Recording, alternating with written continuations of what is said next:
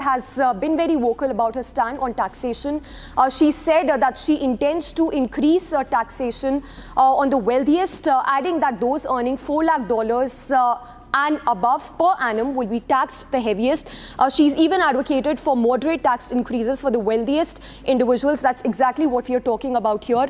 In fact, Donald Trump says that he intends to impose tariffs over 10% on Chinese imports. So yes, China issue over 60%, beg your pardon, on Chinese imports. So that's been a very strong stand that's been taken by Donald Trump in his campaign rallies on China. Kamala Harris, on the other hand, says that she will be lowering housing costs for the working families. She's even gone on to say that how she intends to reduce corporate tax. She, beg your pardon, intends to increase the corporate tax on the wealthiest individuals. The other issue that has also dominated the campaign rallies of Kamala Harris has been abortion rights. Given that it was Donald Trump who'd appointed those 3 Supreme Court judges who overruled the 1973 ruling on abortion rights. So like we told you, he appointed those judges that overruled the 1973 ruling on abortion rights. And Kamala Harris, on the other hand, says that if she's voted to power, she will ensure that there is a federal law in the country and that abortion rights are guaranteed across the United States. So abortion right, which is also being said, is something which has sort of created a gender divide among the US citizens, and female voters now being drawn towards Kamala Harris when it comes to those abortion rights that they've been seeking. The other issue is immigration. Trump having said that if he's voted to power, he will ensure that there is largest deportation in US history, something which he also focused on during his tenure as a president, that is between 2016 and 2020. So he's pledged to execute the largest deportation in US history. Kamala Harris, who's also backed Biden's strategy to tighten the immigration policies to crack down on those immigrants who've entered the US illegally from the Mexico side.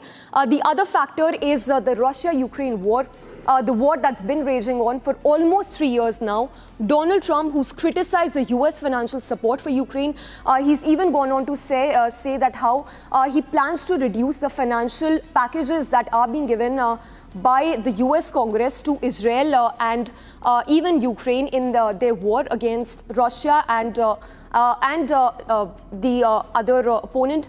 Kamala Harris says that she's rather committed to backing Ukraine if re-elected. So largely the stand of Kamala Harris remains the same, which has been under Biden's administration, the kind of support that US has given to Israeli forces when it comes to the actions of the IDF along the Gaza conflict, especially the Khan Yunis region and in Lebanon and Syria as well, targeting the terror proxy groups of the Iranian forces, especially talking about the Israel-Gaza, the conflict that we are seeing in the Middle East region. There have been a lot of talks that have happened between Donald Trump and Netanyahu. Donald Trump, who's expressed support for conflict in Lebanon and Gaza. Kamala Harris, on the other hand, she's been more critical than Biden on Israel's actions in Gaza. She's also expressed solidarity with the Palestinians who've been at the receiving end when it comes to those targeted attacks being carried out by the Israeli forces in which they are trying to target those Hamas terror hideouts along the Gaza region. Now talking about the climate change, which has also been a very important factor given that US is the second largest emitter of greenhouse gases. Donald Trump, who said that he aims to eliminate subsidies for renewable energy and electric vehicles. So this is a matter of concern. Given that US has been one of the largest emitters of greenhouse gases, it is a concern for the global economy at large. Donald Trump says that he aims to eliminate subsidies for renewable energy and electric vehicles. On the other hand, Kamala Harris has failed to provide any detailed structured plan on how, if she is voted to power, she will try to curb that menace when it comes to the emission of greenhouse gases. So those are the factors which have dominated the campaign rallies of Donald Trump and Kamala Harris. Well, in fact, Sabu, breaking news now coming in. AP has called in for Rhode Island as well as Florida. Florida going Donald Trump's way. Kamala Harris with regards to Rhode Island and Massachusetts again going towards Kamala Harris too. Jenny, you're joining us from New York. Give us a sense of How does it really look like right now, given the fact that you have a substantial number of states where the counting is already underway, and it does seem that there is a clear lead that Donald Trump has at this point in time? Perhaps by the end of the night, one may not be able to clearly find out the victor, but having said that, any sense that you are really getting from New York? Well, it depends on who you go to for the poll, the total. If you look at NBC, you see a different number being reported in favor of Donald Trump. If you go to Fox, it's very difficult for us to tell, but the places where I go for my news, it appears as though Donald Trump is in the lead at the moment. But the numbers keep changing frequently. Last I checked before I joined you guys, Donald Trump was leading. Yeah, he seems to be leading even now. I mean, I'm quoting the numbers I'm getting from Fox, for example, and they're beaming it on their screens. Jenny, and according to Fox, Donald Trump has already cornered 105 for the Electoral College votes, and Kamala Harris is trailing at 72. Of course, you're right, things can change. But as of now, it seems that Trump seems to be having a lead, but it's very complex. So, for example, I was talking to a friend, and he's in Georgia, in some suburb of Atlanta, and he said that these early leads are for Trump, and Trump is showing 59% votes in the popular vote vis-a-vis Kamala's 48 or 47. But these are votes that are essentially being counted in the suburbs, in the rural areas, in the smaller towns and communities, and in Atlanta metropolitan area, it's perhaps the Democrats who have an edge, and that counting is yet to begin. So it's interesting, really panning out. Stay with us. I come to Suhag Shukla next, but before that, just let's look at the Trump campaign, how it panned out in 2024 elections.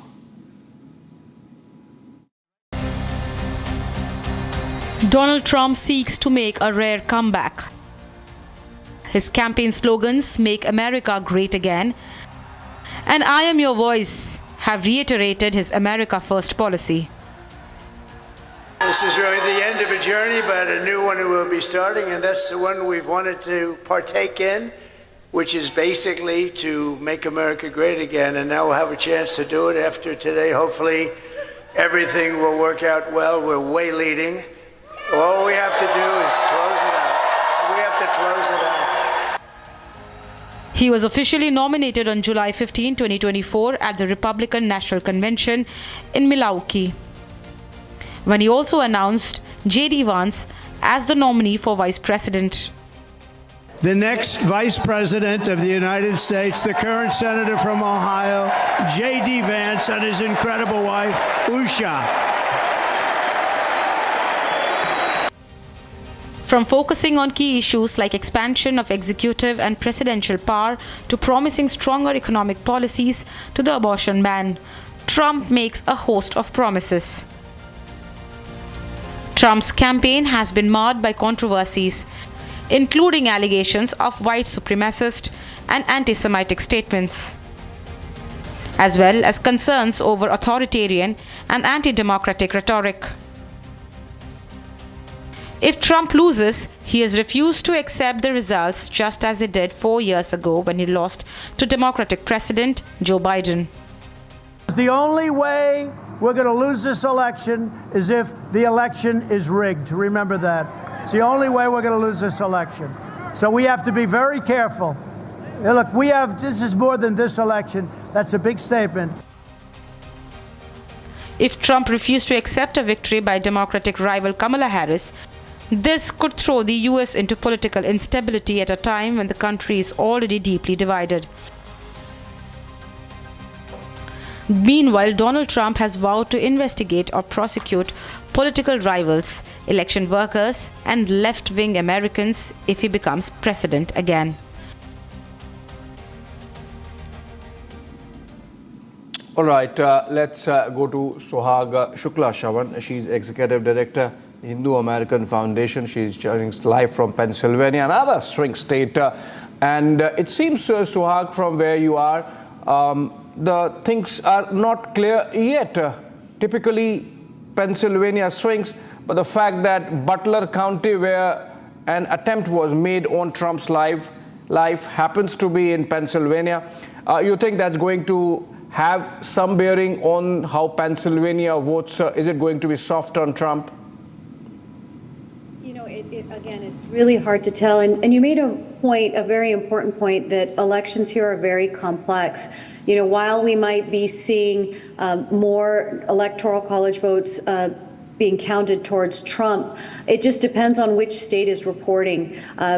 On average, mail-in ballots, Democrats tend to do more mail-in balloting, while Republicans, this is what surveys have shown, Republicans vote in person. So depending on also which votes are being counted will kind of give us kind of a roller coaster for the evening, especially for those of us who live in this country and for whom, you know, it's going to be important. Stakes are high for this election. Both campaigns have been knocking on doors. I had two people from the Harris campaign knock on the door today and two from the Trump campaign. So, you know, they have been very active. I think they take very seriously the fact that there are equal numbers here. And if we look at even last election at other swing states like Arizona, for instance, we're talking about 49.4 versus 49.1. You know, some states only 10,000 votes, other states a little bit over 150, all, of course, reflective of the broader population or larger populations. But these are really, really close elections. And so, you know, we'll just watch. I think both campaigns were very active in all of the swing states, as they should be. And I think, at least from an Indian American perspective, what's important to know is that many clusters of Indian American communities, the higher populations, happen to be in swing states. So you have Georgia, which has a high number of Indian Americans, also Pennsylvania. Wisconsin has a significant community. Michigan does as well. So this is where we've also seen, interestingly enough, specific targeted outreach to the Indian American community and a lot of interest in what are the types of issues that are animating our community. Since you mentioned this aspect, Suhag, and since you represent a Hindu organization, the appeal that Donald Trump made on Diwali and effectively read the riot act to the Bangladesh regime, you think it carried some vibes in favor of Trump while the Indian American community would have voted? You know, it's hard to say. I think the Indian American community is very much a reflection of Americans at large.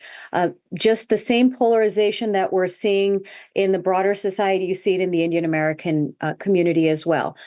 Most surveys, there's been two major surveys, the Asian American Voter Survey and one done by Carnegie that was specific to the Indian American community. The Indian Americans have generally leaned left and towards the Democrats. We have seen some changes in that from 2020 to 2024. More of a dip both when it was President Biden and maybe a little bit of a spike back up or a correction once it was announced that it would be Vice President Kamala Harris who was running. But a 9% change. I think it was 57%, give or take, that identified with the Democratic Party. And now that's slipped down to somewhere in the 40s. And so you do see shifts that are occurring. And on the Republican side, I think there's probably that at least based on the Carnegie survey, a little bit of more stability there, where that number is resting right around 21%. And it hasn't changed from previous years. Where we've seen the growth is amongst independents. And so that has to also be parsed down as amongst independents, which way are they leaning, left or right? But in terms of that statement itself, certainly amongst those who are supporting the Republican Party, you saw a lot of, welcoming of that message. And from the left, you also saw that, they're using this issue just for the election and questioning the sincerity of it. So I think that the Indian American response to these types of statements would be no different than maybe what you might see in something similar that was targeted towards some other community. Right. Well, in fact, Abhishek, I believe that, which way Florida, Georgia really goes, Pennsylvania, of course, another key state which which way is it really swinging, it's going to be extremely important. But as I understand, AP is once again calling it, as far as Florida is concerned, moving towards Donald Trump. So, how are things really changing in the battleground states? Because if this, as far as Florida is concerned, this is the third consecutive victory for Donald Trump, which was expected to go his way. Are there any surprises in store? Do you believe that at least from the battleground states itself, while large prediction being towards Donald Trump, do you believe there could be some surprises thrown up? That's a good question. But so far, if you see the election, these trends which are coming out, clearly this is coming on the expected lines. Florida is where Donald Trump, it's in some ways, that is where his, he stays there. And obviously he has cultivated the state for a long time. So that's something was expected. We have to watch out, as Suhag was also saying, that some of this, for instance, if Pennsylvania flips, and Kamala Harris is not able to get Pennsylvania, that's a big indicator. That's something then that's trouble for Democrats. Those are the kind of indicators we should be looking at. These numbers really don't carry much of a weight. Abhishek would remember we were analyzing it together. 2020 election, similarly, similar things. Donald Trump had a lead. A lot of networks were even saying that, he has a lead, but then it all changed. So I think these are early results on the predicted lines. There are some states which are traditionally red states. There are some states which are traditionally blue states. That's what is happening now. We have to watch out and I would agree that the Indian American community, their vote will count a lot. Almost 2.5 million voters here, and they are divided. The fact that you have Kamala Harris in the fray has also meant that a lot of voters who were veering towards Donald Trump have veered towards Kamala Harris. But we will have to see how they have voted once the trends come out on these key states, whether it's Pennsylvania, whether it's North Carolina, Michigan, all these states have a sizable Indian American. Even Georgia has a sizable number of Indian American community, and they will definitely count more in this elections because, as I was saying earlier, I will reinforce that this is a critical election for both the parties, for both the candidates, and it's a high-stake election. But it is not going to be an easy outcome for either of the party. Also, it's not going to be an outcome which will be decided very soon. We may see a prolonged outcome. You were talking about Barack Obama's statement. So clearly, he's indicating to the fact that the counting may take time. Some of the states may not be decided that early. So that's what he's referring to, and that it may be a long haul. So while the numbers for the Senate seems tilting towards the Republicans, in fact, they've also flipped a seat in West Virginia, in fact, taking in the majority as far as Senate is concerned. Now, that was largely as it was predicted. But having said that, for all our viewers who are tuning in right now, there is a complication that is in with regards to how exactly does the counting process really take place in America, and why many are now saying that perhaps by the end of the election night, one may not really get a clear picture of the victor. So what really is changing? Despite what we saw the last time, the close call that you saw even last time, and how things have really changed in the voting in some of the battleground states. Take a look at this explained, where we put together what is it required for either of the candidates to claim for the presidency. America all set to be decided on the big Harris versus Trump battle in the 2024 US polls.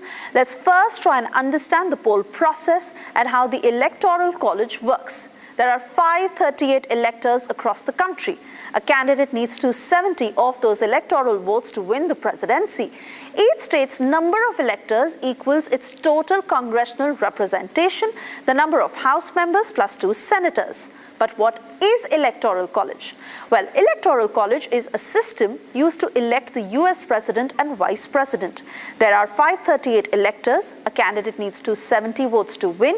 The process was created by the US Constitution as a compromise between direct voting and congressional selection. Let's move on to understand how electors are chosen. Each state gets electors based on its number of congressional representatives, House plus 2 senators. Political parties nominate electors who pledge to vote for their candidate if that candidate wins the state's popular vote. Now, what happens on election day? Voters are technically voting for electors and not directly for the president. Most states use a winner-takes-all rule. Whoever gets the most votes in a state wins all the state's electoral votes, except for Maine and Nebraska, who use a proportional method, splitting votes based on the results. But most importantly, what are swing states? These states are up for grabs and can vote for either party. They often decide the election. Swing states change each election cycle, but key examples include Florida, Pennsylvania, and Michigan. Let's now understand what happens after Election Day. Well, states certify the results and send the list of electors to the National Archives. In December, electors meet in each state to cast their votes for president and vice president. Those votes are sent to Congress for counting. And finally, how does Congress count the votes? On the 6th of January, a joint session of Congress that counts the electoral votes. The vice president presides over this session, announces the results, and declares the winner if they've reached 270 electoral votes. On Inauguration Day, the new president is sworn in on the 20th of January and officially takes office. All right, Jeneline, since you are in New York, how's the market been responding to this swinging that's happening between Trump and Kamala and Republicans and Democrats? Do we have some hint, some clue, some indication coming in from the markets which way things are going? It doesn't seem like it's been affected very much today because I checked later this evening. But there are a lot of people concerned that after today, when the announcement has been made in terms of who the new president is going to be, they're afraid that that will change. So I guess we just have to wait and see. There were some fluctuations before today, but today it didn't seem like it was affected very much, which I think is a good thing. Right. Well, in fact, Suhag, just to bring you in right now, there is also, with regards to the Senate, which is, as I was pointing out a short while back, tilting towards the Republicans, the hold that the Republicans have right now, a cause of concern for the Democrats, if the numbers, the way it is really emerging right now? You know, in the past, we've seen that some races where the people running for the same party as the president is actually it harms them. So I think the Senate races also are something that we need to closely watch. You know, there's a lot that's been made about these close elections, and it's not the first time in history. For some reason, I happen to live in some pivotal states over the past, 50 years. I'm thinking back to the year 2000. I was in the state of Florida, and the election came down to a Supreme Court decision because there were some inconsistencies in the way that ballots had been counted. And so that one state, and I think Arun made the point earlier that swing states can change based on different elections. But there, a Supreme Court decision basically took the 25 Electoral College votes and gave them to then George W. Bush. And so that's another also quirk in the system of the Electoral College system. And that, again, is we're just talking about the position of president, is that it is possible that you can win the popular vote but not win the election. And we know that that happened just in 2016, where Hillary Clinton won the popular vote by about 500,000 votes, but the Electoral College and the way where those votes were occurring and where they landed, we then, ushered in the 4 years of President Donald Trump's term. So these types of things, again, it's too early to tell on any race, but we do know that sometimes the presidential election can have a positive impact on the Senate races and sometimes a negative impact on the people running within that same party. Devang, it appears some good news for the Democrats as far as the House is concerned. Perhaps only 4 seats is what they really need to upseat the Republicans at this point in time. So the House too, there would be these few seats which is going to determine the lower chamber's majority in 2024?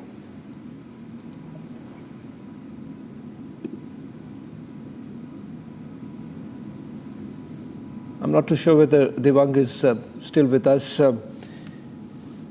Devang, can you hear me? I'm told that Devang, we've just lost the line with Devang. Can I take that with Saurabh? Saurabh, if you can hear me. Some good news as far as the House is concerned, because there the Democrats are largely going to look at least 4 crucial seats, which they're hoping that they will be able to unseat the Republicans in. So that's what, is the expectation. When I was speaking to one of the Democratic Party strategists, and he was telling me that, this is what the expectation is, that they may win the House this time, may actually lose the Senate. And depends if they do get the presidency, so that will be a big win for them. Otherwise, they have a challenge there. But, this is what happens. There is a flip each time there is an election, not necessarily that both Senate and Congress will go the way of the same party. Last time, the Republicans had a control of the House of Representatives, and Democrats control the Senate. So it may flip this side and maybe the other way around. But as we were speaking earlier, it's the presidency which counts more than anything else. So that's the biggest, highest stake battle that they have. Yes, the control of the House would definitely benefit whichever party is in power and the president is from that party, but it's the presidency which is the biggest stake battle here, and both the parties would want their nominee to win this election. They obviously know this is a dead heat election, and that's the reason why they're not leaving any stone unturned, to make sure that their nominee wins this battle. Well, in fact, Abhishek, it's going to turn out to be one of those fascinating American elections if it goes the way it is right now, down to the wires. One would certainly expect any election down to the wires is always fun for all of us. I mean, isn't it down to the wires? If you're watching Fox, if you're watching Fox, Trump has won. If you're watching CNN, Kamala is winning. Where is dead heat? It's all clear. For all who have been criticizing the Indian media, perhaps one takes a leaf from the Western media, because they have taken sides like no one else in the past.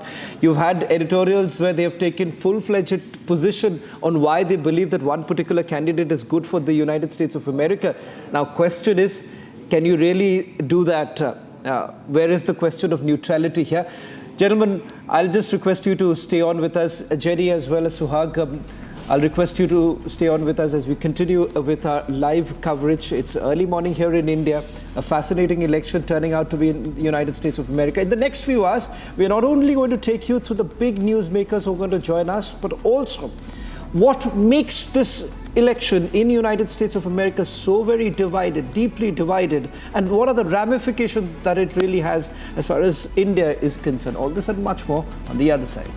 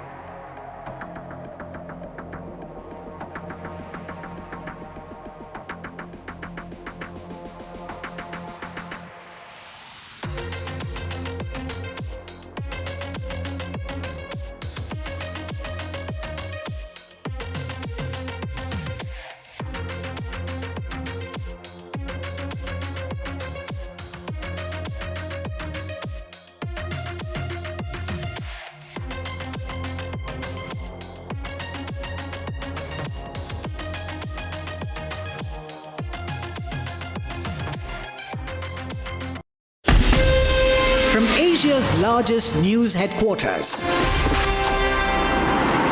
setting the agenda for Bharat.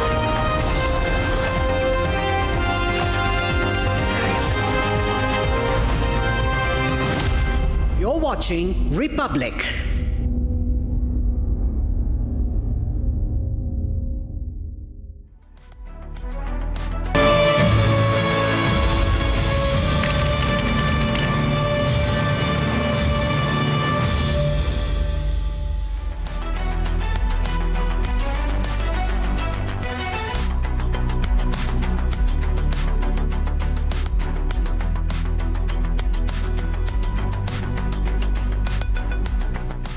A very good morning to all our viewers who are tuning in right now. Fascinating election in the United States of America as America has decided, Abhishek. What is it going to really look like? A deeply divided society right now. Both the candidates till the very last moment making that pitch. In fact, you've had Donald Trump literally saying that, Vice President, it's your time out. In fact, he says, get lost is what Donald Trump had to tell. So you are fired. You are fired. So that was the kind of vitriolic kind of campaigning that we have essentially seen. But on key issues, be it immigration or for that matter on climate change, very tough positions that have been taken by both the candidates. What does it really look like as the counting is already underway in most of the states? That quick update, Abhishek. Shravan, first up about this divisive campaign, it has been on the both sides, the manner in which Trump has been lampooned, for example, the manner in which the Democrat establishment has talked about how this is going to be the end of democracy if Trump wins. Oprah Winfrey just a few hours back saying that if Trump wins, perhaps this is the last time we are voting, Trump would banish democracy from the United States. I mean, that's kind of a divisive campaign has been run on both the sides.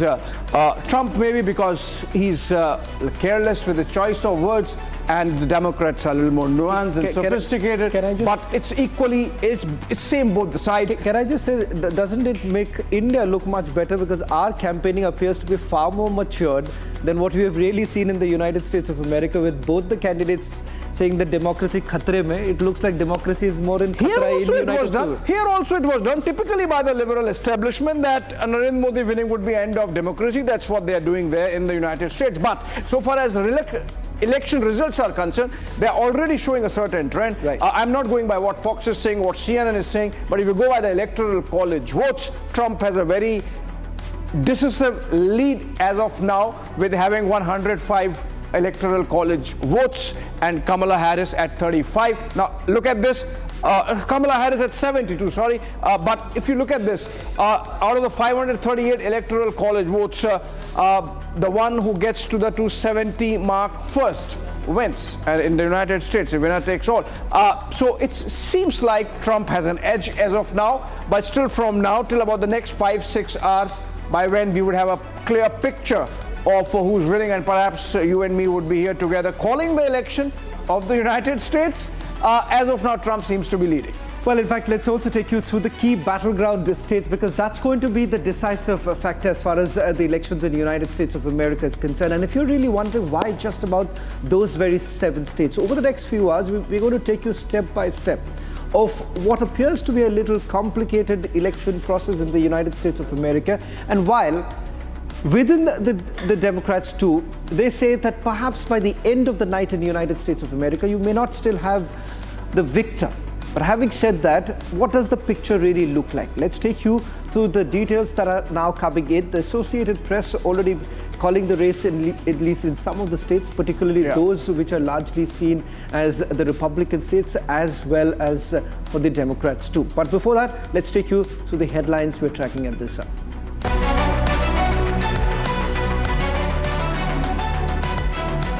Neck-and-neck contest in 7 swing states as polling closes in 16 U.S. states.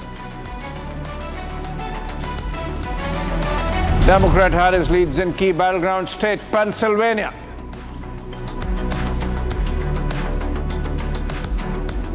Donald Trump wins Florida for the 3rd consecutive election, earning the state's 30 electoral votes. Harris backer Obama cast casts aspersions as early counting results trickle in.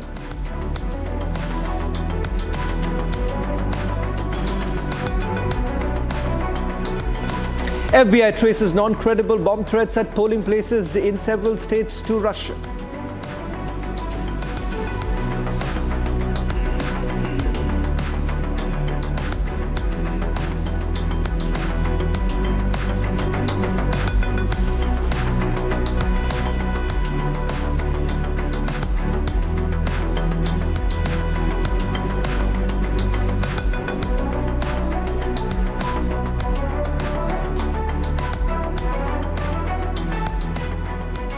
All right, we have our correspondent reporting from Shivani Kala is in fact joining us from Accounting Center, I believe. Shivani, how is it looking like from where you're reporting for us?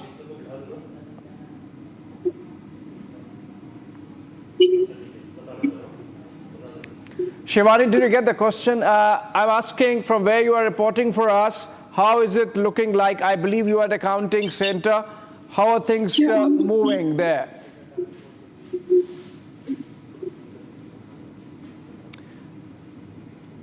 We seem to have lost that line with Shivani, but we'll just take you through, viewers, some of those states where the counting is already underway till the time we fix the line with Shivani Kala.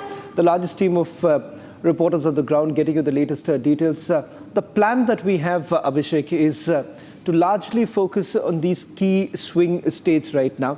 Pennsylvania, as we started off, let's put the data out right now in terms of what does it really look like. And in a short while from now, we'll give the larger picture. Now, the 15 to 20 minutes, we're going to take you through the details now coming in. Trump certainly surging ahead, leads in over 101 if I'm not wrong. Mississippi is the latest state where we're being told that Donald Trump has taken the lead. 52 electoral votes really coming in. So that's a big number as far as Donald Trump is concerned. We'll try and see if we can also go across to Shivani in a short while from now, till the time we take our viewers through all the numbers now really coming in. Trump so far has won Florida. Kamala Harris has retained Illinois. So these are typically what is largely seen a Republican state, or for that matter, the Democratic state. That's how it really looks like right now. So the numbers being stacked to about 101 for Donald Trump, and roughly about a little less than 80, about 71 going in favor of Kamala Harris. So this is what it looks like as far as the early trends are concerned. Abhishek, just a quick response with regards to where the numbers are really coming in right now from. This could very well change. Are we to really look at it just as a early trend, or pretty much stabilizing numbers really coming in from these states? I think this is going to change. So if you look at the Electoral College votes, Trump has 101, 104, Kamala Harris 71, 72. But look at from where they're coming. So far as Trump is concerned, he has pocketed Florida, Tennessee, Missouri, Alabama, and Oklahoma. So far as Kamala Harris is concerned, she has won Maryland and Massachusetts. And Donald Trump also taking South Carolina. Check, Shawan, if Shivani is back with us from New Jersey. Shivani, if you can hear us, what does it really look like to you from wherever you're reporting right now? She's in New Jersey.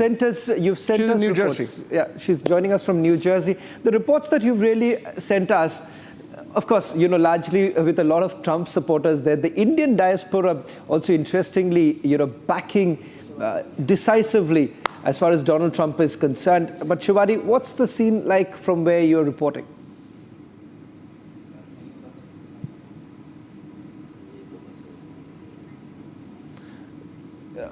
Okay. We seem to be still having some trouble getting across to Shivani Kala. We'll try and reconnect with Shivani. Let's bring in our guests who are joining us right now. Saurabh Shukla, editor of News Mobile, also with us. Saurabh has always been there in most of the American elections, covering with us. And, someone who understands America very well. and what does it really mean, these elections really mean for India. And then, of course, we'll also introduce all our guests who are joining in right now. So our first initial remarks really coming in. It's 7 o'clock here. By the end of the night, are you really hoping that there would be a clear picture? Shravan, we've covered many elections together in the past, the last US election as well. I see this as a long night here, and I think even in the morning, it all depends, on some of these key swing states. Having said that, I want to tell our viewers here who are watching us, both in India and a lot of Indian Americans watching us, that how will if Donald Trump becomes the president, he will deal with India in a different way. He has a very good partnership with Prime Minister Modi. He's already said it. Though we may have a issue when it comes to tariff and trade, because obviously he will speak about America first. If Kamala Harris becomes president, the relationship will continue to grow, but she obviously will have a different priority. There may be some challenges. She may mount pressure on the issue of human rights and things like that. So each of them will have a different, I think the nuances on how they will deal with India will be different, but otherwise I don't see much of an impact on how this relationship will stand out. Because the Indian diplomacy has done very well. If you see, they had a Trump administration, and then you had a transition to the Biden administration, which was the Democratic administration, and yet you had one of the most successful visits ever by any Indian Prime Minister when it happened in June. So I would say that only the nuances will change. So whoever wins this election, for India's strategic interest, I don't see much of a difference, because a lot of people were speculating that, India's partnership will be impacted. I don't subscribe to that. I feel that this is a very robust partnership, and any American president has to see the partnership in totality. Right. Sheikh. Right, Saurabh. In fact, let me introduce our panel of guests for 7 a.m. India time. We have, apart from Saurabh, whom you have been listening to, Mohan Sapru.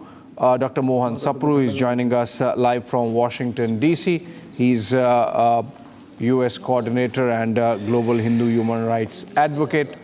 Can we introduce the guests and show them on the screen?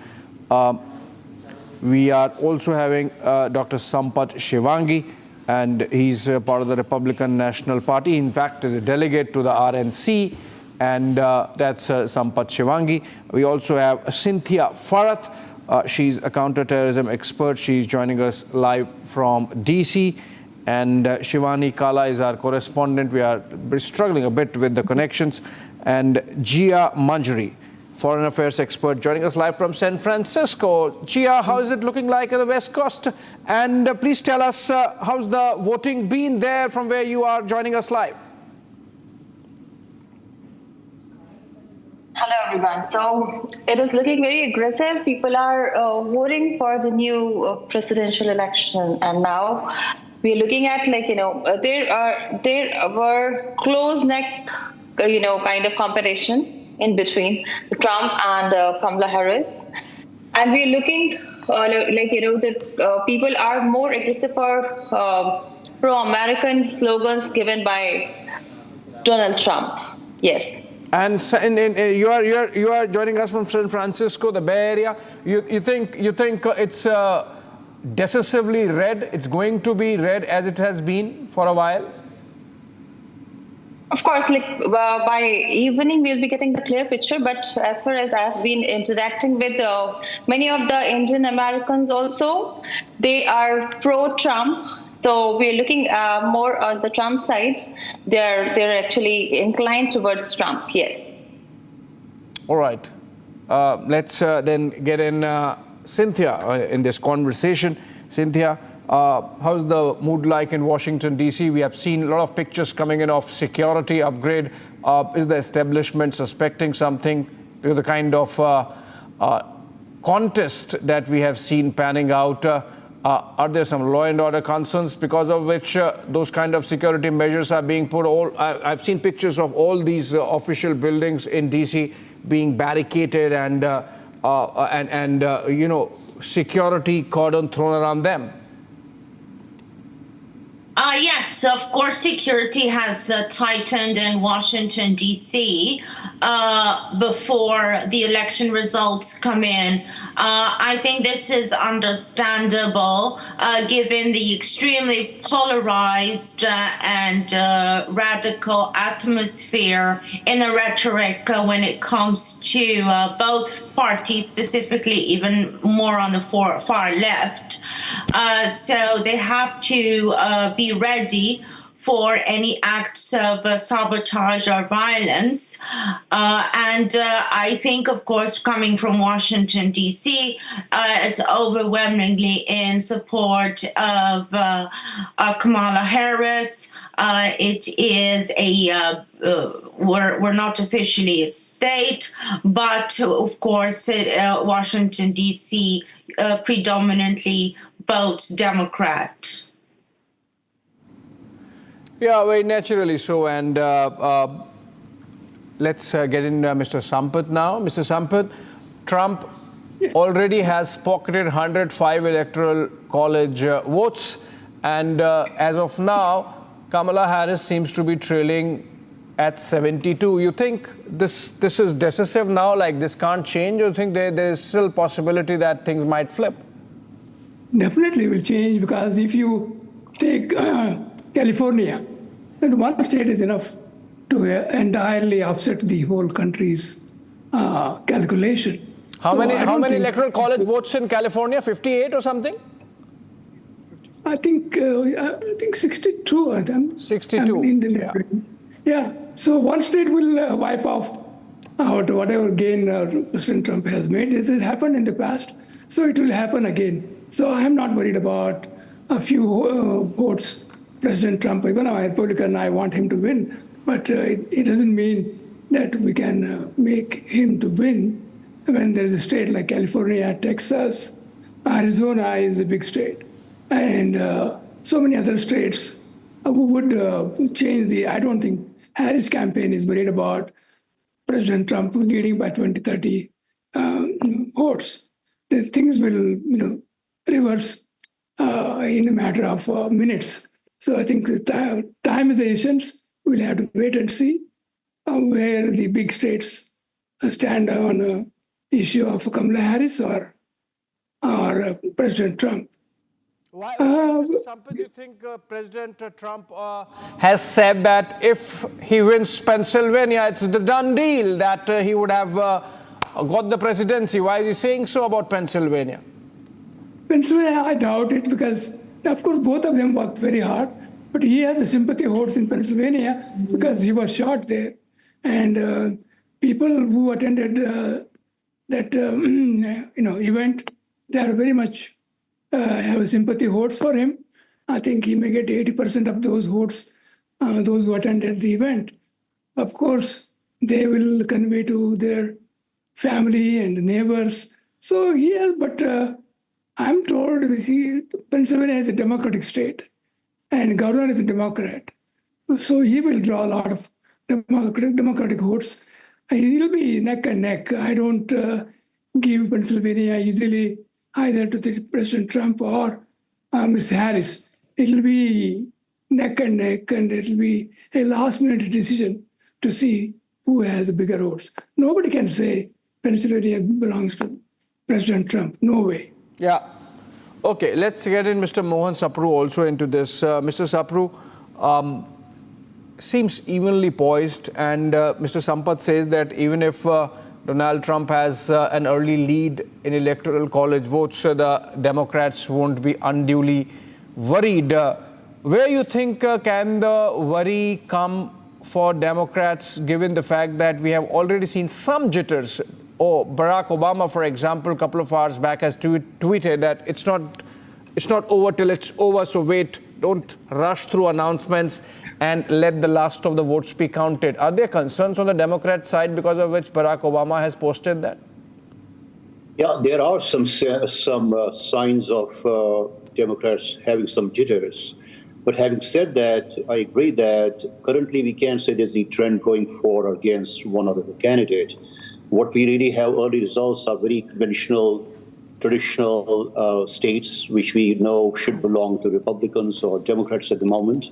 So I wouldn't really put too much weight on this earlier trends. But I guess we all know that the battle is going to be in the battleground state, several of those. And I can tell you it's from DC. Right. It's a very exciting race. We say all it here is a razor-tight race with razor-thin margins and with razor-sharp consequences for the two candidates for their political future, as well as for the future architecture of both Republican and Democratic parties. It's going to change a lot. I'll just request you to stay on with us. Mr. Sapru, I'm sorry to interrupt because I'm told that our reporter Shivani Kala is through from New Jersey. In fact, some more breaking news now coming in with regards to a few other states. But Shivani, first to you, what's the sense that you are getting in right now? By the end of the election night, would there be a clear picture? Shravan, with polls closing and votes pouring in, it's set to be a nail-biting night across America as the nation is watching every count of this razor-thin presidential the polls. And right now, I'm in Monmouth County, New Jersey, where the spirit is palpable. It's exciting, and they're very. I have some Trump supporters with me right now, and they're all set to celebrate already. And it's a different atmosphere here. They're all waiting for this change, and they're very confident. I have with me Mr. Junaid Fazi, who's the councilman Marlborough, and we are here to celebrate together, right? Yep. We are excited, and we are hoping and confident Mr. Trump gonna be next president of the United States, and you will see inside we have a big victory party going on, and we have the Indian supporter. You can see we all are here. We have Council Vice President Michael Millman, elected official from the Marlborough Township. We all are here to support Mr. Donald Trump over here. And then we just got Congress seat one, Chris Smith, he just went. And we have the Republican line all the way down to the council. We are winning all the seats in Monmouth County. So we are very excited, very honored to see this result. Shravan, as we all know, New Jersey is the largest hub when we talk about the South Asian diaspora. And traditionally, they've been leaning towards the Democratic Party. But it's been 2 days, and I've been meeting people, and so far I've just met people who've been cheering for Trump. So how is this change happening?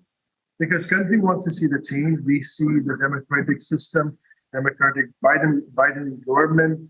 We did not see any changes. And country is ready to see the changes in the economy, the recession, in the war. We want to see the changes, and Mr. Trump has all the ability to make the change.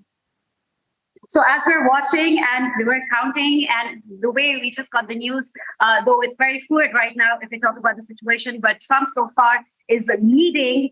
And right now, we are saying that both the candidates are watching intently on the battle of the blue walls. And in that, I would say Pennsylvania is the most crucial one and would have the potential presidency securing from that side. Absolutely. Michael, you want to say? Yes, we're here for Trump. All of us here. The big party's over there. Bad Wi-Fi service, so you can't see it, unfortunately. But and to answer your question, why a lot of Democrats and independents are also voting for Donald Trump is because we have many issues in the country. We don't have a secure border. We have an issue with the indoctrination of young kids in the schools. We have a terrible foreign policy. We're on the brink of World War III, and this is not a fearmonger. And last but not least, gas prices, grocery prices, and people just had enough. They saw what Kamala Harris did as VP for the past 4 years, and they've had enough. Like we know, these are the reasons which are very close to everyday Americans. The issues like inflation, issues like unemployment, the economy, economic policies. Preeti is here with us, and we could shed more light on the whole wave, especially if we talk about New Jersey. Yeah, no, it's so exciting because I actually just listened to the news, and I think Trump is really doing good. We're just pushing for it, and I think that a lot of the South Asians, they've actually called me today to tell me that they're registered Democrats, but they're actually voting for Trump. So it actually made me more excited. I think that we're going to hear some good news soon. So, but especially coming back to the battleground states where the entire story is, from where we're just going to get the final numbers to reach the 270 count, especially about the Pennsylvania state we were talking. It's been swinging from, swung from Obama to Trump and then to Biden. So I'm being very, I don't know. This time, it's coming back to us. It's coming back to us. Pennsylvania is coming back to us 100%. We will see within the next hour or two, we will see that Pennsylvania is coming to Trump. Yeah. One can hope. Yeah. So we're talking about some key issues here which concerns the everyday American. What do you think tops the most when we talk about especially the Democrats and Republicans manifestos and their ideologies? Do you think which side do you think is more closer to the everyday American? So, I think immigration is one of the biggest and the biggest issues because most South Asians, and I'm just talking really South Asians or immigrants, they come here legally. And now we've opened up the wall, they opened up the borders, and there's just so much illegal immigration coming in. I just don't think it's fair for those of us that came here legally, worked so hard, and being not offered the same benefits as the people that are coming in there illegal. So I think that's one of the things. And inflation has gone up. If you look, inflation has gone up in every single sector of our lives. But right now, if we talk about the counts, it still continues to show that deadlock race between Kamala Harris and Donald Trump. So is there any fear of losing one of the biggest battleground states out there? No, I'm very confident. It looks like it. It's a close race, but we're not losing. 100% see in a couple of hours, clear picture, Donald Trump will be the next president of the United States. So as a voter, I would like to ask the people, this night clearly shows that you are not nervous, but you're all excited. Absolutely. And for that, we want to know, specific reasons for you guys that, especially in New Jersey, you've seen, or you want, or what are you hoping that tomorrow it's going to be? The Trump comes back here. This New Jersey has traditionally been a blue state. We want it to be turned into a red state. We want this to be turned into Trump state. We know it's going to make. If you look into the biggest issue, it's going to be legal immigration is increasing crime here. Yes. Inflation is pretty high, so that's the biggest issue we are facing. All these factors will be counted when people go for vote, so they keep in mind these factors and definitely. We need to see the changes. So we need to see the changes. We are very excited, like the supporters out here, especially if you talk about. And this is going to be a historic presidential election for sure. Either ways, if Kamala Harris wins, this is going to be the first female president, and that too of a nation descent. And if Trump comes back, it's going to be one of the greatest political comebacks in American history. So it's going to be definitely a long night today, and people are excited, and it is still building up. All right, Shivani, I wonder if people there with you know that New Jersey has already voted Kamala Harris, like she has won the state?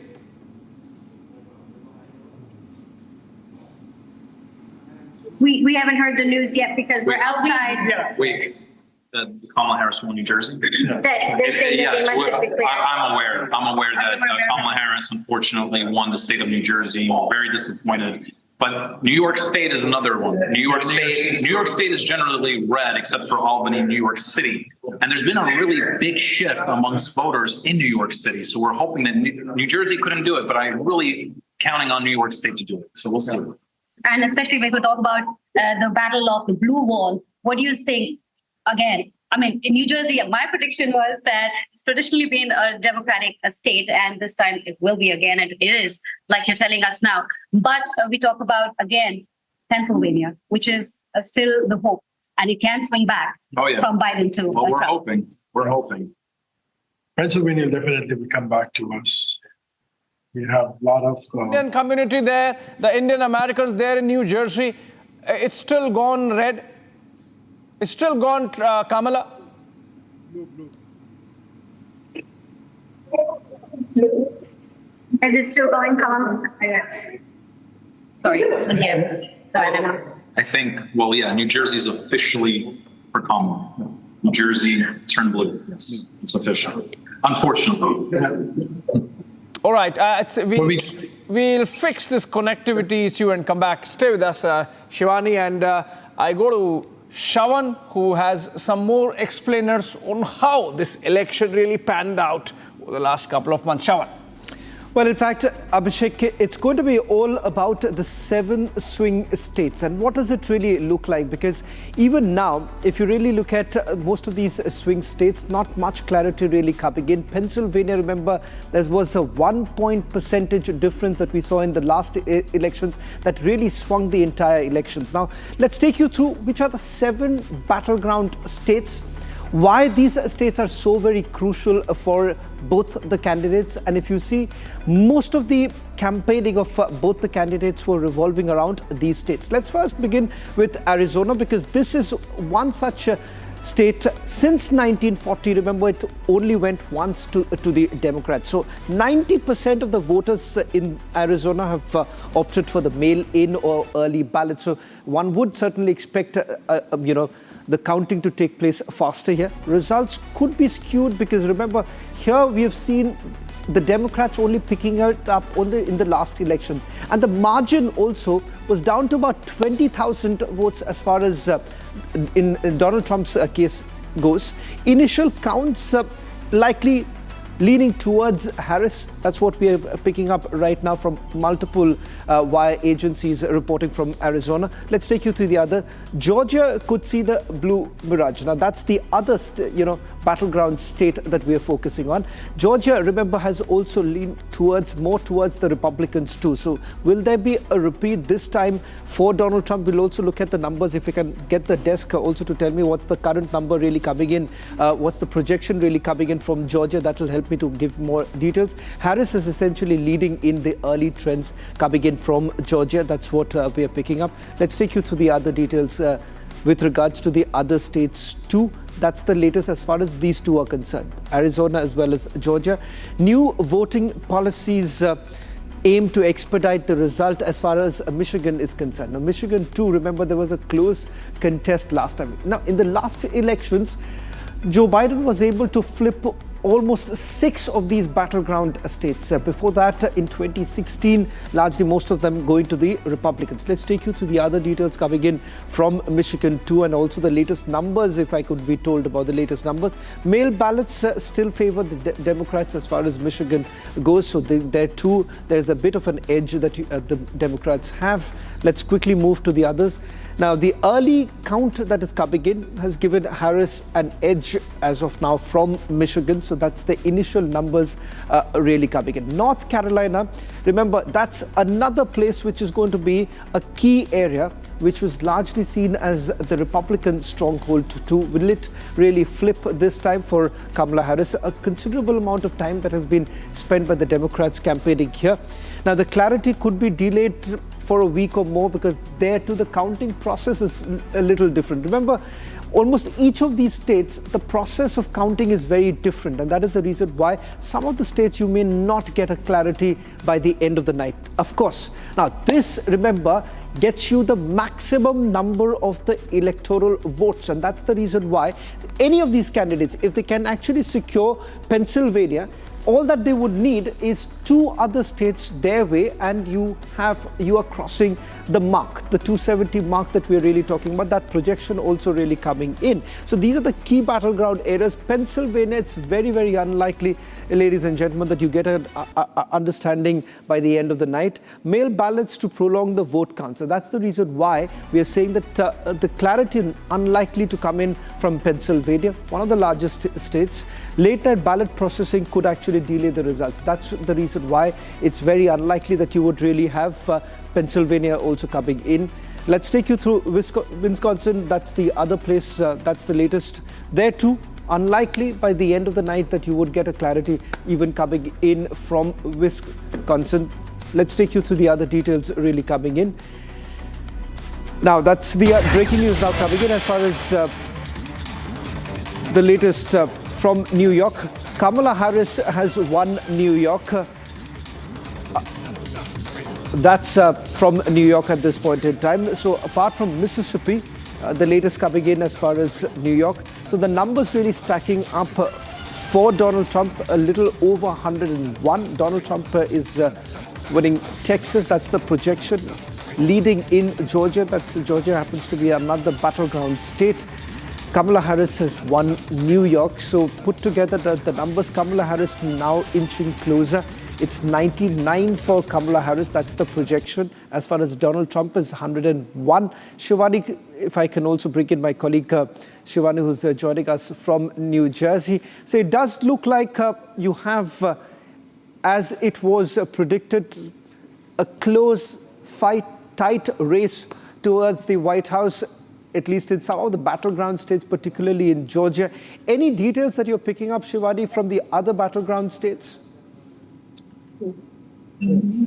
So far, it's, what we got to know is that it's some states are still showing purple. So, it's a half and half, it's neck and neck race right now. It's very difficult and very challenging right now to predict where the battleground states are going to swing towards. But as of now, we were here and hoping that in New Jersey, like the supporters were telling us that's going to going to go to Republicans, but it has been seen that it's gone to Kamala Harris. But if you talk about the voter turnout, it's been very important, and especially if you talk about the early voting, it's been historic. More than 18 million people voted early. That was a record high for early voting, and especially if you talk about Republicans. Traditionally, Democrats used to vote early, but this time the registered Republicans voted early.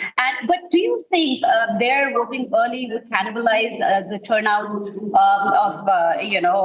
election day? They would cannibalize. I don't think so. I mean, I think it was just that I'm excited to know that a lot more people are, and we actually had a lot more Republicans doing vote by mail than they ever did, because vote by mail is traditionally a more Democrat type of process. But this time I've seen more Republicans going that way. And that's what we want, right? Because sometimes if you miss the election day, then you lose those votes. If you get sick or you have to, something happens and you didn't miss it.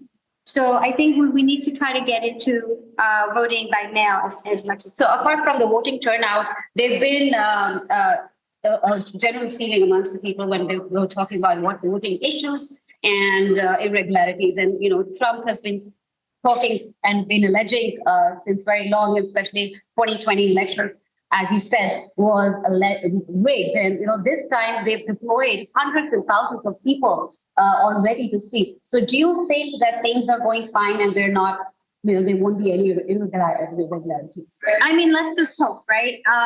New Jersey is one of the states that doesn't have voter ID. I personally think that we should have voter ID because guess what? People are just going in. Yeah, we can just say whatever name. They're not asking for driver's licenses. They're not asking for IDs. So, we really need to look at that process for sure. Right. So this election is not important or historic, but it is important in a way that who takes the Senate and House as well. So that's also going to be very, very historic because if you talk about currently, the Democrats have a wafer thin edge in the Senate and GOP in the House. But this time they would be aiming to have equal count there too. Yes. So that way it is, again, very, very important and historic to see how it goes when we talk about the Senate and House. With those updates, New York, someone behind you was saying that maybe New York Trump would win, but New York also has gone to Kamala Harris. But of course, Trump has taken Texas and this continues. The pendulum is swinging. In fact, the needle of New York Times, insofar as the Electoral College votes go, is showing Trump going past the 270 mark and might win 278 of those Electoral College votes, which means Trump is becoming president, even according to New York Times, and that should be a big breaking development coming in, that New York Times is saying Trump is winning. Saurabh, how do you see this? New York Times, projection. They're not calling the election yet. Projection says Trump might cross the 270 mark and could be getting 270 out of the Electoral College vote, which obviously means Trump is becoming president as per that projection. This is big, Abhishek, if this were to be true. And New York Times would have done it very grudgingly so, Saurabh. Because they endorse Kamala Harris. They endorse, New York Times editorial board endorse Kamala Harris. They obviously, and the fact, the other, I want to tell the viewers here as well, the Georgia lead, Joe Biden won Georgia last time. If Donald Trump is leading in Georgia, that's a big boost for the Republican Party and for Donald Trump, because that's again indicating, even though Joe Biden won it very narrowly last time, but that's a swing state. And if New York Times is saying it, obviously, it seems that because they have reporters on the ground, they have people, on the counting centers, and certainly, but we obviously have to wait till the time the authoritative results are out. But yes, if some of these trends stay, then certainly a Republican Party and Donald Trump have reasons to cheer, Abhishek. But as we were talking, that this is a very interesting election. We obviously have to wait, because some of the other things, like you were speaking about New York and New Jersey, these are traditional Democratic states, and as expected, Kamala Harris has won them. Texas, obviously, again, is a Republican state, so Donald Trump winning it is on expected lines. But, for instance, if one of the other big state flips, for instance, if Pennsylvania flips for Donald Trump, then it seems set. If North Carolina flips, for Kamala Harris, then she tends to gain. So this is, a night of some interesting turns that we need to watch out for. But this is going to be a very, very interesting election. And I think viewers will also see that the pollsters, again, like it happened in the Indian elections as well, may not get it right, Abhishek. That again, I have my view on pollsters, it.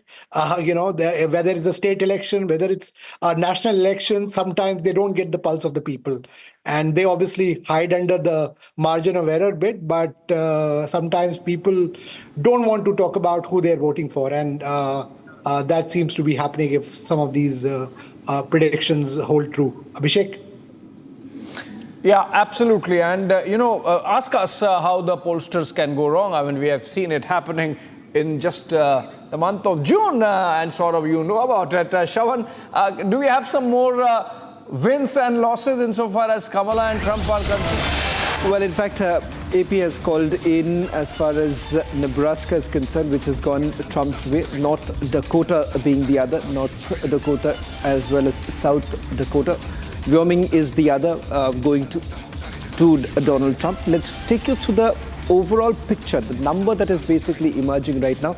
In fact, as far as these numbers are concerned, these are the early trends really coming in. These are projections really coming in from the most of the states. And as our guests who are joining us on this broadcast too, also largely indicating that if any of these big states really go towards either of the candidates, things could really change. So one would certainly be concerned about what really comes in from this very part. That will give you a sense of these are the bigger states that you're really looking at. But right now, the number that basically stands off the 538, the projection being Donald Trump way ahead about 137 and 99 as far as Kamala Harris goes. Now, with regards to the key battleground states there too, the clear picture not really emerging right now as far as Pennsylvania.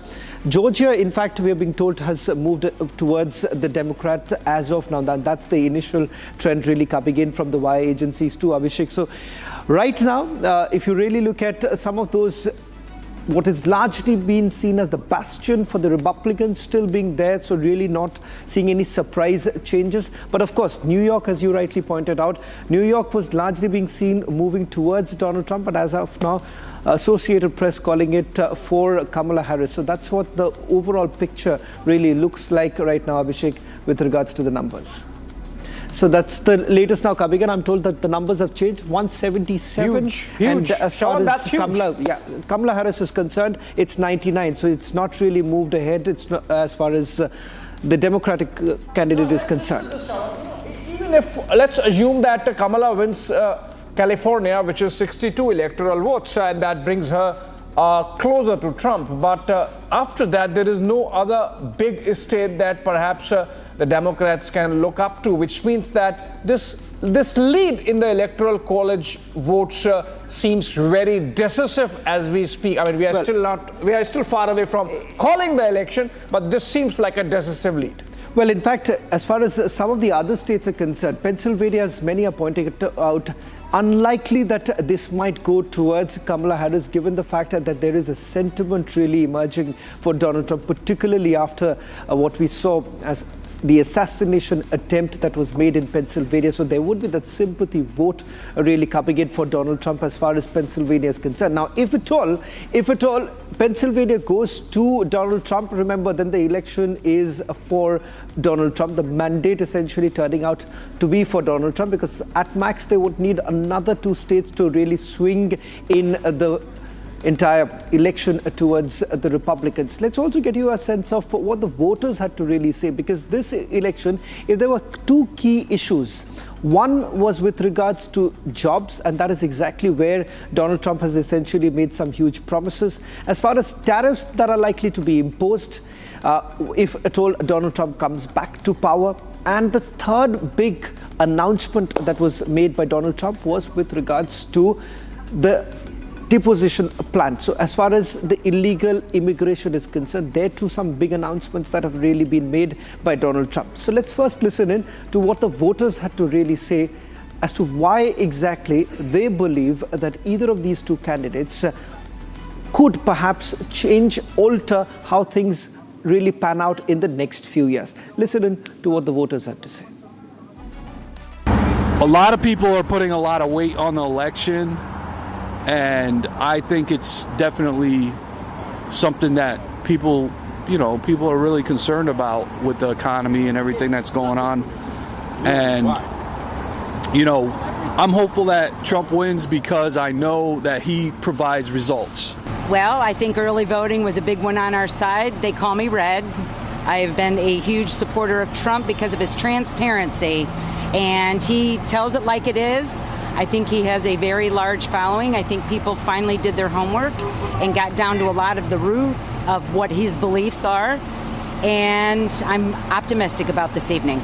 We understand that Trump is the best option, not for U.S. only, but all the world. I understand.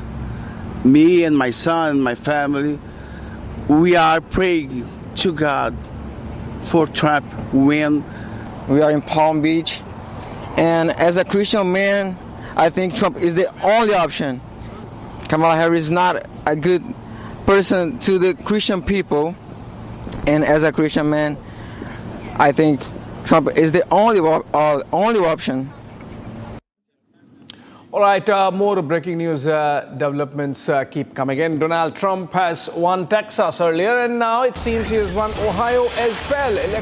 40 electoral votes added to the Trump tally with these victories. Trump wins in Ohio, while Kamala Harris is leading in Pennsylvania. That's also a very big development so far as those voting blue goes, because Pennsylvania is a key swing state with 19 electoral college votes. Trump has said that if he wins Pennsylvania, it's a done deal. And it seems that as of now, at least, it's Kamala Harris who's leading in Pennsylvania. Vice President Kamala Harris making Pennsylvania go blue. Let's go to our guests on that note. And I believe... All right, I believe I go to Mr. Sampath now. Mr. Sampath, Pennsylvania going blue. How does it look like? You would not be very happy about that. No, I think I just mentioned earlier that Pennsylvania turned red because of assassination attempt on him. He has a huge sympathy votes coming out of Pennsylvania. I think people have not forgotten. And he made a trip even at the late night last night. He was in Pennsylvania. So people have understood that he means well. So I think they are right. He's going to bring economical changes in the world order as Ukraine-Russia war. And Middle East, we have an issue with Gaza, with Lebanon. That has to be taken care of. I don't think even Middle East Arabs may be now a little defensive to go against Israel and cause a big issue, because Trump 100% is going to support Israel at any cost. That they know it. I think things might cool down. I think maybe it's good for the world peace. You think, as Mr. Sampath says, that if Trump wins, it's going to be tapering off of all the wars that are going on in Europe, in Middle East, and Trump might, create a situation where Americans withdraw whatever role they have in the war, and at least in Europe, you might see winding down of the war if Trump wins? Definitely. I think his first promise towards Americans is within 48 hours. It may not be true, but he said he's going to talk to President Putin and settle with him, and there won't be any aggression of Russia over Ukraine. And, he's going to save a big amount of course, U.S. is selling all the defense equipment. Of course, they're making big money. It's not a charity anyway. Yeah. So okay. I think. Cynthia, you think this lead that Donald Trump has now with 177 electoral college votes to Kamala's still at 99? You think this is decisive and that this is not going to change now? Very cautiously optimistic. If American presidential elections have taught me something, is to always expect the unexpected. I do not, I second the opinion that President Trump is a lot better for world peace. President Trump is the president of peace. When he was in office, terrorists would think a million times before firing a bullet. We certainly did not have wars erupting all across the globe the way they are right now. And as a counterterrorism expert, this is my biggest fear, that under the presidency of Ms. Harris, things will completely escalate towards the worst. So that is my biggest concern right now. I know for a fact that the day if President Trump wins the election, Iran will immediately be at bay, the way they were last time in 2016 and the way they were in 1979 when Ronald Reagan won the elections. I know for a fact that the Taliban will be very wary to continue running Afghanistan as a terror recruitment and terror training camp. I know for a fact that Pakistan would be very uncomfortable with continuing its support for ISKP and its ilk. I know for a fact that Hamas will be very worried about continuing its assault and its attacks, as well as Hezbollah. I have hope that President Trump wins the election to stop the bloodshed. Right. But I'm cautiously optimistic. Right. Well, as far as the initial numbers are trickling in right now, it does appear to be in favor of Donald Trump, at least some of the key states.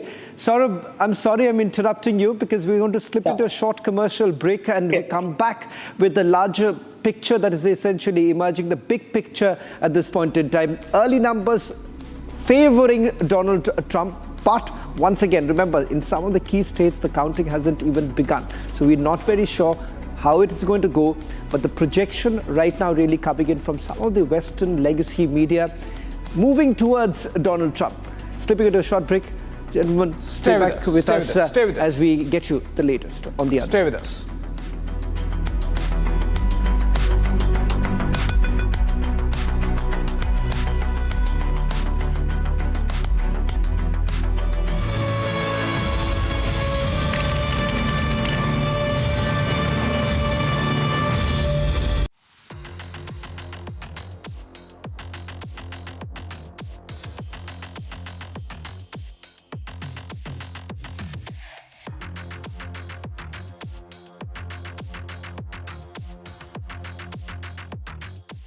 But we don't have to settle for weakness and incompetence and decline and decay. That's a nice word, decay.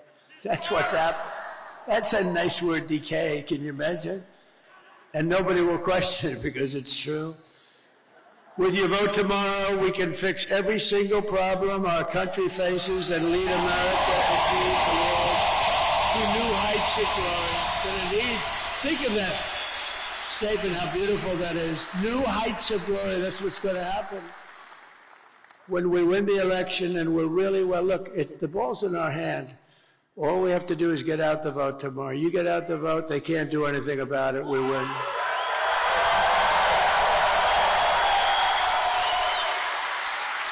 But I think I heard somebody say it's like 900, maybe a little more than 900 rallies. And, you know, rarely do they ever catch me making even a little mistake. I go through rally after rally, 10, 20, 30, and then I say the wrong.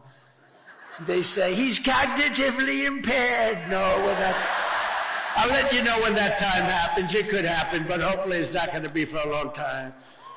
But you've given your time, your money, and your whole heart for this cause, and your support means more than anything you can even understand. It's amazing. I love you all. You're very special. This is my last rally.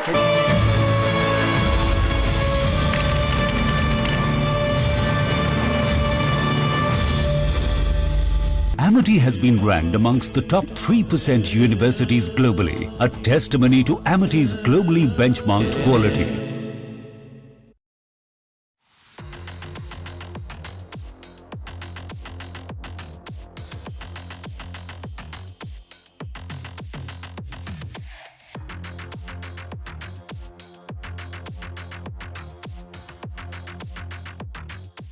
But we don't have to settle for weakness and incompetence and decline and decay. That's a nice word, decay. That's what's happening. That's a nice word, decay. Can you imagine? And nobody will question it because it's true. With your vote tomorrow, we can fix every single problem our country faces and lead America and lead the world to new heights of glory. Think of that statement, how beautiful that is. New heights of glory, that's what's going to happen. When we win the election and we're really, well, look, the ball's in our hand. All we have to do is get out the vote tomorrow. You get out the vote, they can't do anything about it, we win.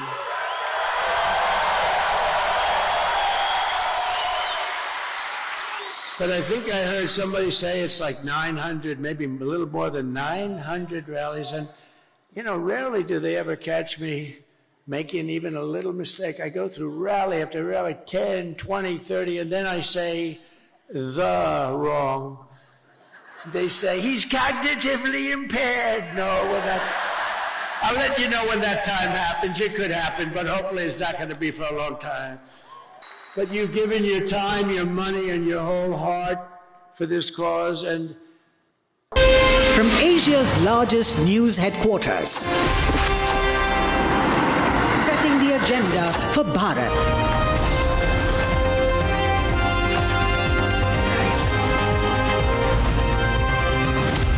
You're watching Republic.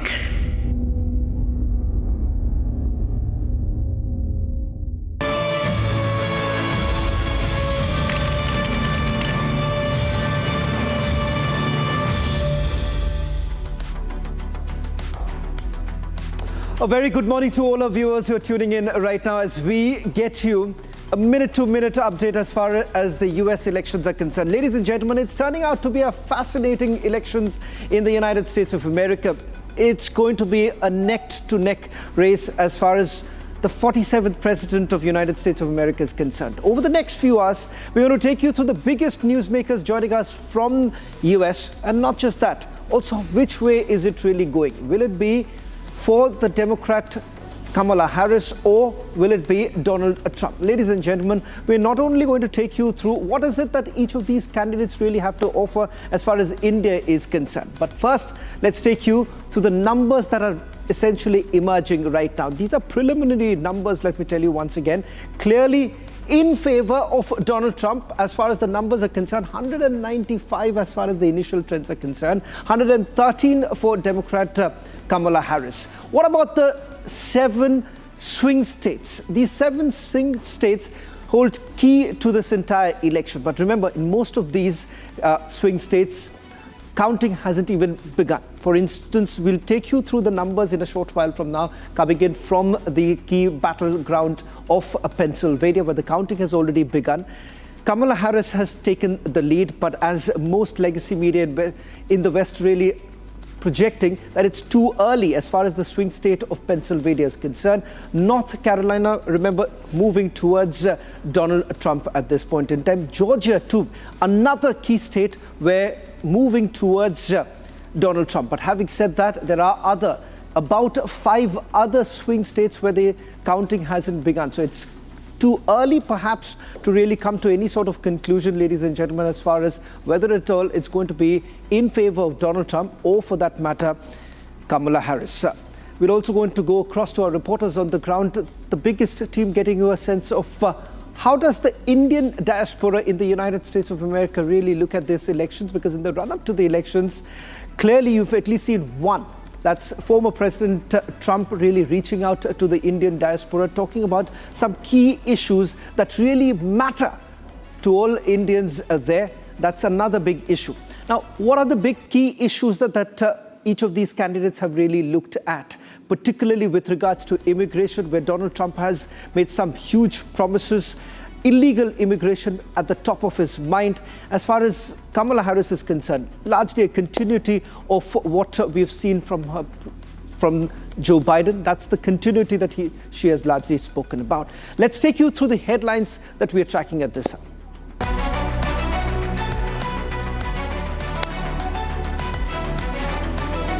Trump sweeps 16 U.S. states. Projections indicate Trump could secure 278 electoral votes. Kamala Harris leading in key battleground state of Pennsylvania by over 55%. Voting time extended in few others. Kamala Harris wins New York, secures 28 electoral votes. Donald Trump wins Florida for the 3rd consecutive election, earning the state's 30 electoral votes. FBI traces non-credible bomb threats at polling places in several states to Russia.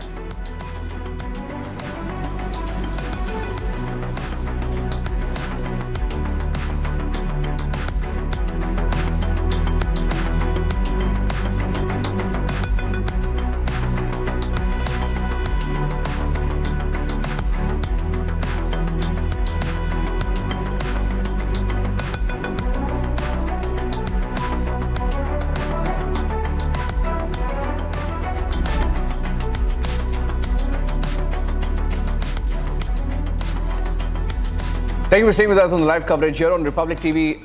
A lot like Indian elections, but not exactly like the Indian elections. The way America votes and the way in which the result is declared is a little more complex than our Indian election. Rakshita is live in our studios along with Shravan. But brass tacks, the takeaway so far, Shravan, over 170 seats for Donald Trump. He's got a big lead as of now, and most predictions in the last few hours, in the last 2 hours especially, showing that it is Donald Trump who could cross that magic number. So in India, what we call a majority mark, in America, that magic number is about 270. Looks like he could be clearing that number as of this minute. Shravan. Well, in fact, it's the picture really emerging right now. About 195. Now, how exactly are we really coming to this number, ladies and gentlemen? We are essentially relying on the Associated Press. For decades put together, Associated Press has been calling the election. So we're largely relying on the numbers really coming in. But once again, you have several of the legacy media in the West really looking into the numbers really coming in through certain research think tanks too. So those numbers too being collated here at Republic TV, as we're going to give you an overall picture of where each of them really stand at this point in time. Right now, it's about 195 for Donald Trump and about 113 for Kamala Harris. Now, which are the states that we are talking about? Most of these battleground states, as once again, let me just point it out. As far as Pennsylvania is concerned, one of the biggest states, remember, that's where one would say the big flip could actually take place. So if either of the candidates can actually make it in Pennsylvania, all that they need is 2 more. That would be enough for them to really secure what we have been calling the magic number. So clearly things would really change as far as Pennsylvania is concerned. From the key states, only North Carolina is where the numbers are trickling in right now. That's edging towards Donald Trump right now, largely seen as a state favoring the Republicans. The number that you see here, so this is where Kamala Harris is really picking it up from.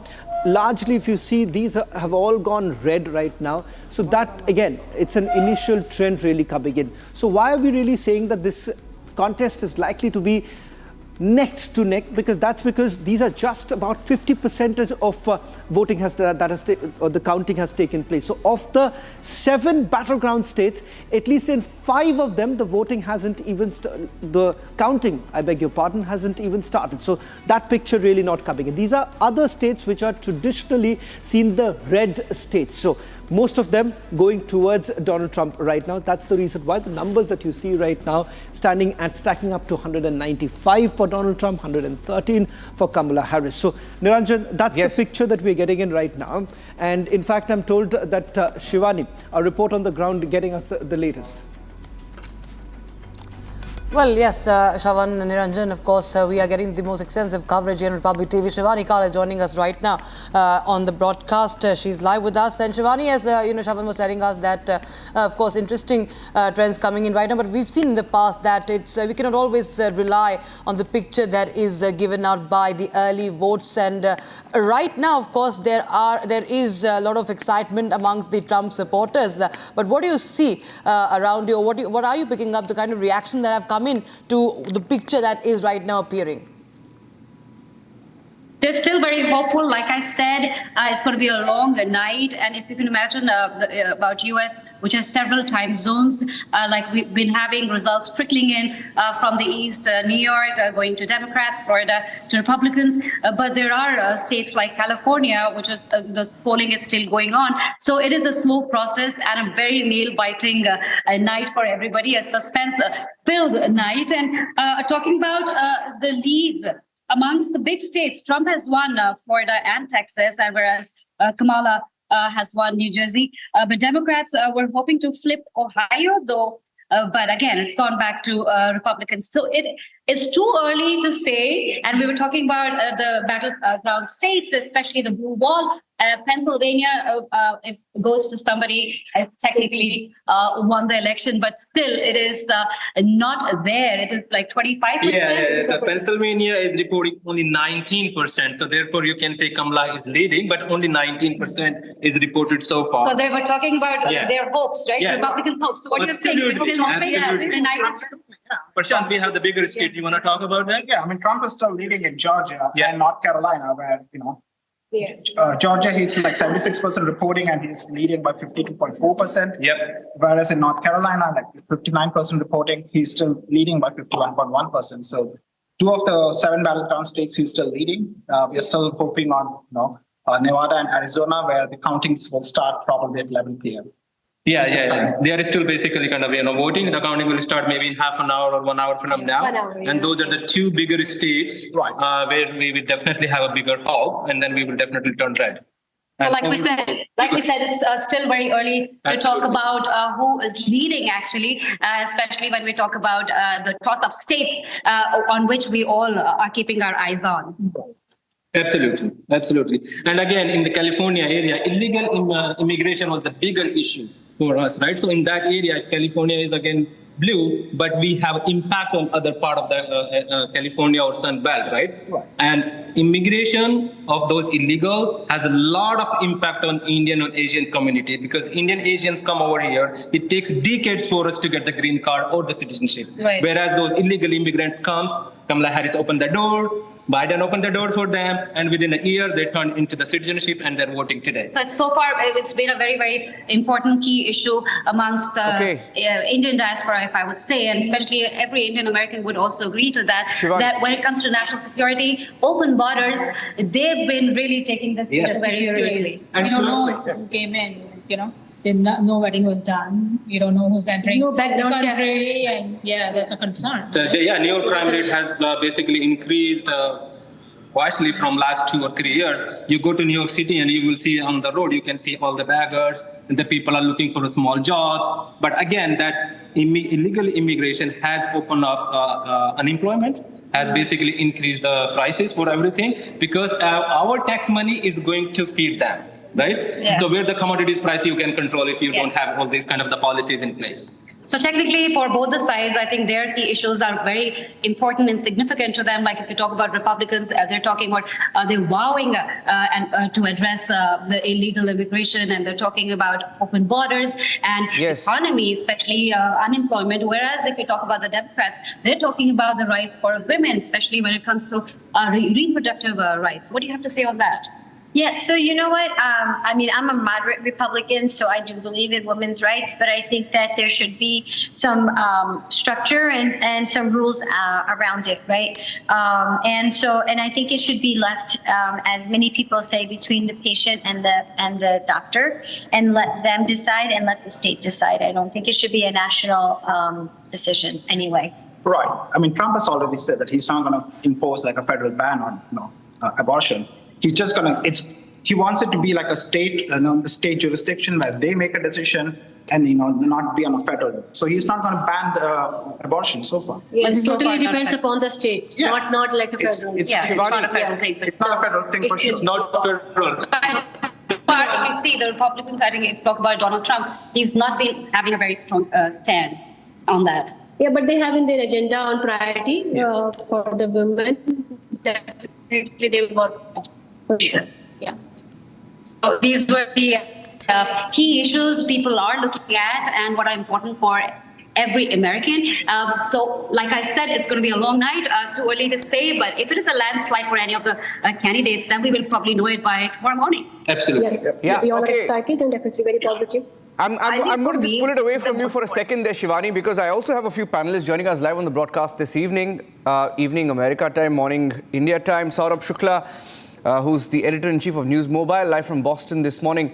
I have Vibhuti Jha. He's live from New York with us. Anant Mittal, who's live from Washington, D.C. Arun Kumar, future and commodities trader, live from Austin, Texas. Jyotsna Sharma, who's a senior journalist, also live with us.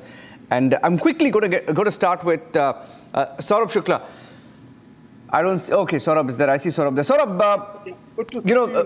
the Associated Press showing that it's 178 in the presidential polls, 178 leads for Donald Trump, 99 leads for Kamala Harris. Senate, Republicans leading again, 46-36. In the House, Republicans once again in the lead, 102-73. In the governor race, 23 lead for Donald Trump, 22 for Kamala Harris. Things could change, isn't it? A bit early? Niranjan, we have covered this in the past together. The last elections, what happened.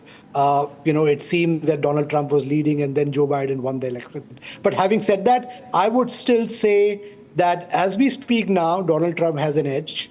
No doubt about that. And this is what the early trends, even though in the critical battleground state of Pennsylvania, Kamala Harris, who has been campaigning very hard, is leading. So that's something which is like some kind of a consolation for Democrats. I was talking to a Democratic strategist, and he was saying that, they still are hopeful, but Donald Trump, it seems that as we speak now, at this hour, has an edge over Kamala Harris. Don't go by these numbers. It's true. 270 is the number which counts. Yes. Eventually, a lot of battleground states are yet to be, the results are yet to come out. So we still have to watch out for that. But for now, certainly, Donald Trump, he's retained his traditional the states that he's won last time, and he's holding those.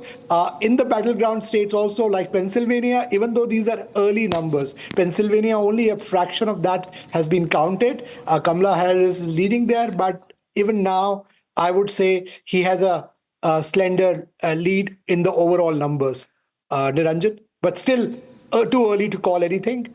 This can tilt either way. 270 is the magic number. Whoever gets it becomes the next president of the US. Niranjan? Yes. Yes, Niranjan, in fact, we're also being joined by Rick Mehta. He's a politician from the Republican Party. He's joining us live from New Jersey. Thank you so much, Ms. Mehta, for joining us here. And looking at the trends, of course, we see that Trump is leading right now as we talk about, as we speak, 52% in Pennsylvania, very close in Pennsylvania. And just a while back, we saw him also talking about some sort of cheating, as he said, and even in the last time around, he said that he was not satisfied with the results, and again he claimed that there was foul play. This time around, whatever happens, he says that he will accept if there is fair play, if the result he feels is fair. So how do you see this going on right now? Where do you see this going? How happy are you, or you still feel that you're very nervous? How is the atmosphere among the Republicans? I think among the Republicans, Republicans are very excited right now. If you see the numbers that are coming in and trickling in, the key swing states and the counties, they're overwhelmingly supporting Trump right now, and he has a commanding lead. More importantly, he's decisively won the states that he was supposed to win, whereas that's not the case for Kamala Harris. And so listening to the Democrat side, the only word I keep hearing from them is nervous, nervous, nervous. I think that this election is very different than last 4 years' election from 4 years past, primarily because we have early voting, machine voting, high level of oversight, a lot of aggressive attorneys on the ground for both sides looking at voter fraud and voter irregularities. And we don't have a complete nationwide mail-in ballot system. So right now, if you look at the results, things are leaning very nicely for Trump, exactly how the campaign strategy was put out. And all of those pieces are falling into place. Yeah, okay. Stay with me, Rick. My colleague Shravan is also here. We'll go to Vibhuti Jha to get in a question from him. Vibhuti, the Democrats, are they trailing in even the states where they're expected to do better? Not looking very, very exciting this morning for the Democratic camp. Thank you very much for meeting all of you here. I know quite a few of the Americans who are here on the panel today. Having said that, I don't think the Democrats are very excited about what they're seeing. What I'm seeing is that, as the previous gentleman said, that Republicans are happier than otherwise, because of two reasons. One of the key factors is that Kamala Harris entered the race very late. Whether it was a design by the Democratic Party, I do not know. Whether it was a gameplay, I do not know, and I don't care. What is important here is that she entered the race in a remarkable way, without fighting a primary, without people getting to know her. The only memory people had about her was Tulsi trouncing her on the presidential debate in 2016 elections. She has not recovered from that yet. So for that person to emerge as a Democratic Party candidate, I mean, literally dumping Biden hasn't gone down well with many groups of people. Republicans, I think Trump was very happy to have Kamala Harris as a candidate, because for Trump, the advantage was that he had 4 years of his run, 2016 to 2020, in front of the people to assess. And they found, to their utter horror and joy, both I'll put together, that this man wasn't as bad as they painted him to be. And this man did much better than what he was expected to do. So, for example, all the attack on Trump by Democrats, that he would be a dictator. Sounds familiar script? That he would be a dictator. He wasn't dictator in 4 years of his run. So people said, what the hell? He wasn't a dictator. The economy was going great until COVID hit the global economies all over the world.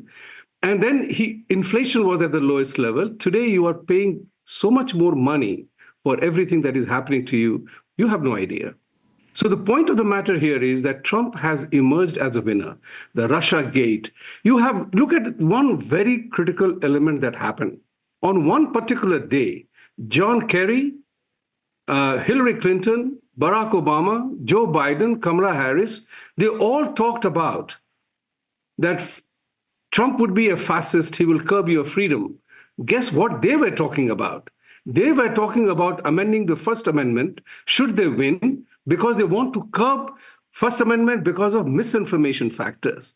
And now, thanks to technology, the way we communicate, the tectonic shift that technology brought in our life, look at it. We are communicating real across the country, across the borders.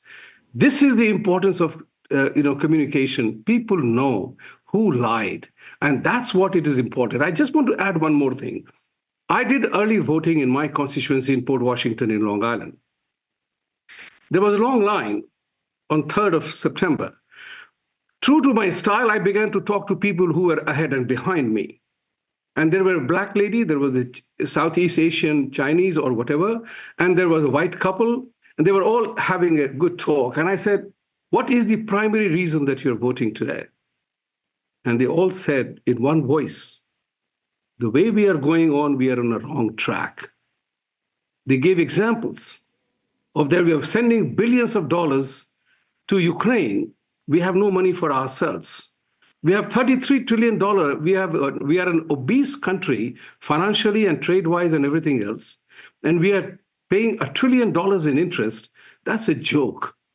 They talked about, just a few days ago, New York City mayor put through a budget of $590 per day hotel room for illegal migrants.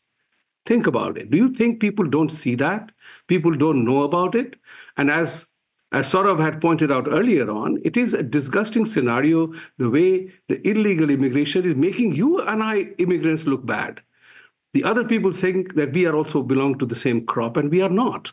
Even Latinos are unhappy about this. So there are many issues on which the Democratic Party has propped up DEI so much that they forgot that everybody who came to this country came in search of excellence. That excellence is gone. It's mediocrity. And that's what is bothering America. And I can tell you one thing for sure. I wonder, and I say it with a chuckle, that Democratic Party politicians attack the rich people. And I'm asking them the same question. Hey, who comes to America to remain poor?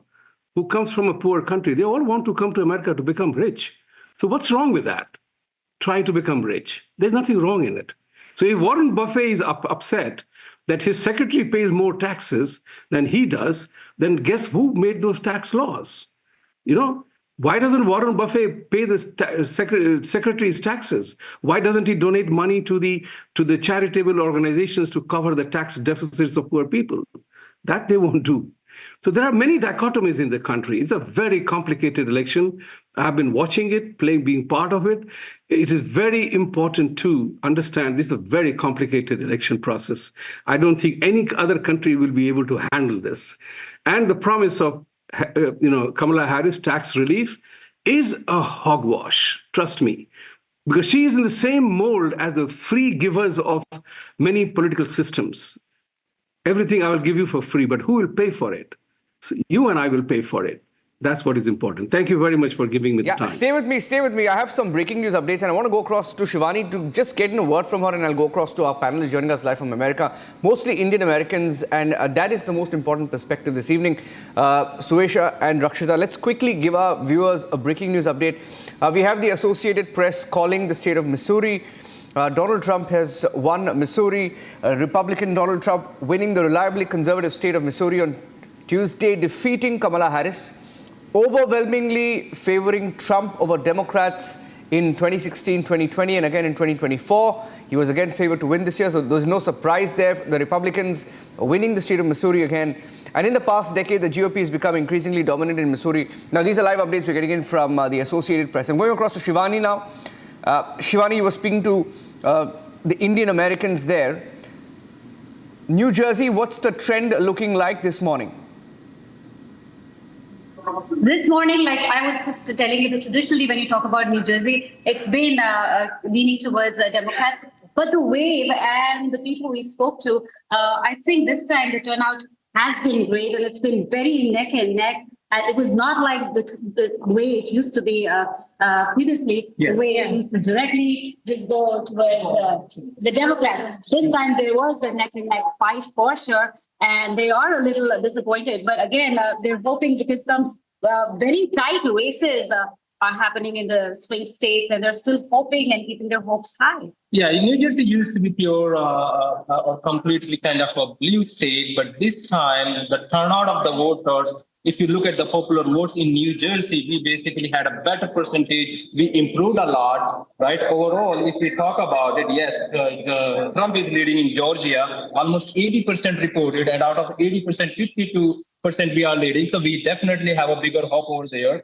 North Carolina, 65% reported, 52% we are leading. So Trump is leading over there. Back. Wisconsin is back. Trump is ahead in Yes. Georgia. That's what I said. In Georgia, North Carolina, Wisconsin, we are back. 49% we are kind of leading. But Pennsylvania, as of now, Kamala Harris is taking the lead. Although it's not very significant, and it's too early. It's too early. In a state like Pennsylvania. But it is leading there. Yeah, Pennsylvania is only 39% reported so far. So we have like 60% to be reported. So in those 60%, anything can happen, and we still have a hope. Of course, that Trump will basically win Pennsylvania as well. So these three major states I said: Georgia, Michigan, North Carolina, and Wisconsin. These are three states we are leading. Arizona and Nevada, it's not started yet. If the is there, then it's going to be a great hope. At least some states that would be there in the battleground of states. But, talking about the factors which has been leading to such a neck-and-neck fight here, would be, I would say, a very interesting data point has come up when we talk about the yawning gender gap, what we're seeing here. I would like to ask quickly about that. You've seen that trend, about like 60% of the women have been, leaning towards the Democrats, whereas because of the issues like inflation and unemployment has been driving about 60% of the men towards the Republicans. So we're talking about the gender gap. I mean, I think people are just voting for her just because she's female. And I don't think that they're even doing any research to see what policies she stands for. And I think for Trump, I think that a lot of the things that the policies that he stands for, like what you said, inflation, he's not really talking too much about other issues that I guess women really, are concerned about. I mean, they are, but I think there are a lot of the issues that he's the really everyday pushing. the everyday issues. The fact that the normal American out here is not able to buy the groceries. If you look at the rates of the groceries, So much inflation and the layoffs, the kind of layoffs have been addressing. So there are few key issues. But right now, if you can say that Kamala is ahead in 3 blue wall states, but it's still too early to say that. It is too early. No, that's a change to 2. So if you see it that like we are leading in 3, Kamala is leading only in 2, right? So it keeps changing. It's swinging back and forth. It's swinging back and forth. It is swinging back and forth because it's not reported that high yet, and we still definitely are having a positive kind of a hope that we will be turning red in most of these states. And again, back to the safety, as Preeti already said, right? The safety in the previous term of Trump was so much good. There was no crime almost, right? You can walk in the road anytime, especially in the past term of Trump. But here in the Joe Biden's term, especially there was a lot of attack on immigrants, specifically Asian and Indians, right? You have seen that. And Biden had defending policy for police, right? If you do not fund police, how you are going to protect your citizens, right? So that's a major safety issue which Trump is basically saying. If you do not have a fund for your police department to create a security wall around your citizens, how you are going to manage the safety around. So in his final campaign stop day, also before election day, Trump was rallying in North Carolina, again talking about national security and addressing the illegal. Right. So Shivani, we understand it's slightly early to say whether Harris is leading or not, but I also want to take this point to Arun. Because the weight primarily on Harris now she will have to lead when it comes to Pennsylvania for sure, even Wisconsin and Michigan, given how Trump is leading in Georgia and North Carolina. Also, Democrats saying that, wait, the game is not over. Wait until the counting happens in the West Coast. It is primarily the East Coast that has happened, and the numbers will look far more balanced than what it looks right now. Yeah, Trump has kept all the states that he was supposed to win, and he's winning it in margins twice as much as they were expecting. For example, Florida was supposed to be like 5 to 6%. He's been winning it like 10 to 11, 12%. And same thing with Georgia, which was supposed to be like 2 to 3%. He's beating with 5% to 6%. And Pennsylvania, he's almost close. And if you look into the bond markets right now, it's gone down 3 points, which is a prediction like Trump is going to win. Same thing with the currencies. US dollar is getting stronger against Canadian, euros, and pound. And also similarly with regards to the prediction markets, right now it's 85 to 15%. So Trump is 85 to 15. So my money is 100% on Trump. He's got it right now, locked and loaded. Yeah. Okay. All right. In fact, viewers, as there are multiple, these figures are coming in on the swing states also. And we'll, in fact, get you a lowdown on the swing states and how they, in fact, play a major role, a very important role in them, and try and get more insights from a guest on that. But take a look, viewers, at this explainer from Republic TV on the swing states and how they make the difference in every presidential election.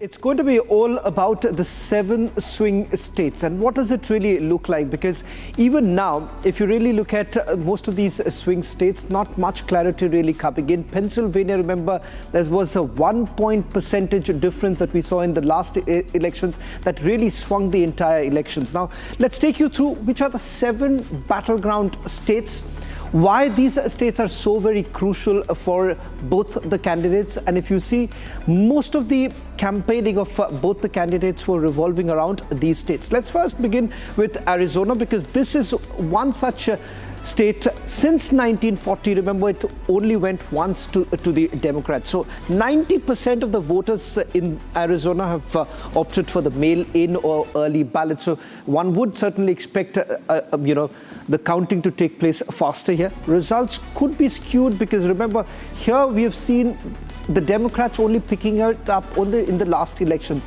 And the margin also was down to about 20,000 votes as far as in Donald Trump's case goes.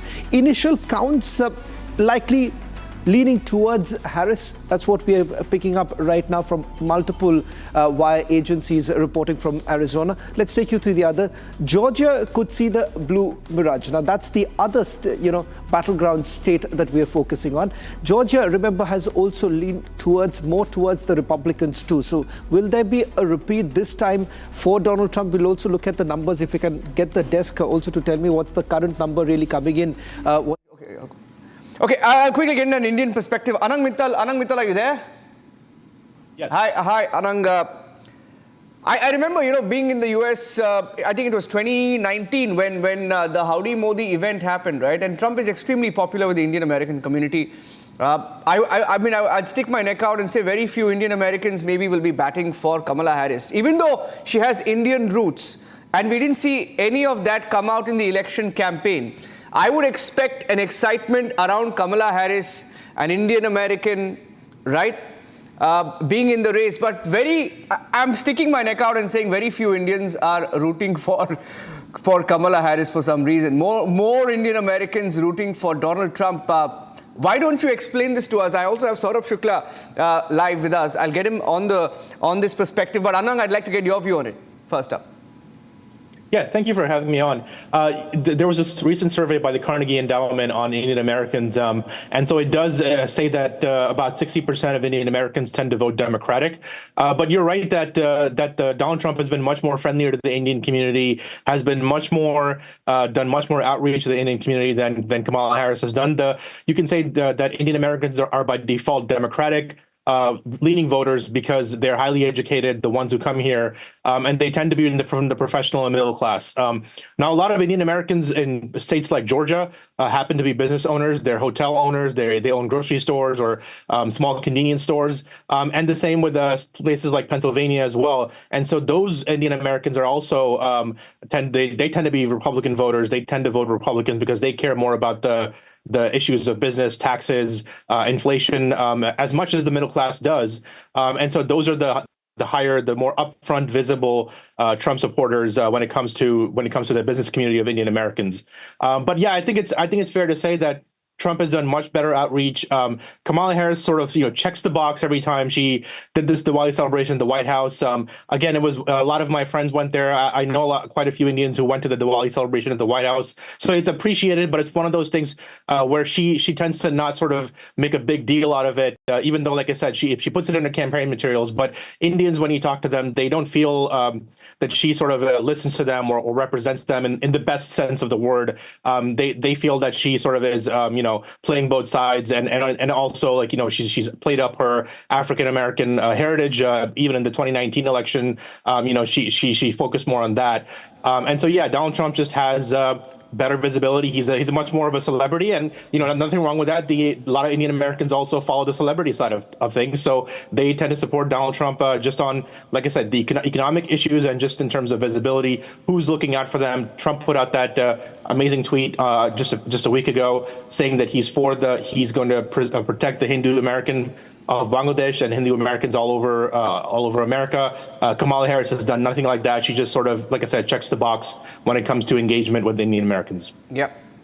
In fact, Jyotsna Sharma also joining us from New Jersey, she's a senior journalist. Now, Jyotsna, of course, we've talked about how the Indian Americans on American soil are thinking, how New Delhi thinks about it. But if you see the votes of the several world leaders, if you see how internationally it plays out, how do Trump and Harris both fare? We'll see someone like a Ukraine not be very okay with maybe, Trump coming in because he's not talked about, the aid. He's not very vocal for that continuous aid to Ukraine. He says that right on day one, he will end the war. We do not know how he'll do that, but he has claimed that he will end the war on the first day of office. And then there are concerns, in China, of course, about the tariffs, about the reignition of the trade war, so on and so forth. So the entire world has its eyes on this election. Even North Korea, of course, had a very historic moment with Donald Trump when they had that meeting. So how does it really play out geopolitically? See, geopolitically, if I speak about President Trump, I think my voice is echoing. 1 second. Sorry for that. Yes. So when we speak about President Trump, if we go back into the history, during his tenure, there was no war that happened during his time.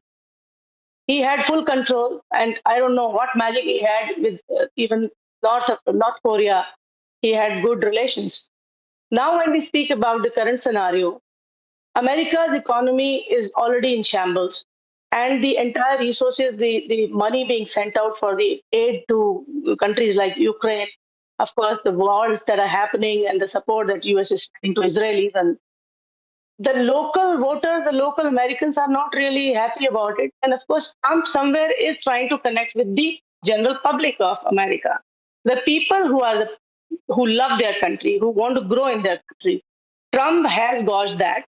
And he definitely, I don't know what magic he will do if he wins, comes to power. Day one, of course, he'll stop the aid. That's what he's saying. And with regards to China, he definitely had a very strong stand from the previous time as well during his tenure. Now, again, he speaks about increasing the tariffs, about the imports that are coming in.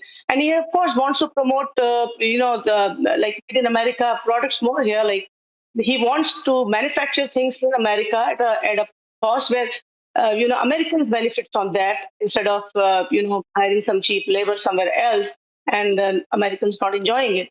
So globally, of course, there is a strong stance Trump is taking, but then people would have to appreciate one thing, that he is a person who loves his country.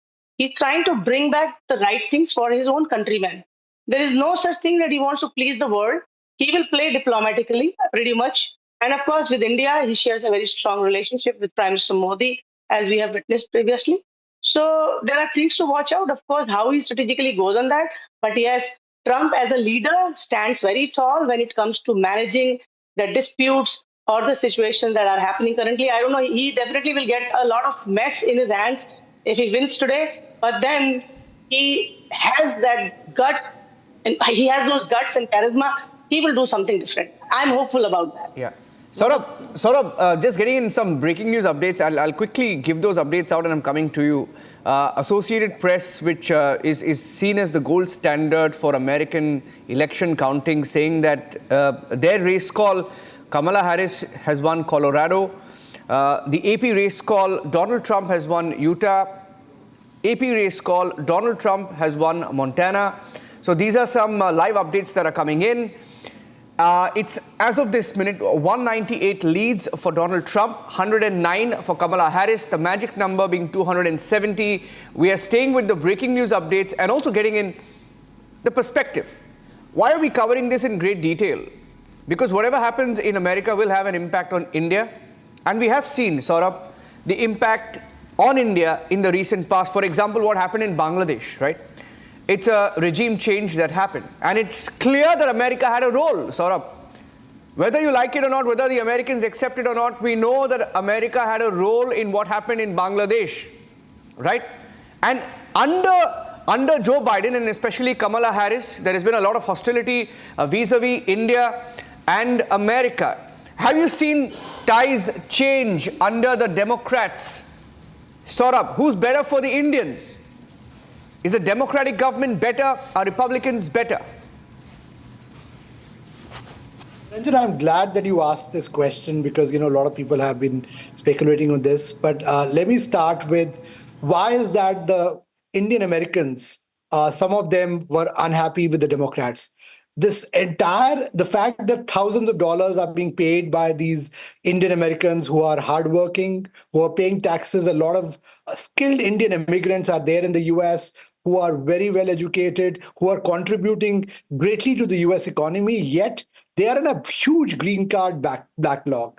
And despite the fact that the Democratic administration could have captured the old green cards, which have been wasted for years, nothing was done. That's the reason why a lot of US, citizens of Indian origin who have families, who have ties with these skilled immigrants, they feel upset about it. That's the reason why you see a big section of Indian Americans, shifting their voting preferences to Donald Trump this time. That's one thing that I want to tell you. The other thing is, largely, if you ask me, even under Democratic administration of President Biden, we had the best of relationship. You saw the visit that the Prime Minister Narendra Modi had on, in the US. That was under the Biden administration. That was a huge visit. Yes, there are some elements in the US, like any other country, who obviously are not, they do not like this proximity that India has today with the US.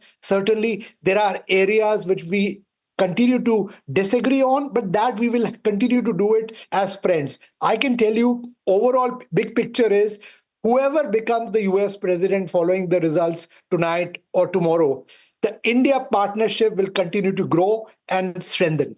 Yes, there are returns on the way.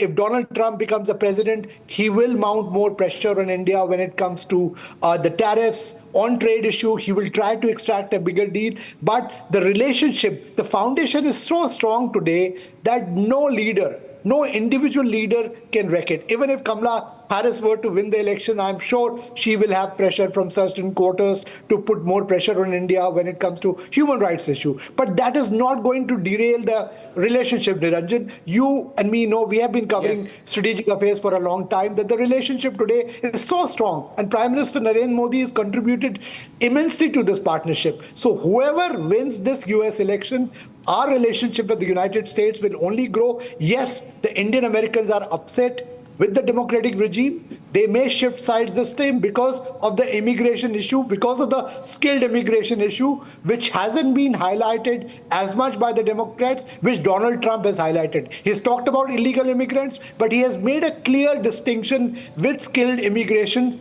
which the Democrats have failed to do. That has been a major factor, and 2.5 million Indian American voters are there. Legal immigration. Give me 2 minutes for that. I also want to add on to the legal immigration when Saurabh is speaking about. We have done active advocacy for the green card backlog in this country. Yes. I have championed that. Have done rallies in front of White House, in front of Capitol Hill, and things have not moved for the high-skilled immigrants, H-1B visa holders. There's a long wait for green card, which ranges from anywhere from 50 to 60 years, and it looks like a funny number when we speak about. People think we are joking, and the thing is, right. Democrats, where they were. Jyotsna, you're right. And you're right about that. That has been a major issue. And that's the reason why I've been talking to a lot of voters. Why a lot of voters? Because, the Indian Americans, they have very close family ties. There are people of Indian origin who are in this huge backlog, and all it was required was to recapture. And I have to add on to this, where Kamala Harris and the Democrats have been very, very warm for the undocumented workers, immigrants who came to the country. They are paying them money, prepaid cards, food stamps and everything, making their life comfortable here, and they're crossing the borders illegally. Whereas there is a particular segment, I speak about the Indian Americans, why I'm speaking is, there is a particular segment of high-skilled workers who have their kids, around 200,000 to 300,000 kids, who are stuck with their parents waiting for the green card. When they turn 21, they'll have to leave their country despite their parents are law-abiding, high-skilled workers in this country paying taxes. These kids were brought into this country when they were small, 2 years, 4 years of age, infants rather. And now when they reach their colleges, they are not allowed to get admissions into college as U.S. citizens or green card holders would get. They have to apply as foreign students, that is F1 visa holders. And not even that. These students, when they enter their school, when a child turns 15 or 16 years, they're allowed to work. These kids cannot work. They are the export dependent kids who are not allowed to work in this country. They're meritorious kids, STEM champions, and they are facing this. Now, what happens with the Indian segment, the Indian diaspora? We feel hurt somewhere. These are those deserving kids who need to be in this country, who can really bring better results for the growth of this country if they stay here. And they are not being considered by these Democrats. And whereas President Trump specifically spoke about the DALCA kids, that is the legal, immigrants, kids of the high-skilled workers. President Trump has a very strong stance saying, I will give the green card to the DALCA kids if he comes in power. And why I'm speaking is Shalabh Kumar. I have worked very closely with him. He is the person who endorsed President Trump in 2016 when he was a candidate, of course. And I worked along with him to do this advocacy for the green card backlog segment. And these DALCA kids were the major concern for us. Whenever we went, we spoke to the Democrats. And it was such a bad feeling, when we went to rallies to Capitol Hill. Then people like Nancy Pelosi, she would be very, very warm to these undocumented kids. When the DACA kids came, she would offer pizzas. Whereas when our kids went, she just didn't even look at them. And we went with a request that please pass the bill. No bill has been passed so far by the Democrats. They just do lip service. Not even that. I'll tell you one more thing. We got our green card after 17 years in this country. I am one person, a witness to it. After leading my efforts, we could not get the green card. Thanks to President Trump, we got green card during the COVID time. Why? Because he stopped the family immigration. And this is something very crucial. President Trump took the right steps at the right places. And that's where Indian Americans are calling for him. We are his fans. I was in person there at President Trump's home in 2022, Mar-a-Lago. He hosted a Diwali festival for us. I was the master of ceremony for that event. He hosted the executives of Republican Hindu Coalition. I just want to quote one thing. Very precisely, he said, I want to build a Hindu Holocaust memorial in Washington, D.C. Who would have said that? None. Nobody. So there is some alignment from the Hindu voters Hindu Americans, as I speak about, Indian Americans. There is a bond that President Trump shares with India. No, but can I say something, Jyotsna? Let me just make a point. I'll take this question to Vibhuti Jha, right? I see that Indian Americans are split because many of them on the panel today, live today, as we bring these numbers in from America as the votes are being counted. By the way, we have a breaking news update that Trump has won Iowa with 6 electoral votes there. He's won Iowa. Vibhuti, I was just saying that, of course, most of you on the panel feel strongly about Republicans and Donald Trump, but there are many that we have been also interacting with, especially in California and the Silicon Valley, who will, root heavily for Kamala Harris. It is split, right? I wanted to say something. Recently something happened. I don't know how many of you have tracked it in the USA, but you remember when Narendra Modi came to Texas, right? He came to America in 2019. It was short of endorsing Donald Trump. He said, "Abki baar Trump sarkar." Remember the controversy back then that it was generated mostly by the Democrats, and they questioned India. Why did he say that, right? I'll tell you what has happened secretly this time. You had a few leaders from the Indian opposition, from the Congress party, from the DMK, right? We've heard of secret meetings between them and Kamala Harris. I know a leader from the Congress party who's known as a leader who heavily funds the Congress party, who was there in America, attended a Kamala Harris rally, shot a video of himself, which then got leaked, right?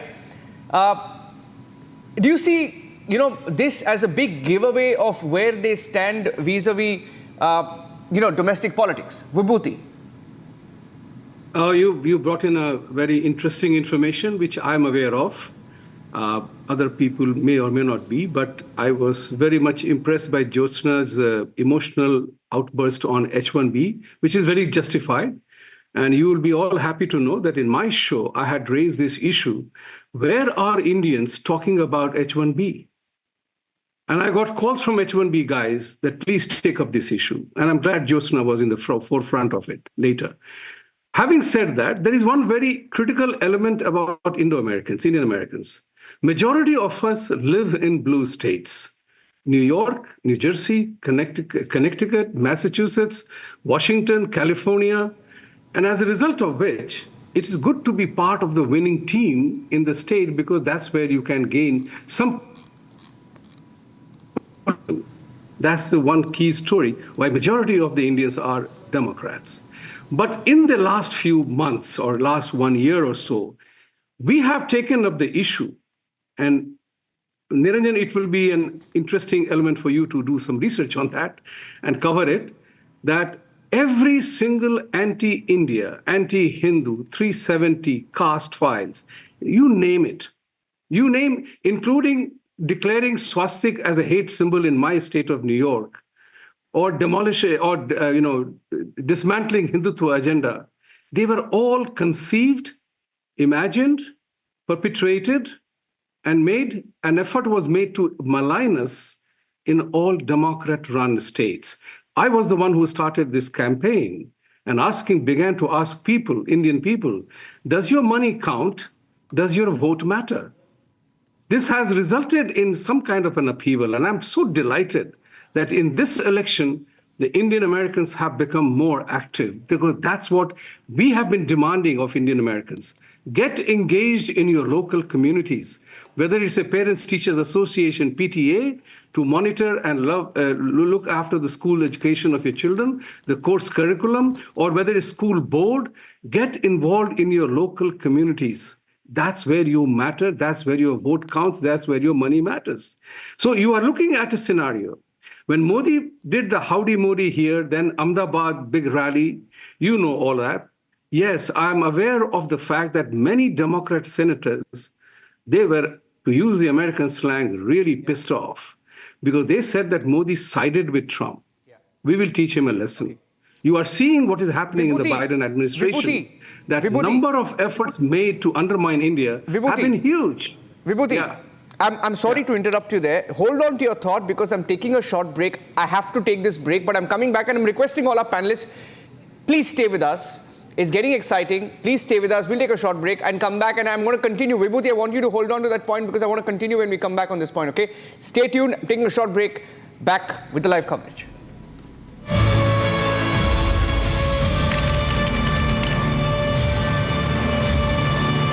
Amity has been ranked amongst the top 3% universities globally, a testimony to Amity's globally benchmarked quality.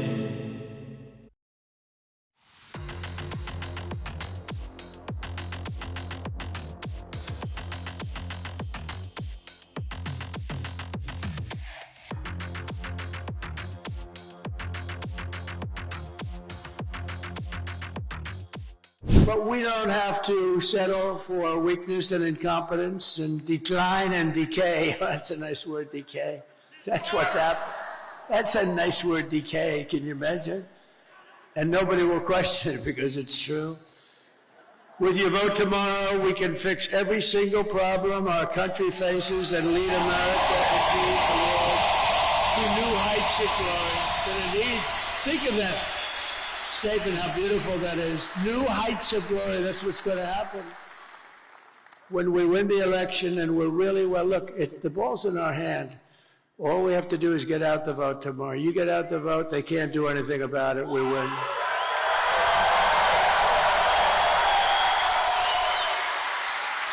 But I think I heard somebody say it's like 900, maybe a little more than 900 rallies. And, you know, rarely do they ever catch me making even a little mistake. I go through rally after rally, 10, 20, 30, and then I say the wrong.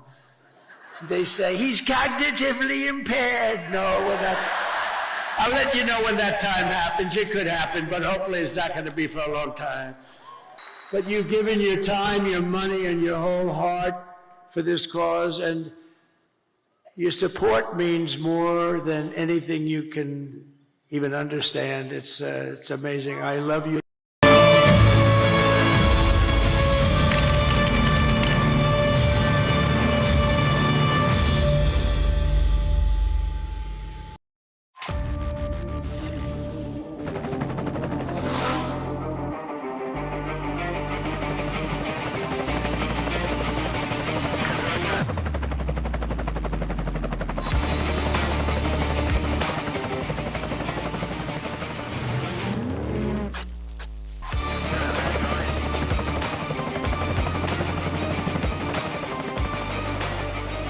Director, the taste of success.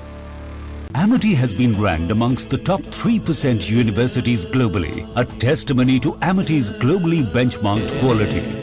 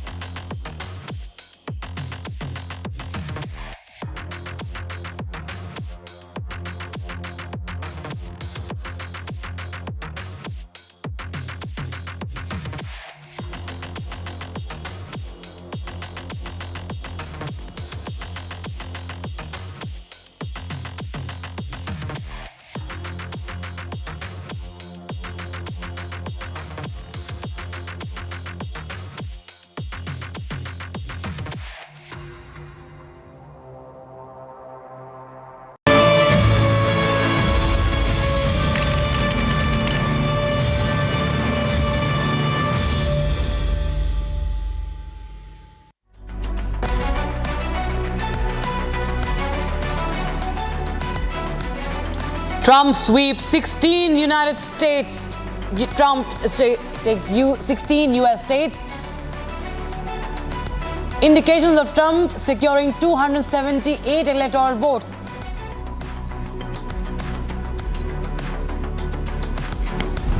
Swing states in focus. Trump-Harris locked in a tough contest in Battleground, Pennsylvania. Only 1/3 of the votes counted. Many urban areas still to report the numbers.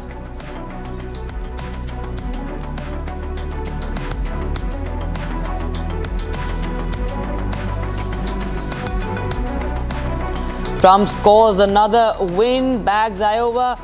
Poly market now gives Trump 90% chance of winning.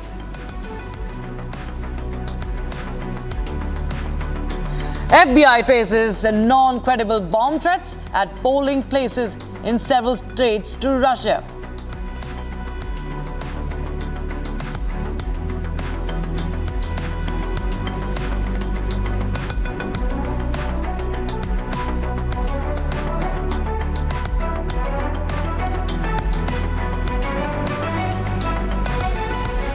Welcome back. You're watching live coverage here on Republic along with Rakshita and Suesha, who are in the studios right now. And we are joined by Indian Americans and geostrategic experts joining us on this broadcast on what the American results mean for India. And that is the only interest that we have here at Republic TV. Of course, a lot of interest of the American results here in India. And I'm introducing our panelists once again. Saurabh Shukla, Editor-in-Chief News Mobile, live from Boston this morning. I have Archana Lakotia, who will be joining us live from New Jersey. Deepika Nair from Washington, D.C. Dave Karalekar, who's joining us live from New York. Ankush Bhandari joining us live from New York. Jyotsna Sharma, who's a senior journalist, continues to be with us from New Jersey. We were on a very important point when we took a short break. And before I go back to Vibhuti Jha, who was talking about the political ramifications of who's in power in America, the Republicans or the Democrats. As of now, Trump is in the lead. Poly market giving Trump 90% chances of winning this election. He's got a 6% lead over Kamala Harris. Some key states are yet to be counted. While I go to Vibhuti Jha, a few breaking news updates from America right now. Live updates. Associated Press reporting that there is anxiety in the Kamala Harris camp at Detroit as the numbers show that she's trailing even in key states. Another bit of breaking news update. Philadelphia election officials have denied Donald Trump's claims of cheating. He tweeted this morning saying that there could be an aspect of cheating in the elections. They have denied that call. Another breaking news update. Kamala Harris has won the District of Columbia as per the Associated Press, which according to Americans is the gold standard of election result counting. Another AP race call. Kamala Harris has won Colorado. Donald Trump has won Utah. Donald Trump has won Iowa. Donald Trump has won Montana. And these are some of the updates. Donald Trump won Missouri. That was about 40 minutes ago. Going back to Vibhuti Jha on the political ramifications, the point we left off on. Vibhuti. Yeah, the point which I'm trying to come back to, and I will have to leave after this comment of mine because I'm committed to another channel at 10:30. Yes, so go ahead. Thank you very much for continuing with that. But key element, Trump's agenda of Make America Great Again is not in conflict with Prime Minister Modi's agenda of making 2047 and growing economy to some huge extent. Now, one of the misconceptions which is reigning in Indian TV conversations, that if Trump imposes 10% tariff, it will reduce India's GDP by a certain percentage and it will derail Indian economy. I just wanted to say that as a banker, as an international banker and a trading, something I know about that, tariff is always used as a negotiation tool. Trump likes Mr. Modi a hell of a lot because he is a tough negotiator, so is Modi. Both of them have tremendous interest in economic growth of both these countries. Trump has a bigger challenge in the sense that while India wants to grow, Trump has to manage this economy because at $33 trillion deficit, the financial obesity that this country suffers from, there is no other go but tightening the belt, and that can be inconvenient. So therefore, there are many factors that will bring India and United States together without disrupting any other relations, because the convergence points, geopolitically speaking, are far too many to let it go because of petty interests here or there. A pannu here or a nijjar there will not matter. So let me put it this way very clearly. The interests are far too much important than to be allowing silly matters to make major issues subservient. So thank you very much for saying so. And I want to urge every Indian American who is listening today and every Indian in India who is listening to this today, get engaged in your political activity. Just because we live abroad doesn't mean we are useless. We are very much contributing to everything that is happening to India, and we are impacted by what happens in India. So it's a two-way traffic. Thank you very much, Niranjan, for having me, and to all the hosts that hosted me here today, and to all the panelists. Ankush Bhandari, I know very well, and a couple of others as well. So Sauravji, namaste, and we'll see you again very soon, hopefully. Thank you. Thank you, Vibhuti. Rakshita. And of course, we're also being joined by Ankush Bhandari, who's a geopolitical expert. He's live from New York with us. Now, Ankush, of course, we have this lot of discussion about H-1B visas, about immigration, and a lot of, the theories floating about how when Trump comes in, there'll be a lot of focus on immigration. He will be focusing on hire for America and also hire America, buy America. But we talk about the Indian American community. We've seen that there's been a lot of focus on the young generation there, especially if we talk about the Indian American men per se. A lot of focus, and Trump has realized that just recently in his campaign that was quite reflective. How do you see that strategy, and how do you see its impact? Okay, thank you first of all for inviting me to your channel. So you spoke of immigration, which is one of the most critical issue in America. Trump has always voted for legal immigration, like most of the countries around the world. He's against illegal immigration. If you are an Indian American here and you came on a work visa or a study visa, it nearly took you a decade to get a green card. I'm not telling lies, same happened with me and most of my colleagues who are here with you on your channel.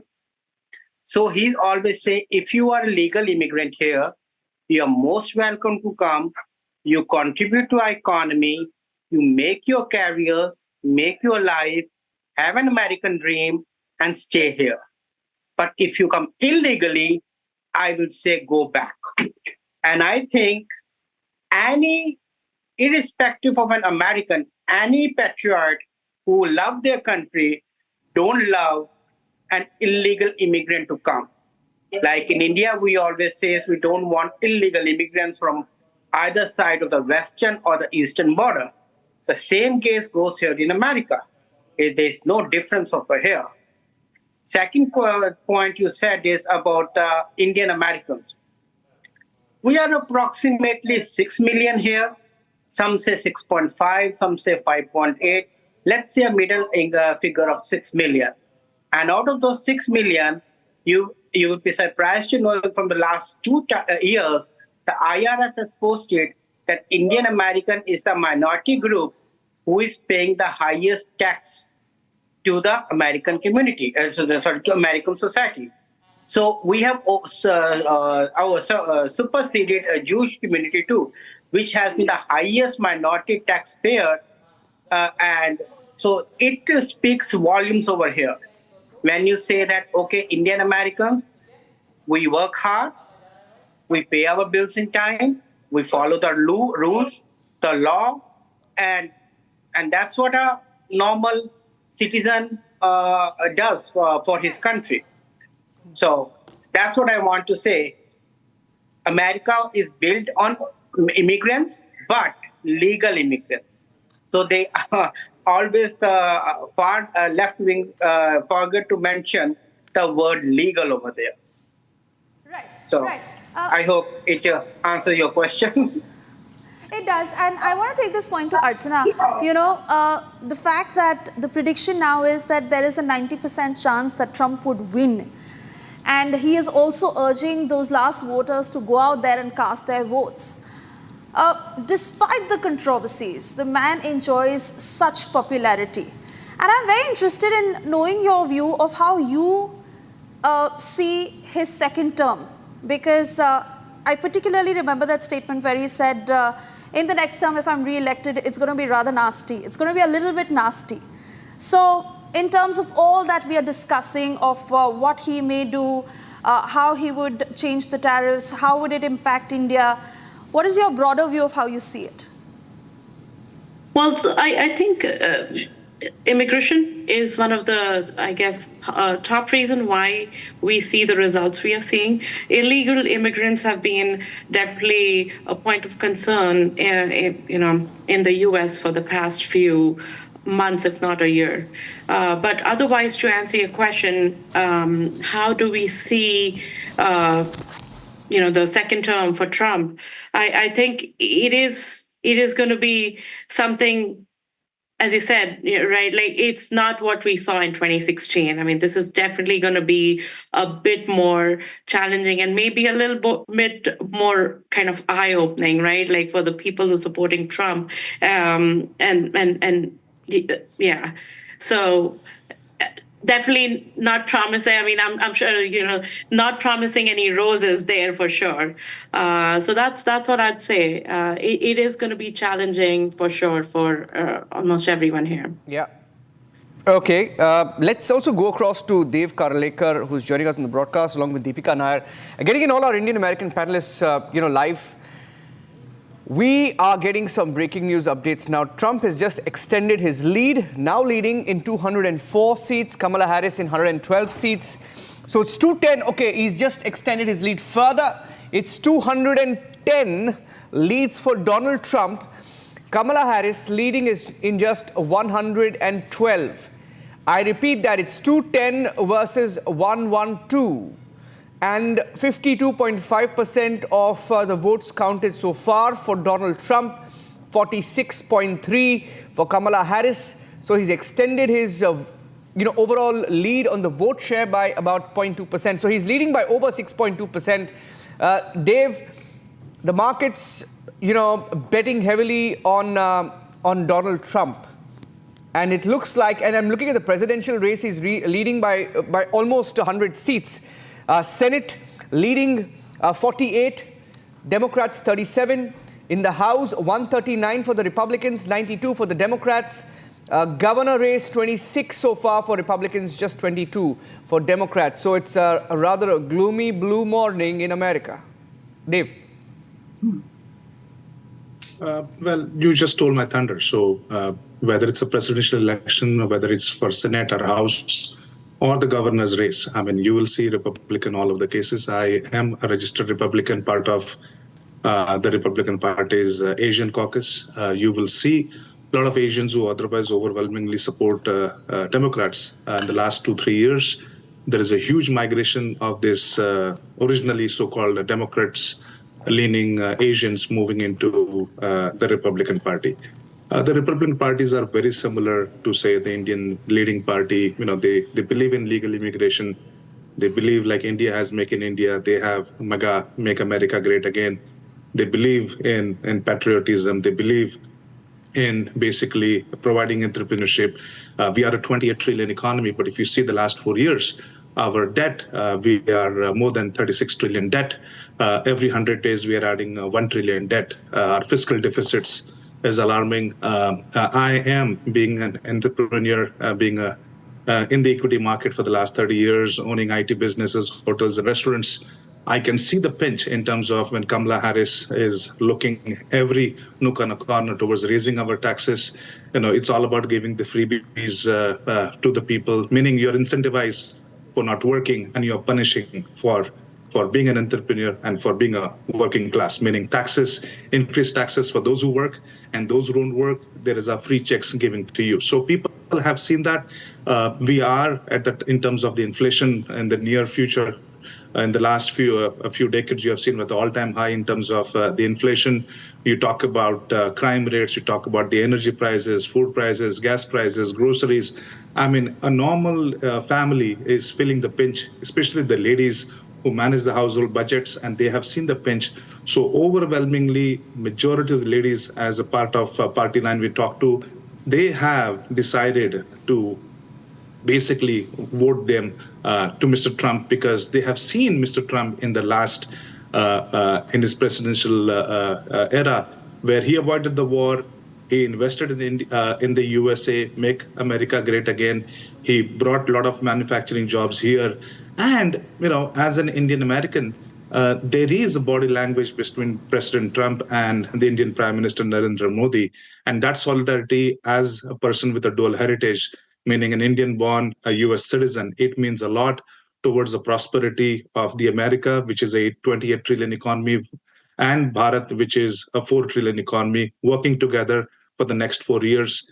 And it's a great time. You have seen a landslide victory. It is about, because what Kamala Harris did in the last 4 years is nothing, zilch. And that's what people are questioning. Whatever her election pointers are, people are asking you, we are giving you 4 years, what you have not acted on it, and how can we trust you that you will do it now? You will see otherwise the Democratic Party leaders like Rashida Tlaib, Ilhan Omar, Pramila Jayapal, Ro Khanna, their narrative is anti-India, whether it's supporting Khalistani movement, whether it is going for anti-Kashmir movement, whether it is having a problem with abrogation of Article 370, 38, or whether it is from time and again rubbing it for the religious freedom, human rights violations, going against CA Act. There are so many things Democrats have done. So overwhelmingly, Indian Americans realize that the Republican Party is in line to what India's prosperity is, whereas the Democratic Party is appeasement policies and pro-Pakistan policies. And hence, you will see overwhelmingly, not only the Americans, but within the Americans, the Indian Americans, which is though is a 1.5% of the population, but you will see as an ethnicity group, we contribute, though we are 1.5%, we contribute 7% to the GDP. We are highly educated ethnic group. We are highest paying taxes. Our GDP, our household income is the highest within the ethnicity group. So we take pride in contributing to this great nation, and we continue to do so. Thank you. Yeah. Right. I want to come to you, Deepika Nair, on the much talked about gender divide in this election, and also making a comparison between Harris and Biden. So while we had seen the numbers suddenly picking up and the trend suddenly picking up after Biden's name was dropped and Harris stepped into the race, now I also see trends that indicate that with regards to even the women voters, where 57% supported Biden, the number is comparatively less when it comes to Kamala Harris. All in all, while one had seen a ray of hope in Kamala Harris after Biden stepping down and would be able to compete against Trump strongly, do you still see that?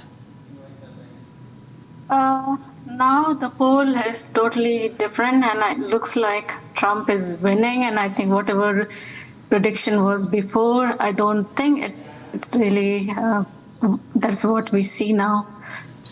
Looks like Trump is winning with the big margin, and if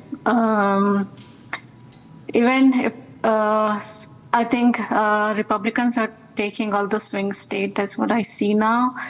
And whatever poll was earlier with the women voting and Harris favoring, I don't think it's really working here, and it looks like Trump will be in the power. Yeah. I think most women did support Kamala Harris, but it doesn't look like here to me, and I think the picture is totally different now. So I don't know what to say, because it's totally strange. I knew it was going to happen, but looks like whatever prediction was totally different now. Yeah. So I think women were more favoring Kamala Harris, thinking because of their rights, but the pictures are different. That's what I want to say. As well, Saurabh, I see a lot of them wearing MAGA hats on the show this morning. Ankush Bandari is smiling. He's wearing a MAGA hat. Right? Jyotsna has got a very wide smile. She's wearing a MAGA hat. Dave Karlekar is wearing a MAGA hat. I'm not going to stick my neck out and talk about the rest, but I know Saurabh Shukla is a big backer of... MAGA hat. Sorry? I'm a journalist myself. I can't wear a bigger MAGA hat, but I have to be reasonable. No, but I'll tell you something we find very, very hypocritical, right? These Americans like to give us lectures on democracy, about being fair, about being balanced, and I love how American media openly takes sides, right? And when the Indian media, right, says something, we say something good about a policy or someone's leadership, they say, oh, you're a right-winger, oh, they're so biased, right? And that is why Wikipedia is in trouble. Wikipedia will continue to be in trouble. But that's not the point. Point is, I'm coming to you, Saurabh. Many Indian Americans wearing MAGA hats, right? And there is a question. Who from the Indian American community, right? Which Indian American will make their way to be a part of the Trump administration? I know it's a little too early, but questions will be asked. I know that Vivek Ramaswamy, was tipped to be the running mate. Didn't happen, but he's very, very close. Has played a key role in Republicans being so popular in this election. Tulsi Gabbard, right? She's officially a Republican now. Who are the Indian Americans you see playing a key role if Trump were to win this election? Well, I'm glad you qualified it. And, as responsible news networks, we need to do that ahead of time because it's very, very important. Even though it looks very clear, as my fellow panelists were saying, and my research team is telling me I'm getting leads that Donald Trump has a sizable lead. Even in Pennsylvania now, which is a key swing state, we are also gathering that a lot of women voters who were expected, the Democratic Party were hoping that they will vote for Kamala Harris. That hasn't happened. In fact, in Michigan, a lot of data is telling me that even Muslim voters there in Michigan seems to have been backing Donald Trump, which is a big thing. Okay, coming to the Indian Americans, you said it rightly. Yes, start with J.D. Vance. Usha Vance is of Indian American origin, so there is an India connection right there in the vice presidency. If he finally wins, Donald Trump, his vice president, his wife is of Indian origin. Then definitely Vivek Ramaswamy, I will put a strong yes on him getting to a Trump administration in a responsible position. He has backed Donald Trump to the hilt. He lost out only because of the fact that Donald Trump's calculation wanted J.D. Vance for a certain reason, Midwestern, and obviously he wanted a lot of his backers, including the venture funds who were backing him, they wanted J.D. Vance to be there. So Vivek lost out, but he'll definitely be a part of Trump administration in some way. Tulsi Gabbard, again, Donald Trump has put her on a high pedestal, realizes that she was a good draw at the right time. And certainly has, swayed a lot of Hindu votes. There's no denying the fact. So these will definitely be there. But I can say one thing. And Donald Trump, if he becomes the president, certainly the India partnership will grow. And he has a great partnership with Prime Minister Narendra Modi. You know that I interviewed Donald Trump and obviously interacted later as well several times. When he visited India, I asked him a specific question on Islamic fundamentalism, which he answered, and he has been very tough on terrorism. So that obviously will be a major rallying point in this Trump administration. And I must allay the fear for a lot of people who are Trump skeptics.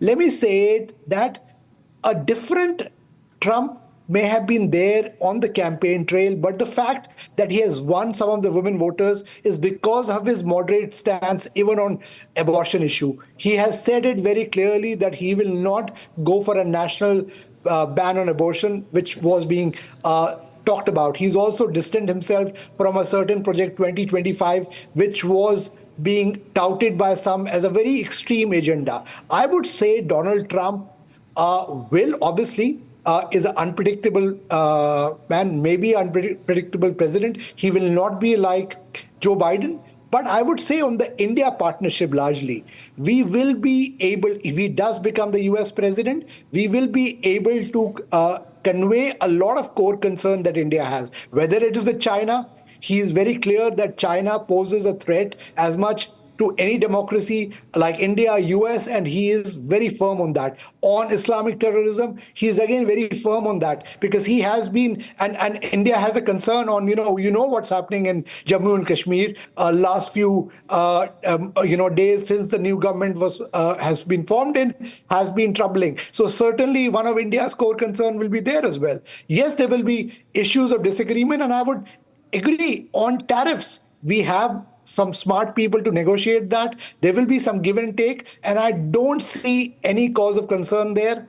And if Donald Trump does become the president of the United States, I would see the India relationship growing, and I would say skilled immigrants in the United States should have a ray of hope. He spoke about giving green card to all the college, graduates who pass out of U.S. university. That may not be true because that requires the congressional approval, and that will be a tall order. But I do feel that skilled immigration may be a thing that he may be able to address because Democrats were not able to address it, and that's the reason why they have lost support of the Indian American community in this election. Okay, I'm going across to Shravan. Stay with me. I'm going across to Shravan, my colleague, who's here. Now we have the live numbers come in. Kamala Harris leading in 113. Donald Trump has a 100-seat lead as of this minute, 210 leads for him. Shravan.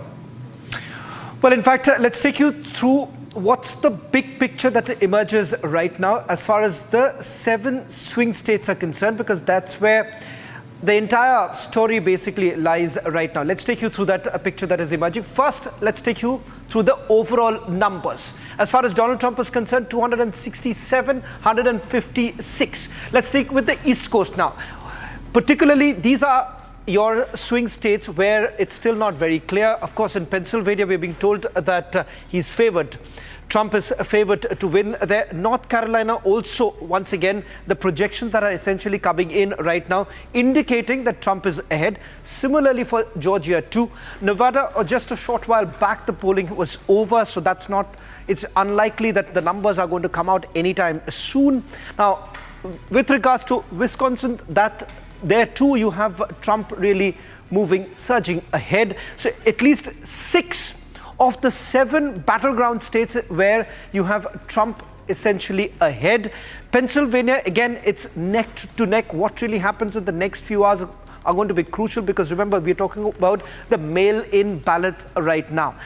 Of course, what you see as far as the other places, Texas, one of the largest. Here too, remember, over about 15 electoral votes going towards Trump. So he's picked up larger numbers, but these are traditionally what the Republicans have had in the past too. So they are holding on to those very states right now. The Democrats, in terms of their own states, they are also holding on. But clearly, how things are going to really battle out in the next few hours, particularly in those 7 battleground states, is what it's going to look like. Nevada, in a short while from now, perhaps the voting essentially to begin. I beg your pardon, the counting is expected. So the number certainly going to change there. So overall picture right now, 267 for Donald Trump, 156 for Kamala Harris. That's where it pans out right now, Suesha, as well as Niranjan.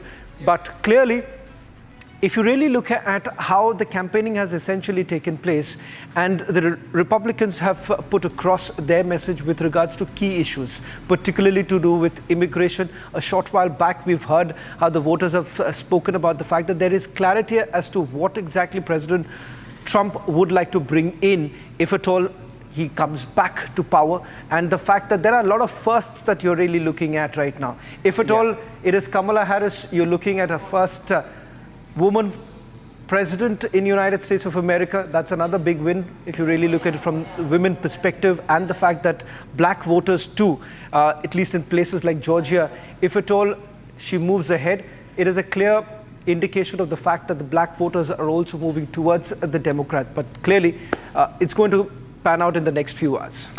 Okay, very interesting, very interesting breaking news updates that I'm getting in from the Associated Press. So let me just bring that in before I go across to Jyotsna. AP Votecast. So this is their live, Insta analysis of the trends that are pouring in. Black and Hispanic voters appear less likely to support Kamala Harris than they did Biden. So why did she pretend to be more black? Didn't even talk about much about her Indian background. She hasn't spoken much about the South Asian descent of hers as much as she underplayed it, almost hid it. So if you really look at it, even, there was a strategy perhaps that they were trying to put out, at least in places like Georgia. They were hoping that perhaps pushing the black woman card would have really worked in her favor, but that doesn't seem to be the case, because if you look at the numbers that are coming in right now, even Georgia, it is Trump seems to be favored there. Yeah, okay. I see Dave raising his hand there. Okay, Dave, quick point, and then going across to Jyotsna. Yes. So just to answer that, there are 14% black votes in the USA. There are only 1.5% Indian Americans. How many of them vote? The percentage very negligible. The second, so that's the reason she touts to be her being a black woman than often having 50% Asian heritage, Indian American heritage. The second thing you talked about, what are the prominent faces, the Indian Americans? You only mentioned about Vivek Ramaswamy, great candidate, as well as Tulsi Gabbard, former Democrat, now Republican. But there are so many others. There is Nikki Haley, former governor of South Carolina. There is Bobby Jindal, former governor of Louisiana. There is Kash Patel. There is Raj Shah. There is Manisha Singh. There is Ajit Pai. There is Naomi Rao, Seema Verma, Vishal Amin, Neil Chatterjee. There are many, many candidates. You will see a big number of Indian Americans in the Trump administration, to say the least. These are just a preliminary list. Obviously, they will finalize it by next week, and then you will see that publicized. Thank you. Okay, some more breaking news updates quickly before I go across to Jyotsna and Archana on the broadcast. Foreign figures, Associated Press saying that foreign figures making their way to Mar-a-Lago on election night. So all roads leading to Mar-a-Lago tonight. And there's another breaking news update. Polymarket putting Trump's chances of winning at 94%, started at a little over 50, went up to 70, and then 90, and now 94% chances of a Trump win in America. Jyotsna, looking at the numbers. Okay, there's another update. All right, California completely blue. Kamala Harris 179. 179 leads for Kamala Harris. Donald Trump 214. I think that was expected, Jyotsna. California going completely blue. 179 to 14. California, anyway, the West Coast, of course, we'll have some more surprising numbers coming in. For Democrats, they will make that number. That's expected. Of course, I'm still relying on the, the battleground states, still relying on that. We have to hold it tight, because this number may, the gap may reduce for a while, but then again, the gap will develop. I mean, that's what I'm inching towards right now. Donald Trump has to win. This is what, the expectation is. But yes, 54, I think, electoral votes from California alone. So that adds up, just the difference is covered here. But yeah, let's see how the results pour in. And again, Georgia, and the other swing states, as we see the inclination we have, North Carolina, we will have the numbers coming in. And even Pennsylvania, he's making an edge right now. He's going up.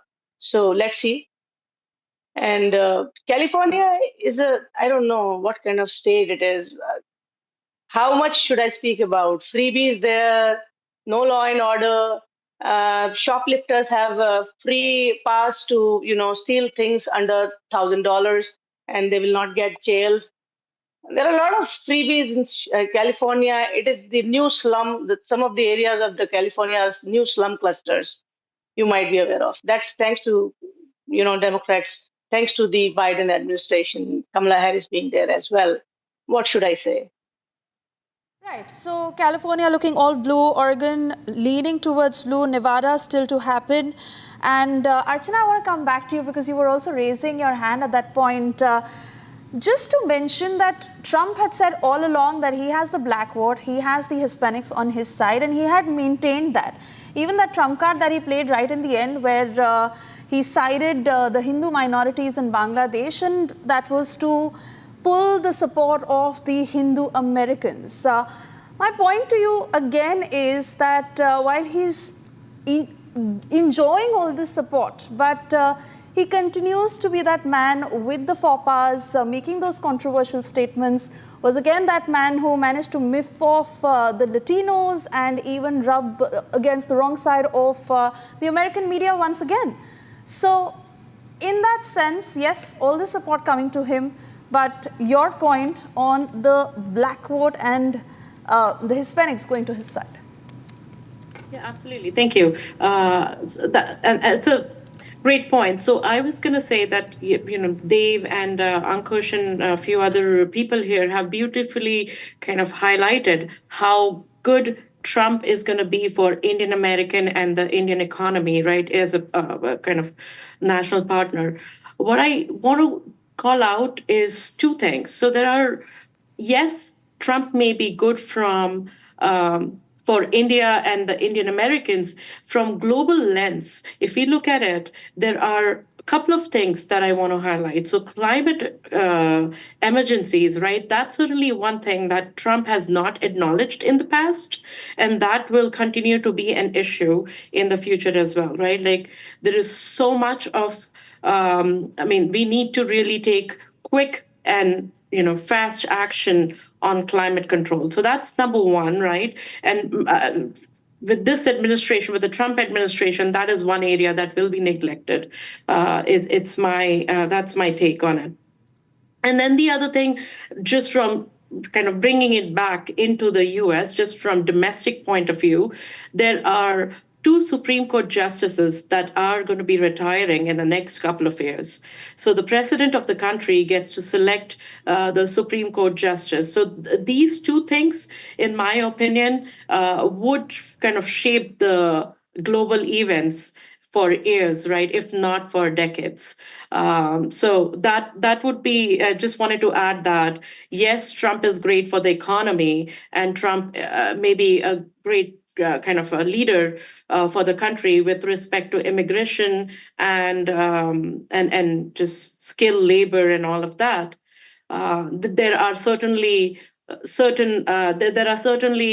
downsides or areas that we need to kind of focus on and bring back the focus on under the Trump administration.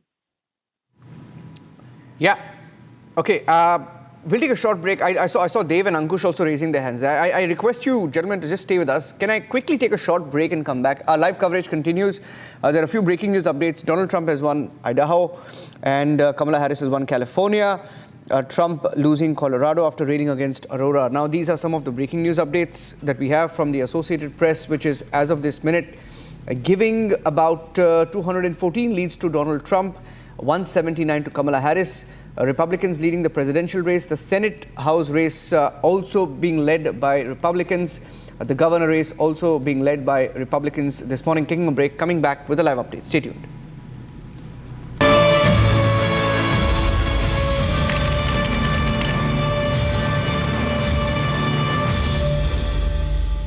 Amity has been ranked amongst the top 3% universities globally, a testimony to Amity's globally benchmarked quality.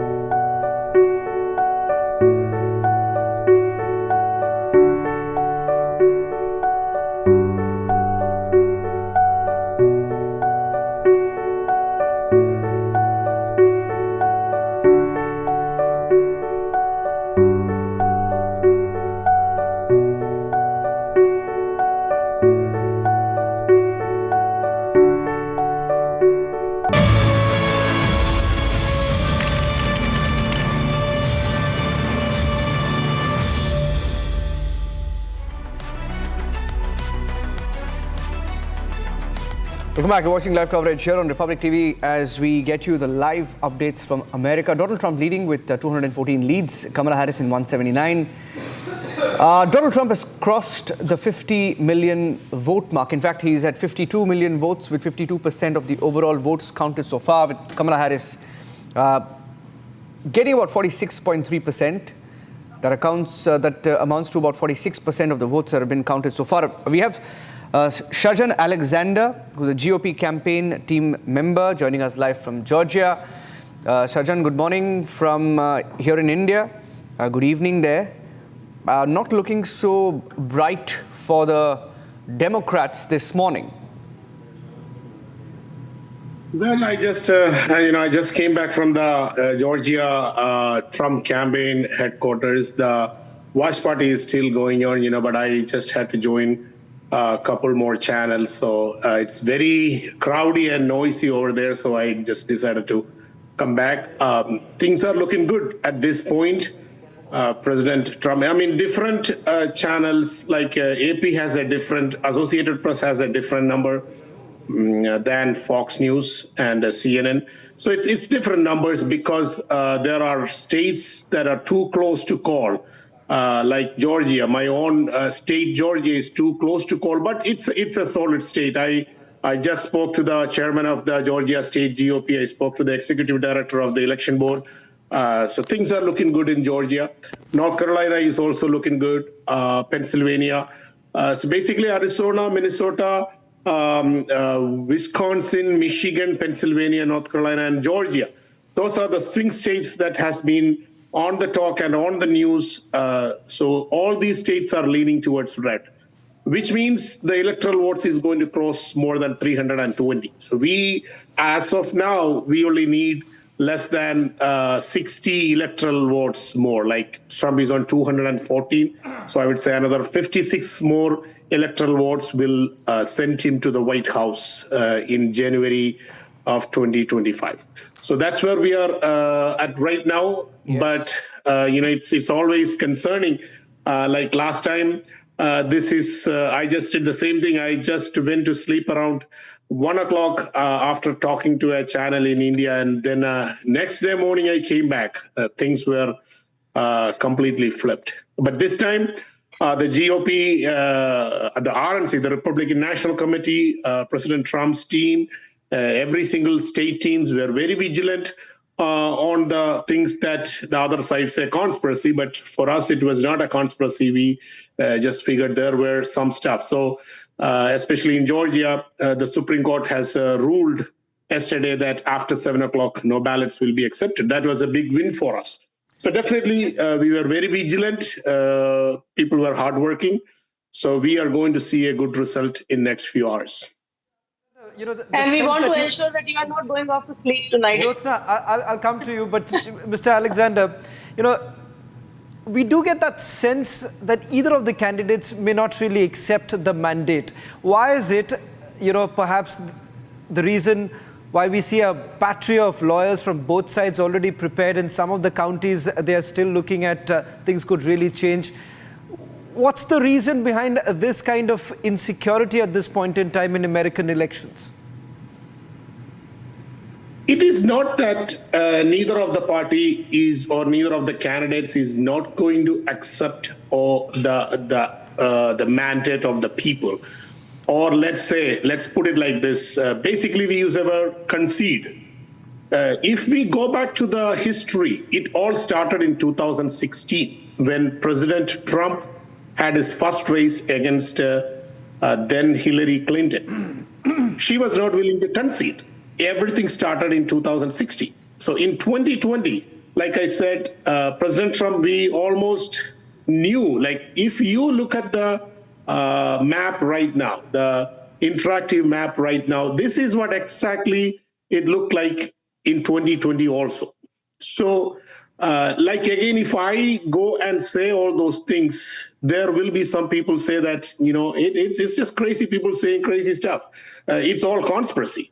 So that's why I don't want to go into the details. See, earlier in this morning, like your time yesterday evening, I was talking to some of the regional news channels in India. I said the same thing. Listen, I don't want to go into the conspiracy. I just don't want to go back and say about all those election fraud and stuff like that. I don't want to do that. But I want to make sure that every single vote that is voted for President Trump should be counted for President Trump. And that is not voted for President Trump, let it go.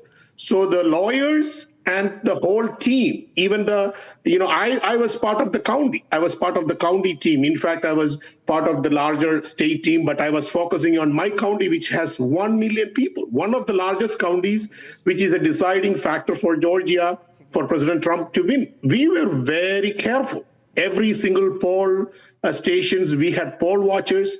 There were poll watchers who were not allowed by the other party. We made sure that we have poll watchers in those polling stations. So it's not about not accepting the mandate. It's about we want to make sure everything go on the right way.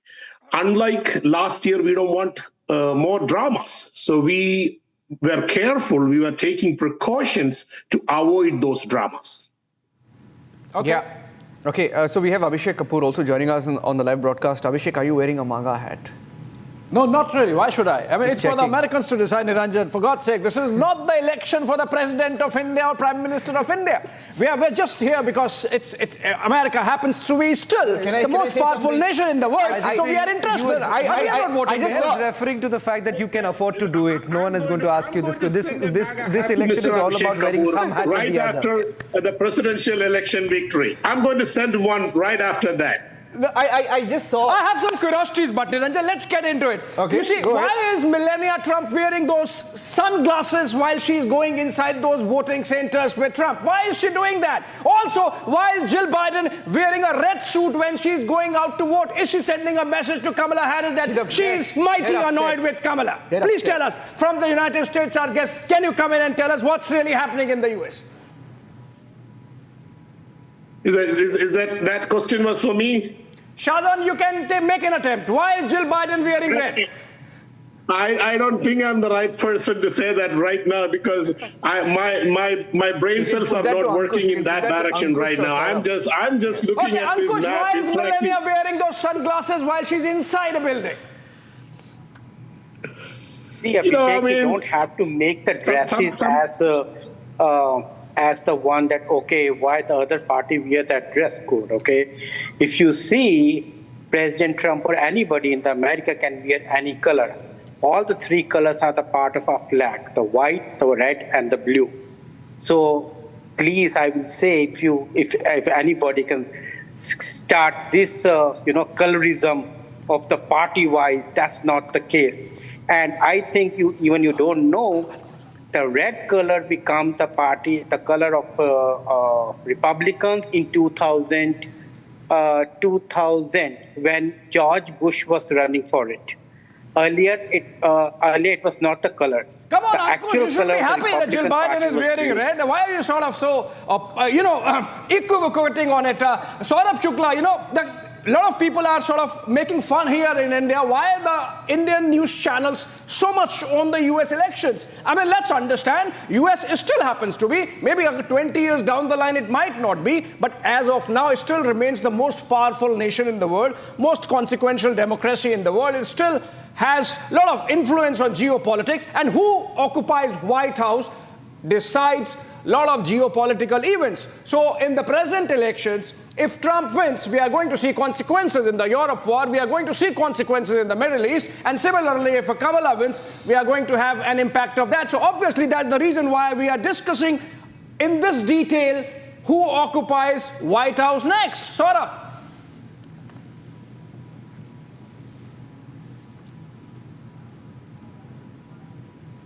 I think we can't hear him. He's on mute. Can you unmute yourself, Saurabh? You need to unmute yourself. Yes. Okay. Go ahead. Any American president has a major role to play in global geopolitics. You're right. If Donald Trump becomes the president, then you will certainly see increased push on America trying to settle the Ukraine war. He's already said that he's going to talk to Putin and Zelensky. He's going to put pressure on them. That's one. He may also think that the US may pull out of NATO because he has been indicating that Donald Trump will be tough on China. That will be one of the things he will continue to drive. On the other hand, as I've said, that the India partnership will continue to grow. On the other hand, if Kamala Harris, even though the way things are headed now, it seems very difficult for her to bounce back from these numbers coming up. If she does become the president, though, then there will be a continuity largely of the Biden administration's foreign policy. She was a vice president, had a role to play there as well. So I would say Donald Trump would certainly be a president who would be focused more on America first. Also, as I mentioned earlier, there will be a focus on, he will distinguish between, illegal immigrants and skilled immigrants. There, obviously, it remains to be seen how will it impact skilled immigrants from India. As I was saying that, certainly he says, because his wife, in fact, you mentioned about Melania Trump, and I will tell you why she's wearing these shades. She's a lady who obviously has a style. This is part of her style. So she has been wearing these shades even earlier as well. So but why Abhishek, why got stuck? Why? Okay, but why are you so excited about her shades? I'm excited about the elections, not the shades, Niranjan. No, I was excited. One minute, I was excited about the New York Times, even the New York NYT. Jyotsna, I'm coming to you. Jyotsna, my question to you, and Ankush and Alexander also want to come in, but okay, Ankush, I'm coming to you next.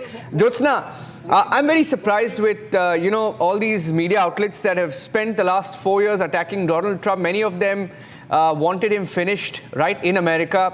Fantastic, that's democracy, right? And these are the guys who give lectures to Indian media.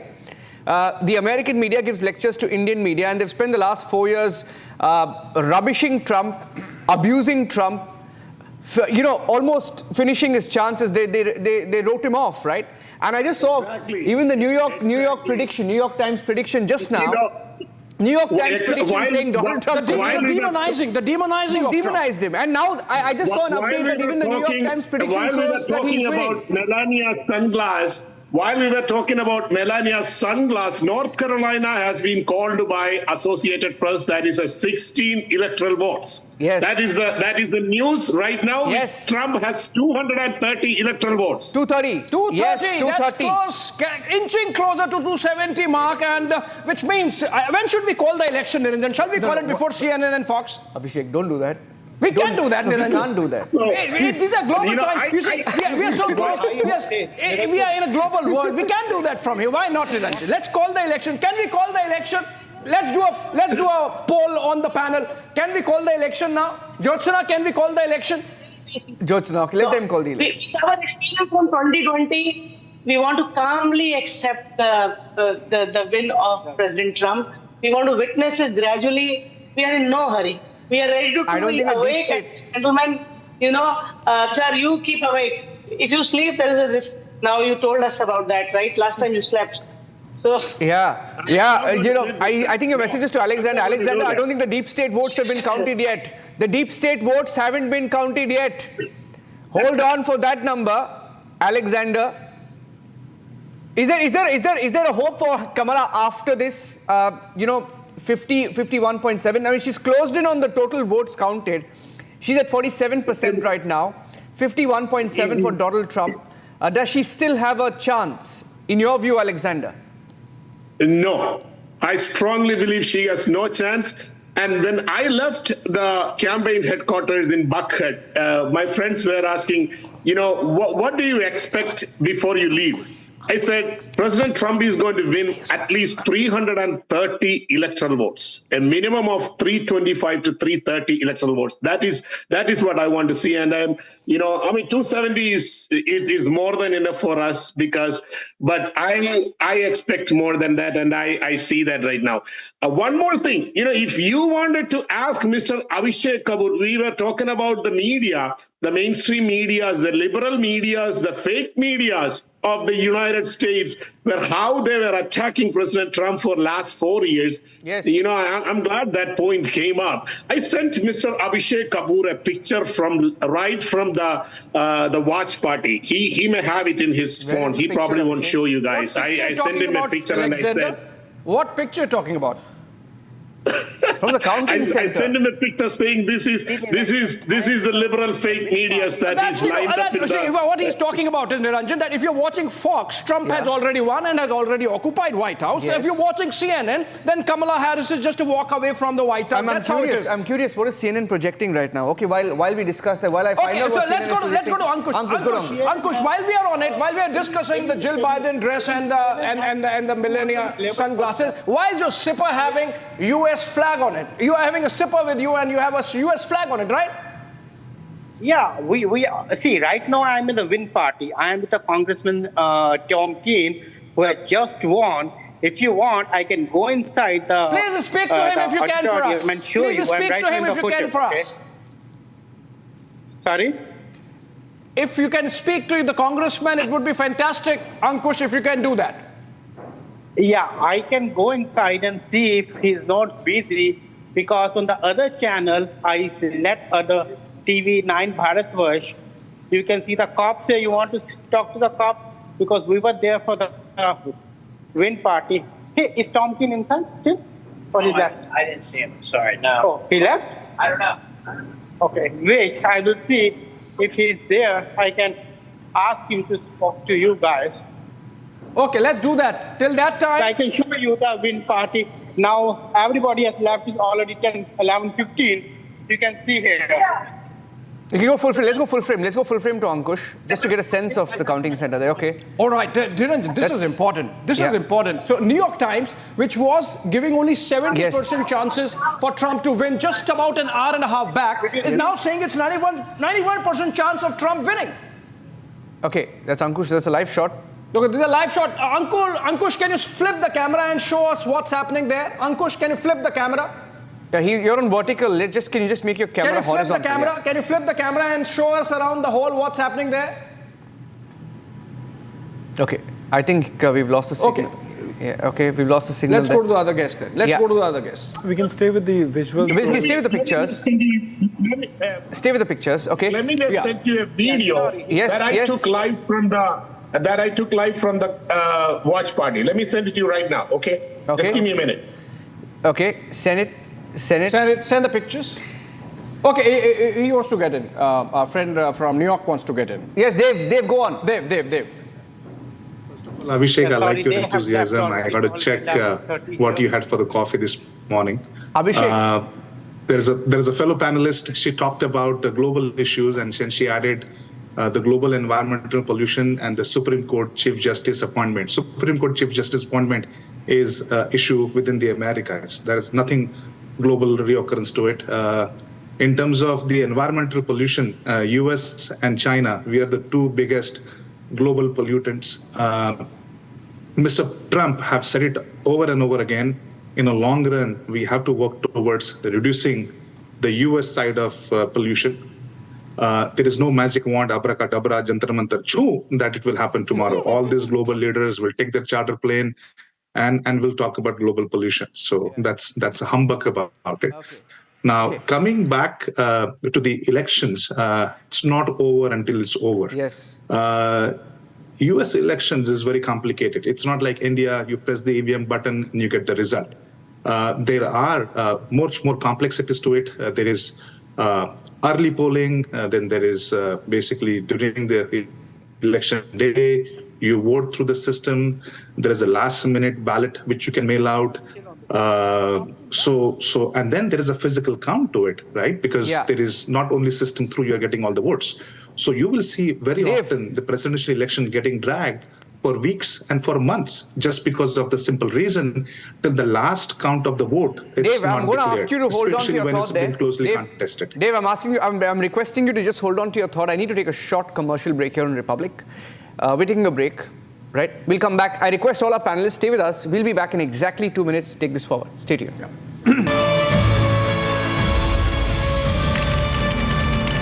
Amity has been ranked amongst the top 3% universities globally, a testimony to Amity's globally benchmarked quality.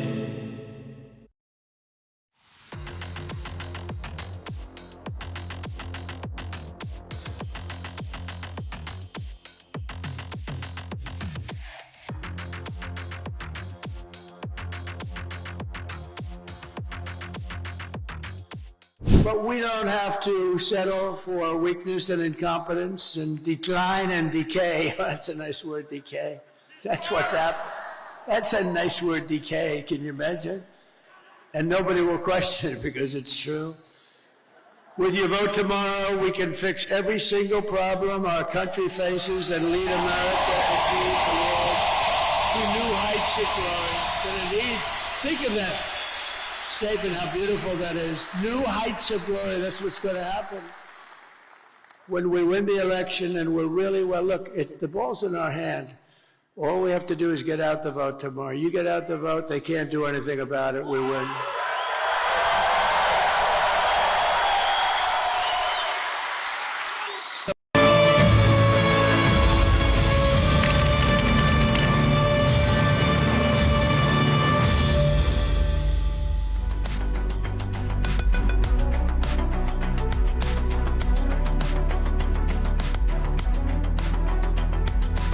Okay, welcome back. You're watching live coverage of the US elections. The results pouring in. Abhishek Kapoor, my colleague, along with Shravan Sen, live in the studios of Republic TV, getting you the results of the American elections. Shravan, take it away. Give us a sense of who's leading and how many seats so far. What's the magic number in America? Well, in fact, let's just quickly take you through the numbers that is coming in right now. It is turning out to be a fascinating election right now. We were saying it's going to be close, but it looks like, at least from the numbers that are emerging right now, that Trump is way ahead. Now, these are the traditional seats that you see the voting, where the counting has already taken place. And of course, you have the Republicans holding on to it. As far as the swing states are also concerned, there is also that's moving towards the Republicans, particularly in Georgia, North Carolina, as well as Pennsylvania, where they are moving ahead. You have about 50% of the voting that has, the counting that has already taken place. And the number which stands right now is 267 for Donald Trump and 210 for Kamala Harris. So it's quite clear, at least from the numbers, initial trends that are emerging right now. These are the states where they have been able to pick up. These are largely the stronghold of the Democrats, where they're holding on to it. Typically, these are also the red bastion, if one way to say. And with regards to the swing states, at least of the 7, 6, Abhishek, not all 7, 6 where the Republicans are ahead. 1 in Nevada a short while back, the voting was over, so that number expected to come in a little later. But Shravan, you see, the beauty of swing states is that they keep swinging, you know, and that's why, while a while back it was 3 to Trump, 3 to Biden, 1 was still undecided. Beg your pardon, 3 to Trump, 3 to Kamala, and 1 undecided. Then you had 7 going Trump's way, and maybe now it's again 6 to Trump, 1 to Kamala. I keep saying Biden. So you see, now if you look at it more seriously speaking, Niranjan, yes, you know, had you begun with me instead of Shravan, I would have said, let's call the election. But I'm not doing that. Shravan, now that you started with Shravan. The deep state votes haven't been counted yet. Yeah, that's why. I mean, coming to deep state. Coming to deep state. You're missing out the point what Alexander said. Last time he slept, morning he woke up, it was a different election. That's why we should... Coming to deep state. So I'm telling you what happens when Alexander sleeps. You see, in Detroit, for example, the results are expected after midnight. That's when Alexander would be sleeping. You know, Milwaukee, don't expect the results before Abhishek. 3 a.m. That's US time. Alexander would be sleeping. So obviously when he gets up, it would be a different result. Abhishek, you're talking about swing states, and you know, for most Indians watching this, you know, it must just be flying over their heads, you know. Like, what is he talking about? But flying over the heads of Americans? No, but listen to me. But the point is, I'm getting in some breaking news right now, and this is being reported by both Fox and CNN. Fox reporting. That must be believable because both Fox and CNN are reporting. Yeah, Fox and CNN are reporting that the Kamala Harris campaign has stopped giving comments to the media. Okay, and Associated Press has put it very subtly.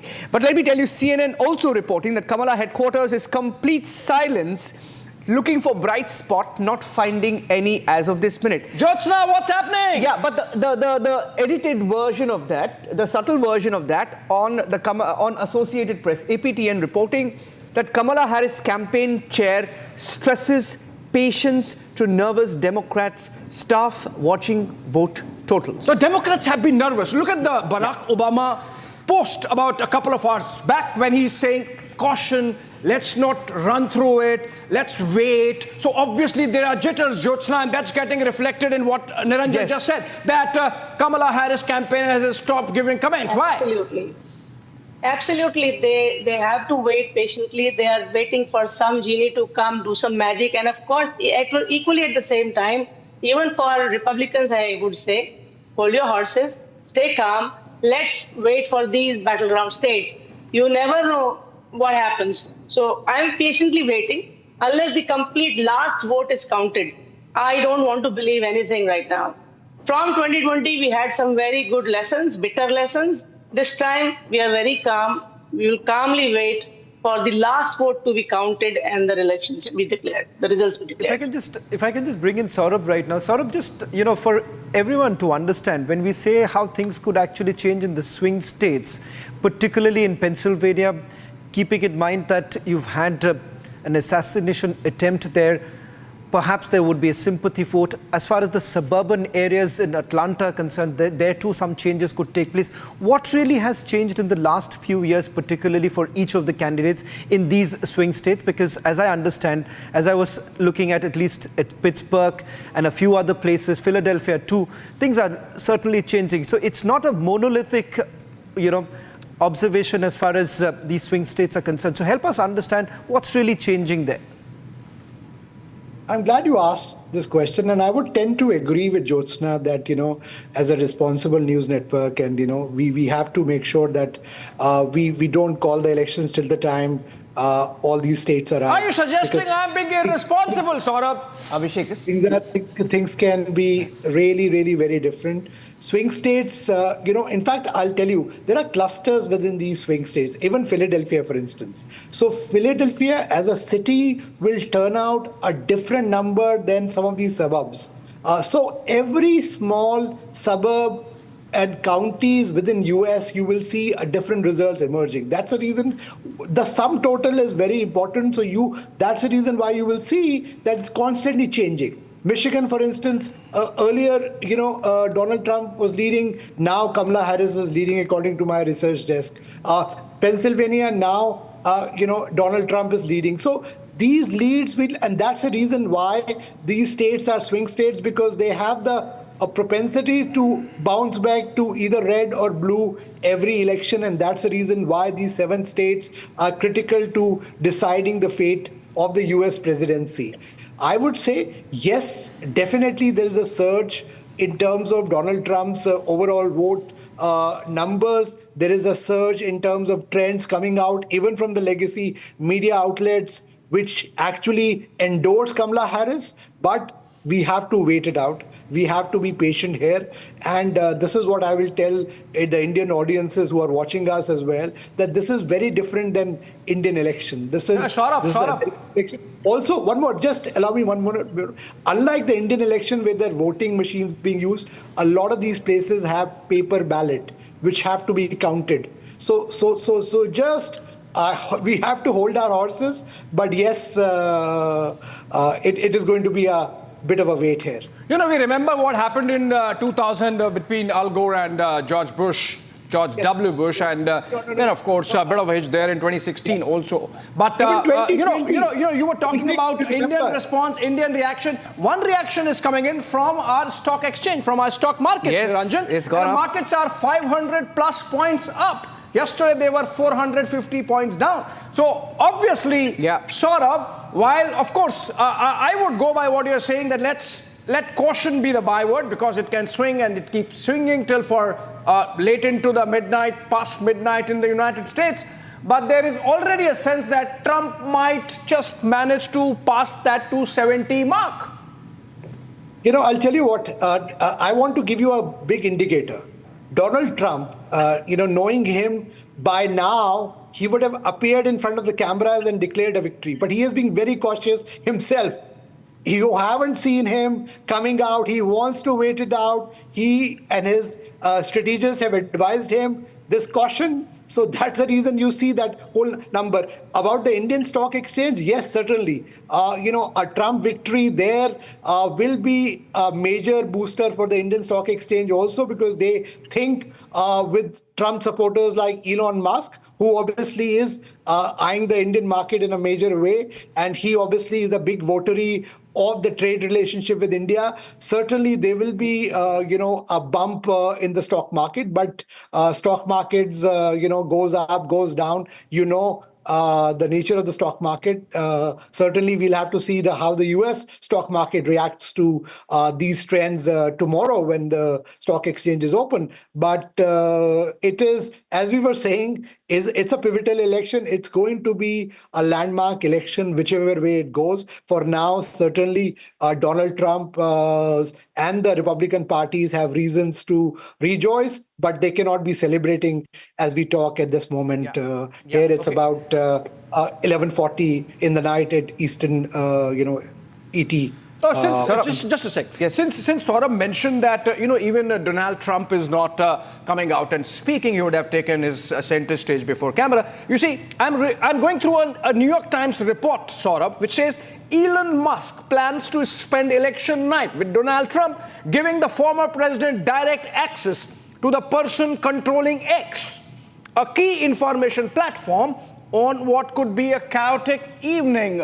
So obviously there is already a media war panning out and jockeying for information as power happening. Yeah, this is big. I'll tell you why, Abhishek, because I heard Democrats and leaders in the Democratic Party in the last few weeks suggest that X, formerly Twitter, should be shut down. Yes. I mean, look at that. I mean, these are the guys who preach to the world about freedom of speech, right? They wanted to shut down Twitter. And what's the suggestion? Just because Elon Musk is spending election night with Donald Trump, is that going to, in any manner, influence the mandate? Yeah. For God's sake, is that the suggestion? Jyotsna? These suggestions are not good. Nothing's going to happen like that. Yes. Americans work sensibly. Yes. They think sensibly. They act accordingly. And no monopoly holds anywhere. Yeah. Dheeraj Kaul is also joining us. Dheeraj Kaul is a geopolitical expert joining us live from Pennsylvania. Very interesting trends coming in from there. But I have some breaking news updates. Kamala Harris has won New Mexico, taking her lead up to 192. Well, naturally, so border state. Yeah, 192, Donald Trump 230. But even the Associated Press saying that Trump's win in North Carolina has now narrowed Harris's path in the 2024 elections. How are you reading the trends coming in from where you're sitting, Dheeraj, in Pennsylvania? Hi, how are you? Thank you for having me on the show. I just wanted to add certain things. I'm a biotech analytics. Also, I do that in the Wall Street. I'm connected to BlackRock in that area. So I can put some insight on the stock market. So it's already behaving what we are expecting, Trump victory. If you can see, the gold is dropping and the stock future, S&P future is up and Russell 2000 is 2% up as of now.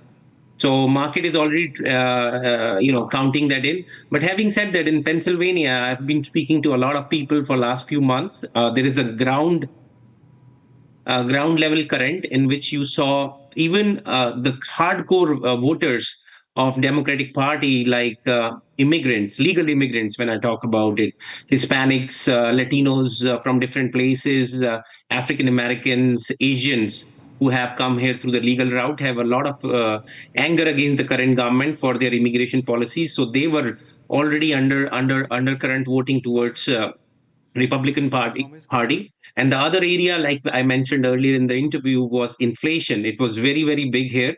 Average cost of things is very high. Eggs, milk, daily products are very high. First-time home buyers cannot afford a house. Interest rates is very high. Small companies, startups. I am in a process of starting my own healthcare and AI startup. It's very hard to get money. So, and jobs, the quality jobs are gone. Like, jobs in Walmart, McDonald's, if you count them as jobs, yes, your numbers would be good. But the realistic on ground reality is very, very different. So there is a lot of resentment against the current government. And it's thought that Kamala Harris was in the government and why didn't she make the change? And you'll be amazed to know black men, especially in Pennsylvania area where I am right now, including Philadelphia, which is thought to be hardcore, are also having a trend to vote against Harris. So that's an under reality. And, I know the polls are very close right now in Pennsylvania, but I would take it to the bank that Trump is gaining lead here very strongly, and even in Georgia, same effect. So I won't be amazed. Currently, the number is 211, I believe. but it will keep going. As the time passes, you will see the gap will increase more and more. So it's very interesting, very close. But I anticipate a Trump victory coming soon. Dheeraj, the trends And the have just market is changed. also. The trends have just changed. In fact, I want to give that breaking news update right now. Kamala Harris now with 205 leads, Donald Trump 230, and we have a very special guest also joining us, Ray Locker, who's a journalist, a presidential historian, a regular on Republic TV. Thank you, Ray. Good evening there in America. It's too early, of course, to call it, but the lead that Trump has, was it expected? How are you seeing these trends play out? Well, I think he's obviously the favorite to win right now. I mean, he's got significant leads in Wisconsin, Michigan, and Pennsylvania. I know there are some votes out in Democratic leaning areas, but they got to get a lot of votes real fast for him to lose, and I don't think that's going to happen. I'm shocked. I thought Harris was going to win this election. It looks like I'm wrong. I mean, this is a guy who's a 34-time convicted felon. His own vice president the last time won't vote for him. Most of his cabinet officials won't vote for him. He's promised to pardon the January 6th defendants. I mean, all of that to me is disqualifying. Now, your previous guest talked about inflation. Yes, that's been a concern, but it's the lowest among industrialized nations. And we've bounced back from the pandemic better than any country. But that often doesn't matter. So, if enough people don't believe that that's reality, then they're going to vote for the challenger. And in this case, it's Trump, even though he has been president and has a record. So that's the way it goes in this country. Mr. Ray Locker, what really has changed, given the fact that you say that Kamala Harris has taken forward Joe Biden's legacy in terms of what she would be offering to the Americans, particularly, one would say, very conservative, but at the same time, a safer option. What you would look at in terms of President Trump bringing in, it could perhaps be an upheaval task for him too, and bringing about a complete change. What is it that is striking a chord when it comes to President Trump with the Americans?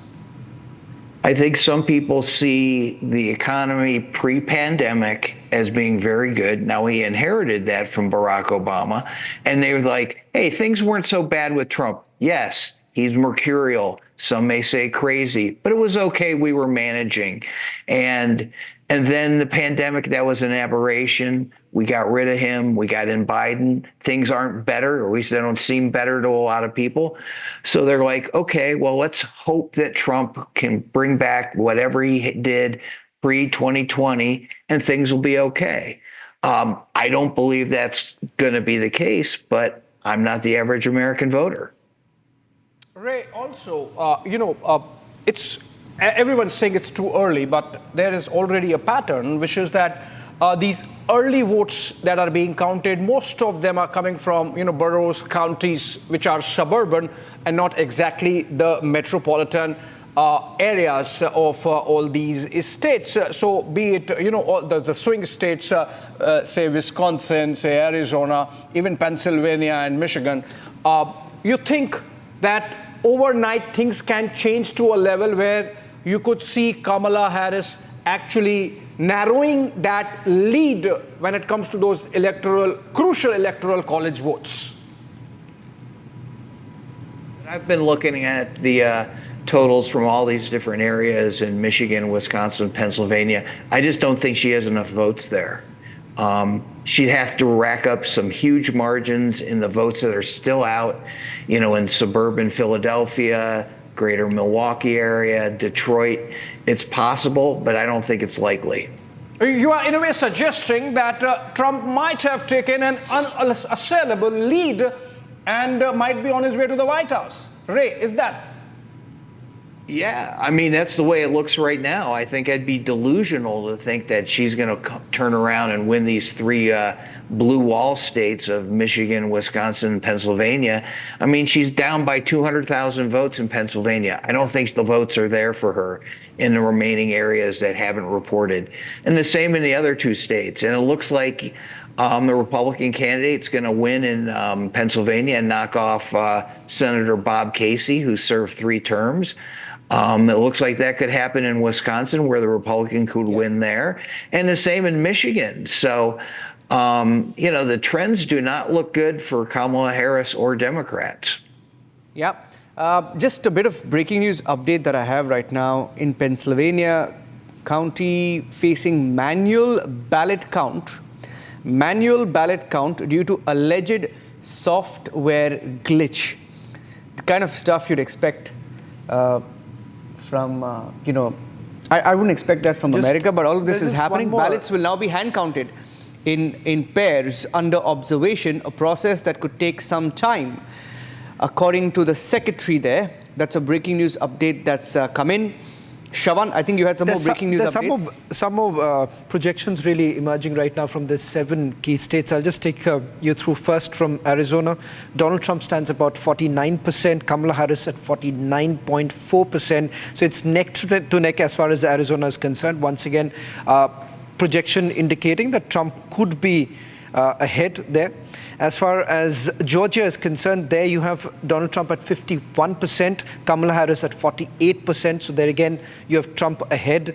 Michigan, now it's again being very close. It's 51% for Donald Trump and Kamala Harris at 46.6%. But once again, projections not really coming in from Michigan at this point in time. Nevada, remember, closed in a little while back, so there is no numbers really coming in from Nevada as yet. As far as North Carolina is concerned, there you have a clear surge for Donald Trump. That's 50.8%, Kamala Harris at 48%. So as far as the swing states concerned, Niranjan, it looks like Trump is well poised. Yeah, 3.5-4% lead in the total votes that have been counted in America so far. Trump crossing the 60 million vote count. Let's go across to our panelists. 60 million votes and more for Donald Trump, with 51% of the total votes cast in America for him. 56 million votes counted so far going for Kamala Harris. That's roughly about 47.6%. And most of the people, Ray, on this panel, Indian Americans from different parts of America, all wearing the MAGA hats. You're the only one. Let's show all our panelists. Let's go across. Let's show all our panelists, please, on screen. Yeah, look at them. All of them. Ray, all the Indian Americans, including Jagdish Savani, who's joining us, and along with Kunal Desai, all of them wearing MAGA hats. You're the only one who was rooting for Kamala Harris. You're the only one looking glum on the panel. Even our markets are cheering, this trend. Ray, we've crossed the 80,000 mark on the Bombay Stock Exchange. So even the Indian stock markets are looking very exciting this morning, Ray. Well, I mean, if the markets are up, that's good for me. I mean, I'm invested in the market too. Everybody has their reasons for who they vote for. My opinion was Donald Trump was the worst president of my lifetime. I don't expect anything better. And I think Indian Americans and any person of color in this country is going to have a difficult time, guilt by association, other things. We saw that right after he became president the last time with the Muslim ban, the travel ban. And there was a great hue and cry. And when you talk about mass deportations, it sounds great in the abstract until it happens to somebody you care about. And when you have people looking at you differently because you don't look like somebody else, that's going to be a problem. And that's what Trump is promising. Don't fool yourself. That's what's going to happen. Tell me, what has Muslim ban to do with your investment decisions? What has deportation of illegal aliens to do with how well your investments do? Clearly, you are taking an ideological position and you are entitled to that, but then you are perhaps mixing a political position with what could be in the best interests of the United States business environment-wise. Well, most business experts and economic experts said Trump's plans are the most inflationary and that they don't bode well for the country. When you talk about a 60% tariff on imported goods from China, that's not a tax that the Chinese pay. That's what U.S. consumers pay. And when you start ripping out immigrants, whether they're illegal or not, many of them do jobs that aren't being done by Americans who have been here for a long time. Then there's going to be a higher cost to replace those workers. That's going to be inflationary. That can lead to an increase in rates again. And those are the things that affect your investments. So yeah, now it's like, oh, Trump is going to free all your investments from the shackles of regulation and all that. There's a euphoria. But if he enacts these plans, you're going to pay for it. We're all going to pay for it. Okay. Jagdish Swani, he's part of the American Indian Public Affairs Committee, hosted a big reception for the Prime Minister when he was there. You heard from Ray Locker.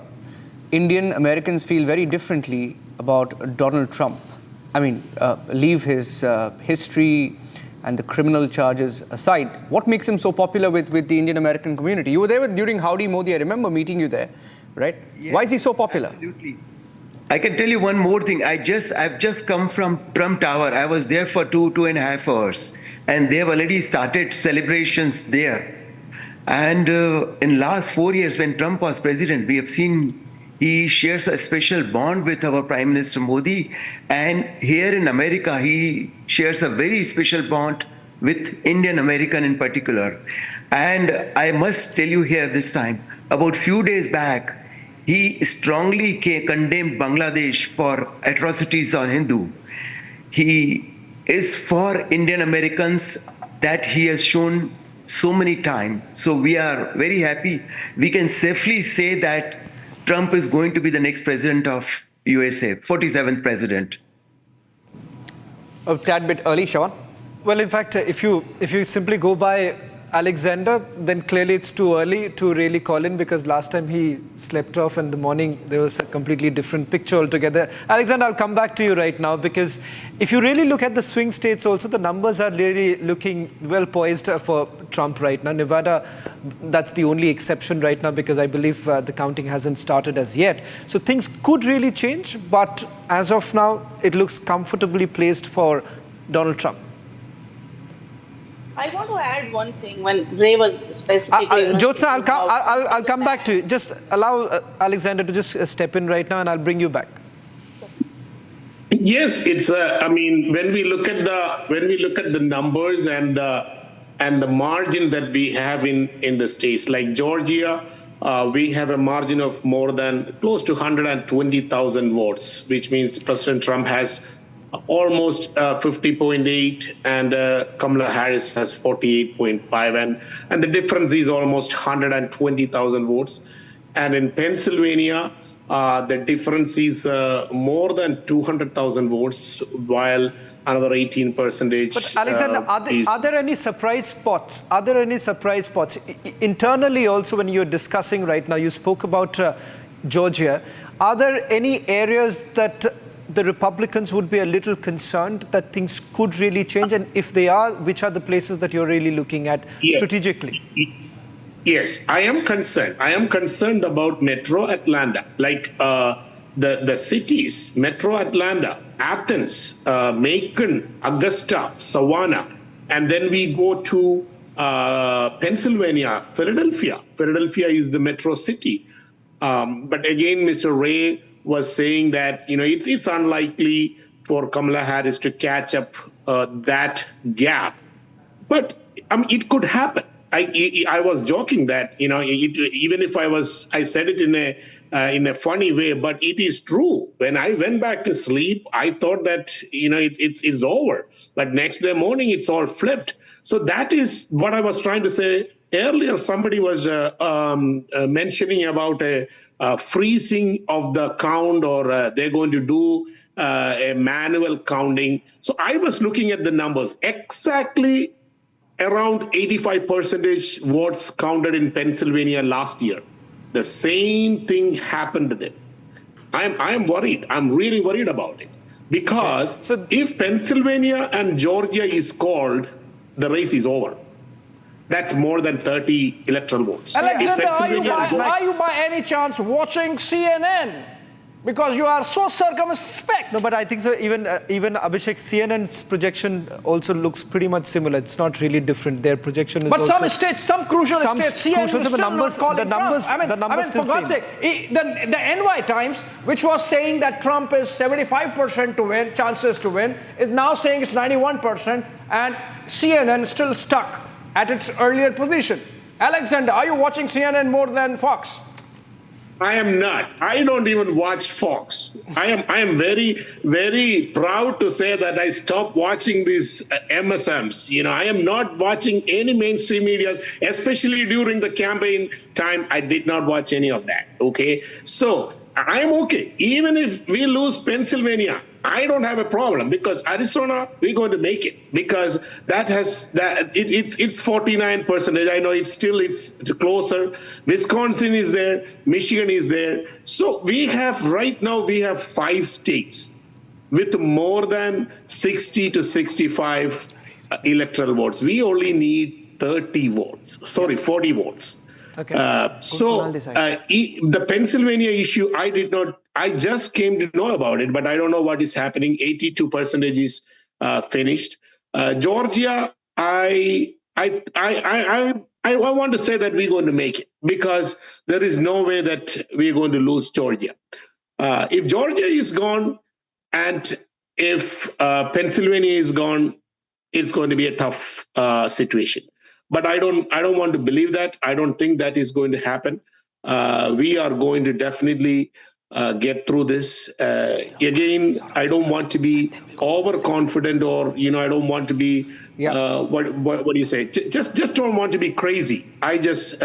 We talked about it. Initially when we talked, we were so excited, and But I want to be very realistic. But I just want to add one thing, or maybe a couple things to Mr. Ray, what he was saying. I lived through President Trump's presidency of 2016 to 2020. The best presidency that I have ever witnessed. I lived through President Obama. I lived through Bill Clinton, George Bush. But that 4 years, I got gas for $1.20. I had cheaper groceries. I was able to buy a house during that time. I paid, less than half of what my house worth right now. I was able to afford. I locked in my interest rate for 2.99%. Right now, how many youngsters could afford to buy a house? When you ask them why you don't vote for President Trump, or why you vote for Kamala, some of the answers that I heard from during my door knockings is very interesting, because we don't like President Trump. What did he do to you? I'll tell you, Alexander, even someone like the Associated Press, right? I mean, I know media has taken sides. Like someone like the Associated Press, on their Insta analysis of some of the surprise results pouring in, have actually said, AP Votecast says, about half of the voters said support for transgender rights has gone too far. Now, this is Insta analysis of the trends pouring in, right? It tells you the extreme positions taken by both sides, I wouldn't say one side, by both sides, reflecting in the numbers that are coming in.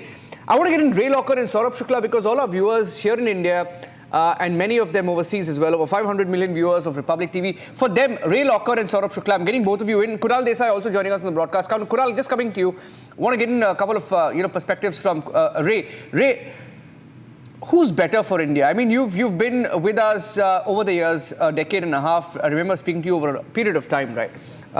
Who's better for India?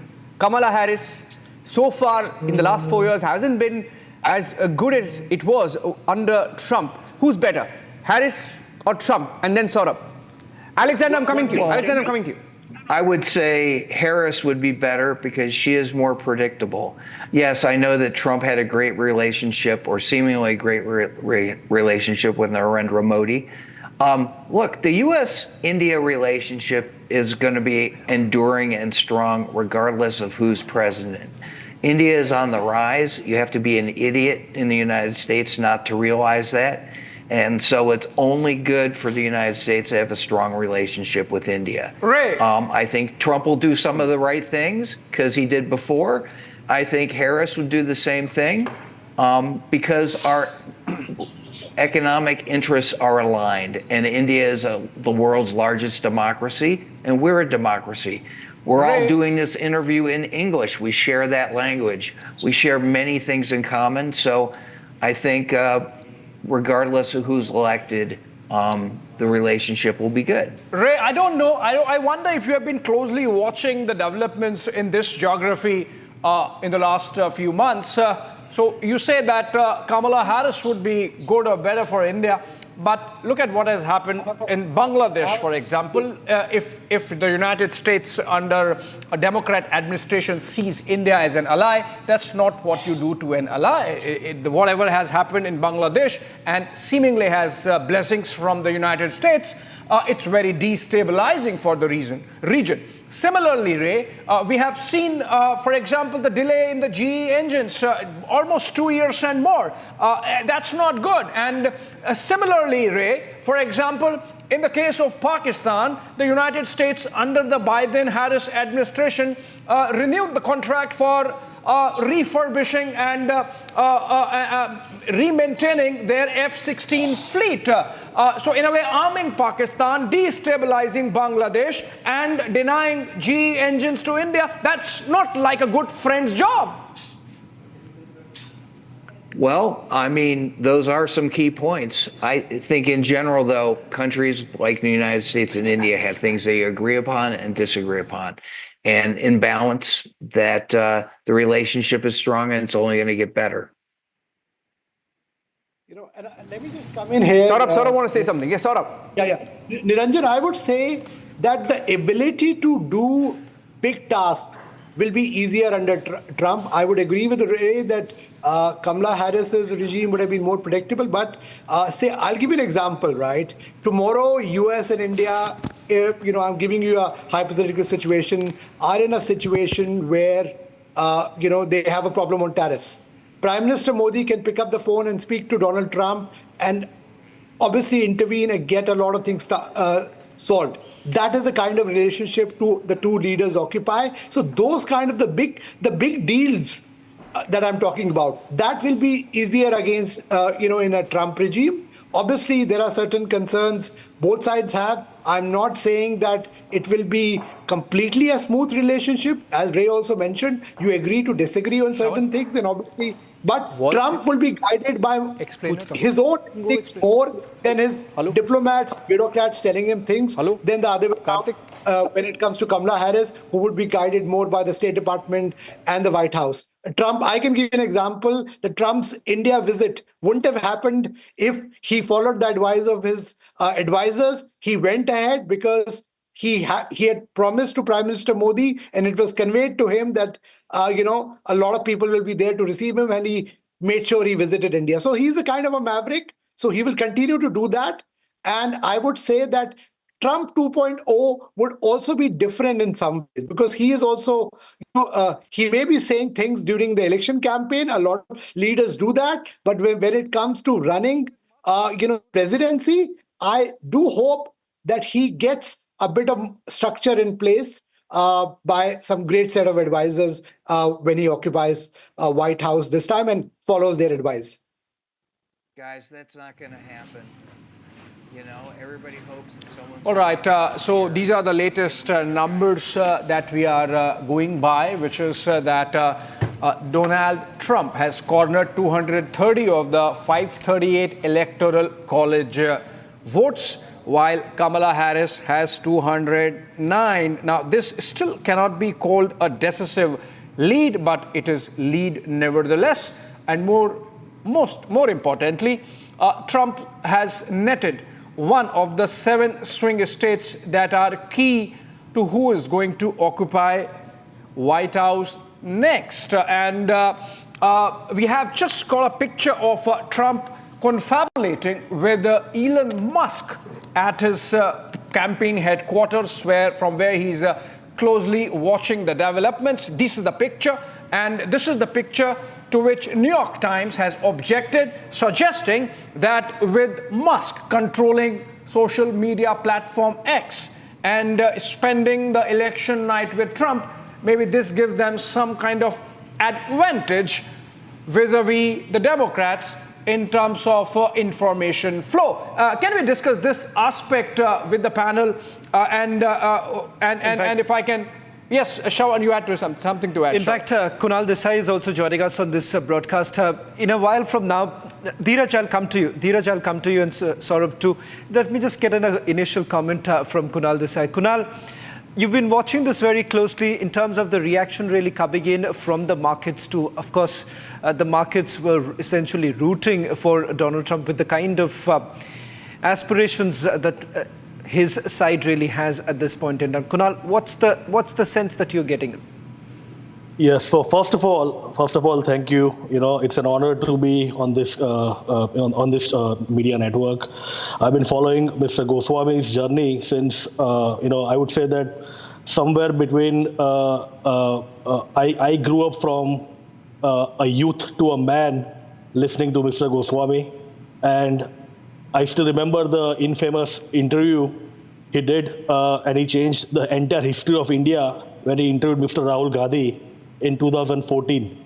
That is one of the best things he has ever done, not only for me, but a lot of Indian Americans and Indians out there in India as well. So anyway, coming back to the main point, I am an immigrant. I'm here since 18 years. I'm from Gujarat. I'm originally from Ahmedabad, Gujarat. The biggest thing I sacrificed my life and I came to this great country was, mainly for rising up the ranks, to work hard and to earn in a legitimate way. So what do I care about? I care about a president who's going to work hard for my money, for my investments. And even before I became a naturalized citizen, I became a naturalized citizen last year, so this was my first presidential vote.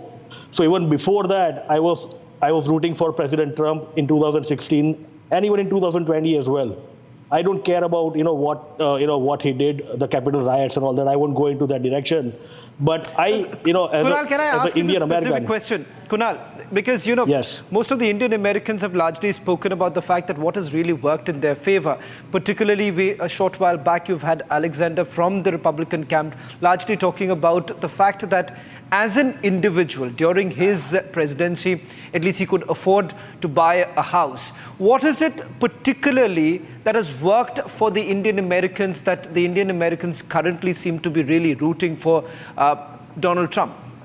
Absolutely. So interest rates went super high in the last 4 years. In President Trump's time, even I myself got a home at a reasonable interest rate as well. And a lot of Indian Americans were able to afford the home. Right now, it is very difficult. And like I mentioned earlier as well, even you look at basic groceries, it's extremely hard to even get a loaf of bread or sometimes a meat or anything like that from a grocery store. It might be challenging for a lot of people right now. We want a president who works for everyone, and like I said earlier as well, for me, the two biggest issues were, my investments and my money should be on the right track. It should not fall down because I have to work very hard, and so are all the Indian Americans over here. And and of course, I don't want, to be very honest, I don't want any illegal aliens coming from the border and, trying to get my job, what I'm doing. This is a capitalist economy. I'm working hard, and I want the capitalist economy to maintain. I worked hard. I used to clean toilets. I used to clean restrooms. I used to work for $8 an hour when I came to America. So from there, I have come a long way by working hard in this country. And I did it all in a legal manner. So that's what I want, and that's the president I support. Ray, if I can take this to you, because immigration happens to be, particularly as far as illegal immigration, that's an area that resonates even with the Indian diaspora there, because they're worried as to what really happens if it continues in the way Biden administration did, and of course the same that was promised by Kamala Harris too. So that remains, a sticking point. Do you believe that was a key factor this election? Yeah, I mean, people say it was, and it motivated a lot of voters. I think there are many reasons for it. This hue and cry about Haitians in Springfield, Ohio, which I thought was detestable.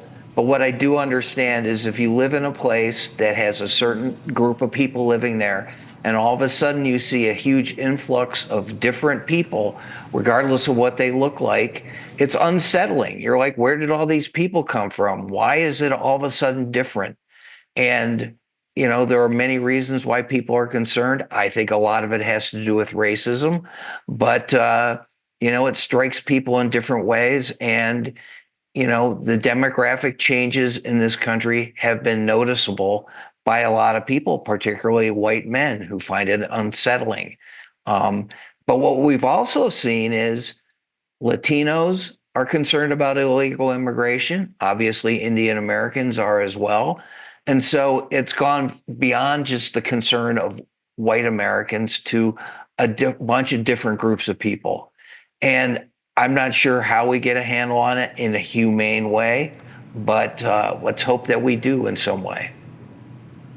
Well, Mr. Jagdish Shivani is also joining us right now. He's the president of the American India Public Affairs Committee. He's joining us from New York. And thank you, Mr. Shivani, for joining us here on Republic TV. Of course, Trump Sarkar is quite right now looking very, very, in the offing. We expect that Trump is now leading and moving for a return at the White House. So how do you see, what is the mood amongst the fellow Indian Americans, given the fact that we have discussed how immigration is a big issue? At the same time, of course, the way he has been, pitching for the rights of Hindus, and for the first time we've seen any American president speaking so, vocally and out loud without mincing any words. How do you see this, and how are the people from the Indian community seeing this? Well, Indian American communities, they are really very happy with this development that Trump is going to be the 47th president of United States, because in the past he mentions no words in describing how he feels about India, how he feels about Indians, how he feels about Hindus. So in the past, he has always supported us, and we have full confidence in Trump. Second thing is, he has a very personal relationship with our Prime Minister Modi. And the third thing I can say that it is new India under the dynamic Prime Minister Narendra Modi.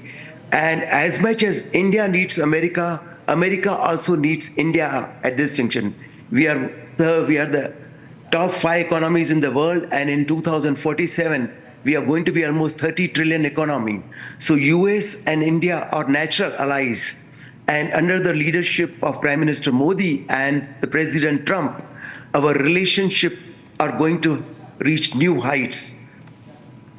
Absolutely. In fact, I'll go across to Jyotsna Sharma also this time around. And just we have another update coming in that Nancy Pelosi has won her 20th term. Of course, we know about the bond between Nancy Pelosi and Donald Trump very well, of course.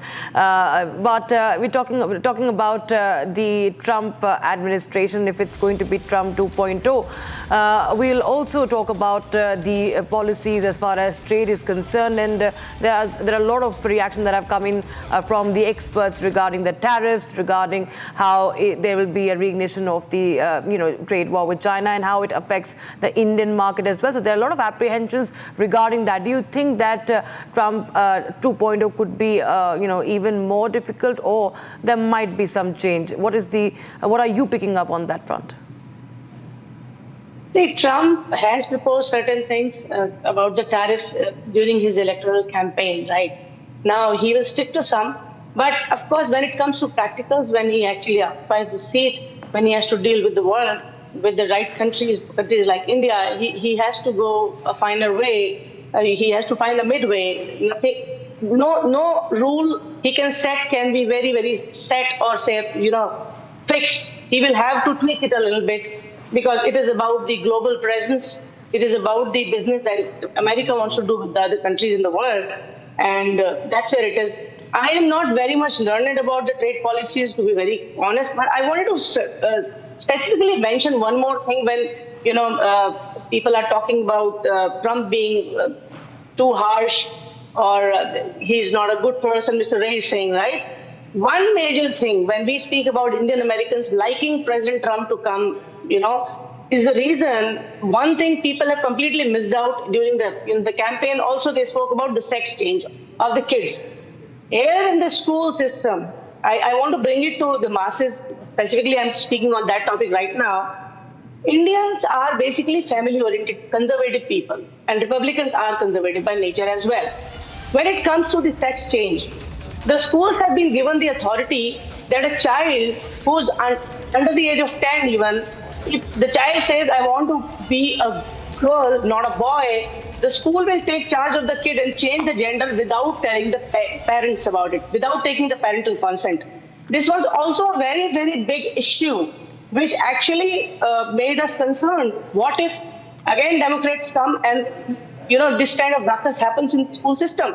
We have young kids. They see superheroes, they see movies and everything.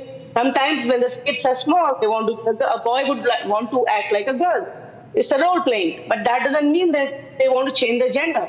Under a very small level of age, here the school administrators are taking steps to change their gender, which is a very, very big disaster that they're doing. And this was highly taken up by the Trump team, and they were against it. This Democrats have not spoken about, and this is happening. There was an actual case 2 years back. There was a family in Oregon which had to take away their kid, leave their, the state, pack up all their stuff and move back to India because the school was supposed to take control of that kid and do the gender change. Yeah. There are cases like that. And we Indian Americans, we feel the pain. We are family-oriented people. What the heck is it? This is sheer nonsense in the name of LGBTQ or whatever they're speaking about. This was also a major issue. Absolutely. So I just wanted to bring that topic to the masses. It's a real issue insofar as U.S. Politics and in fact U.S. society is concerned, and both real and real time, because as we speak in Florida, I believe an amendment has been defeated which would have changed abortion rights, and the Republicans getting their way there. Let me get in Dheeraj Cole into this. Dheeraj, typically what's panning out now is what American pollsters call the red mirage, which is that early results come in from rural and hence Republican areas, and so give an impression that maybe the Democrats are winning. And then later, the results from the metropolitan areas, the urban areas come in, which are typically Democrat, and so the results change. You think that this is actually a red mirage, as the pollsters suggest, or this is closer to what the final result might be? Thank you. Give me a few minutes because I didn't get a chance to put in some points. So coming to your point, I think the thing is reversed in Pennsylvania. The rural area is going more towards Republican Party, and the metropolitan cities, Harrisburg, Philadelphia, I've been there yesterday as well, they are more Democrat. And I think as time goes by, I think Republicans lead. Currently, they are leading. They have already won North Carolina. So we have 6 swing states, no more 7. So I think Pennsylvania, the gap is increasing. And it looks pretty convincing that Pennsylvania and Georgia are going to go the way of Trump. And if that happens, he's done. But having said that, I want to bring your attention again to 2 areas. Like when we talk about illegal immigration of 12 million people, it's a big burden on the society currently, which is costed as of now $150 billion, anticipated to go to up to $400 billion. Ukraine war is also very expensive endeavor. We have already delivered $64.1 billion. The inflation is very high. Median average income in US is around household income in 2023 was $80,000. If you have a median household income, you cannot afford a house in this current situation. So things are really bad. One more point I would like to pitch in, Trump 2.0, and along with Elon Musk, along with people like RFK Jr., who will be very good in healthcare. I'm a physician myself. I have an AI startup for which I'm working in healthcare. So they have a good vision to hit at the root cause, which is quality of life and food ingredients like intakes, which will affect diabetes, hypertension. Talking about AI, one point you should realize, Trump wants to bring down the cost of energy very low, because wherever AI grows, there are 2 areas. One is semiconductor, second is data storage, and the third is the energy. So Pennsylvania is sitting on a lot of methane and gas. The fracking is banned, but Trump wants to revive it. And we expect hundreds and thousands of jobs to be created here. Secondly, data centers will be created. IT guys will come here. Pennsylvania will revive. And then along with it, AI manufacturing and semiconductor chip plant is being talked about to bring here. So Pennsylvania, I'm connected to the root. I think we are looking for Trump to come back. A lot of job creation, good quality job creation, not Walmart, Costco jobs, like professional, good quality job creation will happen. And you will see this, I think this will happen. And for India, the question you asked earlier, how it will benefit India, India is the software hub of the world. So I am working on AI projects. My coder is sitting in India. So India, you will see the trickle-down effect of the money coming in the AI. Just imagine the largest company of the world right now, as we speak, Apple and Nvidia, 3.2 trillion. That's the hardware. The software is controlled by India. Dr. And I see sky as the limit. So it's all good. Yes, Dr. Kaul, of course, point taken and of course, very important point. But I request all our guests to please stay on with us. We will be slipping into a very, very short break, viewers. But remember, the latest update coming in is that the Republicans have won the U.S. Senate majority. We'll continue to get you the breaking updates coming in this high-stake battle, the race for the White House. More on the other side. Don't go anywhere.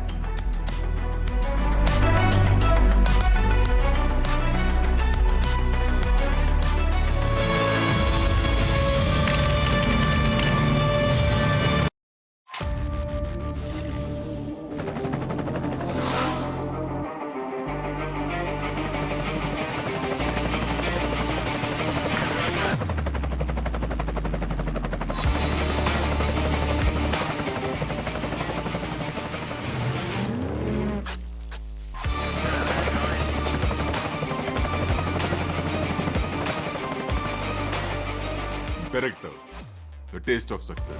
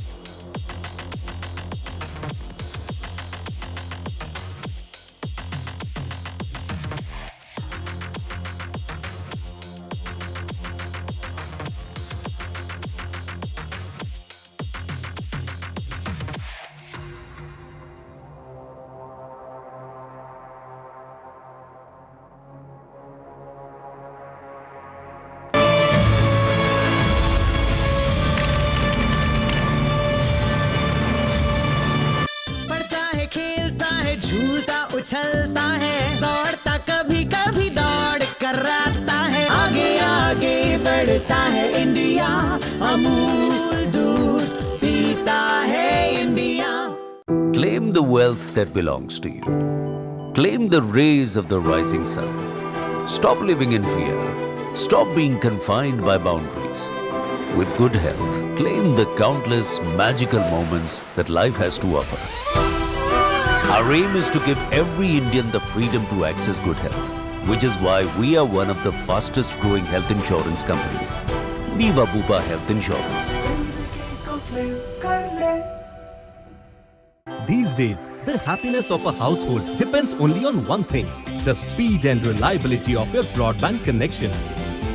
A high-speed, stable broadband connection means a constant happy mood for our family. To top it off, if we get our favorite entertainment, our home would feel like heaven. So we have upgraded to One Broadband, the trust of Hinduja Group, and entertainment from Next Play OTT. With One Broadband, there is happiness always. For this new plant, of course, we need to install pumps. We have Kirloskar Brothers at our earlier plants. What would your preference be this time? Only Kirloskar Brothers. Papa, सिर्फ Kirloskar Brothers ही क्यों? बाबूजी, किर्लोस्कर ही क्यों? क्योंकि Kirloskar brothers हैं। सिर्फ Kirloskar brothers हैं। सदियों से भारत का भरोसा। सदियों से भारत का भरोसा। Kirloskar brothers limited.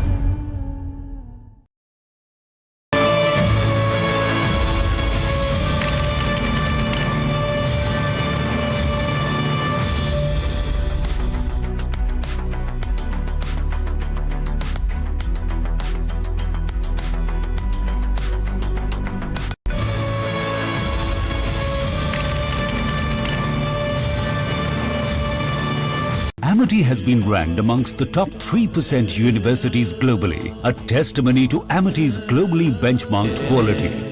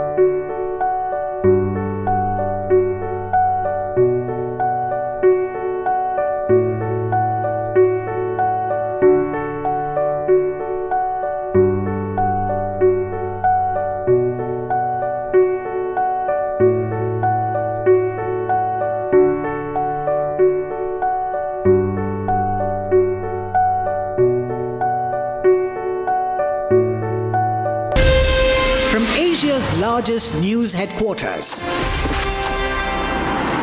setting the agenda for Bharat.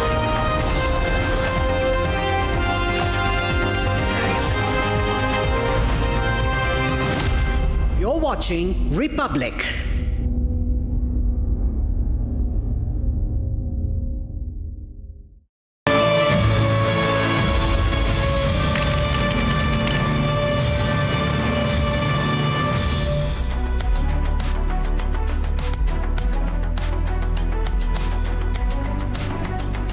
Welcome back. We are continuing our rolling coverage of the US presidential election, which is spanning out in the United States. The breaking news development as we speak is that Donald Trump, the former president and Republican presidential candidate, has taken lead again in all the 7 swing states. Remember, he has already taken North Carolina, with both CNN and Fox announcing that Trump has taken this state. And now in the rest of the 6 states also, in 2 of which earlier Kamala Harris of the Democrat Party was leading, the sitting vice president. Now Trump is again in the lead, and that's going to be very substantial in terms of influencing the final verdict. Trump already leading by a wide margin insofar as the Electoral College votes go. And we are going to continue our conversation. The panel from earlier stays with us. Rakshita, can we get the headlines? Absolutely. Let's get back to the headline, viewers. The top story that we are tracking with our most extensive coverage on the US elections.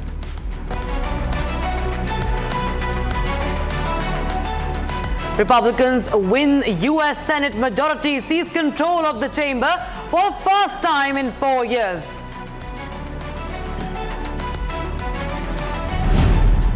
First swing state, North Carolina, goes to Trump, secures 16 electoral votes.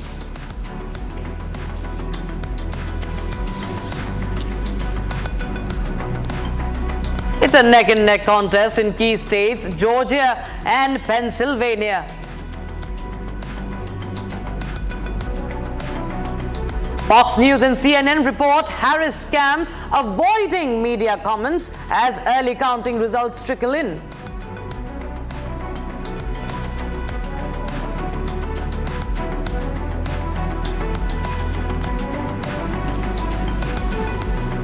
Trump monitors election results from campaign headquarters. Reports suggest that Elon Musk is all set to spend election evening with Donald Trump. Former House Speaker Nancy Pelosi secures 20th term as representative from California.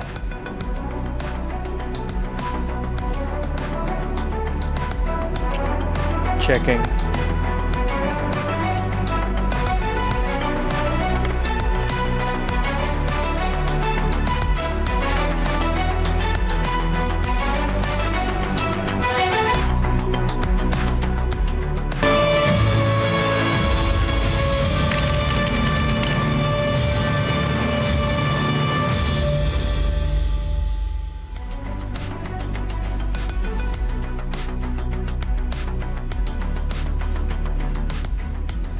All right. Bhavna Daya, Foreign Affairs expert, joins us. She's a founder of International Council on Human Rights, Peace and Politics. She's in fact joining us live from Delhi today. We also have Jagdish Sevani, President of the American India Public Affairs Committee. He's live from New York. We have Kunal Desai, Software Release Manager. He's joining us live from Texas. A very red state as we speak, and Jyotsna Sharma continues to be with us, senior journalist, live from New Jersey. I am told we have to let Saurabh Shukla go. So my question to you, Saurabh, before you go out for your day or evening in Boston, I believe you're there. Saurabh, yes, as we speak, Donald Trump has clawed back into lead in all the 7 swing states. Since you would be going for sleep, perhaps it's past midnight, nearing past midnight, are you going to go by calling out the election and say that Trump might be winning? I would say, it's almost done. I won't, again, as I said, you and me were there in 2020, and we have to obviously wait till the votes are out, but the lead is too wide. If you see the swing states, the lead is, whether it's, Pennsylvania, even Michigan, the lead is too big for a Democratic Party to really get those numbers, unless some miracle happens that, all the other votes that are getting counted are 100% their vote. It becomes very, very difficult. So I would say that this election seems very clear that Donald Trump looks like to get back to White House 2.0, Donald Trump's 2.0. How will the term look like? As I said earlier, he will be a lot of things which he said during the campaign may not happen when he actually becomes the president. It's a different ball game sometimes. But obviously, he will be a mercurial leader. If he becomes the president, there will be certain changes definitely when it comes to the geopolitical situation. But for a wider, whether it's India's strategic interest or the interest of Indian American or skilled immigrants, I expect some positive outcomes there, because I do think that he has very clearly laid out right at the outset that he wants skilled immigrants in the US.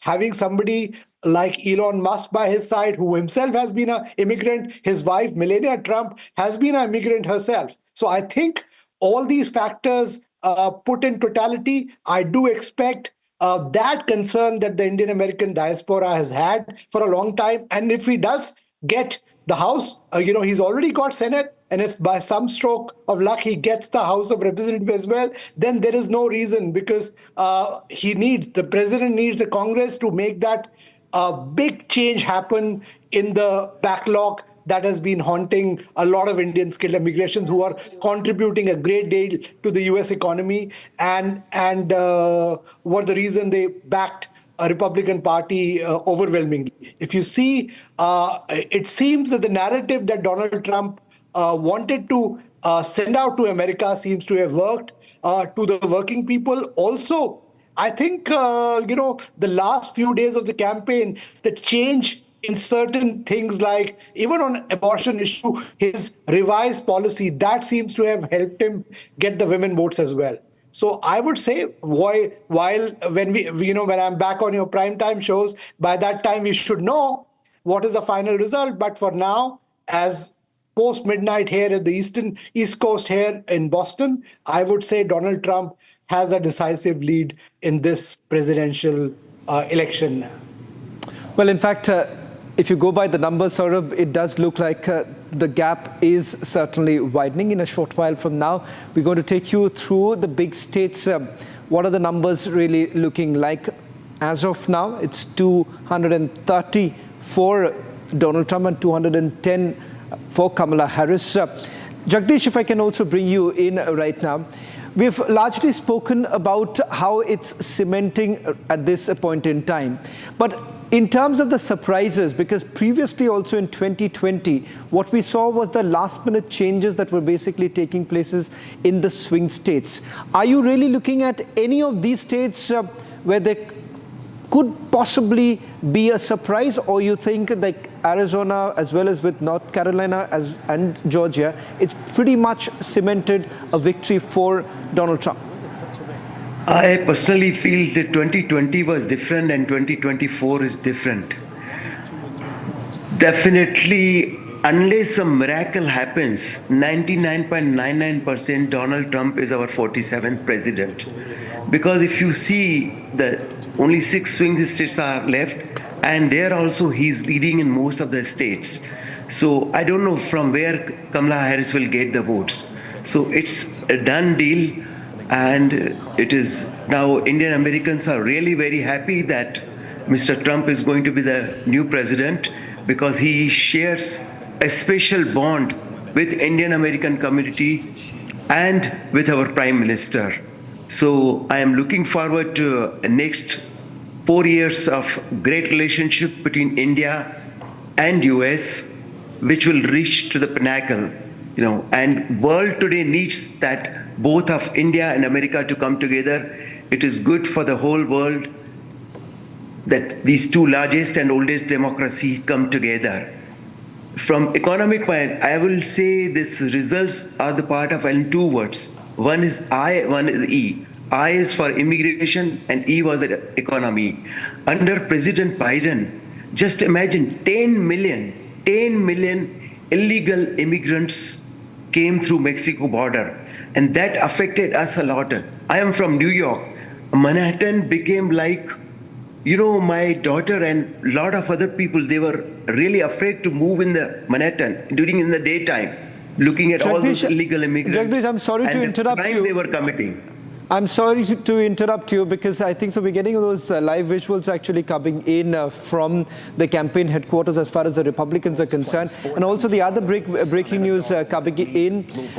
Kamala Harris, in fact, was to be in a party that was supposed to be hosted in her alma mater, and it was being speculated that she would be speaking there. Abhishek, it turns out that it's unlikely that she is going to deliver her speech at her own alma mater. Yes. So it appears that she is going to concede defeat if the way it is going, because right now there's no word really coming in from their campaign headquarters. Well, you see, even if she has to concede, it would have been graceful had she done that with her speech, but it seems that she would choose a statement. That's why we are hearing. And this is a CBS reporter who's coming out with this information, that the reporter has been told by the Harris campaign that they have cancelled the speech that Kamala Harris was planning at Howard University, which is her alma mater, which means that while she had planned a victory speech, and since victory is far nigh, she's now deciding not to give that address and perhaps go with a statement. And Shahjahan Alexander is back with us, perhaps in time, because we are hearing that Trump has won Georgia, or is winning Georgia. Shahjahan, if you're getting me, am I right? Has Trump taken an unassailable lead in the key swing state of Georgia as well, from where you are coming live? I believe so. It has. I don't. AP hasn't called it yet, but I believe more than 95% of the votes are in, and the projection is coming in from CNN, if I'm not wrong. Almost 120,000 votes ahead. I don't think anything is going to happen in that 120,000 votes unless Kamala Harris get the whole rest of the votes, like the 5%, which will never happen. So yes, Georgia is for Trump this year. Georgians made a mistake last time, and we corrected it. We rectified it. Georgia is with President Trump. President Trump loves the state of Georgia. Great state of Georgia, and we love President Trump. If I'm not wrong, the projection is now coming in from CNN. The projection as far as the projection for Georgia is now coming in from CNN, while AP hasn't really called in. But CNN is projecting a win for Donald Trump in Georgia. Now, that in itself is going to be a big, because you're looking at roughly about 16 to 19 electoral votes really in favor of Donald Trump at this point in time. The other big news also coming in from North Carolina also. That's another swing state where Donald Trump is well positioned right now. So clearly, at least of the 7, 6, it seems, at least from multiple projections coming in from the Western media, it is Trump way ahead. Alexander. Yeah, North Carolina has been called. North Carolina, it's been called. Pennsylvania and Georgia is once we find out what happened in Pennsylvania and Georgia, if any of them called, either AP or Fox or CNN, anyone can call it. One of them calls, then the rest of them just rally behind them. So Pennsylvania and Georgia, if we could get a solid answer on that, it's a done deal. I can't wait for January to be in Washington, D.C. to celebrate President Trump's swearing in as the 47th president of the United States of America. It's going to be, let me just say a few things. It's more than politics. This time, this election is more than politics. It's beyond politics. It's not just Republicans and Democrats. This nation has suffered for the last 4 years because of the, incompetent administration we ever had in the history of the United States. President Trump, all through his campaign trail, he said that the most grateful man in the history would be Jimmy Carter. Jimmy Carter would always be grateful. Okay. Alexander, I think so these visuals that are now coming in, Alexander, sorry to interrupt you, because as I understand, these are visuals which are now coming in from Kamala Harris's alma mater. If I can just get a little bit more details right now of the visuals which are on the screens right now. Yes, I'm aware that these are Kamala Harris supporters, but where are they from is what we need to put out right now. I believe that this is coming in from Kamala Harris's alma mater, where she was supposed to address, in fact, as Abhishek was also pointing out. So contrasting pictures really coming in. On the one hand, if you really look at the campaign headquarters of the Republicans, where Donald Trump was actually seen sharing the stage along with Elon Musk, that in itself is a heartburn picture for many.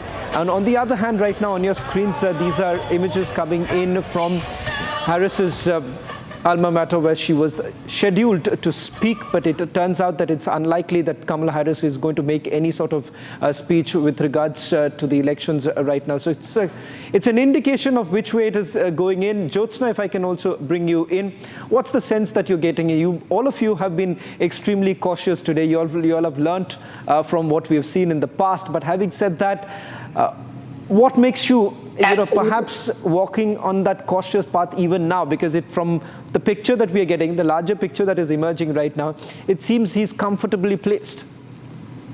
Absolutely. Now, at least, yes, there is that comfort in our mind that there is a substantial difference, of the votes in these swing states, at least 6, and he's comfortably placed. So it looks like, yes, President Trump will make it. And right now I was looking at Fox News, the co-chair of the campaign from the Harris campaign at the Harris headquarters was actually delivering some message. Looks like that's what people are vacating now. So yes, thing is happening. I just want to peacefully enjoy when I'm sitting here for so long. But आज ऐसे बैठने का मजा अलग है. I would say after 4 years, I'm getting that feel, euphoria, you call it. And in fact, I have personally, interacted with President Trump. Half an hour I've spent on stage with him way back in 2022 when he hosted a Bali at his home at Mar-a-Lago Resort. And he is a different individual. How people have demonized him and how he is absolutely different. I had a very particular specific experience with him, there are a lot of Indian Americans there in the Diwali celebration that time. And Republican Hindu coalition and President Trump had hosted that Diwali at Mar-a-Lago in October 2022. So what happened was people were waiting to get pictures clicked with him. Of course, he arrived a little, late or whatever, some reasons. So I asked President Trump while he was leaving the stage, sir, can I have a picture with you? So he said, no, I have to go. So of course, with my own inquisitiveness, I said, sir, I would still request, because there are a lot of people who wanted to get pictures clicked with you, and they will wave in this selfie with me once you come into the selfie, and they'll feel good. You would not believe what happened that day. He said, okay. He gave me a selfie. I will share that selfie with you. And then he got down the stage on the both sides of the aisle. He went, he shook hands with those people, all the people who were there in the Diwali celebration, took selfies with him.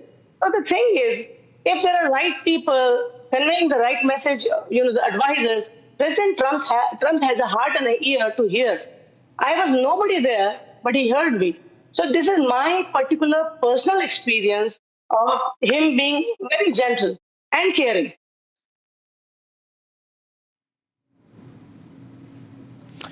Well, in fact, let's also go across to Jagdish, who's joining us on this broadcast. Jagdish, it appears right now, with the images coming in from both camps, clearly two things coming in, that at least one side preparing to concede defeat. So it's unlikely that what we saw in the previous elections, where Donald Trump's supporters were unwilling to accept the mandate, perhaps the Democrats would not like to send across a message of that sort. Absolutely not. I'm sure they will concede. It's good for America. And it's good for America, Jagdish, if at all the candidate concedes defeat, because last time it came across as a big shock that if this can actually happen in America, where you have people running amok, that sent across a real bad message. Of course. I always give them an example of India, that we have 1 billion voters and we have always a peaceful election, and the results are always within a day. And I'm sure that Kamala Harris will definitely concede peacefully, and that's the right way. That's the beauty of democracy. If you lose, just accept gracefully and go. And we, of course, Indian Americans are very happy that Trump is going to be the 47th president who shares not only special bond with Indian Americans, but who shares a special bond with our Prime Minister also. So I would say happy days are here again. I've just sent you a clip from, I was at Trump Tower about half an hour, 1 hour back. There the celebration already started when I left at 10 o'clock. So okay, let's get ready for celebrations. Can I pitch in something? Kunal, I'll just bring you in. Bhavna has not spoken for a while now. Bhavna, let's now also focus from the Indian perspective. We've heard what the Indian Americans have to say, but clearly, over the last few days, the messaging that was also been done by India, External Affairs Minister Dr. S. Jaishankar largely spoke about the fact that this is going to be a continuation, and the very fact that India will work with whichever administration comes to power. Many thought that even when Joe Biden would have come in, things would have really changed. But it turns out that things did actually, perhaps strengthen over a period of time. And so there is a Teflon coating, irrespective of the kind of administration really comes in. Nothing much would really change. That's absolutely true, because I completely second your thoughts here, because whichever administration comes into power, which is most likely Trump's, I don't suppose there's going to be much changes. And I think, when we speak about Indian Americans and especially the electorate, I think it has undergone a remarkable transformation. You see, once reliably democratic, voting patterns now show an emerging split. There's a very sophisticated political voter base that we see now. So I think it wasn't just about voting this time. It's about, the Indian American community finding its political voice. And I think that becomes much more interesting. But I think the implications of this election, come what the results are, which we know where it's heading, I think it's going to be more or less in India's favor in a sense. We see, there are trade partnerships, there are visas and technology cooperation, which is going to remain very robust. Yes, the political ideologies have been very different, wherein Trump has vouched for American nationalism and, America first. But I think the close relationship with India and, the strong hold of the community there, I think the effect is not going to be really, something which is, let's say, on a pessimistic front. I think it's going to remain optimistic largely. And I'll also like to point to the direction that, we've not spoken about the effect on the international global politics. I think that's going to be much more interesting because if Trump comes to power, I think it's going to be much more interesting to see what the response to China is going to be in that respect. We've seen already the effect on Middle Eastern policies with the Abraham Accords, but I think it's going to be much more interesting to now note, since the Arab community, Arab Americans have been really influential in this election campaigns. So I think it's going to be much more interesting to note that. And, we have the Russia-Ukraine war going on. Let's see how that turns out, because I think under Trump's presidency, there are going to be really, really significant changes also on the global front, which we expected, but obviously did not happen under Biden. So I think this time it's going to be much more practical and a very positive front put out. So I think along with looking at Indian Americans, it's also just really one more breaking news now coming in. Bhavna, sorry to interrupt you. I'm told that perhaps Michigan likely to be the first swing state to announce a winner in a short while from now. So as far as the Republicans are concerned, good news really coming in from most of the swing states right now. But Michigan perhaps would be the first swing state declaring a winner in a short while from now. As of now, the projections largely coming in from North Carolina to there.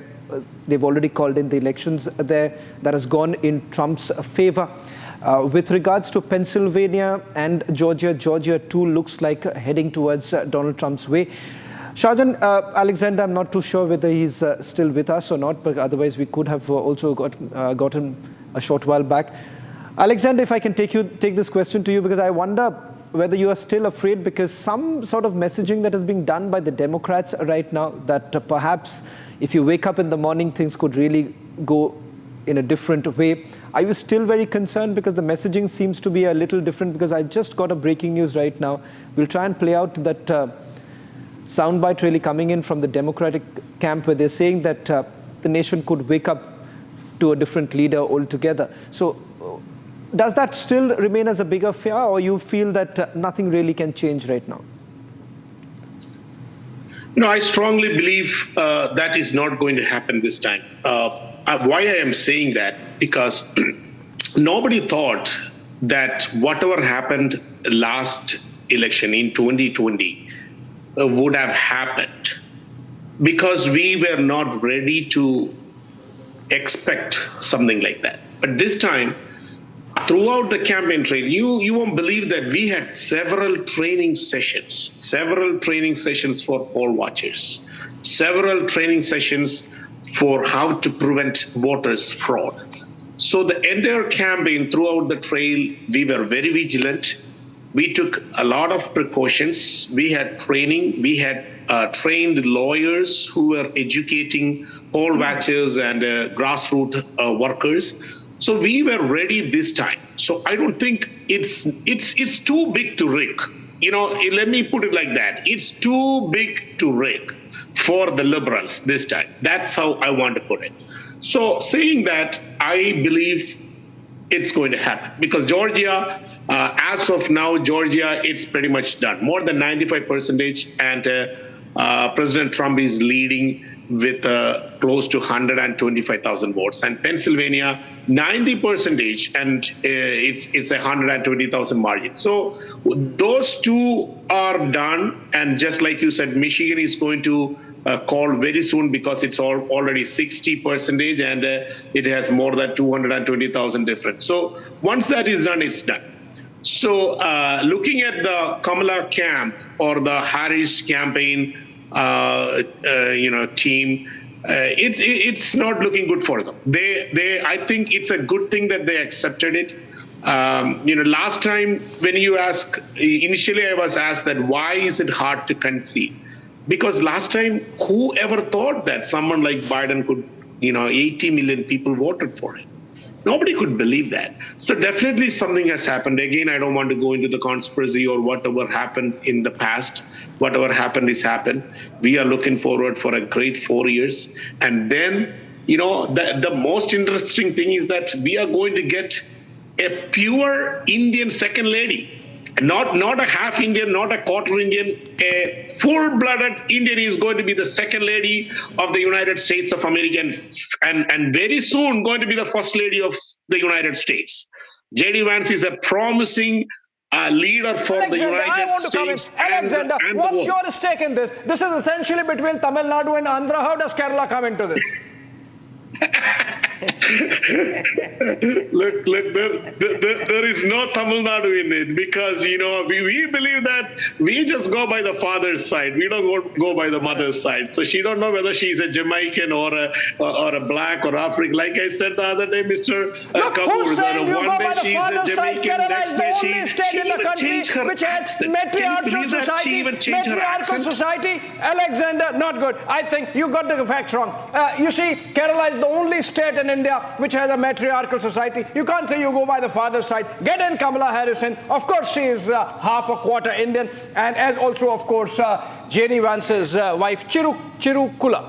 Right? We have to get the name right. But you see, the fact of the matter is that, as you were rightly mentioning, Alexander, the chances of any further changes in the verdict now seem remote. And we are going by, we are just shortly going to publish that soundbite which has come from the Harris campaign. It's very nuanced, so they are not sort of conceding yet, but the fact that Harris supporters are leaving the venue of Howard University, where Harris was expected to make a speech, possibly a victory speech, which seems a little remote now, and the fact that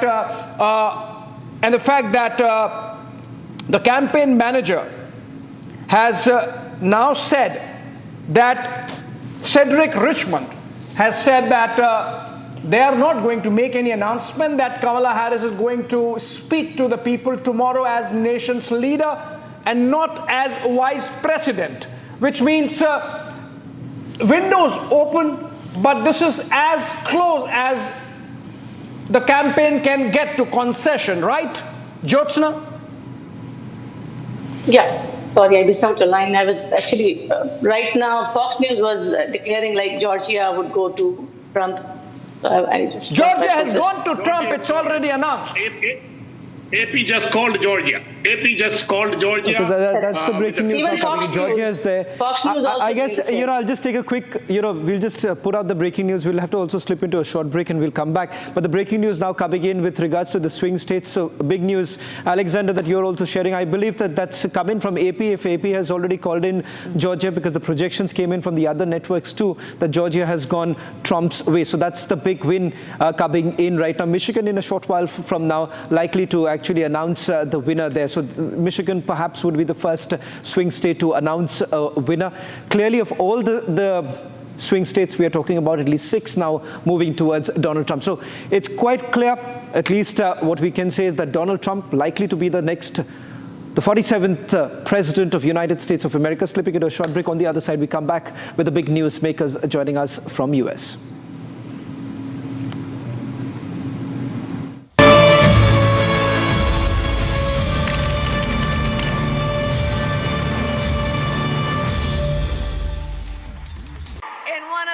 Consequential elections of our lifetime, and we have momentum. It is on our side. Can you feel it?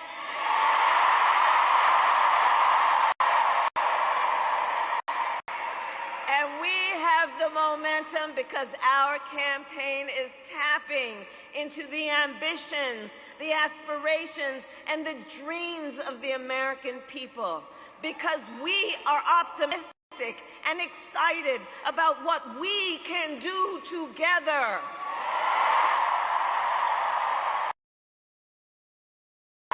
And make no mistake, we will win.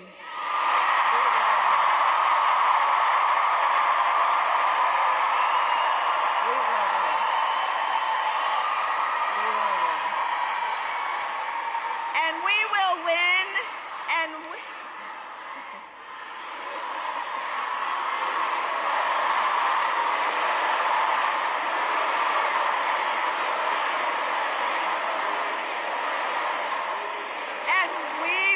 And we will win because here's what everyone here knows. When you know what you stand for, you know what to fight for.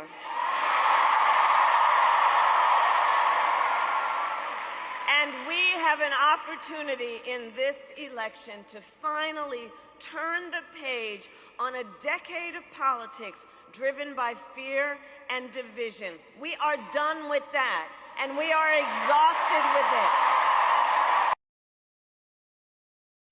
Well, you all know what we say. We are not going back.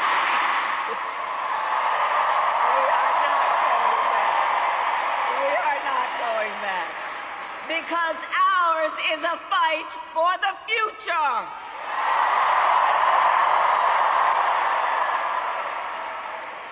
And it is a fight for freedom.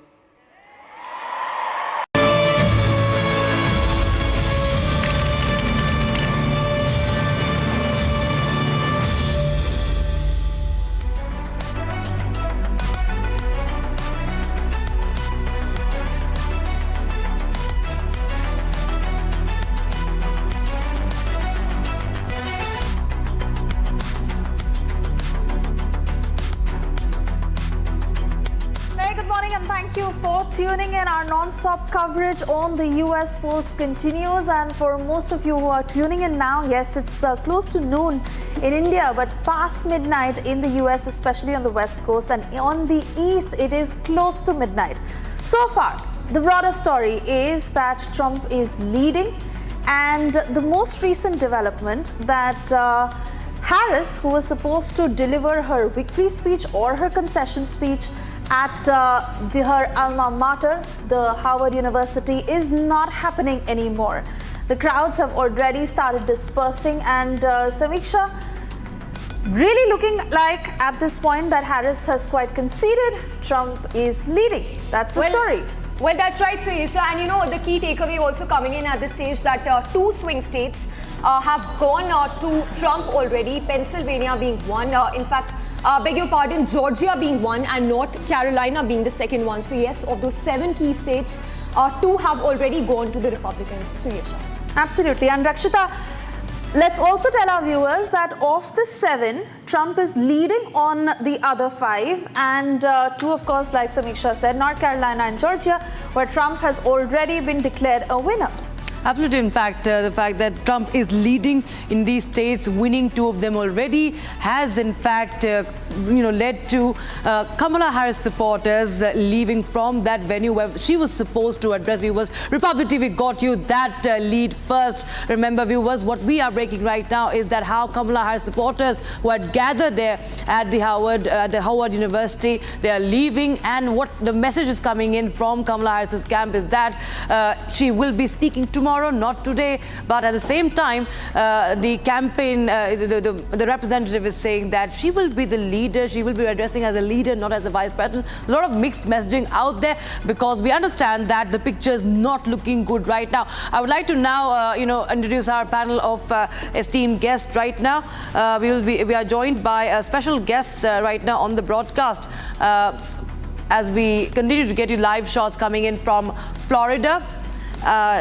All right, Shahjahan Alexander, who's a GOP campaign team member, is live from Georgia. Bhavna Daya, foreign expert, she's joining us live from Delhi.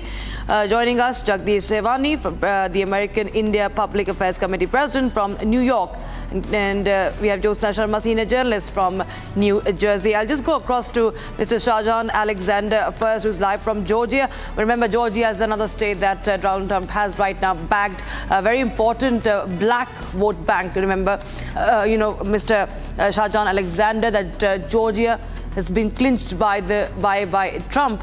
And now what we are learning is that there is a lot of crowd. It's a house full in Florida as we speak, and a lot of excitement. And we see ever since these early leads have been coming in, the slogan of fight, fight, fight has been reverberating, wherever Trump supporters have gathered. And now it's a full house, and the Trump supporters are just waiting for the man to come in and address them. They have already sort of started celebrating, and they just can't wait for him to be re-elected. Absolutely, absolutely. President Trump is in Mar-a-Lago, and he will definitely will be joining the large crowd that is awaiting him to accept the great victory that the American people has given him.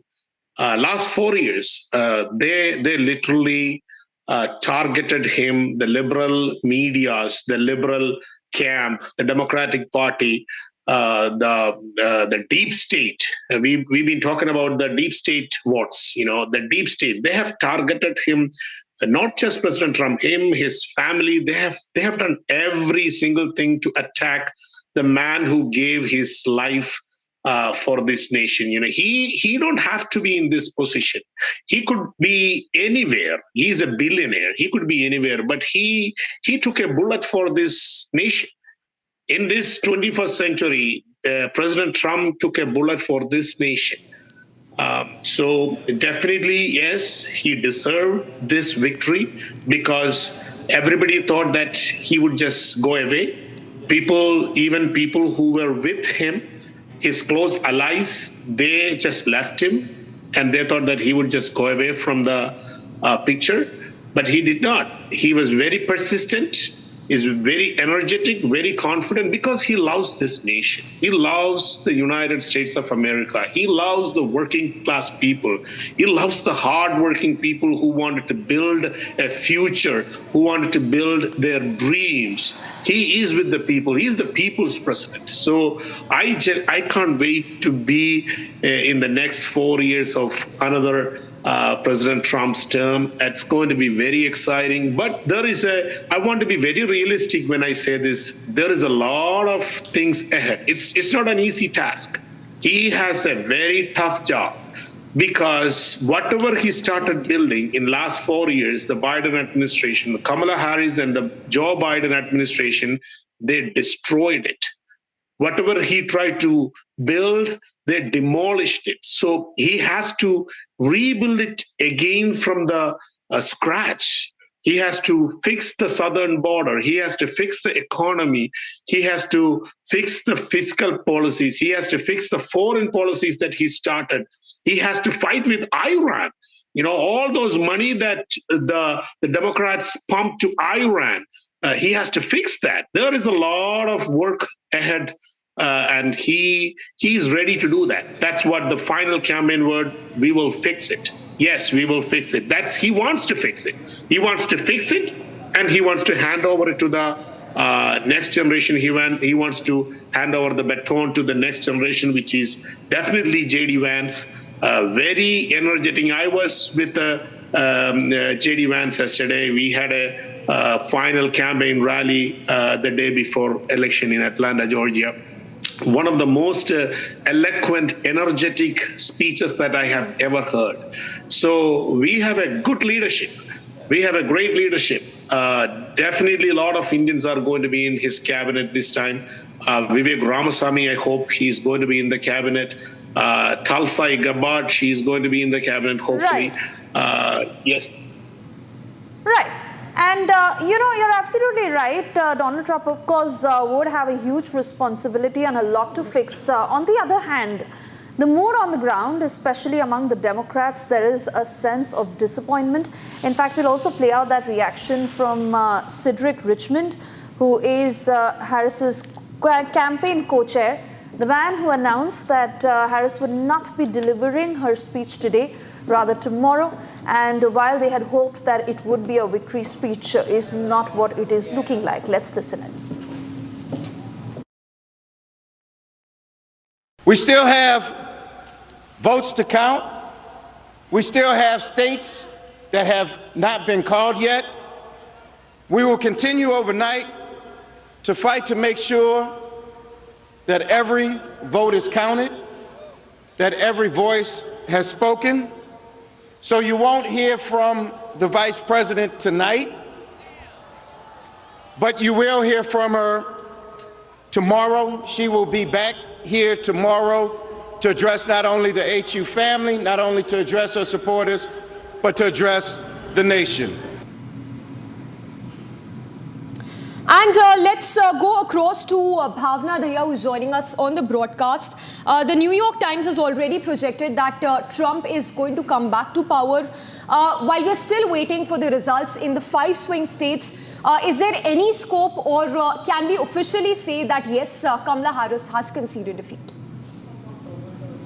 Well, I think the numbers tell the story that we want to hear, right? I mean, it's pretty much clear that Trump has already bagged 2 of the swing states, and many more are leading. So I think the numbers, the data is actually telling a clear picture. And I think, as democracies function, I think this particular, backing off from this mention at the Harvard University, I think that speaks aloud, right? And as the world's largest democracy, that is, we are in India, we try to find these little hints, and we make out that, okay, what's the political message around here? So I think the message is pretty clear. I think Kamala Harris is trying to accept very gracefully that she has to accept defeat here in this, because the numbers are clearly in Trump's favor. And I think it's pretty much clear that he's leading in all the other states. He has very good, robust support in the others. And I think this pulling off from this mention and, delaying it to other, I think it's a clear mention. I think it's a very full blue light hint at what the election result is going to be. All right, so now we have some breaking news coming in. As we speak, we're getting to know that the New York Times has reported that Trump is projected to become the first Republican to win the popular vote. This is the popular vote we're talking about in 20 long years. So that's what we are breaking right now. And remember, we was in the 2020 election. If we talk about Biden, he won the 51.3% of the popular vote. Trump had secured 46.8% of the popular vote. And I'll go across to one of our guests on that. Jyotsna Sharma, I'll go across to you. Of course, we've been talking about the popularity of Donald Trump, and this time, unlike in 2020 presidential elections, he is trumping the popularity vote as well, as reported by the New York Times. Absolutely, his popularity has to grow for sure. See, 2 failed assassination attempts. People are not, the public was witnessing everything. Why would President Trump have to go through this? Why such attempts happen? So, of course, popularity, infamously or famous, good way or bad way, you become popular. President Trump, of course, is infamous for certain things, but gradually, while the elections reach their heat, his image has changed over the period of time. His commitment to the nation, his unwavering commitment to fight in these elections. So that's where it is. Now we understand that he is a leader. He is a person who has determination, focused towards the nation's growth, focused towards the growth of his own people, the Americans, the average American person. He cares for it. Popularity does not grow by bringing in some Hollywood stars into campaigns as Democrats did. Popularity grew because he was committed day in, day out. At the age of 78, he has a vigor of a age person. His commitment is relentless. And that is what was being witnessed by the people. And that, of course, the Democrats, what they were doing to the country, where America stands today, there was anger amongst the general public. Be it Latinos, be us, the Americans, even the blacks for that reason. So all these have a lot to do. Bring this popularity vote to Trump and the success eventually, as he would be president popular America. This is what I have to say.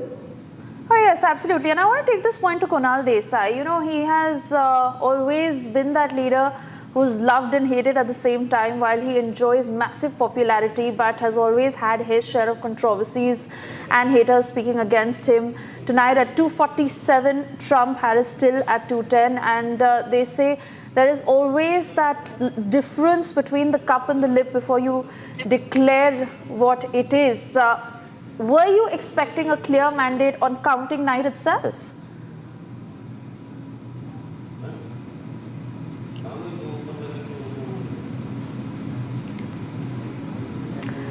Kunal Desai, you'll have to unmute yourself for us to be able to hear you.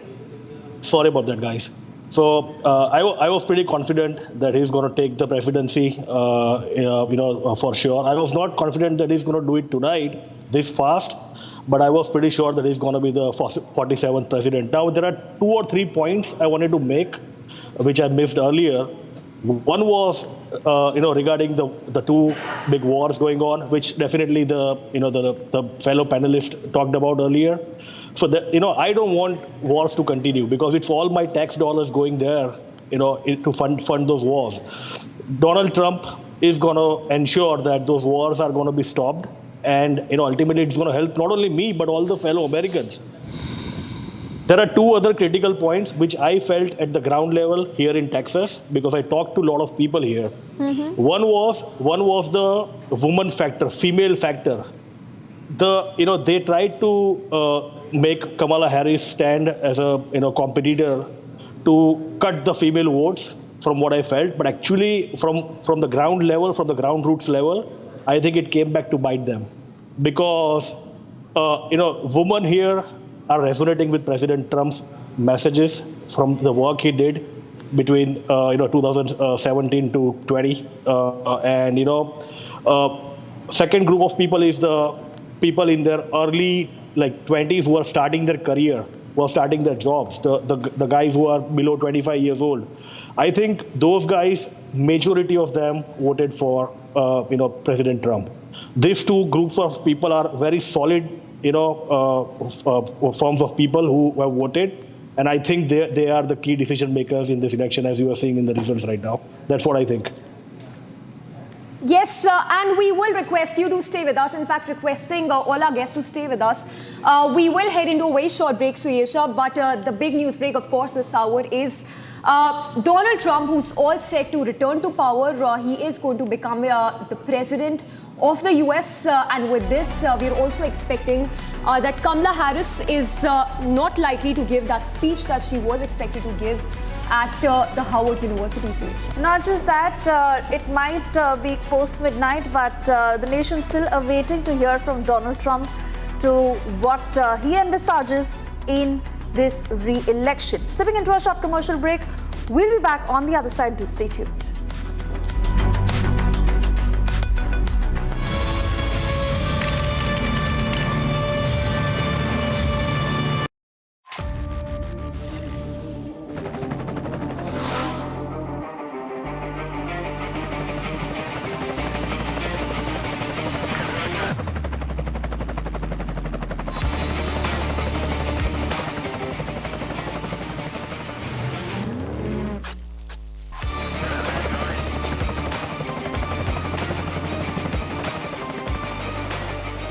Director, the taste of success.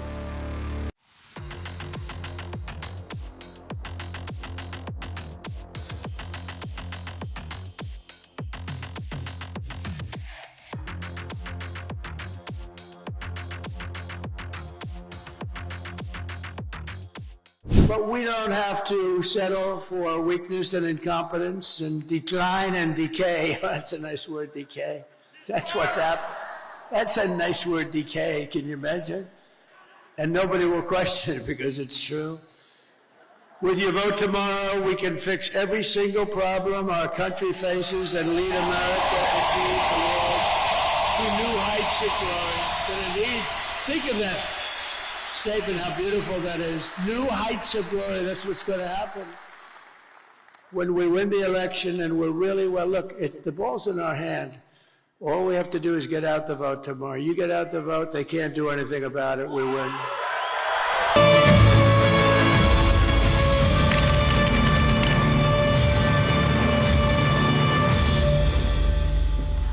All right, welcome back, viewers. We're getting to you more breaking updates coming in as the counting of votes continues. Now, news coming in from New Hampshire. Well, Kamala Harris has backed New Hampshire in the latest. Remember, out of the last 7 elections, 6 have gone, 6 times the New Hampshire has gone to the Democrats, and that's what we are breaking right now as we speak. Kamala Harris winning in New Hampshire, and this is, of course, continuing the state's 2-decade-long streak of awarding its 4 electoral votes to the Democrats. So that's the big update we have right now. Of course, we continue to track more updates coming in. Remember, Donald Trump has bagged two, that is North Carolina and also Georgia, and he's leading in the other key battleground states. We'll be right back with more news, updates, analysis, insights, and breaking developments from both the camps. Don't go anywhere. We'll be right back.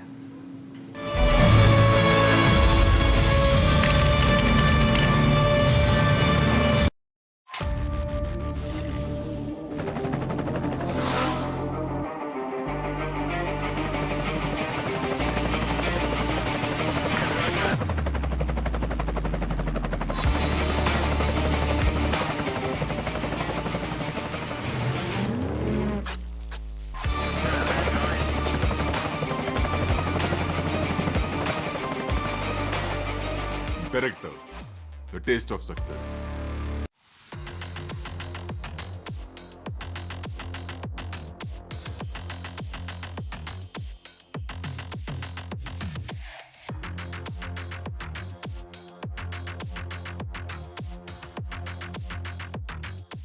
But we don't have to settle for weakness and incompetence and decline and decay. That's a nice word, decay. That's what's happening. That's a nice word, decay. Can you imagine? And nobody will question it because it's true. With your vote tomorrow, we can fix every single problem our country faces and lead America and lead the world to new heights of glory. Indeed, think of that statement, how beautiful that is. New heights of glory, that's what's going to happen. When we win the election and we're really, well, look, the ball's in our hand. All we have to do is get out the vote tomorrow. You get out the vote, they can't do anything about it, we win.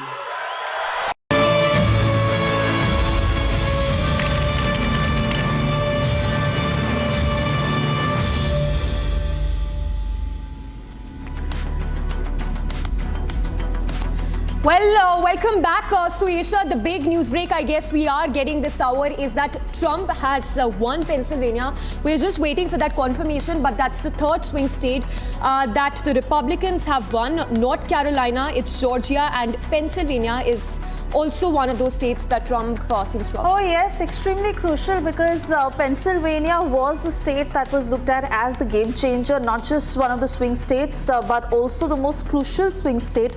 And if this does get confirmed, then it looks like a very, very clean and clear lead for Donald Trump, who is already readying himself to deliver that address that America is waiting for way past midnight. But we see all the Trump supporters gather there at Florida to hear from Donald Trump, who in all probability and giving the trends is now looking like he is set to take over as the 47th President of the United States of America. Also, a very seemingly clear sign that Harris decided to cancel her speech, rather a conceding speech that she should have given, but she's cancelled that. She'll speak tomorrow. Donald Trump all set to speak. The stage is set. We'll slip into a short commercial break right now. We'll be back on the other side with further details. Stay tuned.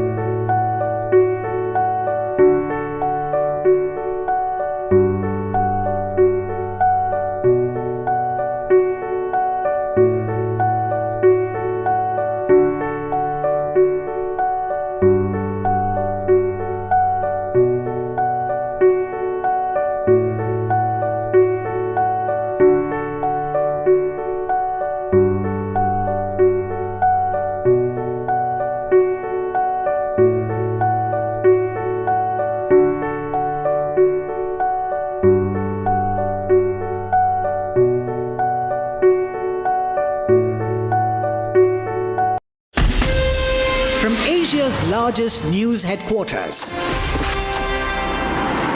Setting the agenda for Bharat.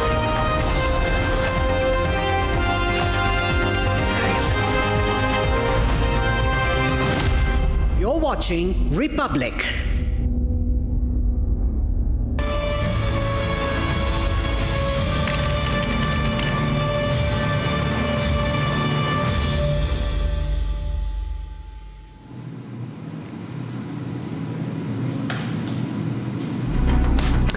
Yes, it is the biggest and most crucial lead coming in. Trump has won Pennsylvania.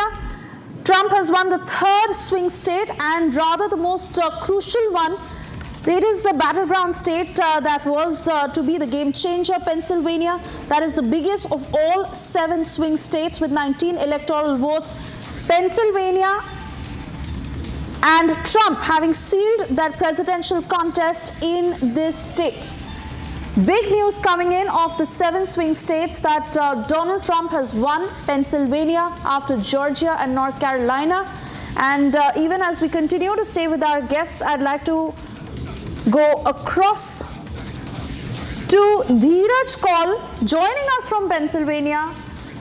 Dheeraj Kaul, does this mark a clear way to victory for Donald Trump?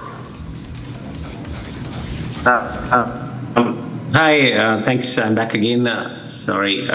Yeah, so I've been talking about it since yesterday that I've spoken to hundreds of people in Philly, Pittsburgh. I don't want to call myself a Republican, but I've spoken to a lot of people, especially Gen Z people and millennials. And there was a very strong current towards Donald Trump, his policies, and what future looks like. So we were in our mind confident he will get PA. I traveled to Georgia at least 6 to 7 times in last month. So I've seen the undercurrent in our community, Indian Americans who live in Georgia, Arabic community. I've spoken to African American physicians of different subsectors. And there was a strong current voting actually African American against the vice president and going for Trump. So Georgia was clear shot for me, and Pennsylvania was a very close call, but we knew the undercurrent is there. So now it's almost game done. So Trump is in. So whoever won Georgia and Pennsylvania goes to the White House. So that's what happened, and we are looking forward to really good next prosperous 4 years, stopping the wars, which all of us youth, we want world to come in peace, and Trump is the best negotiator out there in world leaders, one of the top, other than Modi ji, and I think he will negotiate the truce. And we have spent a lot of money, our taxpayer, like $174 billion to Ukraine, and it's high time we start looking back. And Trump, if you remember, had even asked NATO to start paying for some of the expenses US taxpayer dollars go towards protecting them, which a lot of people support. And same thing with illegal immigration. Hardworking Indian Americans work very hard, pay hundreds and thousands of dollars in taxes, have to wait 15 years to get a green card in IT sector, in healthcare. And Trump wants to reform the immigration, legal immigration, which a lot of law-abiding, tax-paying Indian citizens and Southeast Asian citizens really want. I'm very bullish on energy. He's going to open up the fracking because Pennsylvania is sitting on a lot of methane gas and natural gas, which will lower down the price of energy, hence lower down inflation. And also he's planning to bring down the interest rates, which anyway are going down. So first-time home buyers, it will be good. I'm in the AI sector, so I'm very happy.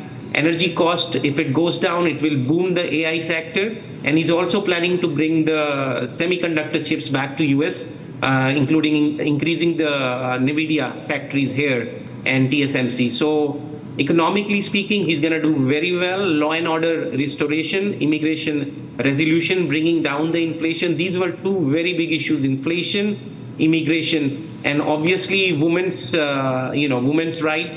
Reproductive rights, which Trump has indirectly said he's not for a blanket ban on abortion. I'm a physician, so I'm telling you, like, third trimester abortions are banned. You cannot get third trimester, but second and first trimester, based on the condition, it can be done. Certain states have it's harder, but that was a misinformation campaign conveyed, and It's unbelievable what Vice President was talking, that ladies are dying in the outside ER. Trust me, I've treated thousands of patients. This is unheard of. This won't even happen in a third world country, that ladies dying in a car and no physician is treating. So this is unnecessary rhetoric, and people are educated, people see these things. And now she's talking about reforming, immigration. What was she doing for last 4 years? So this narrative didn't sell very well. So I'm very glad. I'm looking forward to a very strong 4 years and excellent ties of India and US and growth. In fact, let's take that same point across to Kunal Desai, who continues to be with us. Mr. Desai, talking about the policies under Donald Trump, he's been quite vocal about how he intends to increase import tariffs. In your view, how do you think is that going to impact India, given that he says that it's always America first for him, and that there are going to be paradigm changes when it comes to the taxation, the import tariffs imposed by the US? I don't think it's going to impact much from the Indian perspective. He's very good friends with Prime Minister Modi, as we all know. In fact, getting President Trump elected actually is a blessing in disguise for India, because from the defense perspective, we have two big enemies in forms of China and Pakistan. So, if we have excellent relationship with someone like President Trump and Narendra Modi, it's going to avoid something like FATCA sanctions. Even if we buy some defense hardware from, let's say, Russia, if Kamala Harris or Democrats had to be elected for 4 years, there was a threat of FATCA sanctions as well. I don't think this point was discussed here. That's why I specifically wanted to bring this point into equation. Other thing is, all these things indirectly impact Indian Americans sitting here, because we all have some point of investments in India as well, like mutual funds and whatnot. So if our country home country goes up, India is our forever home for sure. If it goes up, our investments go up in India as well. So from that perspective as well, we obviously want President Trump to be here to safeguard our investments in India as well, and of course here as well.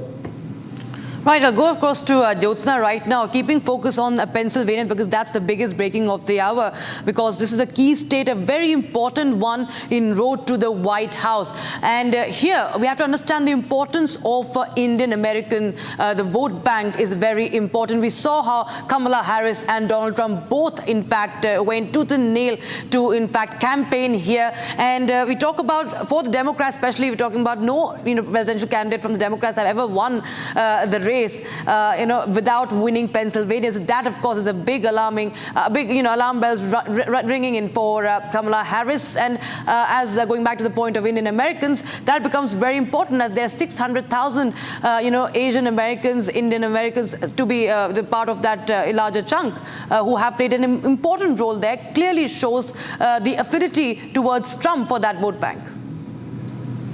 Absolutely. I would say falling in Pennsylvania, 93% votes already are in favor of President Trump, with a lead, 51, like the percentage that I see. There's a 3% margin, which is quite a big margin, and Kamala Harris, she cannot reach back. So now, as far as Indian Americans are concerned, our vote bank also has importance, and it is with these kind of fractions, Indian Americans come in play. I know it's not a very huge number, but this number matters.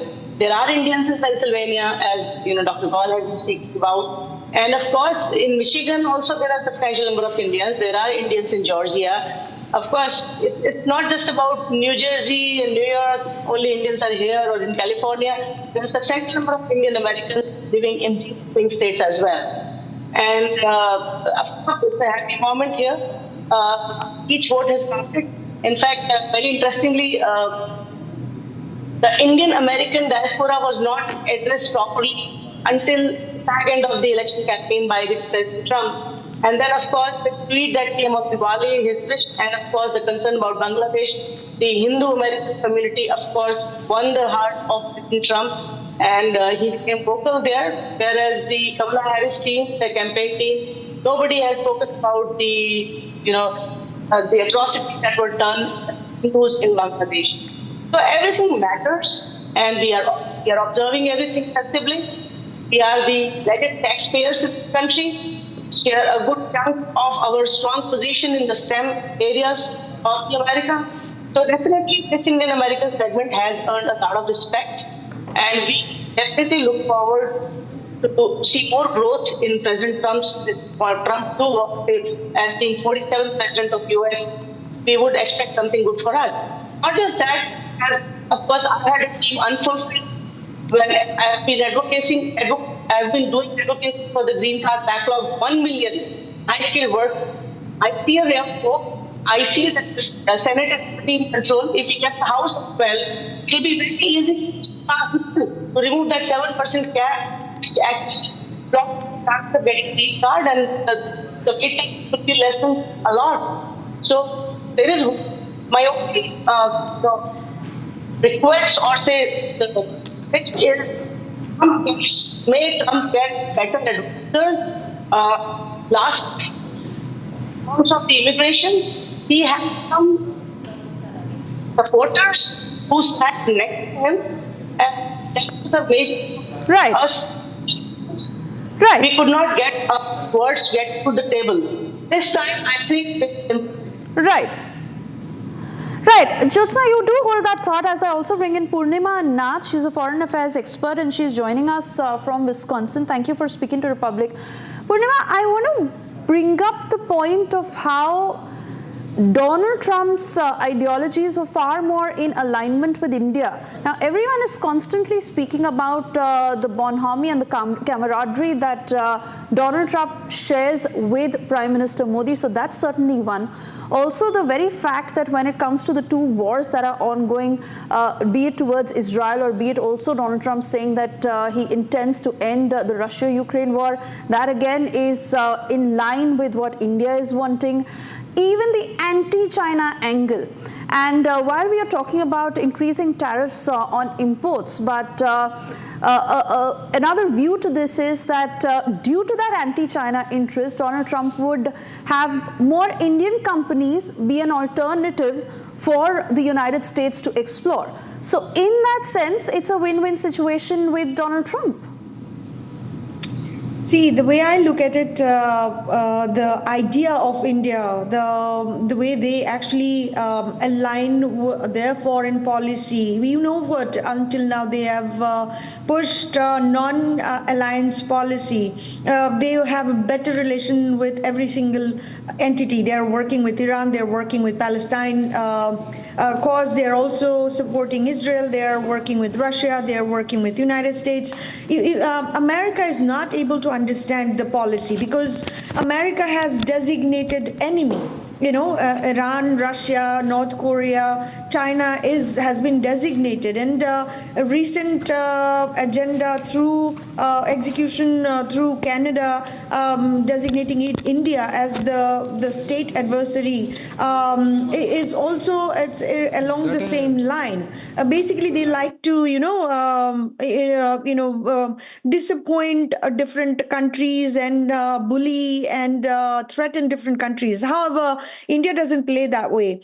If you look at BRICS, I mean, BRICS has India and China. So I don't think India or Narendra Modi is going out there trying to figure out or actually communicate that India is now, in a position to lead several conversation discussions and global policy as well. So I think America is not used to that kind of politics. But from perspective of Trump, if Trump comes at all, you're right. Purnima, I'm sorry I'm having to interrupt you here, but I quickly want to take our viewers through the latest statement that is coming in from Elon Musk, who is in fact watching the results very closely with Donald Trump, who's gone on to say that America is a nation of builders and together we can build. That is how you can trust America. So he is once again reinforcing Trump's victory, and I quickly want you to comment on that too, because Elon Musk's support to Trump has been very, very crucial through this entire election. Absolutely. From the time that Elon Musk has shedded $44 billion to acquire Twitter, it was a price that someone has to pay in order to preserve the freedom of speech in this country. If you know, 99.99% of media is actually left-leaning, and they were all trying to push narratives to basically silence, suppress, and shame the right side, the opposition view. This was the only platform, not Facebook, not Instagram, not any other platform that we had at this point of time. And all the legacy media was left-winger, whether it's a BBC, NBC, ABC,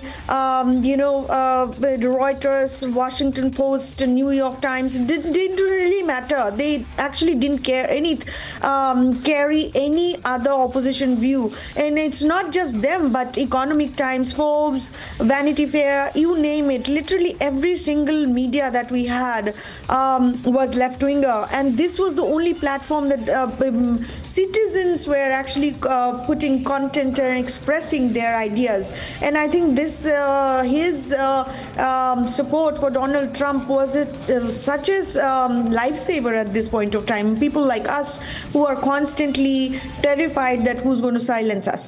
So I think, Elon Musk is the only person who has come across, and obviously you have seen other left-wingers, traditional left-wingers like Bill Ackman, and then even J.D. Vance, coming from Yale, or his wife coming from Yale. Traditionally, I would think they're all literally liberal left-wingers. Right. That's how the mindset is shaped there. However, I was surprised that he actually thinks right. That was a quite refreshing, experience for me. So I think, things are changing.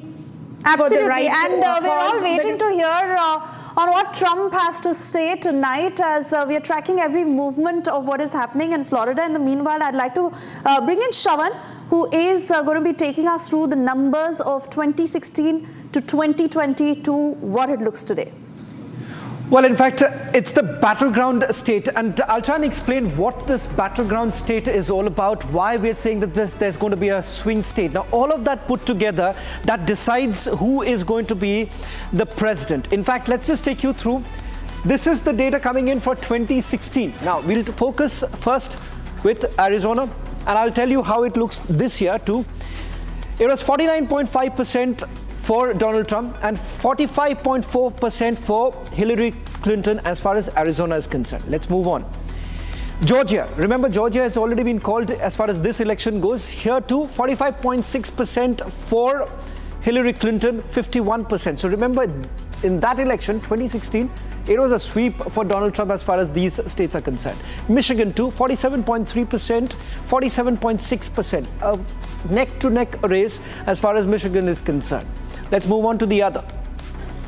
This is Nevada. Nevada is about 45.5% for Donald Trump. That's where the only state that went to Hillary Clinton at that point in time in 2016, coming in from Nevada. That picture is not clear this time. North Carolina is 46.7%, 50.5% back in the year 2016. Let's take you through the other swing states that we are talking about. Pennsylvania. Now this, ladies and gentlemen, happens to be the crucial state. Even in this election, it turns out to be in favor of Donald Trump. But what did it look like in 2016? 48.8% and 47.6%. Now, will this really change?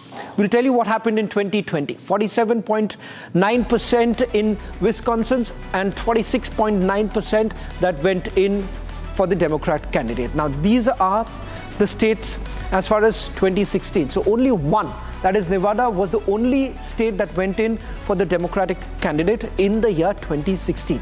Now, let's compare this to 2020. How exactly did they change, and why exactly are they known as the swing states? That's only because These are the bellwether states that would essentially flip from one to the other. And we'll also tell you the historical perspective of how things have changed in these states in a short while from now. Let's start. Arizona here, 49.4%. There was a huge jump that we saw, more than about 2 lakh votes being counted in favor of the Democratic candidate, that was Joe Biden. Georgia too, 49.5%. Now this was a close neck-to-neck contest in the last elections in 2020 in Georgia. 49.2 for Donald Trump, 49.5 for Joe Biden. Michigan, 50% and 47%. So last time, if you clearly look at, there was a big flip. The flip particularly in the suburban areas too. That too also changing this year. We'll do the comparison in a short while from now. Nevada is about, again, 50% and 47.7% for Donald Trump. Let's take you through the other. This is North Carolina, 49.9%, 49%. This was the only swing state in the last election, which was pretty much neck-to-neck close contest that took place. Let's see if there is anything remaining. Pennsylvania, again, 48.6%, 49.9% that remained with Donald Trump. 48% as far as Wisconsin is concerned, 49.4% for Joe Biden back in the year 2020. So Pennsylvania was one place which was in favor of the Republican, and perhaps this time too, what we saw, Pennsylvania again happens to be that same very swing state which is now gone in favor of Donald Trump. Remember, that's the same place where there was an assassination attempt that was made. So it was largely predicted that there would be some sort of a sympathy wave for Donald Trump. So what has happened in the year 2024? Right now, as far as the swing states are concerned, at least 6 have actually gone in favor of Donald Trump. Nevada is the only one which closed in much later, and that is the reason why it's taken time. Let's also take you through some of the live images now coming in from the campaign headquarters, particularly the Republicans in Florida. That's the live images now coming in, Suesha. So clearly, a moment of triumph for the Republicans here, and they are largely comfortable right now because the swing states really moving towards that side. I'm not very sure if we can spot any of those celebrities present at the campaign headquarters of the Republicans, barring a short while back we had that image of Elon Musk coming in. Are we expecting Donald Trump to make a statement anytime soon? Oh yes, that is what everyone is hoping for, Shravan, to listen into what Donald Trump will say tonight, and especially important given how Harris backed out the last minute to deliver that speech at Harvard. Was rather disappointing for all her supporters, who are still hoping that something would turn, but far from how it is looking, especially after the Pennsylvania numbers are out. Because that is certainly a state that Kamala Harris had to clinch after Donald Trump won Georgia and North Carolina. It was hugely important that she won Pennsylvania, Wisconsin, and Michigan. But the very fact that the Democrats have lost Pennsylvania is clearly proving how they are far behind in this race. Of course, the numbers that we are flashing right now, 247 for Donald Trump and 214 for Kamala Harris. If we can also bring in my colleague Rakshita. If Rakshita, you can also, perhaps take our viewers through what's the numbers in terms of the House of Representatives is concerned, and Senate too. Wresting power from the Senate is another big win really for the Republicans. So it's a red day in the United States of America. Taking away the majority from the Senate is in itself another big win for them, which again, for Donald Trump to be able to take forward some of the radical decisions that he's already announced that he is going to, you will need the kind of support really coming in from the House of Representatives as well as the Senate. Absolutely, of course, this is coming in after 4 long years. If you see the Republicans have won this majority in the U.S. Senate, that means, of course, that it's going to be very important for, for Donald Trump if he is elected to the White House for control and major of the policies. Now, this is coming in after 4 years. He has managed, in fact, Republicans have managed to flip at least 2 seats today. And remember, this is the 2 losses have reversed the 51-49 majority held by Democrats. Republicans stood to gain more seats, given that very tight races were there in Wisconsin and Pennsylvania and Michigan. And of course, they have secured at least one chamber. That's of utmost importance for Republicans. That is the U.S. Senate, retaking the chamber for the first time in 4 years.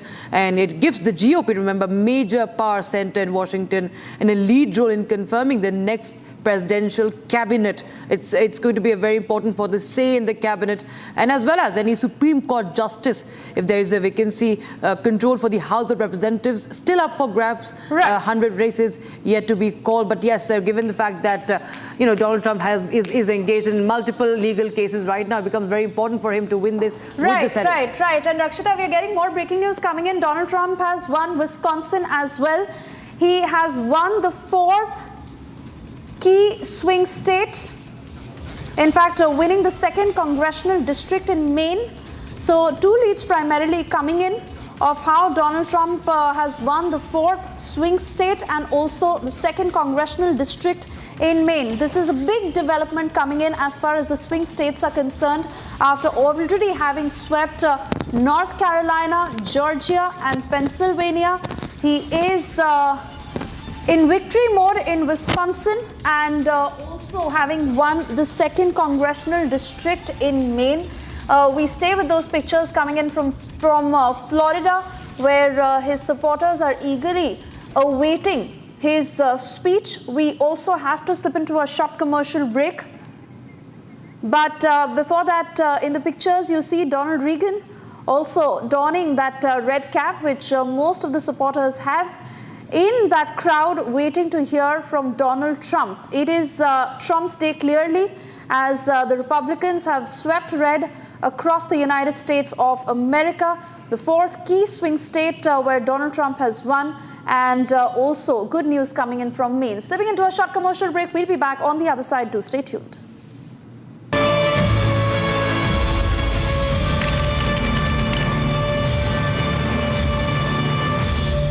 Amity has been ranked amongst the top 3% universities globally, a testimony to Amity's globally benchmarked quality.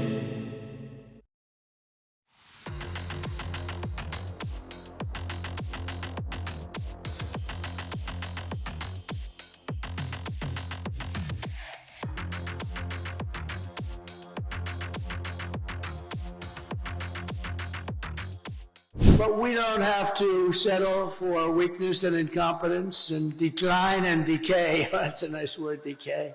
That's what's happening. That's a nice word, decay. Can you imagine? And nobody will question it because it's true. With your vote tomorrow, we can fix every single problem our country faces and lead America and lead the world to new heights of glory. And indeed, think of that statement, how beautiful that is. New heights of glory, that's what's going to happen. When we win the election and we're really, well, look, the ball's in our hand. All we have to do is get out the vote tomorrow. You get out the vote, they can't do anything about it, we win.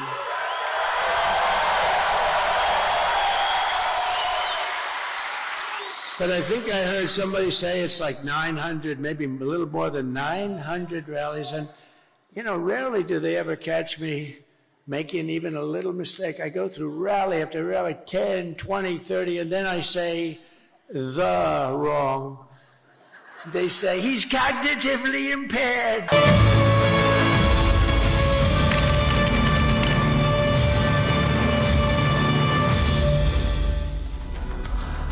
Good afternoon, ladies and gentlemen, as we take you through the big numbers coming in from the US. So is it Donald Trump, the next president of the United States of America? That's what the Fox News is already calling in. Fox News, I'm told, has called in the elections, naming Donald Trump as the 47th president of the United States of America. What's the number really looking like right now of the 538 Electoral College?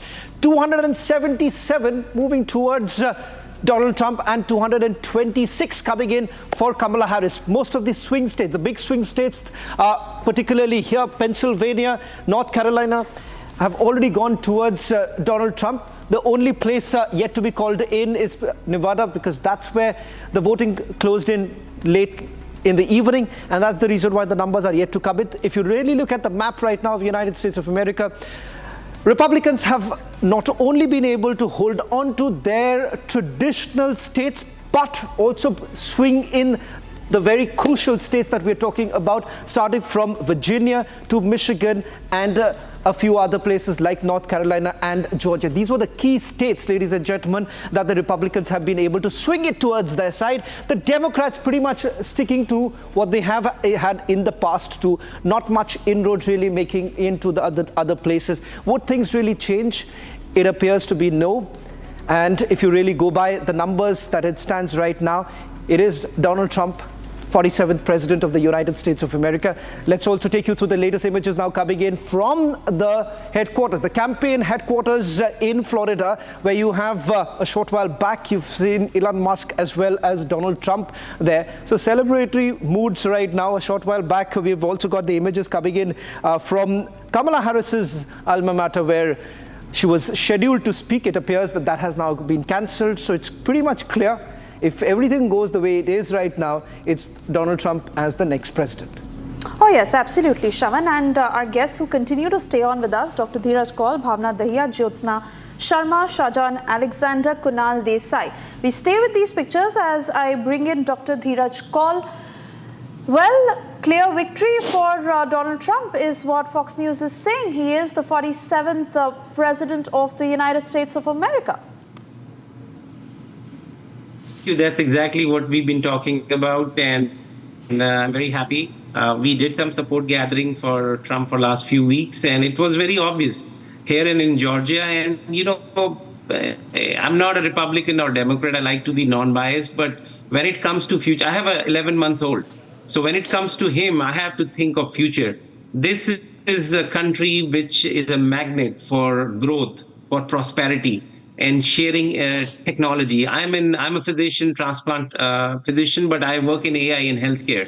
So the amount of changes we are going through in this time is a paradigm shift. This is a very disruptive time of artificial intelligence, robotic, and space, in which Elon Musk is a legend for me. And as you can see, how much he has supported Trump, not because Trump is going to give him something or he's going to be a president, because he can see how important, what's the junction at which the world is standing. We have almost a third world war going on.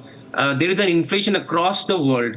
Then you have undecided issues going on. AI coming in, there is no regulation. There is, alternative currencies like cryptos coming in. By the way, Trump is supporting crypto, so you can see Bitcoin going to 75,000 as of now. 76,000, highest it has been. Stock market has gone up 400 points in Dow and 1% in S&P futures.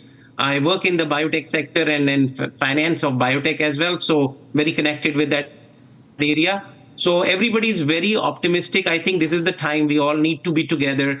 The only one thing I'm worrying is this election should not divide people, because at the end of the day, we all have to work together and grow and stand by the best person who can take this phenomenal country ahead. And at the same time, being an Indian, originally I would like them to bridge the, bring India and America, India being the largest democracy, America being the oldest, America being the biggest fighter, and India being the biggest supporter of tech, to grow us further. And we have only good times ahead if cool minds prevail. And the best thing is Trump is gonna, we expect him to bring down peace in Middle East. That's why you are seeing Michigan, a lot of Arabs are voting for him. Even Jews are voting for, have voted for Trump. And the third thing is Ukraine war. It needs to be stopped. I have traveled to Ukraine. I have been to Russia. It's the same people. It's the most unbelievable war happening. Millions are dying. So much is devastated. This is the time when the world needs a strong leader. We have a great one in India, and we will get a great one in US. And I'm very optimistic for the future.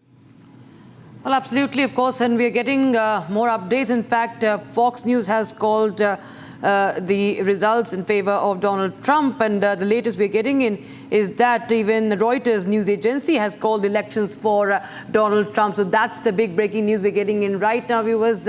Trump is returning to the White House. This is what we are getting as per the reports. And I'll go across to other guests who have joined us here.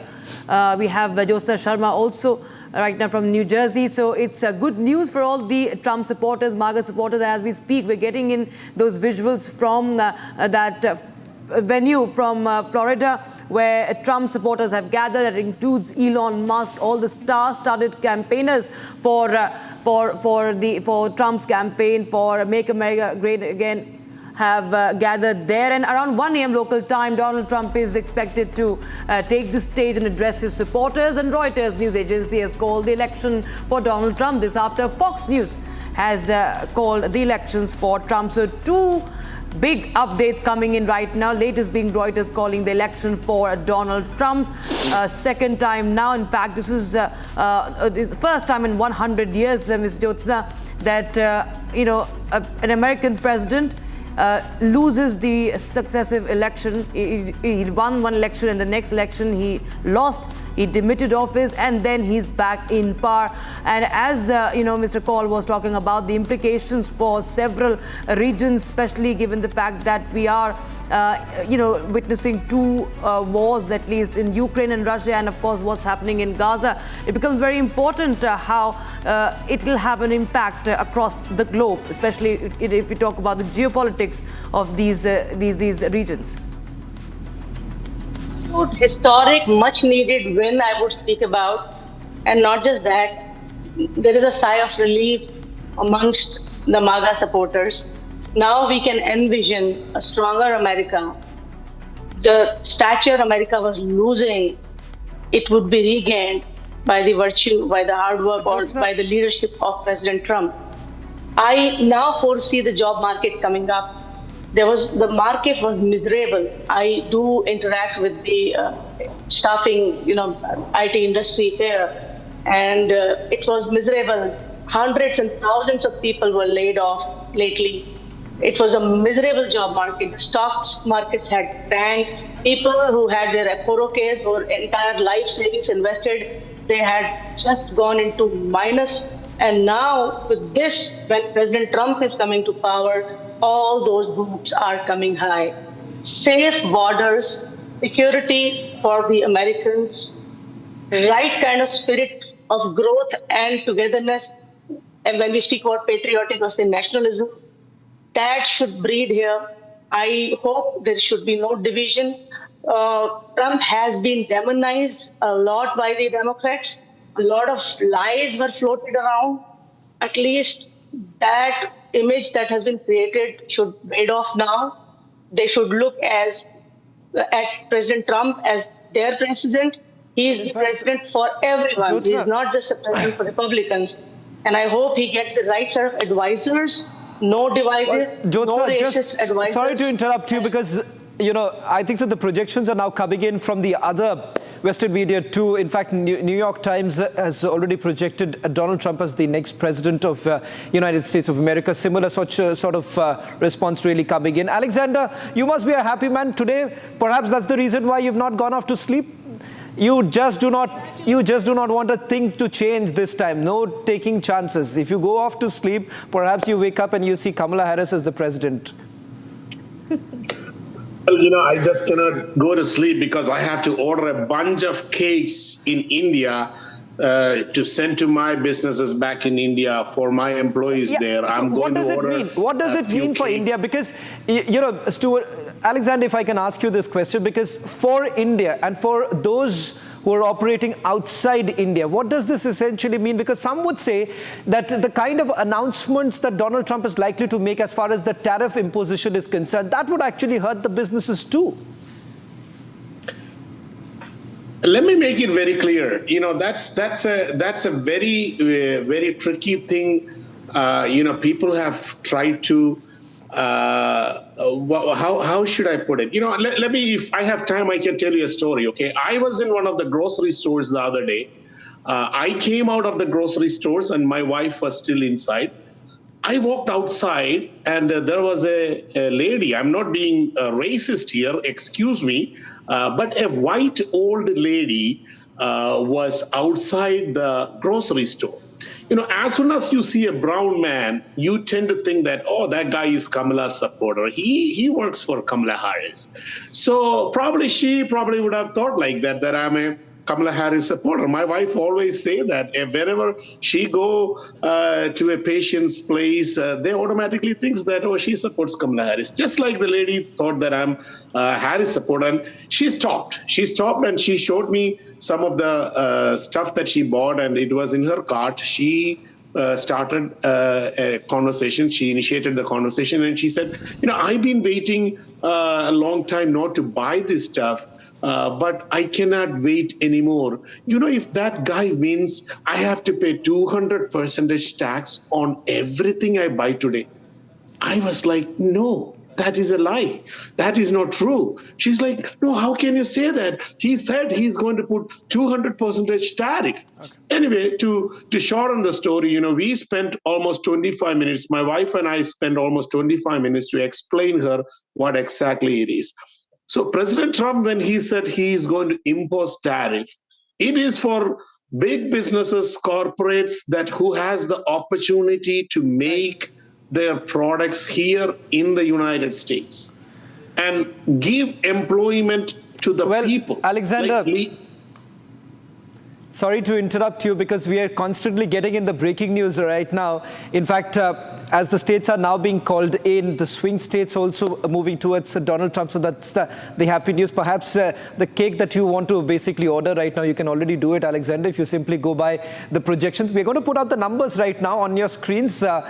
Fox, these are the numbers that Fox is projecting right now. In fact, you have the New York Times also putting out the numbers. We'll take you through a consolidated picture of what the numbers really look like, because right now everyone essentially wants to really look at the numbers. We'll take it on the wall right now as far as what's the big picture. And has Donald Trump really inched closer to 270? Is that very clear? It's a done deal, or is there still a scope? Is there still a scope of things really changing? So on our screens right now, let's quickly take you through the numbers that are emerging right now. It's 277 for Donald Trump and 226 as far as Kamala Harris is concerned. Now, this number is as per Fox. So clearly, we have crossed what we call here the halfway mark. The magic number has already been attained by Donald Trump, so it's clear win for them. I'll take you through the states in a short while from now. Largely, what's the picture like if you compare it with 2020 versus now? Have things really changed in terms of both camps are concerned? We're going to slip into a short break and then take you through the big picture really emerging right now.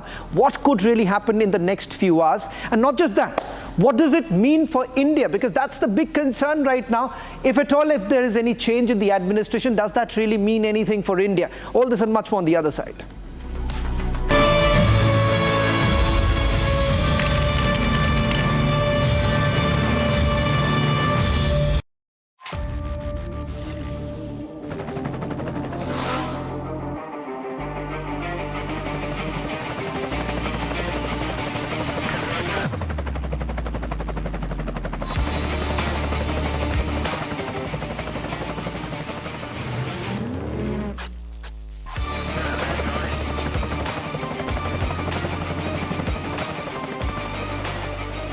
Director, the taste of success.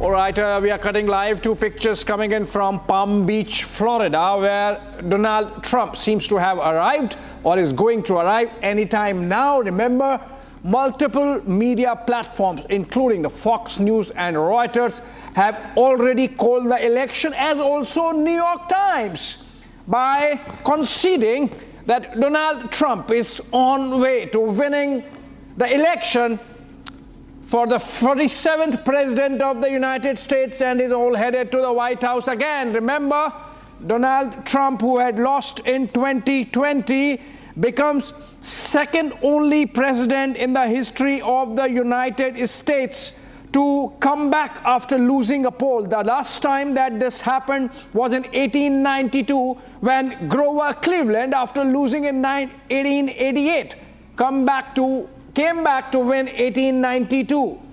And now President Trump is all set to be president again. And he has won the three crucial swing states of Pennsylvania, Georgia, and North Carolina, and is leading in the rest of the four, and hence he is all set to be the president. Let's look at the numbers. Shawan, if you're back, we can get the numbers going for the benefit of viewers who might have joined in now. And if you look at the numbers, the Electoral College, which essentially determines who's going to win, you were saying that halfway mark is 270. Shawan, is Donald Trump closer to that mark now? Well, in fact, the projections that are coming in fact, we're going to put out the consolidated picture in a short while from now. First, let's take you through what is it that Fox is projecting at this point in time. It turns out that they have already called in the election. 47th President of the United States of America. It is none other than Donald Trump. Reuters, the other news agency calling the election right now, it's once again Donald Trump. So if you really look at the gap right now, that gap is only widening. And as far as the big swing states are concerned, the crucial states are concerned, that has already moved towards Donald Trump. So it's very unlikely that things would really change. So perhaps what we focus right now for all our viewers who are tuning in right now in India, as far as the Indian diaspora is concerned, they were all essentially rooting for Donald Trump, a return of Donald Trump for various reasons. We're going to take you through those reasons also. Let's first look at the picture right now, the big picture coming in. We'll also break it down in terms of the states that we're talking about. What are the numbers that are essentially emerging from each of these states? Because that's also another crucial area. Why is this entire discussion revolving around those 7 swing states? Why is it so very important? Why is it that the entire campaigning was basically revolving around these 7 swing states? All of this and much more right now, while we stay with these latest images now coming in of close confidence of Donald Trump that can be seen. In fact, some imagery that tells you what lies ahead in this presidency of Donald Trump and what would perhaps be the focus areas, because largely you've already seen clarity really coming in from the campaigning of Donald Trump with regards to one, imposition of the tariffs. How exactly will he be dealing with immigration, all of that. But in fact, can we just try and first put out the picture in terms of the numbers, and then we also can perhaps go back to our guests who are joining in and the breaking news also coming in. So right now on your screens, the numbers that we have, 277, that's crossing the halfway mark, and then of course the 226 essentially coming in for Kamala Harris. So it's, ladies and gentlemen, this is the picture right now of the 538 Electoral College. 277 has gone towards Donald Trump, and it's 226 for Kamala Harris. Let me just give a small snapshot of what we know so far in terms of the state. So if you really look at the East Coast right now, the East Coast also, large parts of it, it's red. Now, let me break it down.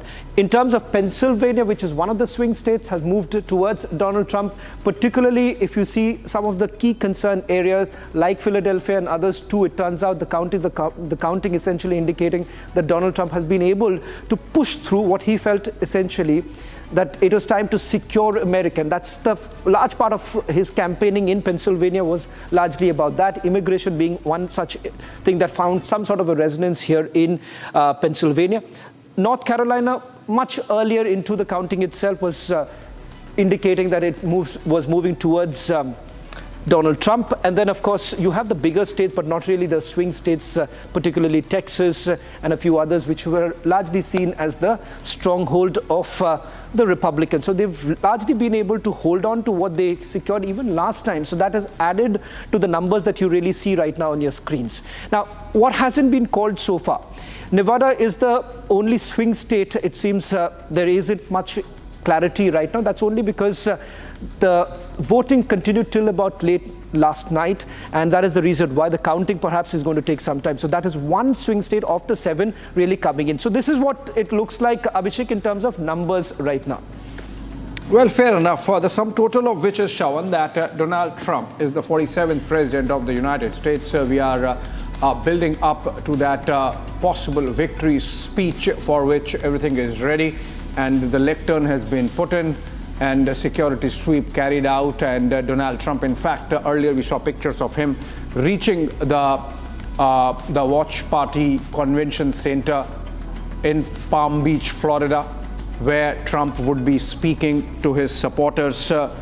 And remember, the scale of the victory is stupendous, Shravan. We have been tracking all the contests closely, and if you go by state, I think so. You know, there's one picture that is coming in. Abhishek, one picture that is coming in. I don't know whether we can just get in. That's the first picture that our sister channel right now has of Donald Trump with a copy of a speech. I don't know if that's what we are essentially indicating right now in a short while from now in Florida, where you would have Donald Trump really coming in. Suesha, yeah, that's the first picture of Donald Trump coming in from Florida right now. So it seems, if you really look at the body language too, also a short while back, people from the Republican camp also indicated that this time he's been extremely cautious. One would have perhaps expected Donald Trump coming in a little earlier, even when the numbers were coming in. But this is a different Donald Trump altogether, waiting cautiously as far as the numbers, giving a clear picture, cementing altogether, Abhishek and Suesha. And these are images first on Republic right now of Donald Trump. In a short while from now, the victory speech likely to come in. So what would one really expect from Donald Trump right now? Is it going to be a roadmap of what he says?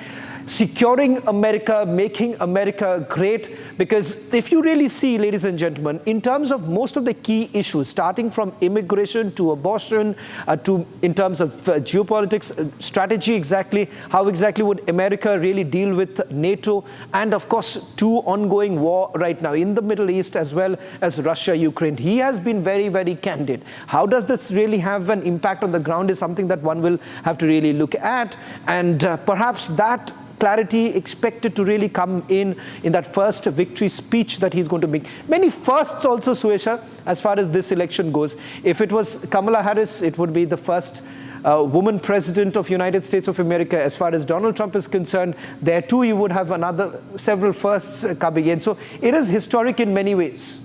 Oh yes, absolutely, Shravan and Abhishek, and that picture very, very clearly indicating that he understands all of America. In fact, the entire globe is waiting to hear from him.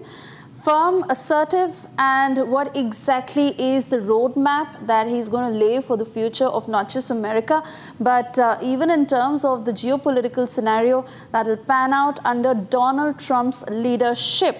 So yes, certainly looks like he is getting ready to speak and deliver that victory speech, as we very clearly understand that from Fox News to New York Post to Reuters have all declared him as the 47th President of the United States of America. All of his supporters eagerly waiting in Florida to hear from him at that campaign ground. And most importantly, Kamala Harris, who last minute rejected giving that speech. So we know who the winner here is, the man who's standing at the victory post, all set to address America. Well, in fact, these are the first pictures now coming in of Donald Trump. In fact, the supporters all gathering there. Just to take our viewers in the gathering, who are the people who are present there? And perhaps that will tell you what exactly is Donald Trump really hinting at? Elon Musk, of course, many seeing that picture in itself caused a lot of heartburn, and the Democrats, on the other hand, the pictures coming in from the alma mater of Kamala Harris, where she was also scheduled to speak. It turns out that they had to cancel this, which in itself is an indication coming in right now, the fact that she's conceded defeat. But one would certainly expect, Abhishek, also, if you can come in, Kamala Harris and the Democrats in particular could have actually sent across a message that, they're conceding a defeat, restoring what many would say the beauty of American democracy, because that's what they largely spoke about in the last elections, to criticizing Donald Trump. But what is really happening as far as the Democrats are concerned? By now, they should have conceded defeat. Well, you see, for all the feminista gang that the liberal Democrats sort of pushed, they had to, bring out a man to announce that Kamala Harris is not speaking tonight.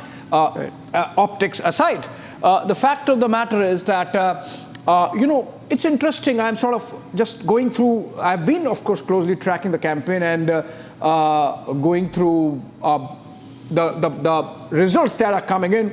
So a lot of areas which are traditionally black and hence Democrat, there is tremendous support that has come in for Trump. It's surprising, Shawan, that... Okay, let's cut straight to the pictures coming in. I believe Trump has arrived.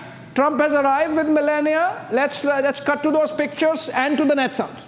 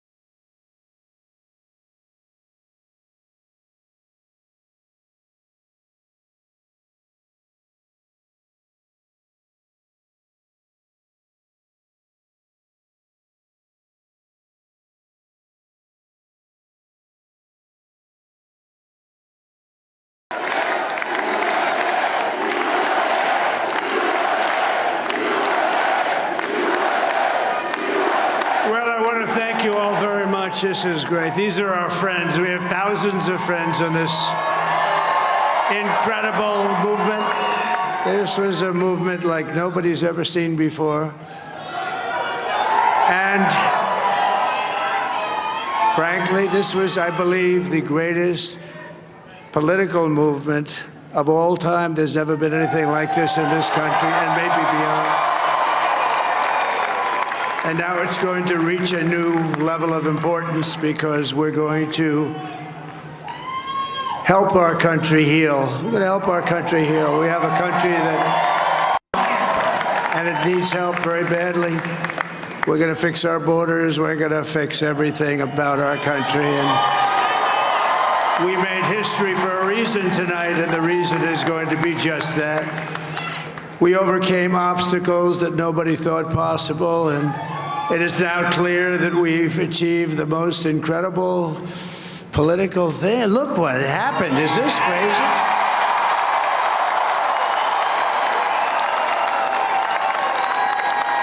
But it's a political victory that our country has never seen before, nothing like this. I want to thank the American people for the extraordinary honor of being elected your 47th president and your 45th president.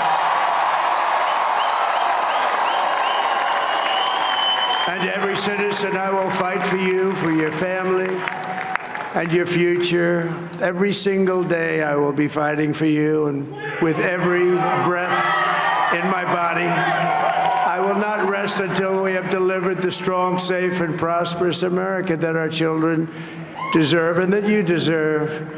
This will truly be the golden age of America. That's what we have to have. This is a magnificent victory for the American people that will allow us to make America great again. And in addition to having won the battleground states of North Carolina, I love these places, Georgia, Pennsylvania, and Wisconsin, we are now winning in Michigan, Arizona, Nevada, and Alaska, which would result in us carrying at least 315 electoral votes, but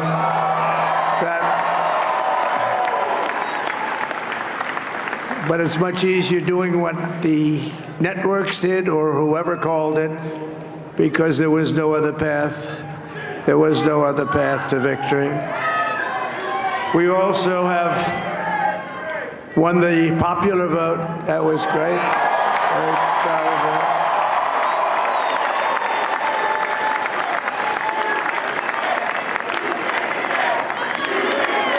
Thank you.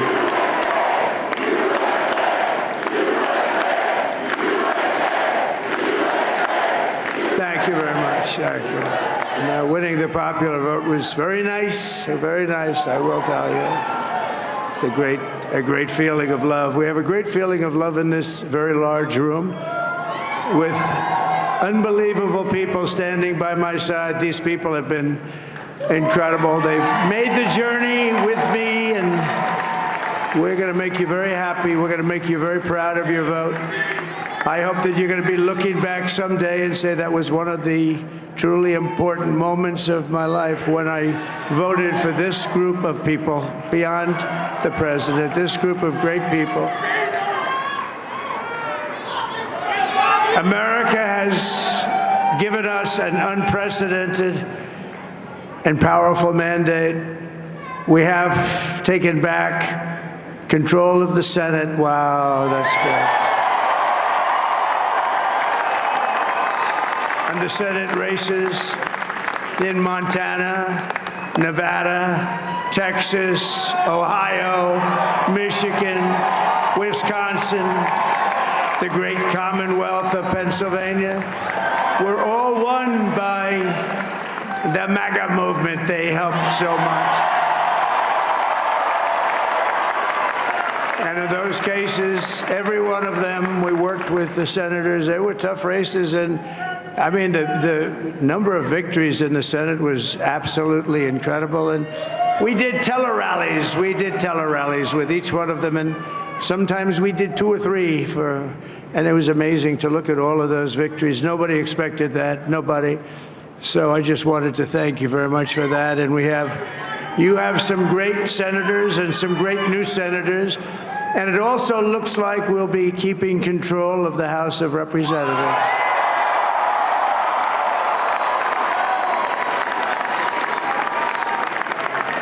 And I want to thank Mike Johnson. I think he's doing a terrific job. Terrific job. I want to also thank my beautiful wife, Melania, First Lady.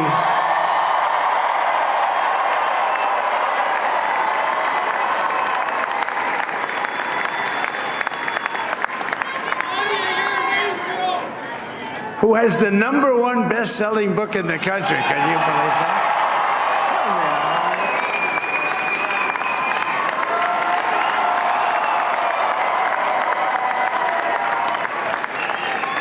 Oh, no, she's done a great job, works very hard to help people. So I just want to thank her. But I want to thank my whole family, my amazing children, and they are amazing children. Now, we all think our children are amazing. Everybody here thinks their children are amazing, but that's a good thing when you think they are. But Don, Eric, Ivanka, Tiffany, Barron, there's Laura, Jared, Kimberly, Michael, thank you all. What a help. What a great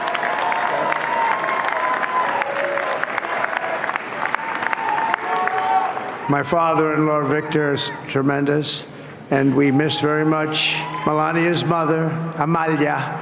We miss Amalia, don't we, huh? She would be very happy right now, standing on this stage. She'd be so proud.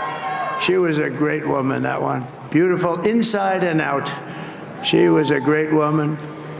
I want to be the first to congratulate our great, now I can say, Vice President-elect of the United States, J.D. Vance.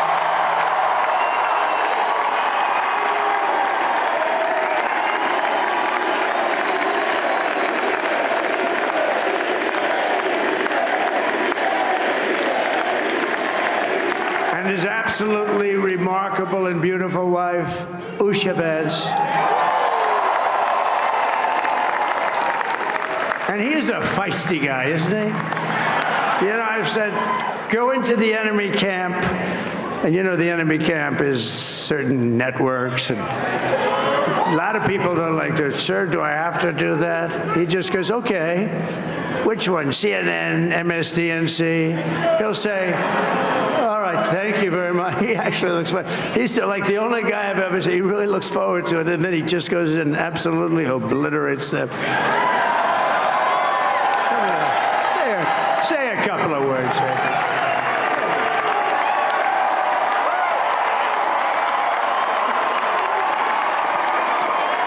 Wow.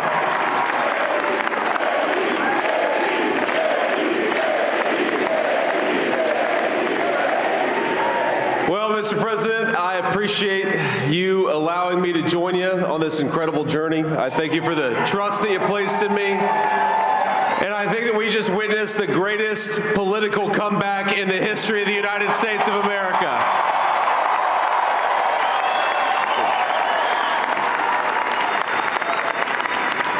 And under President Trump's leadership, we're never going to stop fighting for you, for your dreams, for the future of your children. And after the greatest political comeback in American history, we're going to lead the greatest economic comeback in American history under Donald Trump's leadership.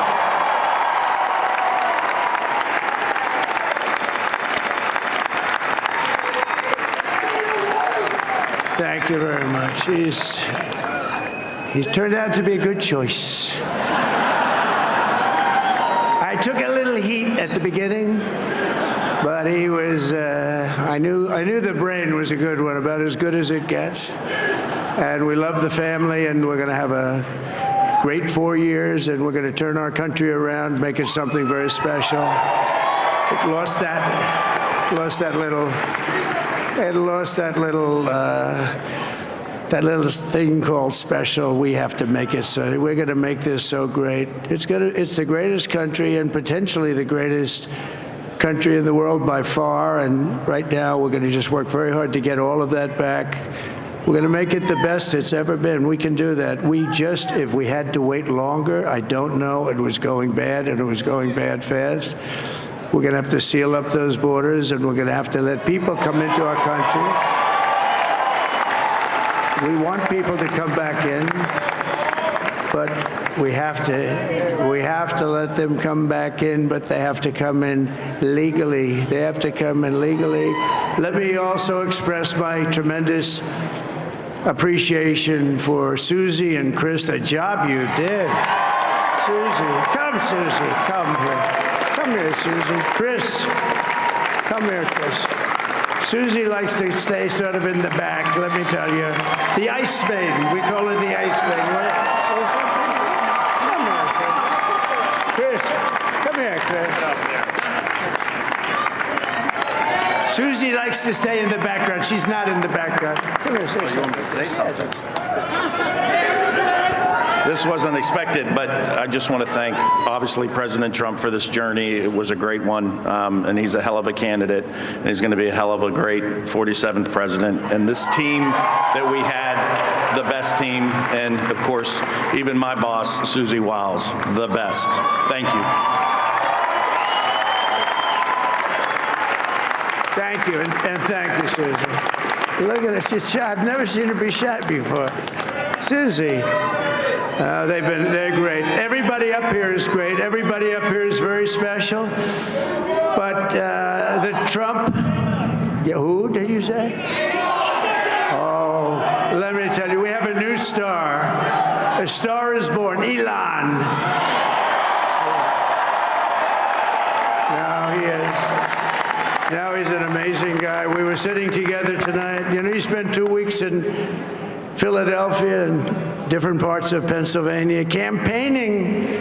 You know, he sent the rocket up 2 weeks ago, and I saw that rocket, and I saw it coming down. I saw it. It was, when it left, it was beautiful, shiny white. When it came down, it didn't look so pretty. It was going 10,000 miles an hour, and it was burning like hell. I said, what happened to your paint job? He said, we've never made a paint that could withstand that kind of heat. And but I saw it come down and turn around, and it was, you know, it's like 22 stories tall, by the way. It looks a little smaller than that, but it's big. And it came down, and you saw that fire burning, and I'm saying, only Elon can do this. It must be an Elon. And I tell the story. I told it last night. I had a man on the phone. I had the screen muted, no sound. I was talking to a very important man, happens to be here. And that very important guy, one of the most important people in, I would say, the country, actually.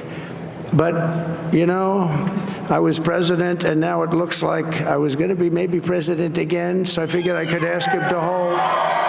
So I asked him to hold. And because, especially because you're going to be president again, they hold. So I took the phone down, and I'm looking at the screen. I'm seeing this crazy thing that's going around and coming down. It looks like it's going to crash into the gantry. And I said, oh, no. And I said, do me a favor, do you mind holding for a couple of minutes? I want to see this. I thought it was a space-age movie or something. I put the phone down. Bad part, I didn't pick it up for 45 minutes, and he was holding.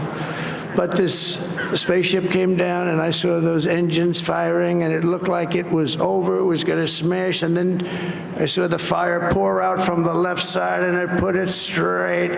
And it came down so gently, and then it wrapped those arms around it, and it held it. And just like you hold your baby at night, your little baby. And it was a beautiful thing to see. And I called Elon. I said, Elon, was that you? He said, yes, it was. I said, who else can do that? Can Russia do it? No. Can China do it? No. Can the United States do it other than you? No. Nobody can do that. I said, that's why I love you, Elon. That's great.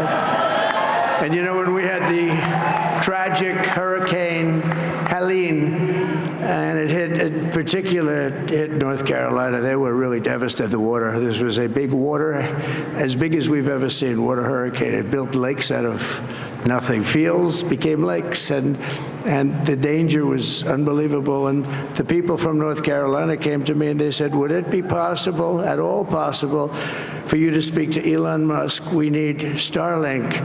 I said, what's Starlink?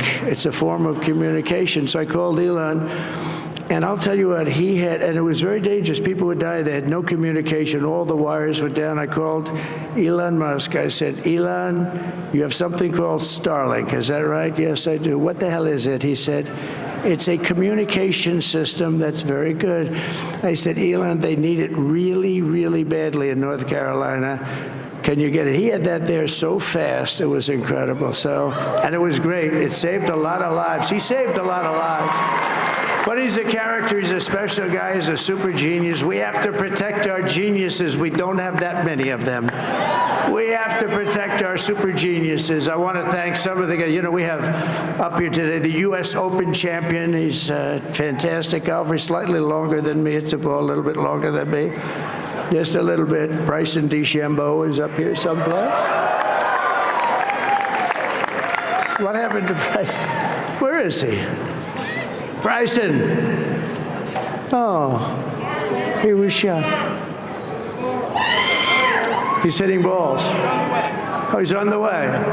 He's hitting balls. Bryson. Yeah, Bryson. Oh, look at him.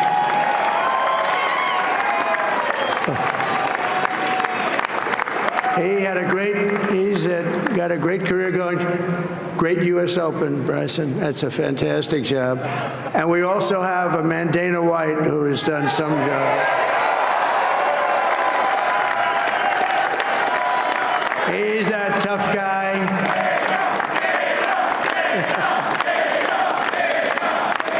So Dana started UFC and came to me, do you mind if I use your, nobody wanted to give him Marines because they said it's a rough sport, a little rough. And I helped him out a little bit, and I went, and they said, this is the roughest sport I've ever seen, but I began to like it, and he loved it, and nobody's done a better job in sports. And you know, he's a very motivational kind of a guy, what he does. He gets these fighters, and they really go at it, and it's become one of the most successful sports enterprises anywhere at any time. It's doing so well. I'd like to ask Dana just to say a couple of words, because people love to hear from him. Dana, please.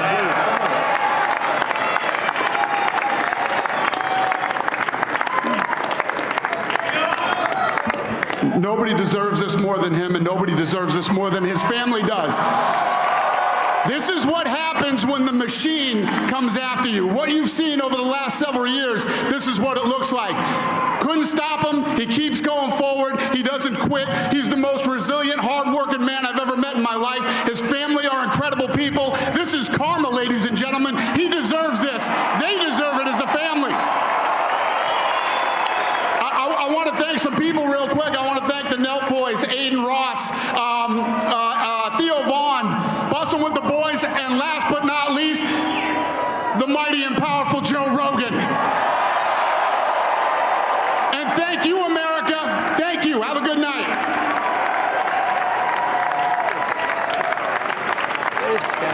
That is a piece of work.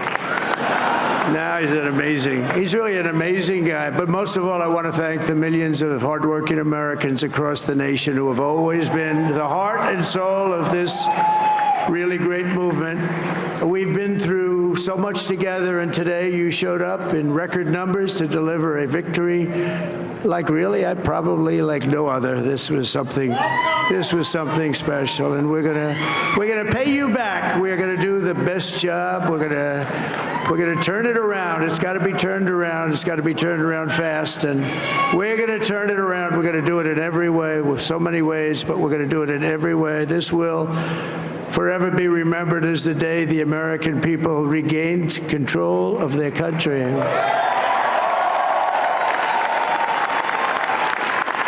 So I just want to say that on behalf of this great group of people, these are hard-working people, these are fantastic people, and we can add a few names like Robert F. Kennedy Jr. He came in. And he's going to help make America healthy again.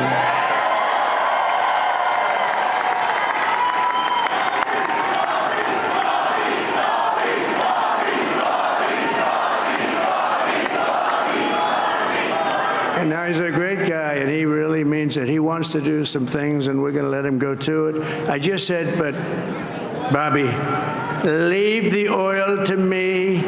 We have more liquid gold, oil and gas. We have more liquid gold than any country in the world, more than Saudi Arabia. We have more than Russia. Bobby, stay away from the liquid gold. Other than that, go have a good time, Bobby. We're going to be paying down debt. We're going to be reducing taxes. We can do things that nobody else can do. Nobody else is going to be able to do it. China doesn't have what we have. Nobody has what we have. But we have the greatest people also. Maybe that's the most important thing. This campaign has been so historic in so many ways. We've built the biggest, the broadest, the most unified coalition.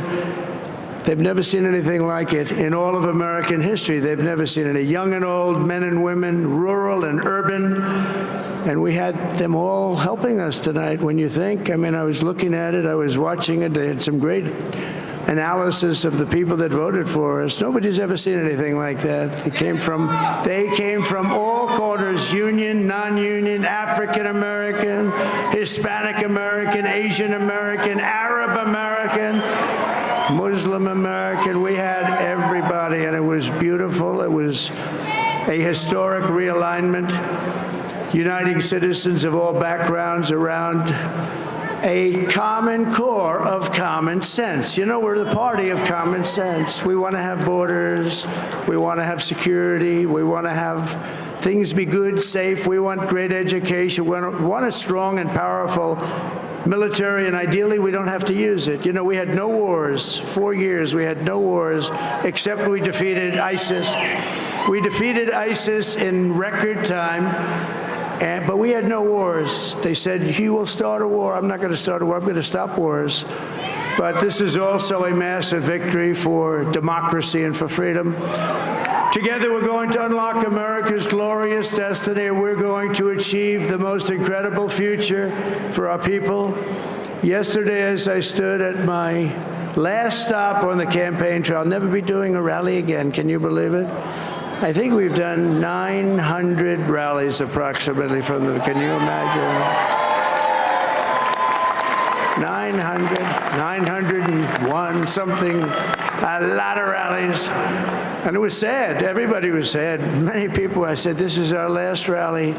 But now we're going on to something that's far more important, because the rallies were used for us to be put in this position where we can really help our country. That's what we're going to do. We're going to make our country better than it ever has been. And I said that many people have told me that God spared my life for a reason.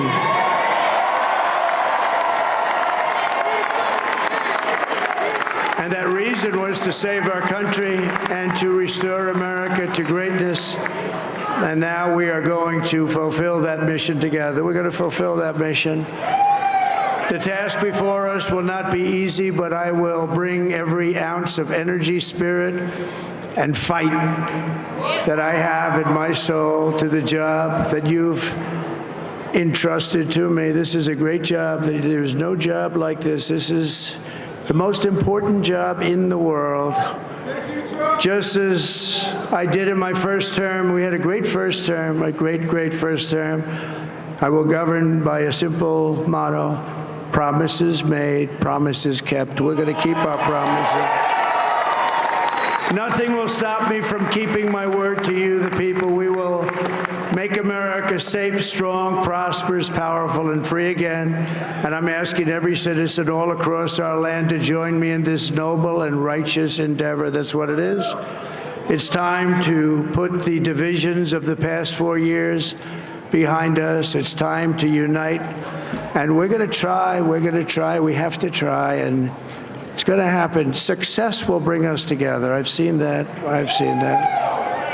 I saw that in the first term. When we became more and more successful, people started coming together. Success is going to bring us together, and we are going to start by all putting America first. We have to put our country first for at least a period of time. We have to fix it.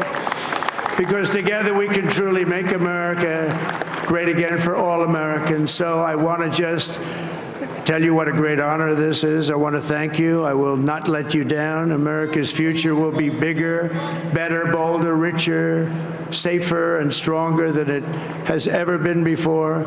God bless you, and God bless America. Thank you very much.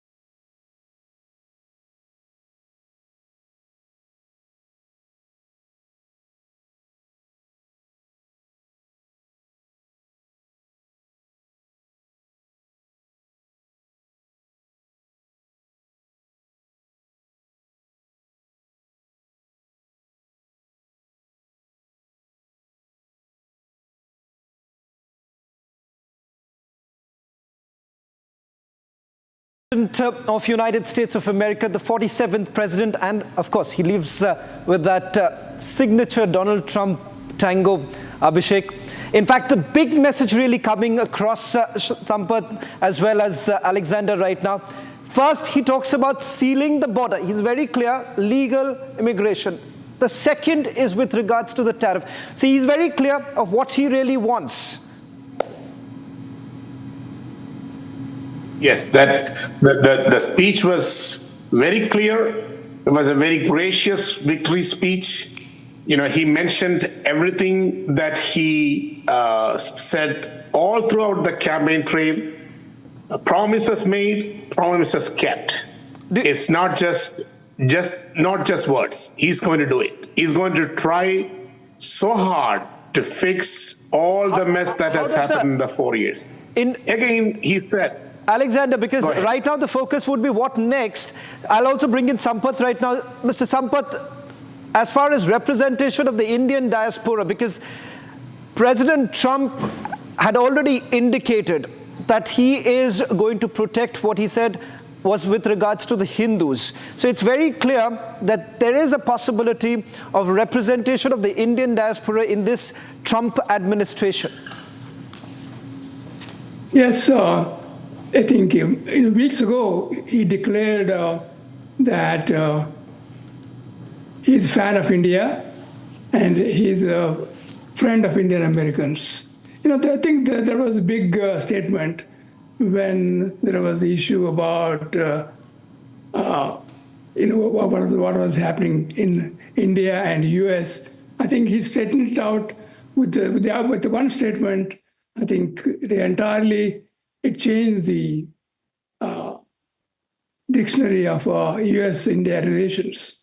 I think he'll be the best friend of India, and we look forward to his leadership. What I found very interesting, Abhishek, also, apart from sealing the border comment that he makes, for the longest time, Abhishek, they said that he's going to start a war. Today, President Trump once again reiterating the fact that he's going to stop the war, which is essentially indicating as far as Russia-Ukraine is concerned. For the longest time, the hypocrisy that we have seen dealing with NATO, that too, he's very clear that no longer will US really, shoulder the burden. Well, absolutely. Even in his first term, he had really read the riot act to NATO and said that either you pay or, America is not there to foot the bill and NATO can be disbanded. He actually said that NATO can be disbanded if Europe is not willing to pay. I'm sure tonight is going to be a night of jitters for many leaders in the continent there, across the lake, as they say, across the Atlantic. And the European leaders are going to be much, much worried. The most worried being, of course, Zelensky, because a Trump win means that he is going to really calibrate American engagement with Europe and specifically with the Europe war that's going on, Shavan. And I think a lot of policy announcements there. I think for all the praise that he heaped on Elon, calling him a star is born, Shavan, I read some difficulties going ahead for Elon also, because he said that we have more liquid gold than Saudi Arabia. So effectively, Trump is going to pivot towards oil as the key for the economic model that's there in Trump's mind. Remember, he has earlier also, while praising Elon Musk, mentioned, for example, in the context of the Detroit automobile ecosystem, that he's going to pivot back to oil. That's not good news for Elon, for all the praise that Donald Trump gave in. So from Europe war to the oil economy, I think a tremendous amount of policy push there coming in. My takeaways are, apart from all the praise that he reserved for Elon Musk, there are already indications that the Trump presidency would be about more of what the first Trump presidency was between 2016 and 2020. Well, in fact, there are, Purnima, if I can just bring you in, what's the stark difference that you see from the earlier presidency to what is expected? I'm told that some more breaking news now coming in. In fact, world leaders are already congratulating a short while back. The first one to actually congratulate was the head of state of El Salvador, and now it's Benjamin Netanyahu. In fact, you've already seen that one message that President-elect Donald Trump has indicated with regards to how exactly he will be calibrating his approach as far as the war is concerned, particularly referring to the Israel war, and of course not to forget with regards to Russia-Ukraine. So that's another important. Israel would be very excited and happy about a Trump victory. Remember, Shawan, in the last term, Donald Trump had shifted the U.S. embassy, the U.S. mission, from Tel Aviv to Jerusalem. So in a way, that was a strong message that the Trump presidency is all about backing the Jewish state fully, and obviously Netanyahu would be excited, and that getting expressed in the post that he has. There's no namby-pamby kind of a response here. The Republicans here making it very clear as to how exactly they want this to actually go forward. If you look policy at decisions. Look at the irony, Shawan. It seems going by the pattern, if Kamala Harris has lost Michigan, also the Muslims, the Arabs did not trust the Biden-Harris administration, the Democrats, and when it came to Gaza and the Palestine war of Israel, and the Jews, of course, thought that Trump is going to be better. So in a way, pincer of a situation for the Democrats where neither the Muslims nor the Jews have really voted for Kamala Harris. Well, in fact, Purnima, if I can just take a quick question before we also move on and give you the full picture, how it looks like, how are the numbers really stacked up right now. But first, a comment from you, Purnima, and then I'll get all our numbers up for all our viewers who are tuning in right now. Let's take you through the numbers right now. So 538, 277 and 226 to Kamala Harris. Now, as far as this win goes, it's historic, ladies and gentlemen, because what we are looking at is a clear victory in at least 7 of the battleground states. So clearly, if you see with the previous victory too, 2016 as well as 2022, this is turning out to be the big victory for Donald Trump, primarily because of at least 7 of the states moving towards Donald Trump. And we'll break the numbers for you too, because it turns out that it is moving way beyond than what we saw in 2020. So it's a decisive victory for Donald Trump. Purnima, if I can just get in a quick word from you. It is different because it is turning out to be a complete mandate that has been given to Donald Trump. And these states to swing states also clearly moving towards, once again, Donald Trump. Let's also take you through the congratulatory messages now coming in. After Benjamin Netanyahu, you have the French President, Suesha, who's also congratulated. If you can just quickly take our viewers through those messages now coming in from the world's leaders. Yes, absolutely, Shawan. Emmanuel Macron, who's tweeted, and I quote, "Congratulations, President Donald Trump, ready to work together as we've done for 4 years, with your convictions and with mine, with respect and ambition for more peace and prosperity." In fact, even Netanyahu, who has addressed Donald and Melania Trump as friends, also signing off in true friendship, saying, "Yours, Benjamin and Sarah Netanyahu." So yes, wishes certainly pouring in from across the globe, especially from leaders who are most happy that Trump is the 47th president of the United States of America. We're also trying to get a reporter from Canada. Just a quick word. Let's just get it from Mr. Sampath. Mr. Sampath, a quick word from you. Through the election campaigning, we have seen how the Indian diaspora has essentially reacted to it. What do you really see that President-elect Trump would essentially do for the diaspora? Because Alexander said that, look, I was very happy when he was the president because I could buy my home. That was the reason why he said that he makes a better president. What do you think would be the characteristic of President Trump in his next term? I think the world will be a safer place without war, without the hassles of military invasion of one country to other country. I think he'll be a great friend of India. Naturally, he is a friend of Russia. I think the war will stop. I think the Middle East, which is boiling now, will definitely take a clue who is the head of state in the United States. I don't think there will be so many skirmishes that are happening because the United States is supporting those skirmishes between Israel, Iran, Lebanon, and Gaza in the Gaza Street.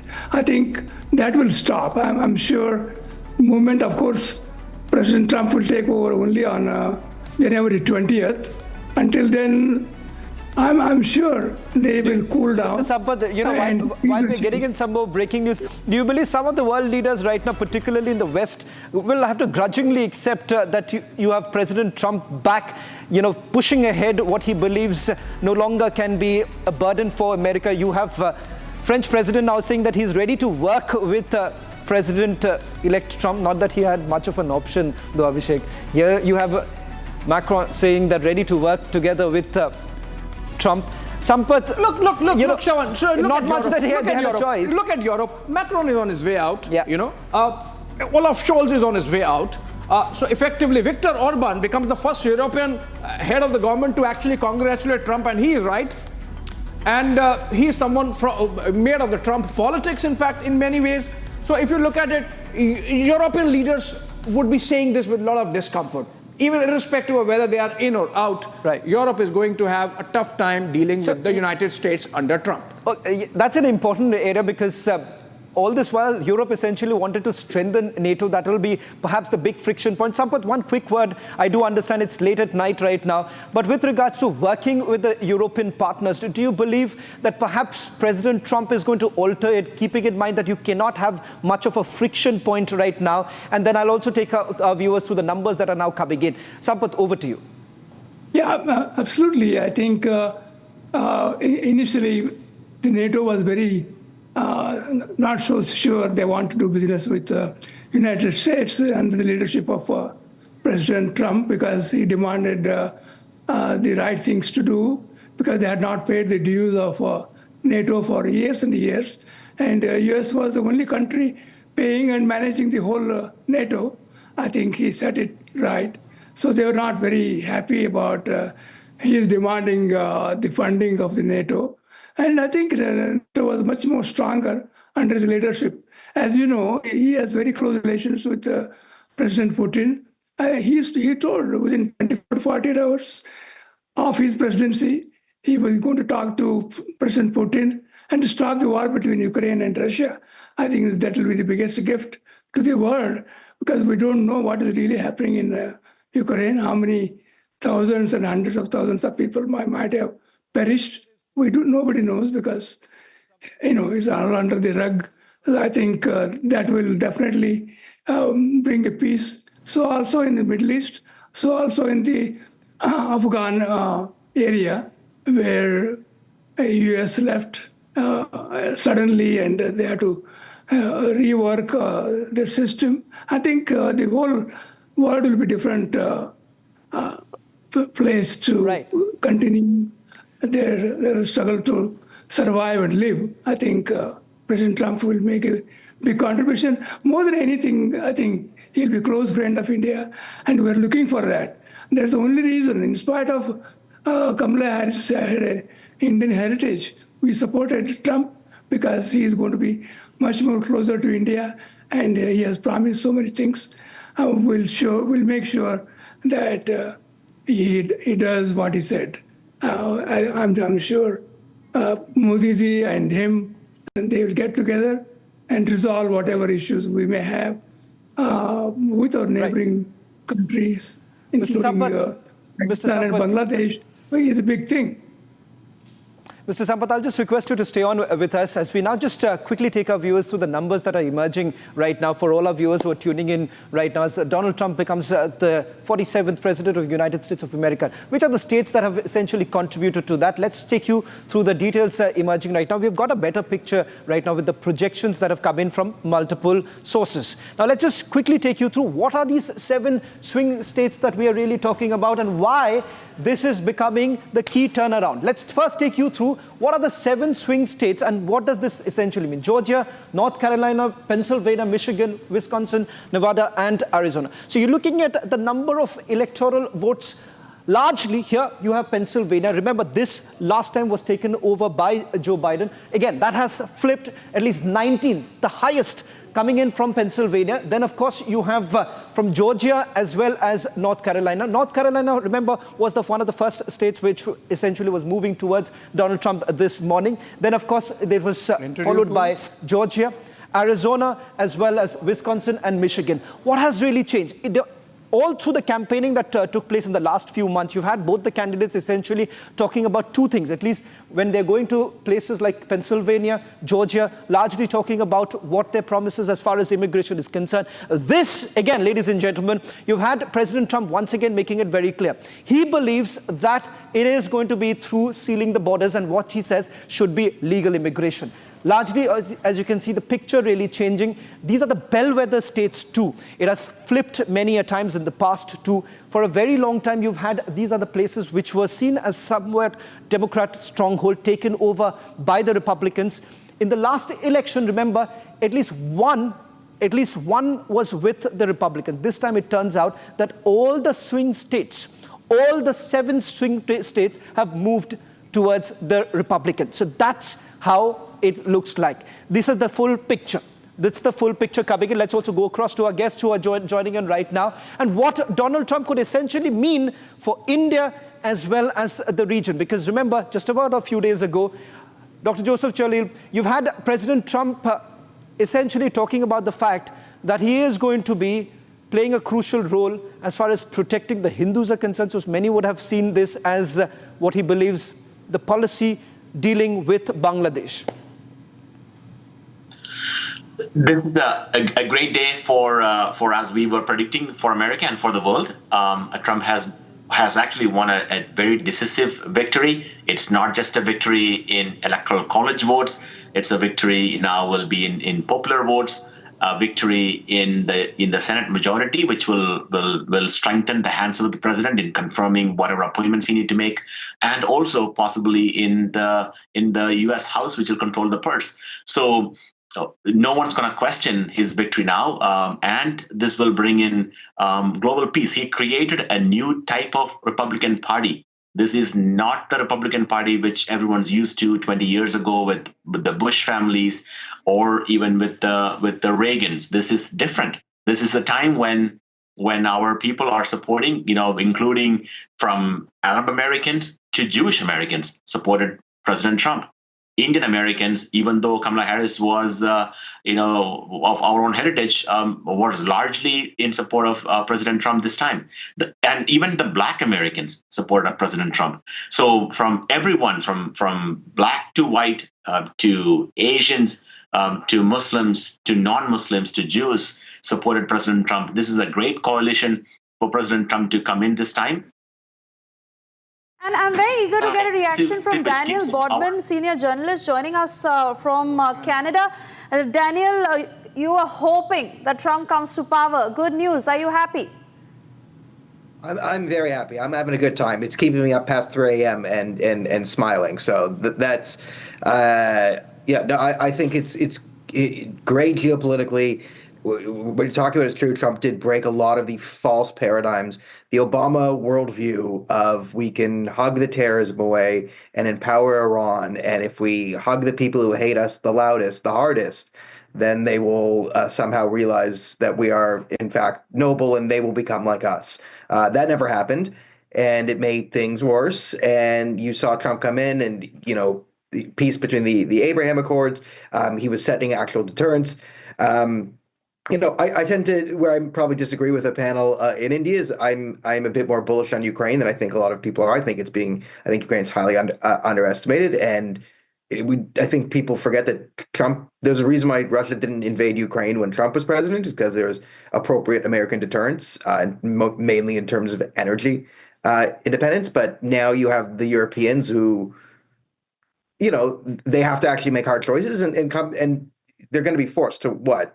Abandon Ukraine? No, they're going to play ball with Trump and be forced to sort of get NATO in order to provide some actual deterrence from the Russians, because America's not going to do all the work for them.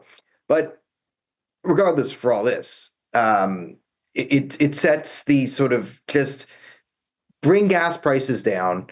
Stop with the overcomplicated nonsense. If there's just energy glut and there's industry and people are good. If you could just supply people with basic needs in a reasonable way and not get government overly involved in this, then everyone's just going to be happier. Okay, so we're getting at some more breaking news right now. The first congratulatory message coming in from Ukrainian President Volodymyr Zelensky. He says, need to put an end to Russian aggression. In fact, referring to President-elect Trump, who said a short while back that he is here to stop the war, a clear indication of which way is it headed. In fact, he's reiterated this multiple times. If we are ready to play that out, because perhaps at least three big takeaways from the victory speech of President-elect Donald Trump. One with regards to immigration, the second with regards to how exactly he would essentially deal with two ongoing war. And of course, now you have Ukrainian President Zelensky saying peace through strength approach works. Now indicating that whether at all there's going to be some sort of a dialogue too. In fact, not just that, one character perhaps President-elect Donald Trump referred multiple times was, of course, Elon Musk, and the fact that the image of Elon Musk with President-elect Donald Trump a short while back from Florida, that too perhaps caused a lot of heartburn. Let's first listen into what Donald Trump had to say about Elon Musk. Let me tell you, we have a new star.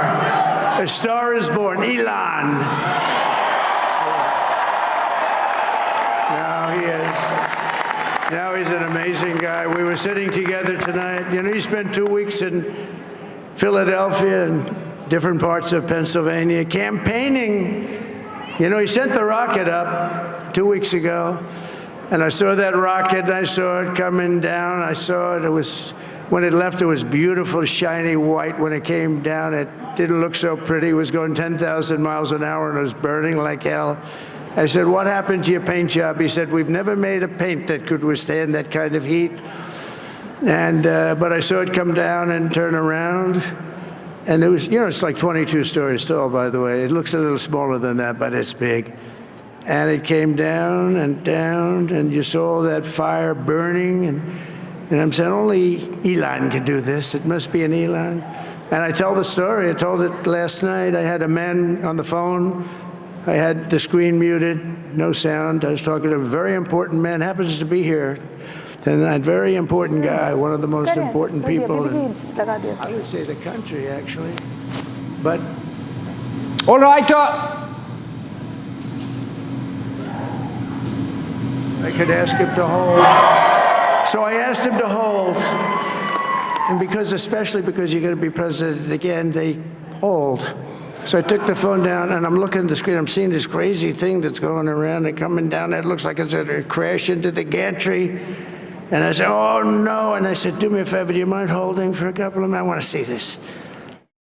All right, let's move on to another breaking news development coming in. Prime Minister Narendra Modi joins other world leaders in congratulating Donald Trump on social media handle X. Prime Minister says, and I quote, heartiest congratulations to my friend real Donald Trump on your historic election victory. As you build on the successes of your previous term, I look forward to renewing our collaboration to further strengthen the India-US comprehensive, global and strategic partnership. Together, let's work for the betterment of our people and to promote global peace, stability and prosperity. Prime Minister, in fact, goes on to post a few pictures of him with President Trump, which includes one in Ahmedabad, where Prime Minister had held the Namaste Trump event, hosting President Trump in front of 100,000 huge crowd. And then there is another picture of Prime Minister and Donald Trump at the Howdy Modi event in Houston, Texas.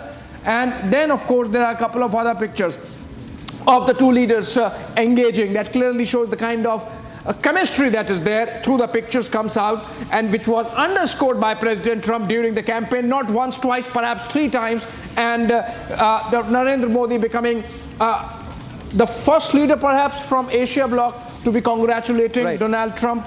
And of course, this is big for India. Remember, in the period of 2016 to 2020, when Donald Trump was president, India carried out the surgical strike in Balakot. India removed Article 370 from Jammu and Kashmir, and we generally saw our geopolitical situation really strengthening, and no interference whatsoever from the deep state in the United States. Unfortunately, over the last 4 years, Shawan, we have seen the Biden-Harris administration strengthening Pakistan by improving their F-16 arsenal. We have seen the United States having some role, as reported, in destabilizing Bangladesh and hence India's neighborhood. And we have seen the United States indulging in push and shove on issues of human rights, freedom of religion, etc. We have seen United States play some destabilizing role in India's northeast. So in a way, that's a good development. India's geostrategic community and the policy think tanks would be breathing easy. Prime Minister there really underscoring that with his congratulations. If you read between the lines, Shravan, and I would like to, what Prime Minister Modi is saying is that we will build on the successes of the first term, and that's really okay. Moving on, back to back, Prime Minister Modi congratulates President Trump, and then we have Giorgia Meloni of Italy coming out with her congratulatory message on Trump. Historic friendship with America, she is saying in her post, and sincere congratulations to Donald Trump. Remember, Meloni, in fact, happens to be a right-wing leader in Europe, and so there would be an ideological coming together, unshakable alliance with America. She is also the one who is strongest, perhaps, in terms of staying power in Europe, with Olaf Scholz, Emmanuel Macron going out, and of course in United Kingdom we have Keir Starmer, who is from the left bloc. Okay, Shravan. Well, in fact, it's quite interesting after the French president making the congratulatory remark, you have the Italian head of state now responding. So it's interesting with the way we have seen how things are really panning out in the last few months, and now changing equations. Alexander, if I can just take that question to you, because within the Republican camp right now, in terms of the renewing the relationship, many would say that changing administration in the United States of America does not really impact India right now, because it's almost like a Teflon coating that has come into the relationship. But do you believe that this could essentially mean bringing in the golden era of the two nations, the relationship once again renewing? See, I have always believed that the foreign policies usually it's a long-lasting relationship. It normally won't change when administrations change. But in this case, I definitely believe that President Trump, because of the friendship between President Trump, Alexander, there's a personal chemistry that we are referring to here, because one could easily look at the body language of both the leaders when they have been together, the kind of bonhomie that they essentially share that perhaps translates further. And if you really look at the images of President Biden along with Prime Minister Modi versus what we are looking at, even the images that we are now playing out, that in itself shows the comfort that both the leaders have. Exactly. See, that's what I was trying to say. The friendship, Prime Minister Modi and President Trump, because of the policies that they aligned with, there are a lot of things they have in common. They have more things in common. That's what makes a relationship better. Donald Trump. Right. In fact, we're going to put out those images, multiple images, because that image in itself tells you the story. That it narrates the story that we have really seen over the last several years, where you've had the Prime Minister essentially referring to Donald Trump as his friend. He's done that multiple times, and in every speech that he has actually delivered, he's largely spoken about how things have nurtured over the years. Let's now break it down for all our viewers in terms of what is it really expected, perhaps in the months to come, and how India could play a very important role, particularly in the last few months. If you really see the way India has played a role diffusing tension, particularly in Israel as well as Russia-Ukraine war, do you essentially look at right now, Purnima, if I can bring that to you, do you really see right now, what's the view in America with regards to India's role right now? Having me, I appreciate that. First of all, I want to say I'm beyond ecstatic. Been keeping it quiet, but I can't keep my excitement. First time, I'm just saying after Donald Trump talked, and I was speechless. I was beyond. It's scintillating. I can't hold my excitement. You can see the point I'm trying to say over here, that if Donald Trump was not elected, it was not just a bad luck for Americans, but for the world. So it's something that I just posted right after I've heard he was declared. Congratulations, America, congratulations, the world. He had been talking about it for quite some time, that if he was was the president of America, these two wars would not have started. And there's a lot of truth around it. And Modi kept saying that this is not the time of war. And he's right. And when Donald Trump was the 45th president at that point of time, he also was talking about ending wars that was going on around the world and bringing the troops back to our country.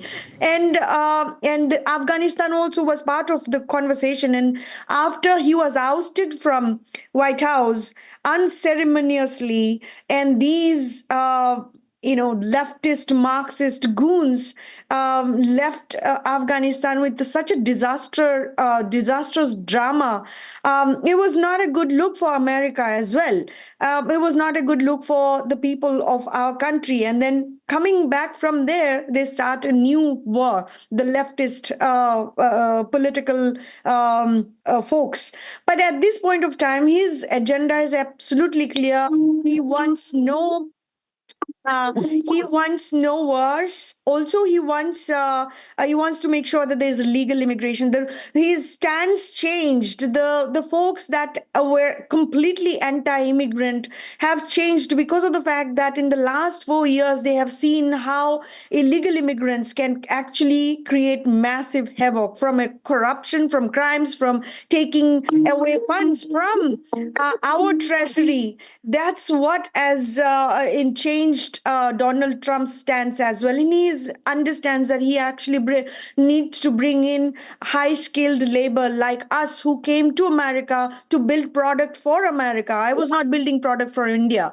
So like that, I think these are something that we have to converse, and right-wing parties has to understand as well.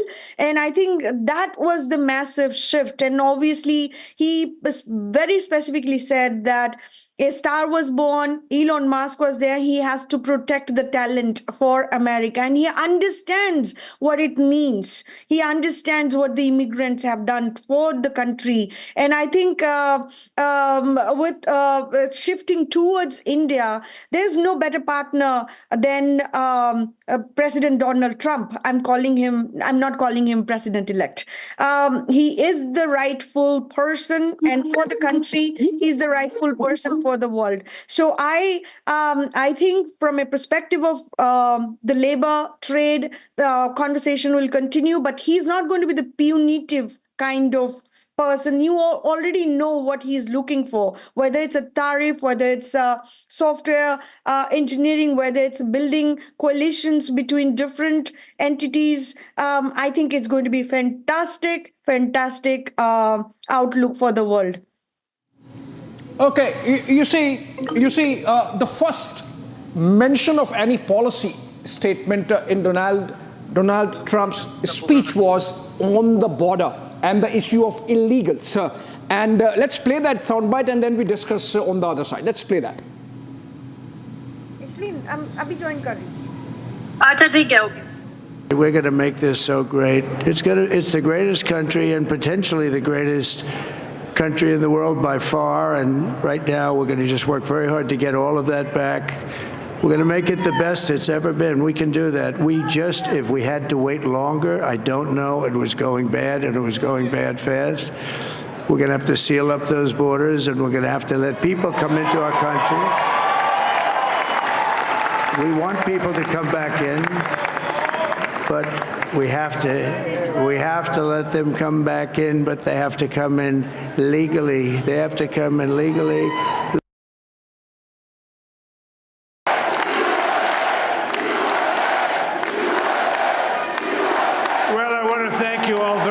This is great. These are our friends. We have thousands of friends on this incredible movement.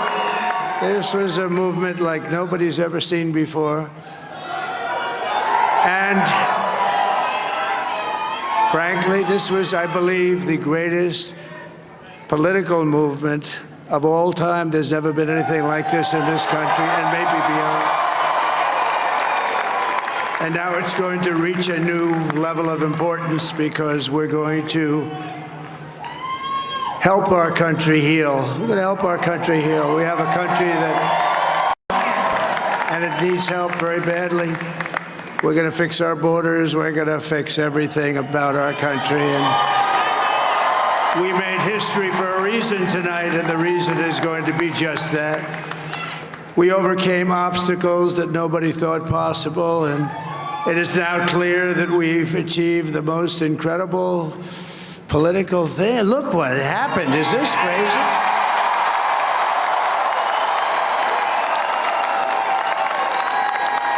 But it's a political victory that our country has never seen before, nothing like this. I want to thank the American people for the extraordinary honor of being elected your 47th president and your 45th president.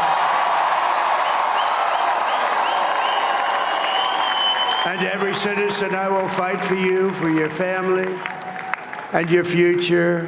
Every single day, I will be fighting for you, and with every breath in my body, I will not rest until we have delivered the strong, safe, and prosperous America that our children deserve and that you deserve. This will truly be the golden age of America. That's what we have to have.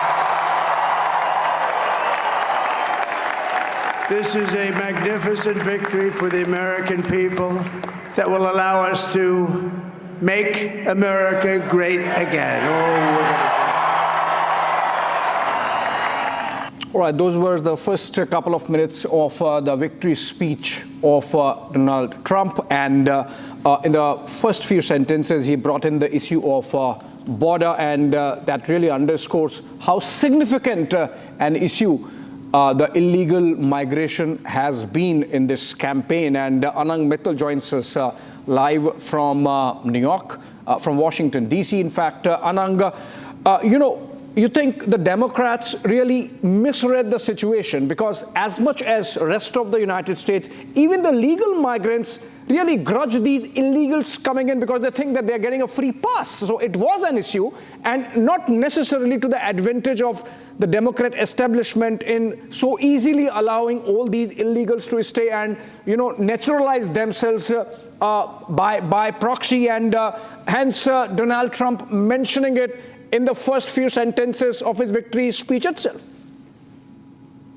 Yeah, I think the Democrats have been mistaken on this issue for almost 20 years, and that's why there's been no movement on illegal immigration and non-legal immigration, which is affecting people like your former panelists and friends and colleagues and cousins and relatives of mine who've been stuck in the green card and the H-1 wait list, which is now 100 years old. You're going to have to live for 100 years to maybe even get through the wait list. So it's because of Democrat intransigence that this issue hasn't moved, because Democrats have believed for almost 20 years, if not longer, that the more illegal immigrants that come into this country and become legalized or become part of the American fabric, become citizens, that they're going to vote for the Democrat Party, that it's to their advantage. And they thought that was a natural vote bank that they could cultivate by not enforcing the border. And tonight's election has shown, the results have shown, that the Latinos who are here, who came here illegally, who have been here for generations, don't like illegal immigration.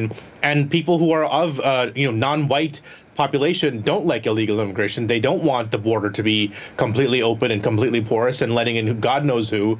There have been many people who are on the terror watch list who have been caught there. I've seen the border with my own eyes, and earlier this year, I was there with my boss, the Speaker of the House, and we were doing a press conference with a bunch of other congressmen, and somebody from behind across the river literally was crossing as they were giving a press conference. There was no fear. These people had no fear that a literal body of congressmen with guns and police were standing there, and they believed that they could completely flaunt the law and come across, and that's exactly what happened. They were taken away by the federal police, the border police there, because you could do nothing. The local police were not allowed to interfere in that matter. So I think this is a problem of the Democrats' own making, and like I said, the fact that Donald Trump has closed the minority vote, has closed the Latino vote, and even they were beating him up for some comments that a comedian made at one of his rallies about Puerto Ricans. Even the Puerto Ricans who live in America have voted for him en masse, and the new governor governor of Puerto Rico is a Republican. So clearly, the Latinos and the non-whites trust him and have given him their benefit of the doubt more than the Democrats believe that he should have been. So it's time for some serious introspection. It's time to examine your own priors in terms of what messaging that you've been sending out to people that they don't want to listen to you. They would rather prefer Donald Trump. He's a known entity. He's been known for almost 10 years now, and they prefer him over you. And so I think the Democrats have to do some serious soul searching, some serious introspection, and come up with a better alternative rather than only making an election and every part of their messaging that is anti-Trump. Yeah, Anand, good that you mentioned about Puerto Rico because, the Democrat campaign, the Harris campaign made a lot about that joke that was cracked at one of the Pennsylvania rallies of Trump by a stand-up comic on Puerto Ricans. And yet, if the Puerto Ricans have voted for Trump, it's interesting. We are joined in by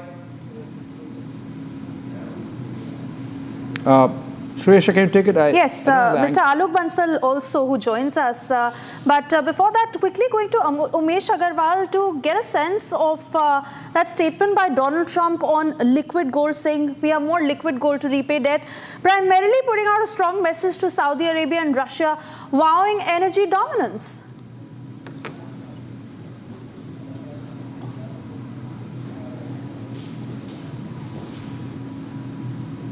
I'm not too sure if we are receiving your audio. I requested you unmute yourself, Umesh Agarwal.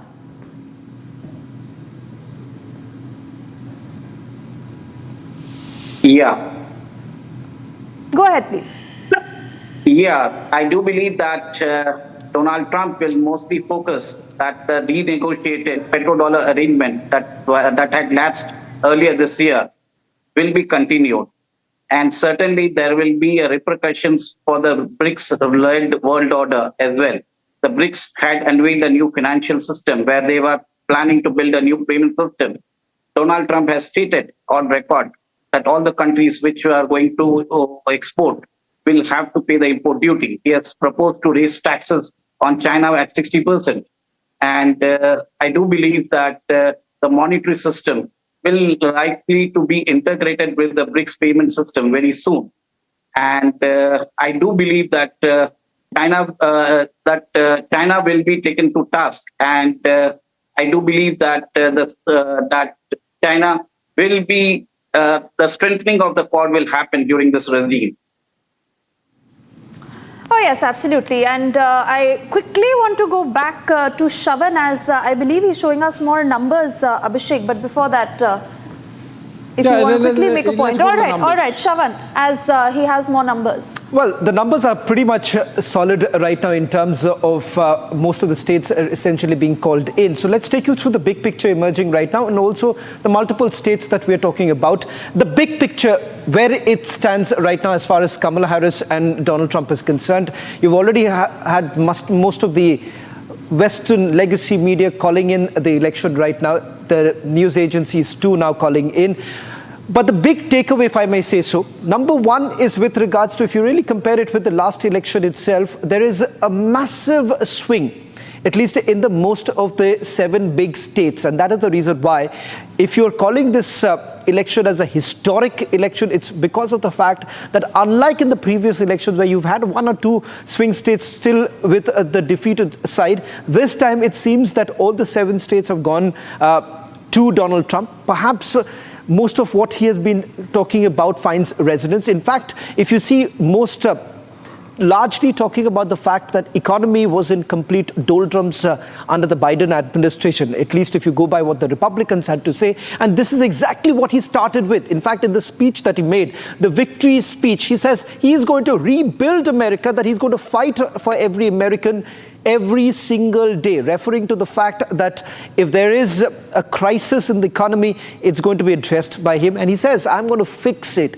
Apart from that, he has largely spoken about the fact that illegal immigration has become the biggest headache, Suesha. That is the reason why. That was the first big statement. So if you really look at the chronology of the issues that was picked up by Donald Trump in his victory speech, he basically starts with the big takeaway, of course, with regards to illegal immigration. Oh yes, absolutely. And the very basis of his campaign, Make America Great Again, where he once again echoed through his speech saying that Americans have taken control of the nation. So pretty much for the Americans, as he set an optimistic tone for his tenure also. The declaration of the bold vision that he's carved for the country, like you're saying, Shravan, reforms and border security that have very prominently figured in his victory speech. As we also continue to stay with our guests who are with us on the broadcast. Mr. Alok Bansal also, I believe, and of course I'll have to confirm if he's with us, but he is. All right. Mr. Bansal, primarily indicating a strong shift towards stringent policies and enhancing national security, Donald Trump has very clearly envisioned how he envisages this tenure. See, there is no doubt that Donald Trump has won emphatically, and that shows to some extent, besides anything, that there is also an element of misogyny as far as US society is concerned. Having said that, Donald Trump has always emphasized that he'll focus on economy, and at this point of time, I think the perception in US was that the economy is not doing well, so he's going to be focusing on that. As far as security is concerned, he's talked of no war. So he's going to end the Russia-Ukraine war. I think he will start reducing support for Ukraine and bring it to almost zero. And that would pressurize Ukraine to come to terms with Putin and his demands, and there could be some rapprochement as far as this conflict is concerned.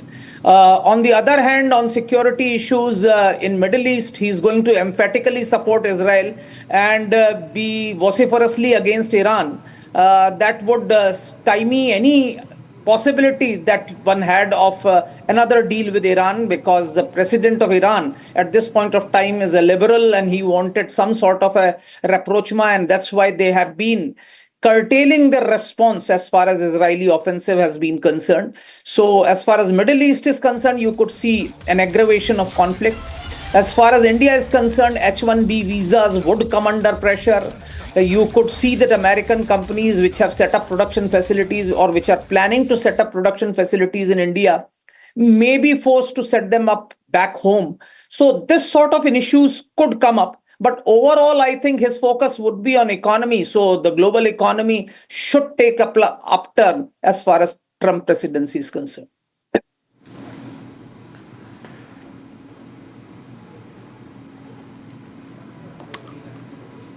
Well, in fact, Mr. Bansal, if I can just take a quick word from you with regards to the other big message that he sent across in terms of imposing the tariffs, because that has been something that many have misread, that if at all those tariffs are essentially brought in, do the businesses really get hit? And largely, are we really talking about only the American businesses really flourishing? Is that the message that he's sending across?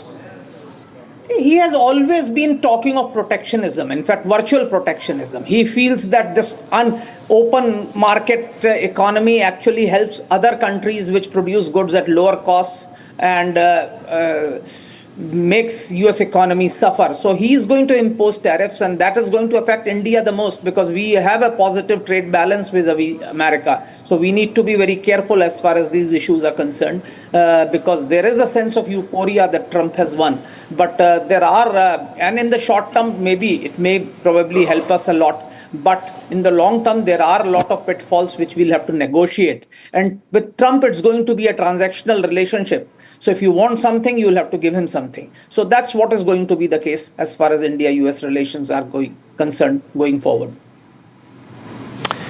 Well, in fact, Mr. Bansal, I'll just request you to stay on with us while we also take viewers through these congratulatory messages that are essentially coming in. A short while back, you've had the NATO General Secretary also putting out that message. So, in fact, let's take you through the big numbers that are emerging right now. How does it really stand right now? 277 for Donald Trump and 226 for Kamala Harris. So, largely, if you look at most of these states, the swing states are also moving towards Donald Trump. So, that's the reason why many would say that this is a historic win, because even Joe Biden last time could not really see the kind of results that we are really looking at right now. So which are the states which have essentially moved? Let's take you through the ones which are on the East Coast. North Carolina, where you have about 16 electoral votes, that's the second highest. The highest, of course, coming in from Pennsylvania. Georgia, too, remember, has moved towards Donald Trump. That's, again, 16 electoral votes. So if you look at least 2 such states have been taken care of. Pennsylvania, 19 electoral votes. That's the highest if you really compare it to the other battleground states. So at least 3 of them. Wisconsin, about 10 electoral votes. And then, of course, you have Michigan, Michigan, and Arizona. So let's put that out as far as Michigan is concerned. And Arizona, because there too, remember, it's gone towards Donald Trump. We'll put that out in a short while from now. So if you really look at all these 7 swing states, all of them essentially moving towards Donald Trump. And if you compare it to the previous election of 2020, there too, remember, you've had Joe Biden at least getting about 6 of them. Here, it's moving towards 7 straight win from the battleground states. So that's the reason why Donald Trump's victory is largely being seen as the big historic victory. Abhishek and Suesha. Well, absolutely. And, the congratulations are pouring in from around the world. And we are seeing sort of meltdown also happening in a section of the American society, particularly American press. And these reactions in many ways are along expected lines. But what's caught my attention is the manner in which identity politics has really failed for the Democrats. For example, we had that very famous video of Barack Obama calling those black youth that they should vote as black because Kamala Harris grew up as black.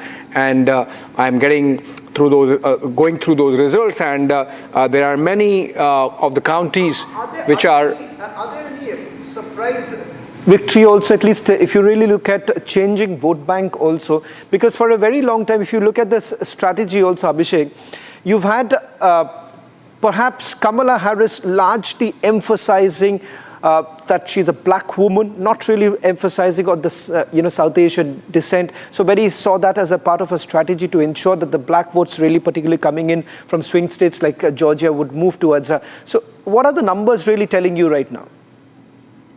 Abhishek. In terms of black votes? Right. So I'm yet to get any specifics in terms of numbers, Shravan. But I can tell you, for example, if you go through some of the constituencies, some of the counties, not constituencies as they are called there. So, for example, I am looking at Anson County in North Carolina, which is a frontline state or a battleground state or a swing state, and Anson County is 40% black. And Trump has become just the second Republican to win this county since 1870s, from the time of Abraham Lincoln. And that's some major gains for Donald Trump. And Shravan, so I was just breaking down the identity politics part of the US election this time around, and I was mentioning how Barack Obama, who's sort of an epitome of liberal politics, not just in the US, but perhaps around the world, he was seen appealing to the black youth to vote as blacks because Kamala Harris grew up black. And we are getting these kind of results where even blacks have voted for Trump. And maybe we can take it to some of our friends there in the US on the panel. Bhavna, if you want to take this question, whether Trump has really broken those identities and it's Americans cutting across those identity divides, voting for Donald Trump?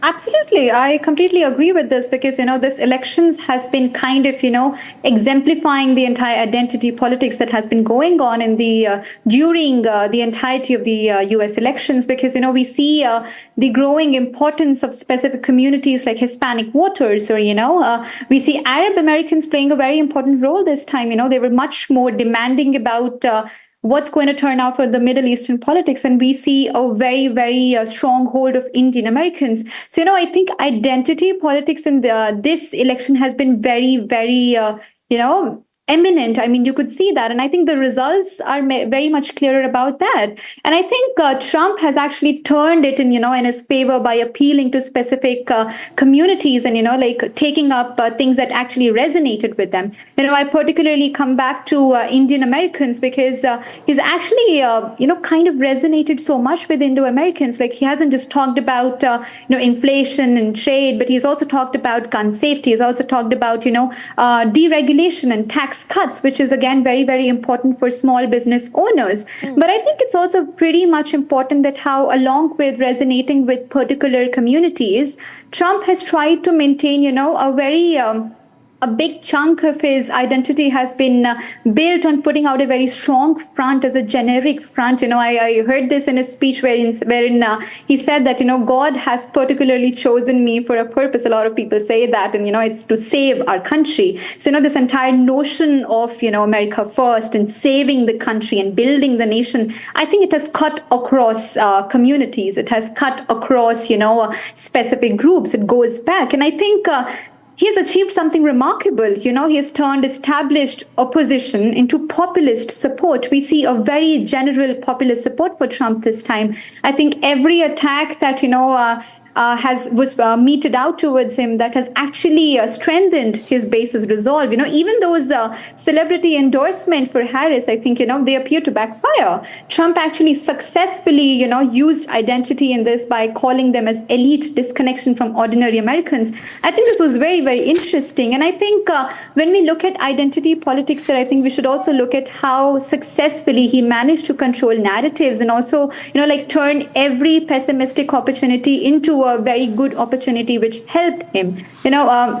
When he actually transformed his greatest weakness that everybody called into his rallying points, when he was faced with 88 felony charges, rather than retreating, rather than saying something that might have gone against him, he just said that, I still remember that line when he said that I'm being indicted for you. So, there was a masterful reframing that turned this legal vulnerability of Trump into political strength. And this is just one example. I think the numbers speak for themselves, wherein he's, this constant, again and again coming back to this point that, are you better off now than the 4 years ago? There's this whole notion of comparing the two terms and, trying to place identity into focus that, do you think you're going to be better off? I think that this positive reframing of the entire narrative has been really, really successful. And again, I think foreign politics remains very, very important because, America, which is a very diverse community, we see a lot of communities which are very, very active and very, very important. So this again and again going back to the Middle Eastern politics, I think that has been really, really successful in terms of shaping Arab Americans' votes. Indo-American votes have been shaped by that, by Trump's transactional approach to foreign policy, by pointing towards a very aggressive stance towards China. I think that has played well because, if we read between the lines, so he goes with this policy of going against, the aggressive stance of China, which we call as China plus one strategy. I think if we read between the lines, this positions India as a primary beneficiary of global supply chain reorganization. Because, if he goes back from China, there's a high probability of moving towards India. I think this opens a lot of doors for India. And I think in this particular politics, the region which has turned out to be the most important was the Indo-Pacific region. We see a lot of discussion around Quad, just because, again, sidelining China and trying to set up the balance of power in the Indo-Pacific region. So, we see enhancement of Quad. And I think this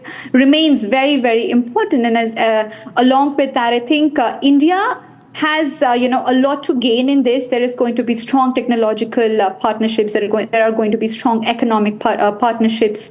And I think it's going to play well in favor of Indo-Americans. But along with them, also for India, I think, this we again go back to this very, beautiful relationship between Prime Minister Modi and, Trump. I think we see those events of Howdy Modi events and, Trump's strong stance on China. I think they've actually resonated deeply with the Indian Americans. And I think this goes same for other communities as well. So I think Trump has successfully managed to build a narrative that, swept across these communities. I mean, he played a very important role here by, appealing to specific communities, but also gaining a very generic stance towards that. So I think that actually worked really, really well. Absolutely, and you very aptly summed it up. I request all our guests to stay on as we'll continue to introspect into those key statements made by Donald Trump in that victory speech. For the moment, we have to slip into a very short commercial break, but we'll be back on the other side as we talk more on all of this. Stay with us.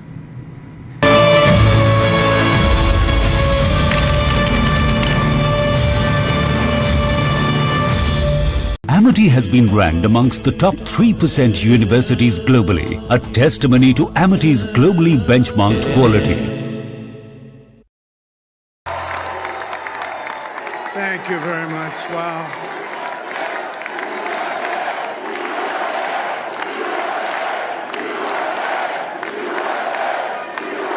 Well, I want to thank you all very much. This is great. These are our friends. We have thousands of friends on this incredible movement.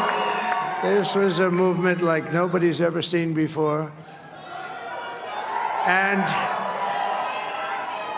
frankly, this was, I believe, the greatest political movement of all time. There's never been anything like this in this country and maybe beyond. And now it's going to reach a new level of importance because we're going to help our country heal. We're going to help our country heal. We have a country that needs help, and it needs help very badly. We're going to fix our borders. We're going to fix everything about our country. And we made history for a reason tonight. And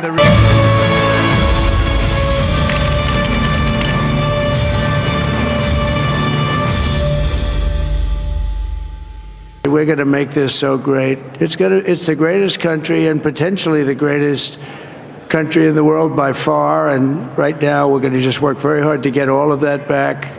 We're going to make it the best it's ever been. We can do that. If we had to wait longer, I don't know. It was going bad, and it was going bad fast.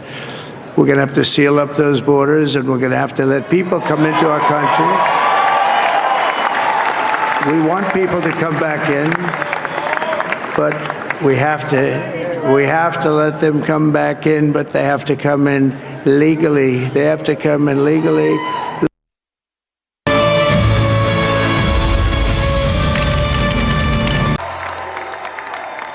Thank you very much. Wow.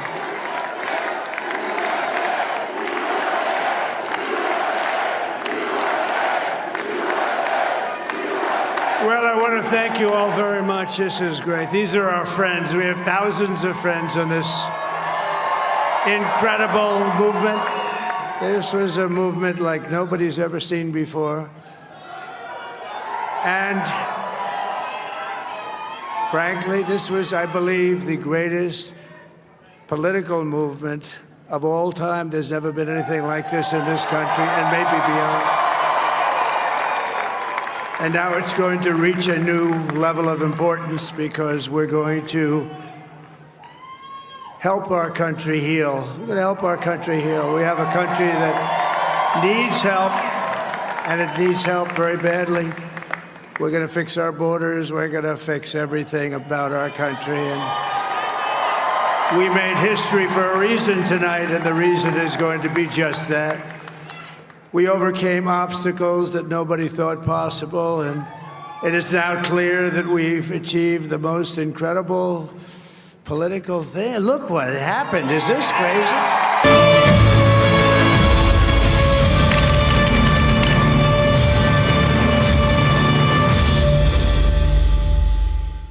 Many people have told me that God spared my life for a reason.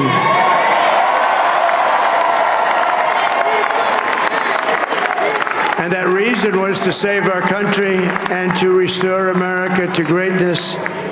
And now we are going to fulfill that mission together. We're going to fulfill that mission. The task before us will not be easy, but I will bring every ounce of energy, spirit.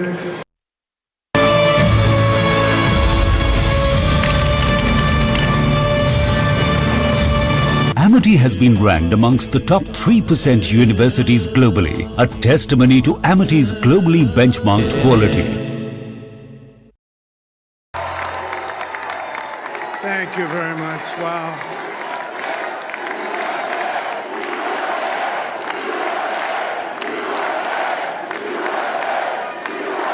Well, I want to thank you all very much. This is great. These are our friends. We have thousands of friends on this incredible movement.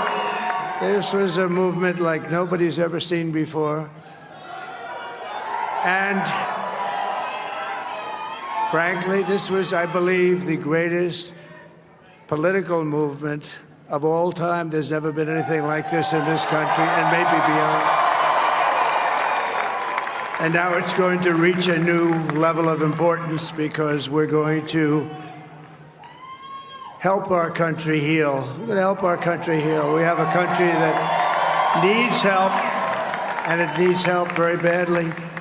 We're going to fix our borders. We're going to fix everything about our country. And we made history for a reason tonight, and the reason is going to be just that. We overcame obstacles that no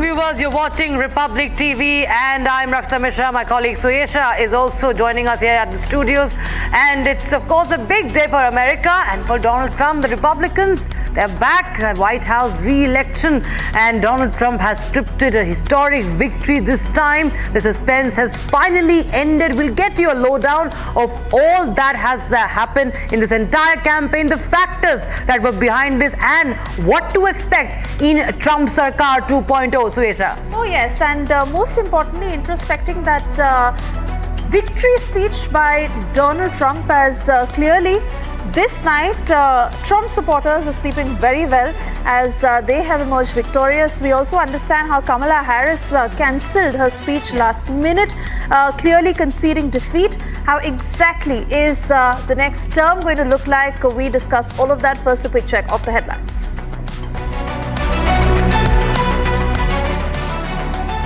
Will truly be the golden age of America. That's what we have to have. This is a magnificent victory for the American people that will allow us to make America great again.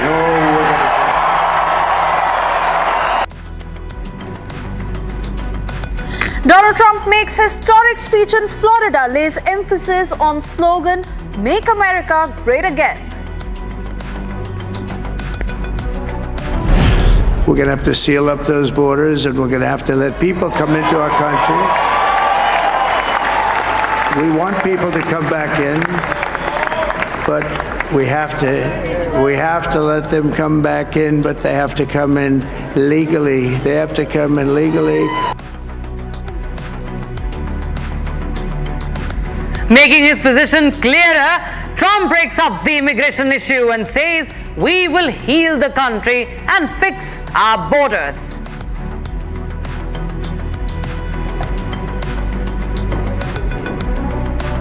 And I think that we just witnessed the greatest political comeback in the history of the United States of America.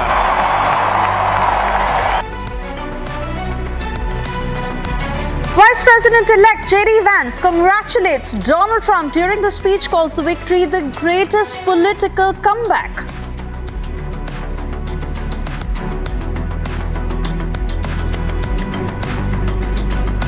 Many people have told me that God spared my life for a reason.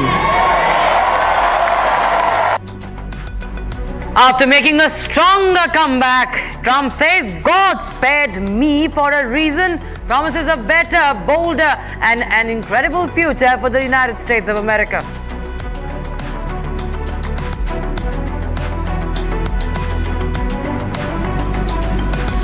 Congratulatory reactions pour in for Donald Trump from across the globe, from Prime Minister Modi to Emmanuel Macron, Israeli Prime Minister Netanyahu to Volodymyr Zelensky. World leaders congratulate Donald Trump on X.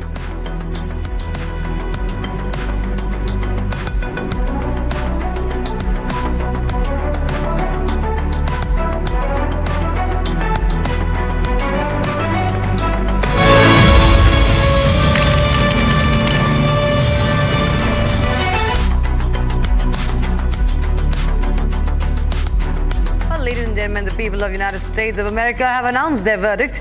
Donald Trump has swept the 2024 U.S. presidential elections, making a historic comeback after 4 long years. Oh yes, absolutely. As he laid emphasis on the very basis of his campaign, Make America Great Again, he also went on to say that God saved me for a reason, and he has promised to reverse all the wrongdoings and fix all that is wrong in the country.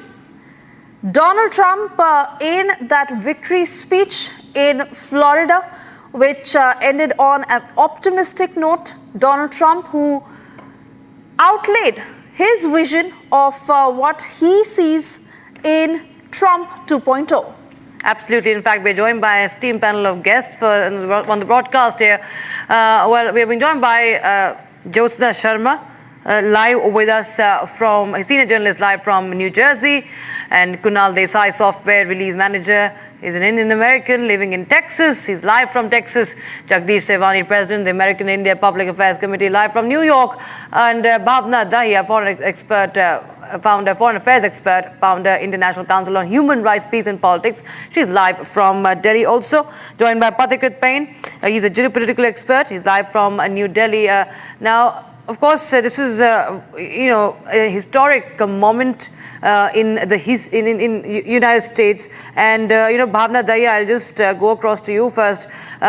Trump began with this very emotional note that God saved me for a reason. Of course, Trump, the Republicans being as nationalist and as Americanist as possible. We do remember the 2 assassination attempts and how the sympathy factor was much talked about and could have played an important role. How do you see this now panning out when he says that we will, fix things in the United States? What are the holes that he's talking about that needs to be plugged in? It's really interesting that, when we actually hear his victory speech, when we read it between the lines, there's just so much we can make out about, the coming years for American politics and what the stances of Trump are going to be. I think it talks more about American politics, which is, of course, not going to be quite the same. I think his victory represents not just, his political victory, but I think it's a fundamental challenge to how we understand, American electorate, American politics now, especially, given these fundamental changes that we've seen in this electoral cycle about voter behavior, how different communities are evolving, right, and the nature of political power in modern America. I think his promise of golden age of America, that's not just a campaign rhetoric. I think it can be seen as a reflection of the extraordinary mandate that he has received. His victory speech had a lot of themes which related to healing and strength. When he talks about that God spared him for a reason to save his country, that takes us back to these themes of healing and strength, wherein there was also another statement that he made that every citizens, I will fight for you, for your family, for your future.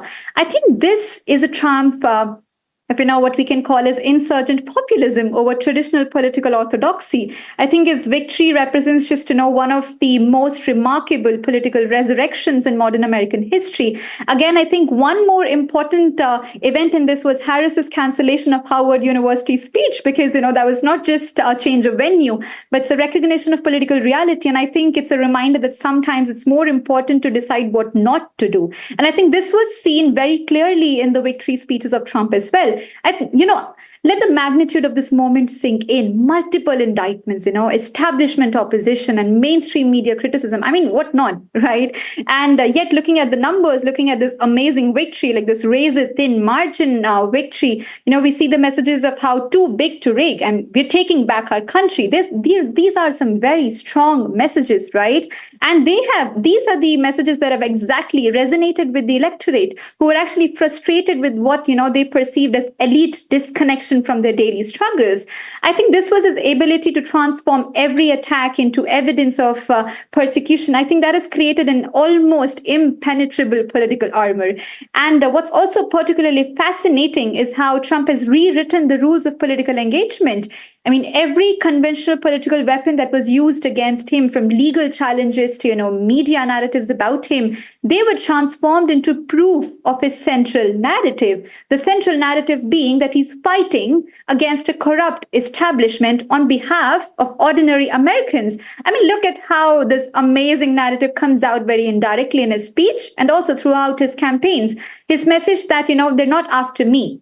They're after you, to the Americans, right? I'm just in the way. I think that created a very powerful bond with the voters that, transcended just political loyalty. So I think, when we look at his speech, it's not just about the mandates and the stance that Trump is going to take in the near future. I think that also talks about what force and, what direction is American politics going to now move ahead in. So I think it's not just rhetoric, it's not just narratives, but it's also about how the politics is going to be shaped, which is, of course, not going to be the same. Oh, yes, absolutely. And I'd also like to bring in Anang Mittal, because I understand it's really late night for you from Washington. So quickly to understand from you, fully noting that from the blacks to the Hispanics to even the Latinos who've gone to vote for Trump, but even in his victory speech, he draws that line very clearly where he says that looks like we'll be keeping control, unquote. We are going to fix our borders. We are going to fix everything about our country. So he has stayed true to how he had projected his vision for America. And despite the varied vote bank that has come out in support, Donald Trump sticks by it. Yeah, I think it's fair to say that. I think his message has always been that he, in terms of making America great again, it's economic power, military power, that America projects a symbol of strength. It's a shining beacon on the hill, as Ronald Reagan used to say. So he harkens back to the older Republican leaders who were much more successful and sort of were seen as being people who revived America from a negative period, from negative decades. And I think, quite honestly, the identity politics thing on the Democrat side is really played out, and that's what this election is showing. Donald Trump has made double-digit gains with the Latinos, with African Americans, with Asian Americans, and he's also made major gains with the Gen Z vote, 18 to 29-year-olds. So it's very obvious that the old method of using identity politics is not going to work, and that wasn't the case for the Democrat Party either. They used to be the party of class. They used to fight for the lower class. They used to fight for the labor class. They used to fight for the unions, and all of those lower class people, Americans, have gone over to Donald Trump. And so it's quite obvious that the political paradigms have shifted.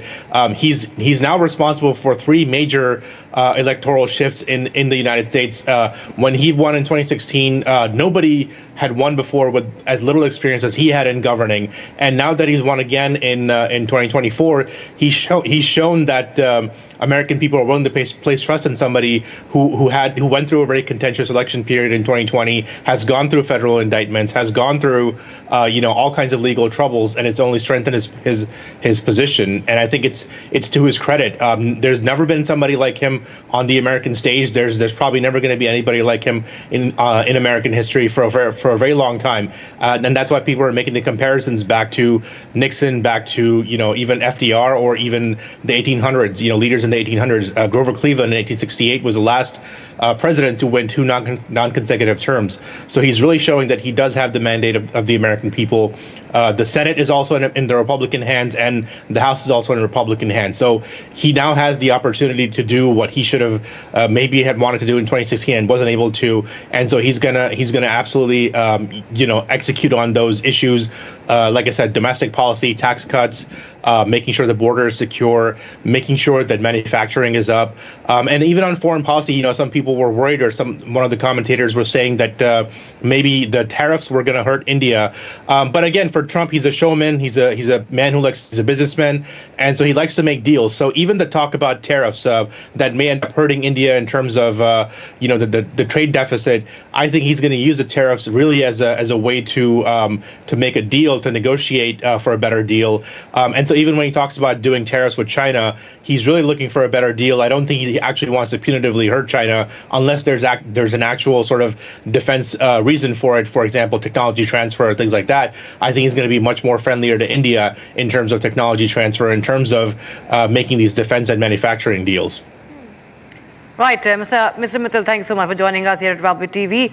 And of course, it's been a very exciting night for all the Americans. And of course, all eyes have been on, the result that is out now. Let's take a quick look, in fact, take a listen in to what Donald Trump had said on the swing state. Remember how they hold a key when it comes to deciding who will take over the White House. So, Donald Trump, viewers, what did he have to say on the 7 states?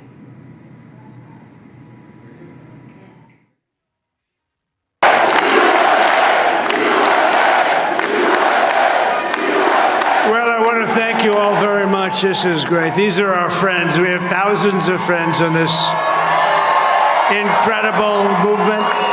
This was a movement like nobody's ever seen before. And frankly, this was, I believe, the greatest political movement of all time. There's never been anything like this in this country and maybe beyond. And now it's going to reach a new level of importance because we're going to... Oh yes, and quickly to take you through more breaking news that is coming within India. Yes, Sensex has zoomed 1,000 points after Donald Trump swept victory. Nifty has surged by 1.5% after Trump's landslide win. In fact, we're learning on the IT stocks that have rallied. TCS, Infosys that have taken a massive lead. Bitcoin prices that are at an all-time high, and the markets reporting extremely well after Trump's victory. It is good news for those invested in the markets as Sensex has zoomed 1,000 points after Donald Trump swept the American elections.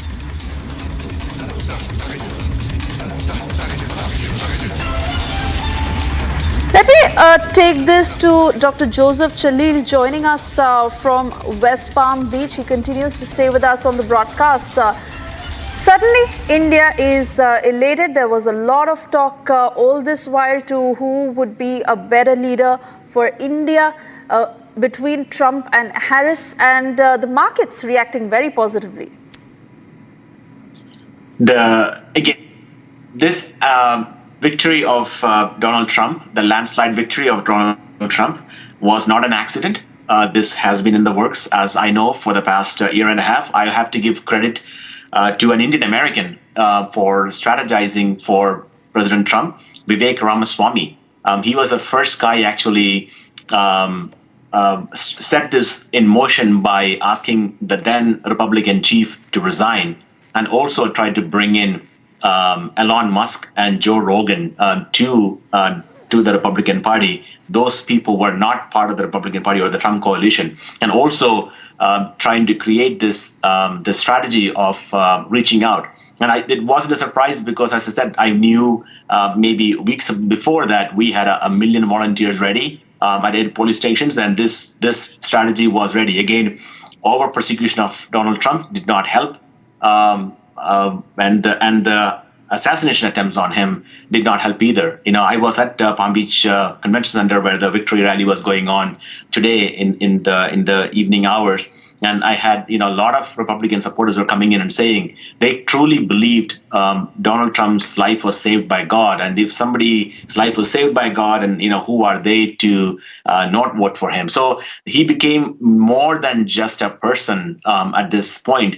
So again, for Indian Americans, I think this is going to be a great day. Unfortunately, I think most of the Indian Americans in USA voted for Trump, not because of maybe they might be fans of Trump, because they hated or they had dislike for Kamala Harris more. Because I wish she had maybe embraced her Indianness a little bit more while she was vice president. She never took a chance to visit India while she was vice president. She could have come to her home city and embraced it. But she claimed, and she was embracing her blackness or African Americanness, and now the African American media was saying that she was lying about it, because there's some books about it, saying that she showed a picture of her grandmother, and now proofs coming saying that these can never be her grandmother because her real grandmother died before she was born, and so she was trying to show black relatives as if she is more black than what she really is, and she abandoned her Indianness, which I think she's paying a price for.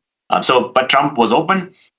People like Vivek Ramaswamy, Elon Musk, Joe Rogan, these are the people who, created the last minute surge. And I think it's going to be a good day for the world, a good day for Americans. And, the enthusiasm here is, really palpable. And I could see when the convention or the watch party today evening was moved from Mar-a-Lago to a major here in Palm Beach. So. Right, of course, now we will get you more insights as to what all have been the promises, remember, that were made by Donald Trump. Remember, he has swept these elections. It's been historic for America. And in fact, Trump says that he will make America great again. He has made several promises, remember, on immigration, on trade, on taxation, so on and so forth. There are many promises that have been made by Donald Trump in his entire campaign. Also, of course, involves how he aims to end the Russia-Ukraine war. Of course, remains to be seen what is the blueprint for all of that. Donald Trump being Donald Trump, he makes quite fiery statements and big claims, but remains to be seen what really happens. And I have Shravan Sen joining us here in the studios, who will help us understand what is next as far as the Trump 2.0 term is concerned. Shravan, over to you. Well, typical to Donald Trump, his entire campaigning was about bold messaging. In fact, let's just break this down. What is it that he has said in his campaign and in the victory speech too? What's the clear indication that's really coming in? Let's first look at the taxation aspect, because if you really look at the campaigning, in the campaigning you've had the Democrats largely being accused of increasing the taxation. Now, what is it that Donald Trump is talking about? He's talking about reducing the corporate tax from 28% to 21%. So that's again one of the reasons why you're looking at big corporates essentially giving a thumbs up to this entire plan that he has. And perhaps that is the reason why you've had the markets seeing a massive surge. With regards to tariff, remember, this is an aspect where there has been a huge debate as to whether at all, if he imposes the kind of tariff that you're really looking at, where he says that he's going to impose over 10% tariff on US imports. Now, where does this really stem from? It basically stems from countries essentially buying products at a much lower rate from the United States of America. And that is the reason why he says that it is time to protect. The protectionist aspect really comes in. Now, this is where India plays an important role. Anti-China measure likely to implement policies that is going to reduce reliance on China. Now, this is an extension of what we saw President Trump in his previous tenure, which again is going to be something that perhaps lead to another war of words with China. And let's take you through the other. In terms of immigration, remember this entire election, ladies and gentlemen, was revolving around what Donald Trump essentially believes is the right way forward dealing with immigration. Once again, this is exactly the first big takeaway from his victory speech, where he says he's going to seal the borders and he is going to stop illegal immigration. He's pledged to execute what is going to be turning out to be the largest deportation in the history of the United States of America. And that's the big debate that is now emerging, because you've not heard anything really coming in from the Democrats as far as illegal immigration is concerned. Let's now talk about the war, because this is another aspect where you've had President Trump largely talking about the fact that he is not going to start any war. In fact, he's referred to this in the victory speech, where he says that during his last tenure, there were no war. As far as this tenure goes, he says, could block or limit US financial support for Ukraine. If you really look at the US Congress, once again, pumping in a lot of money in Ukraine. And that is the reason why perhaps you have President Zelensky a little nervous today as to how exactly is he going to really take it forward. So that's the Russia-Ukraine war. Climate change, remember, this is a part where the liberals have had a massive meltdown, because he's not really gone in for the big words as far as the changes with regards to policies bringing in some sort of unanimity with regards to EV. Here he aims to eliminate all subsidies as far as renewable energy and EVs are concerned. Now that's a hugely contested, hugely debated issue as far as climate change is concerned, and how Donald Trump basically views the third world countries to also perhaps step up rather than being on the clutches of the developed nations as far as climate change is concerned. US Federal Reserve aims to exert control over the Federal Reserve. Now that is again another protectionist reform that he's likely to bring in his next term. Ladies and gentlemen, the 47th President of United States of America, shattering the 136-year-old history of United States of America with Donald Trump coming back to power.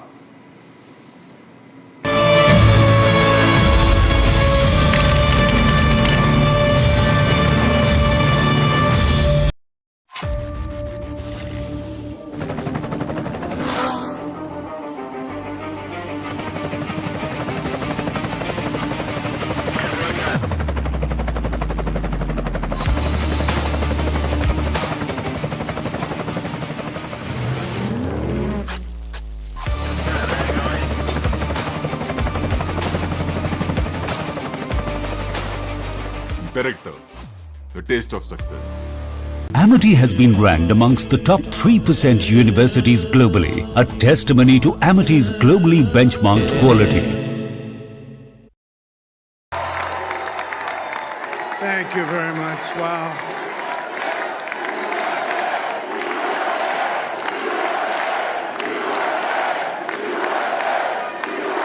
Well, I want to thank you all very much. This is great. These are our friends. We have thousands of friends on this incredible movement. This was a movement like nobody's ever seen before. And frankly, this was, I believe, the greatest political movement of all time. There's never been anything like this in this country and maybe beyond.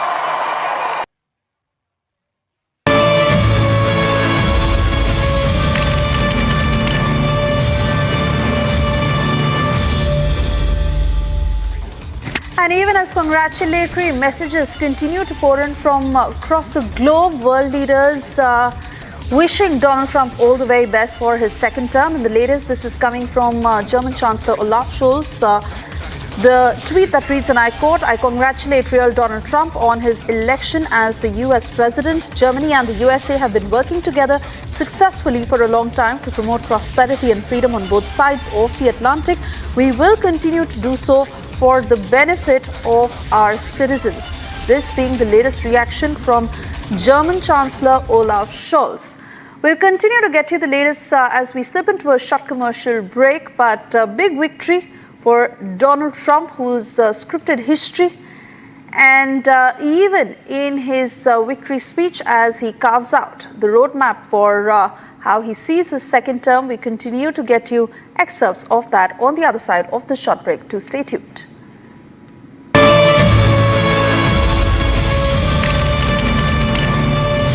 Amity has been ranked amongst the top 3% universities globally, a testimony to Amity's globally benchmarked quality. Thank you very much. Wow.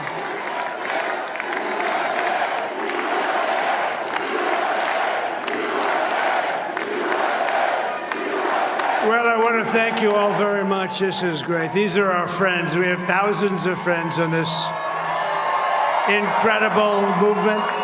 This was a movement like nobody's ever seen before. And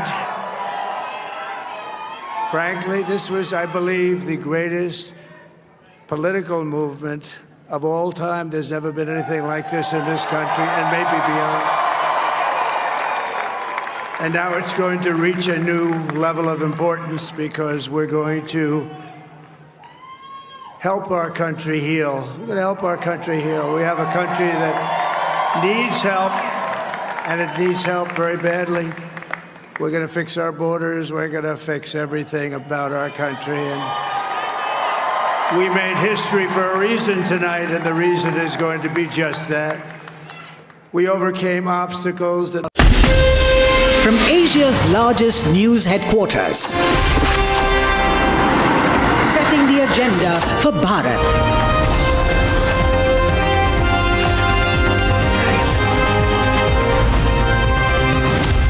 You're watching Republic.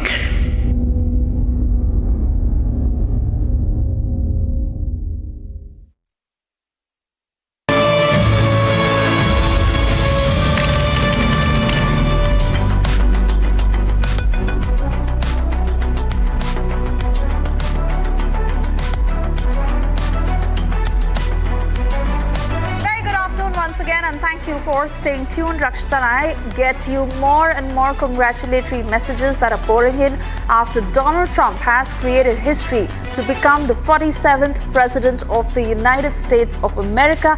It has been a high voltage election campaign that we've witnessed, and after all that back and forth of whether it would be Harris or Trump, yes, Trump has emerged on the victorious side. Once again, it's Trump's government is going to be Trump administration at the White House, and what to expect from this term and what impacts it could have on New Delhi and of course on the geopolitics. If you talk about several other regions, we'll get you all that and more reactions coming in. But first, the headlines. This will truly be the golden age of America. That's what we have to have. This is a magnificent victory for the American people that will allow us to make America great again.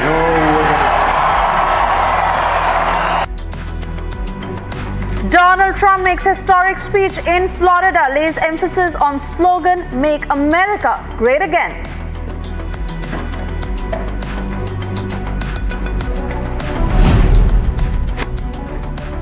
Sensex zooms 1,000 points after Trump's landslide victory.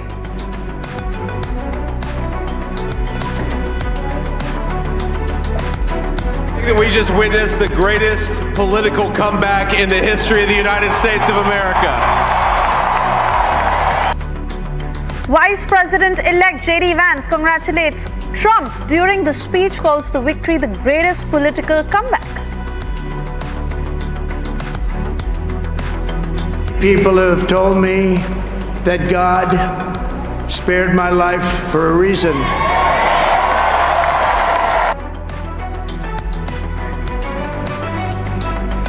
After making the big comeback, Trump says, "God spared me for a reason." He promises a better, bolder, and an incredible future for the United States.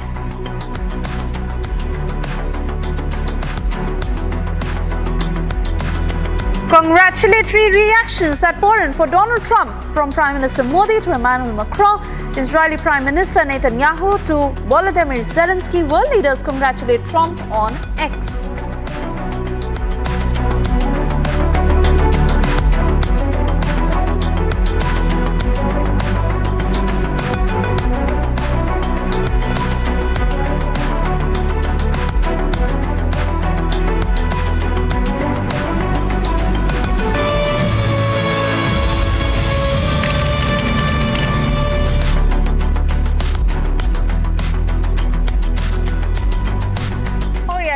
It hasn't been an easy road, but Donald Trump, who's finally emerged victorious to become the 47th president of the United States of America, and in that victory speech that he delivered in Florida, where he made it emotional and he said God saved him for a reason.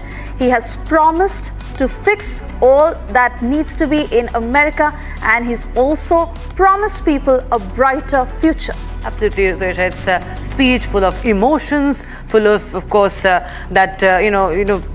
victory, the sense of victory, congratulating his supporters, and of course thanking the voters, also making those very, very important promises, and of course thanking the states who have voted for him. The swing states have been in focus. Shavan joins us here on the studios to get you a lowdown on how America voted.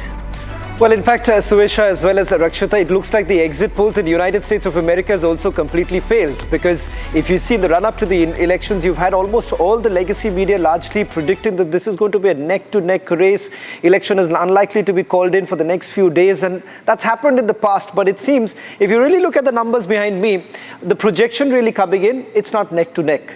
Donald Trump is now President of United States of America, the 47th President of the United States of America, and it is being said a historic win. Now, over the next couple of minutes, I'm going to tell you why exactly it's been seen as the historic win. The numbers that it stacks up right now, of the 538, the halfway mark has been crossed. That's 277 to Donald Trump's Republican Party, and you have the Democrats stuck at 226. Now, why is this victory so very sweet for Donald Trump, and what has really changed? That's because, remember, some of the key states that we're really talking about, the battleground states, the swing states, or whatever else that you really call it, now that has really worked in favor of the Republicans. And that is the reason why that entire victory margin seems to be now changing. We've got a better picture right now, particularly in the states that we're talking about. Let's take a look at the East Coast first. Now, these are the battleground states. Now, why are they the battleground states? Remember,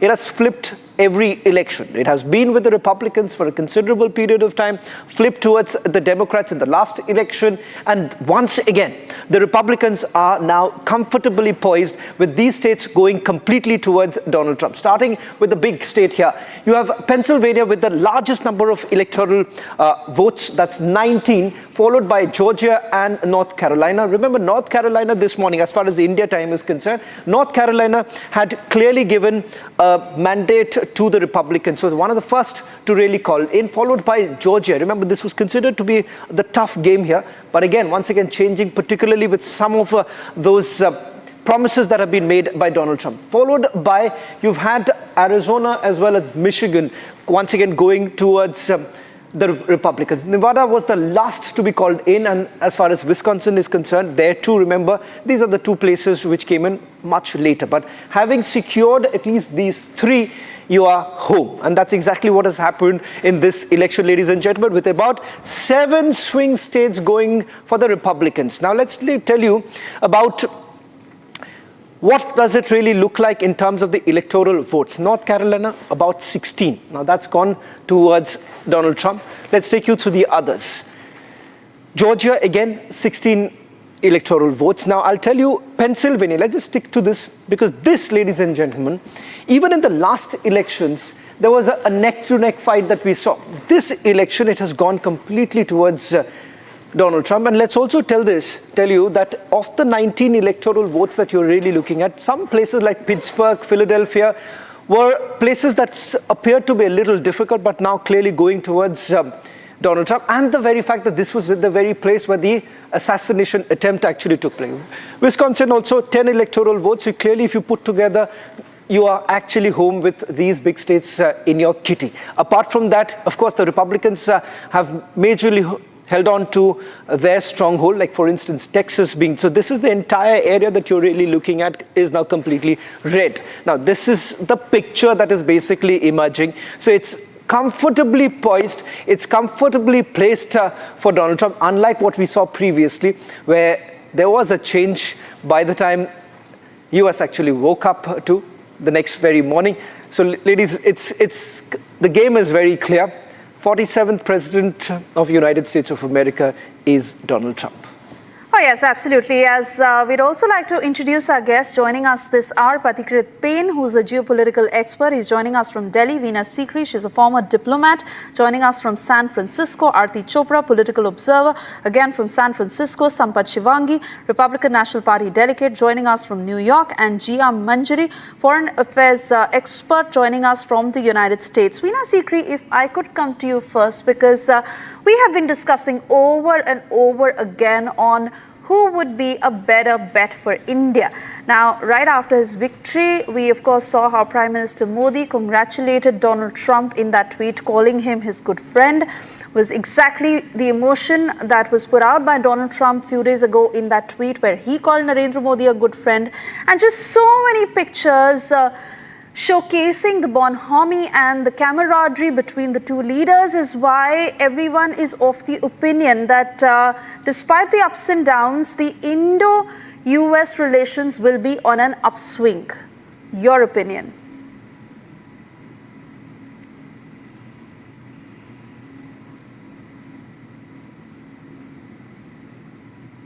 Ms. Sikri, I request you to please unmute yourself, ma'am. We are unable to hear you.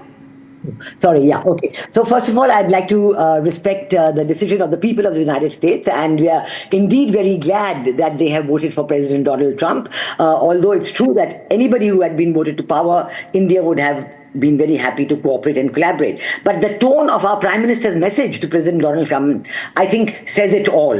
It says very clearly that we do consider President Donald Trump as a friend of India. We do consider that he has an excellent rapport with Prime Minister Modi, and we do indeed look forward to the next 4 years with President Donald Trump at the helm of affairs in the USA as an occasion, as a time when India and USA can further grow the bilateral relationship to further heights. And I would say that President Trump's support for India, support for the Indian diaspora, support for example, the Hindus in Bangladesh who have been subjected to the greatest atrocities beginning August of this year, this has been expressed clearly and unequivocally by President Trump at different points during his election campaign. So this in itself spoke very loud and clear about President Trump's own inclination, his own willingness, and his giving it a very high priority, the development of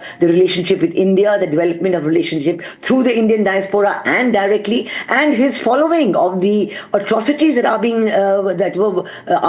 perpetrated against the Hindus in Bangladesh. He also spoke about the Hindu phobia among the left liberals in American academia. So these are very special points that India has been concerned about in many recent years.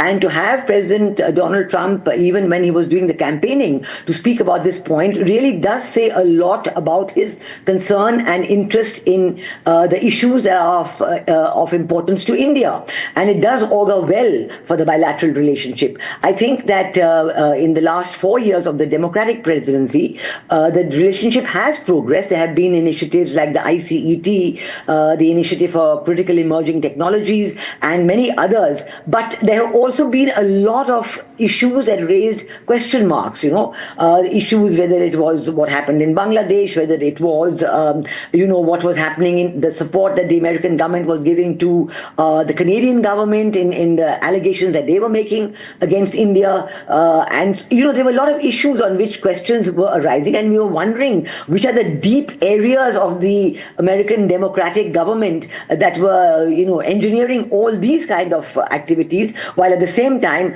on the face of it, and in keeping with President Biden's own statement, there was a good and prospering relationship. Now, we hope that all these kind of issues would now no longer be at play, and we would be able to work together with President Trump on carrying forward the shared agenda on the basis of mutual trust and mutual benefit. And there is a lot of area in which we have. There is security areas. We also know President Trump's views on China.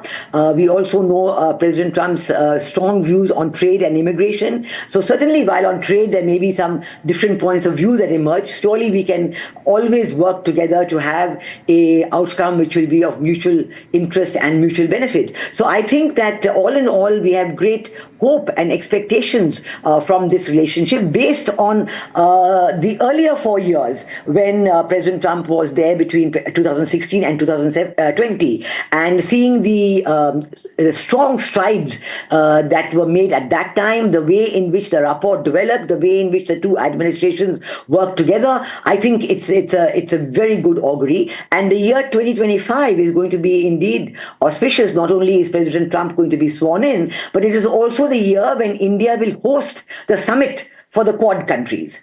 We were to host it this year, but this year America hosted it, and now India is going to host it next year. And so we are really looking forward to this occasion when President Trump will visit India, and there will be the Quad summit in India. There will be very important statements at this time on maritime security, on trade, on all the issues that are of concern to the Quad countries, and it will give India a great opportunity to showcase the interests we have in Quad and to showcase India's other economic strides and economic development that we have been doing. On security issues, as I said, on defense matters, we do see a great progress ahead of us. And we do see that, for example, the GE engines that have been promised for the fighter aircraft in India, these haven't arrived, although the decision was there. But we hope that now there will be no further delays and that these GE engines will arrive on time. So there are a lot of issues like that which were held up. We do not know for what reasons under the Biden administration, but we look forward to these being solved. And I think, again, that the Indian diaspora and their role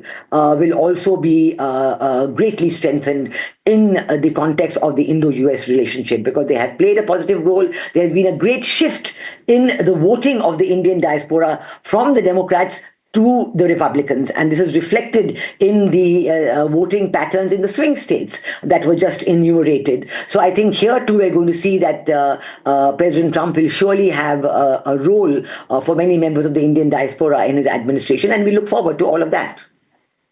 Ambassador Sikri, we've seen that, India has, of course, maintained the bipartisan tie, but, there is expectation of more continuity on part of Washington, D.C. And Trump is known to be a very unpredictable character. He's a very unpredictable leader. In the same breath, he can praise Narendra Modi and at the same time call India, a very big abuser in terms of trade. In his first term, he has called India a tariff king, and what followed were retaliatory tariffs also from New Delhi. And, you mentioned about trade, you mentioned about defense, all these become very important under this purview. How do you see this going forward, given the fact that there has been a rearrangement of, geopolitical ties in the post-Ukraine-Russia war and also what's happening in West Asia? Do you see that Trump will have a different approach this time, or for the good or for the worse?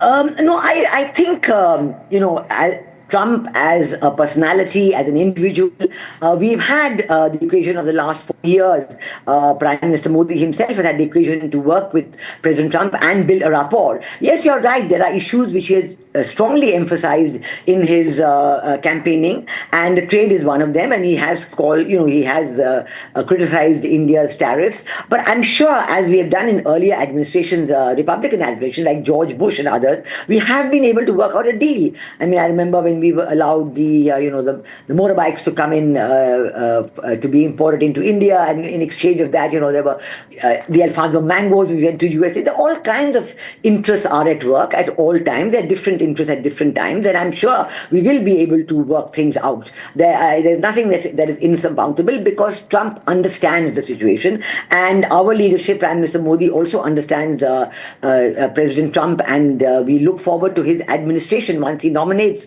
his individuals in key positions, we will be able to immediately start a dialogue with them. Certainly, nothing is going to be a cakewalk. Nothing is going to be easy, because Trump is going to protect American interests first, and we too are very interested. But there are a greater number of areas of convergence of interest. I mean, you spoke about the two conflicts going on in Ukraine and in the Middle East. I mean, certainly on Ukraine, it is President Trump himself who has assured that he will bring this conflict to an end, and India too has been taking a great deal of interest in this regard, and our Prime Minister has visited Russia and has direct talks with President Putin on more than one occasion. So I think that this already gives you an indication of areas of important convergence, critical areas where there is a convergence of interest and where we will be able to work forward. So I think that we will be able to have a strong dialogue, and always in any dialogue, there has to be give and take. We have to work out the areas of interest to President Trump and to the Americans, and see what our own areas of interest are.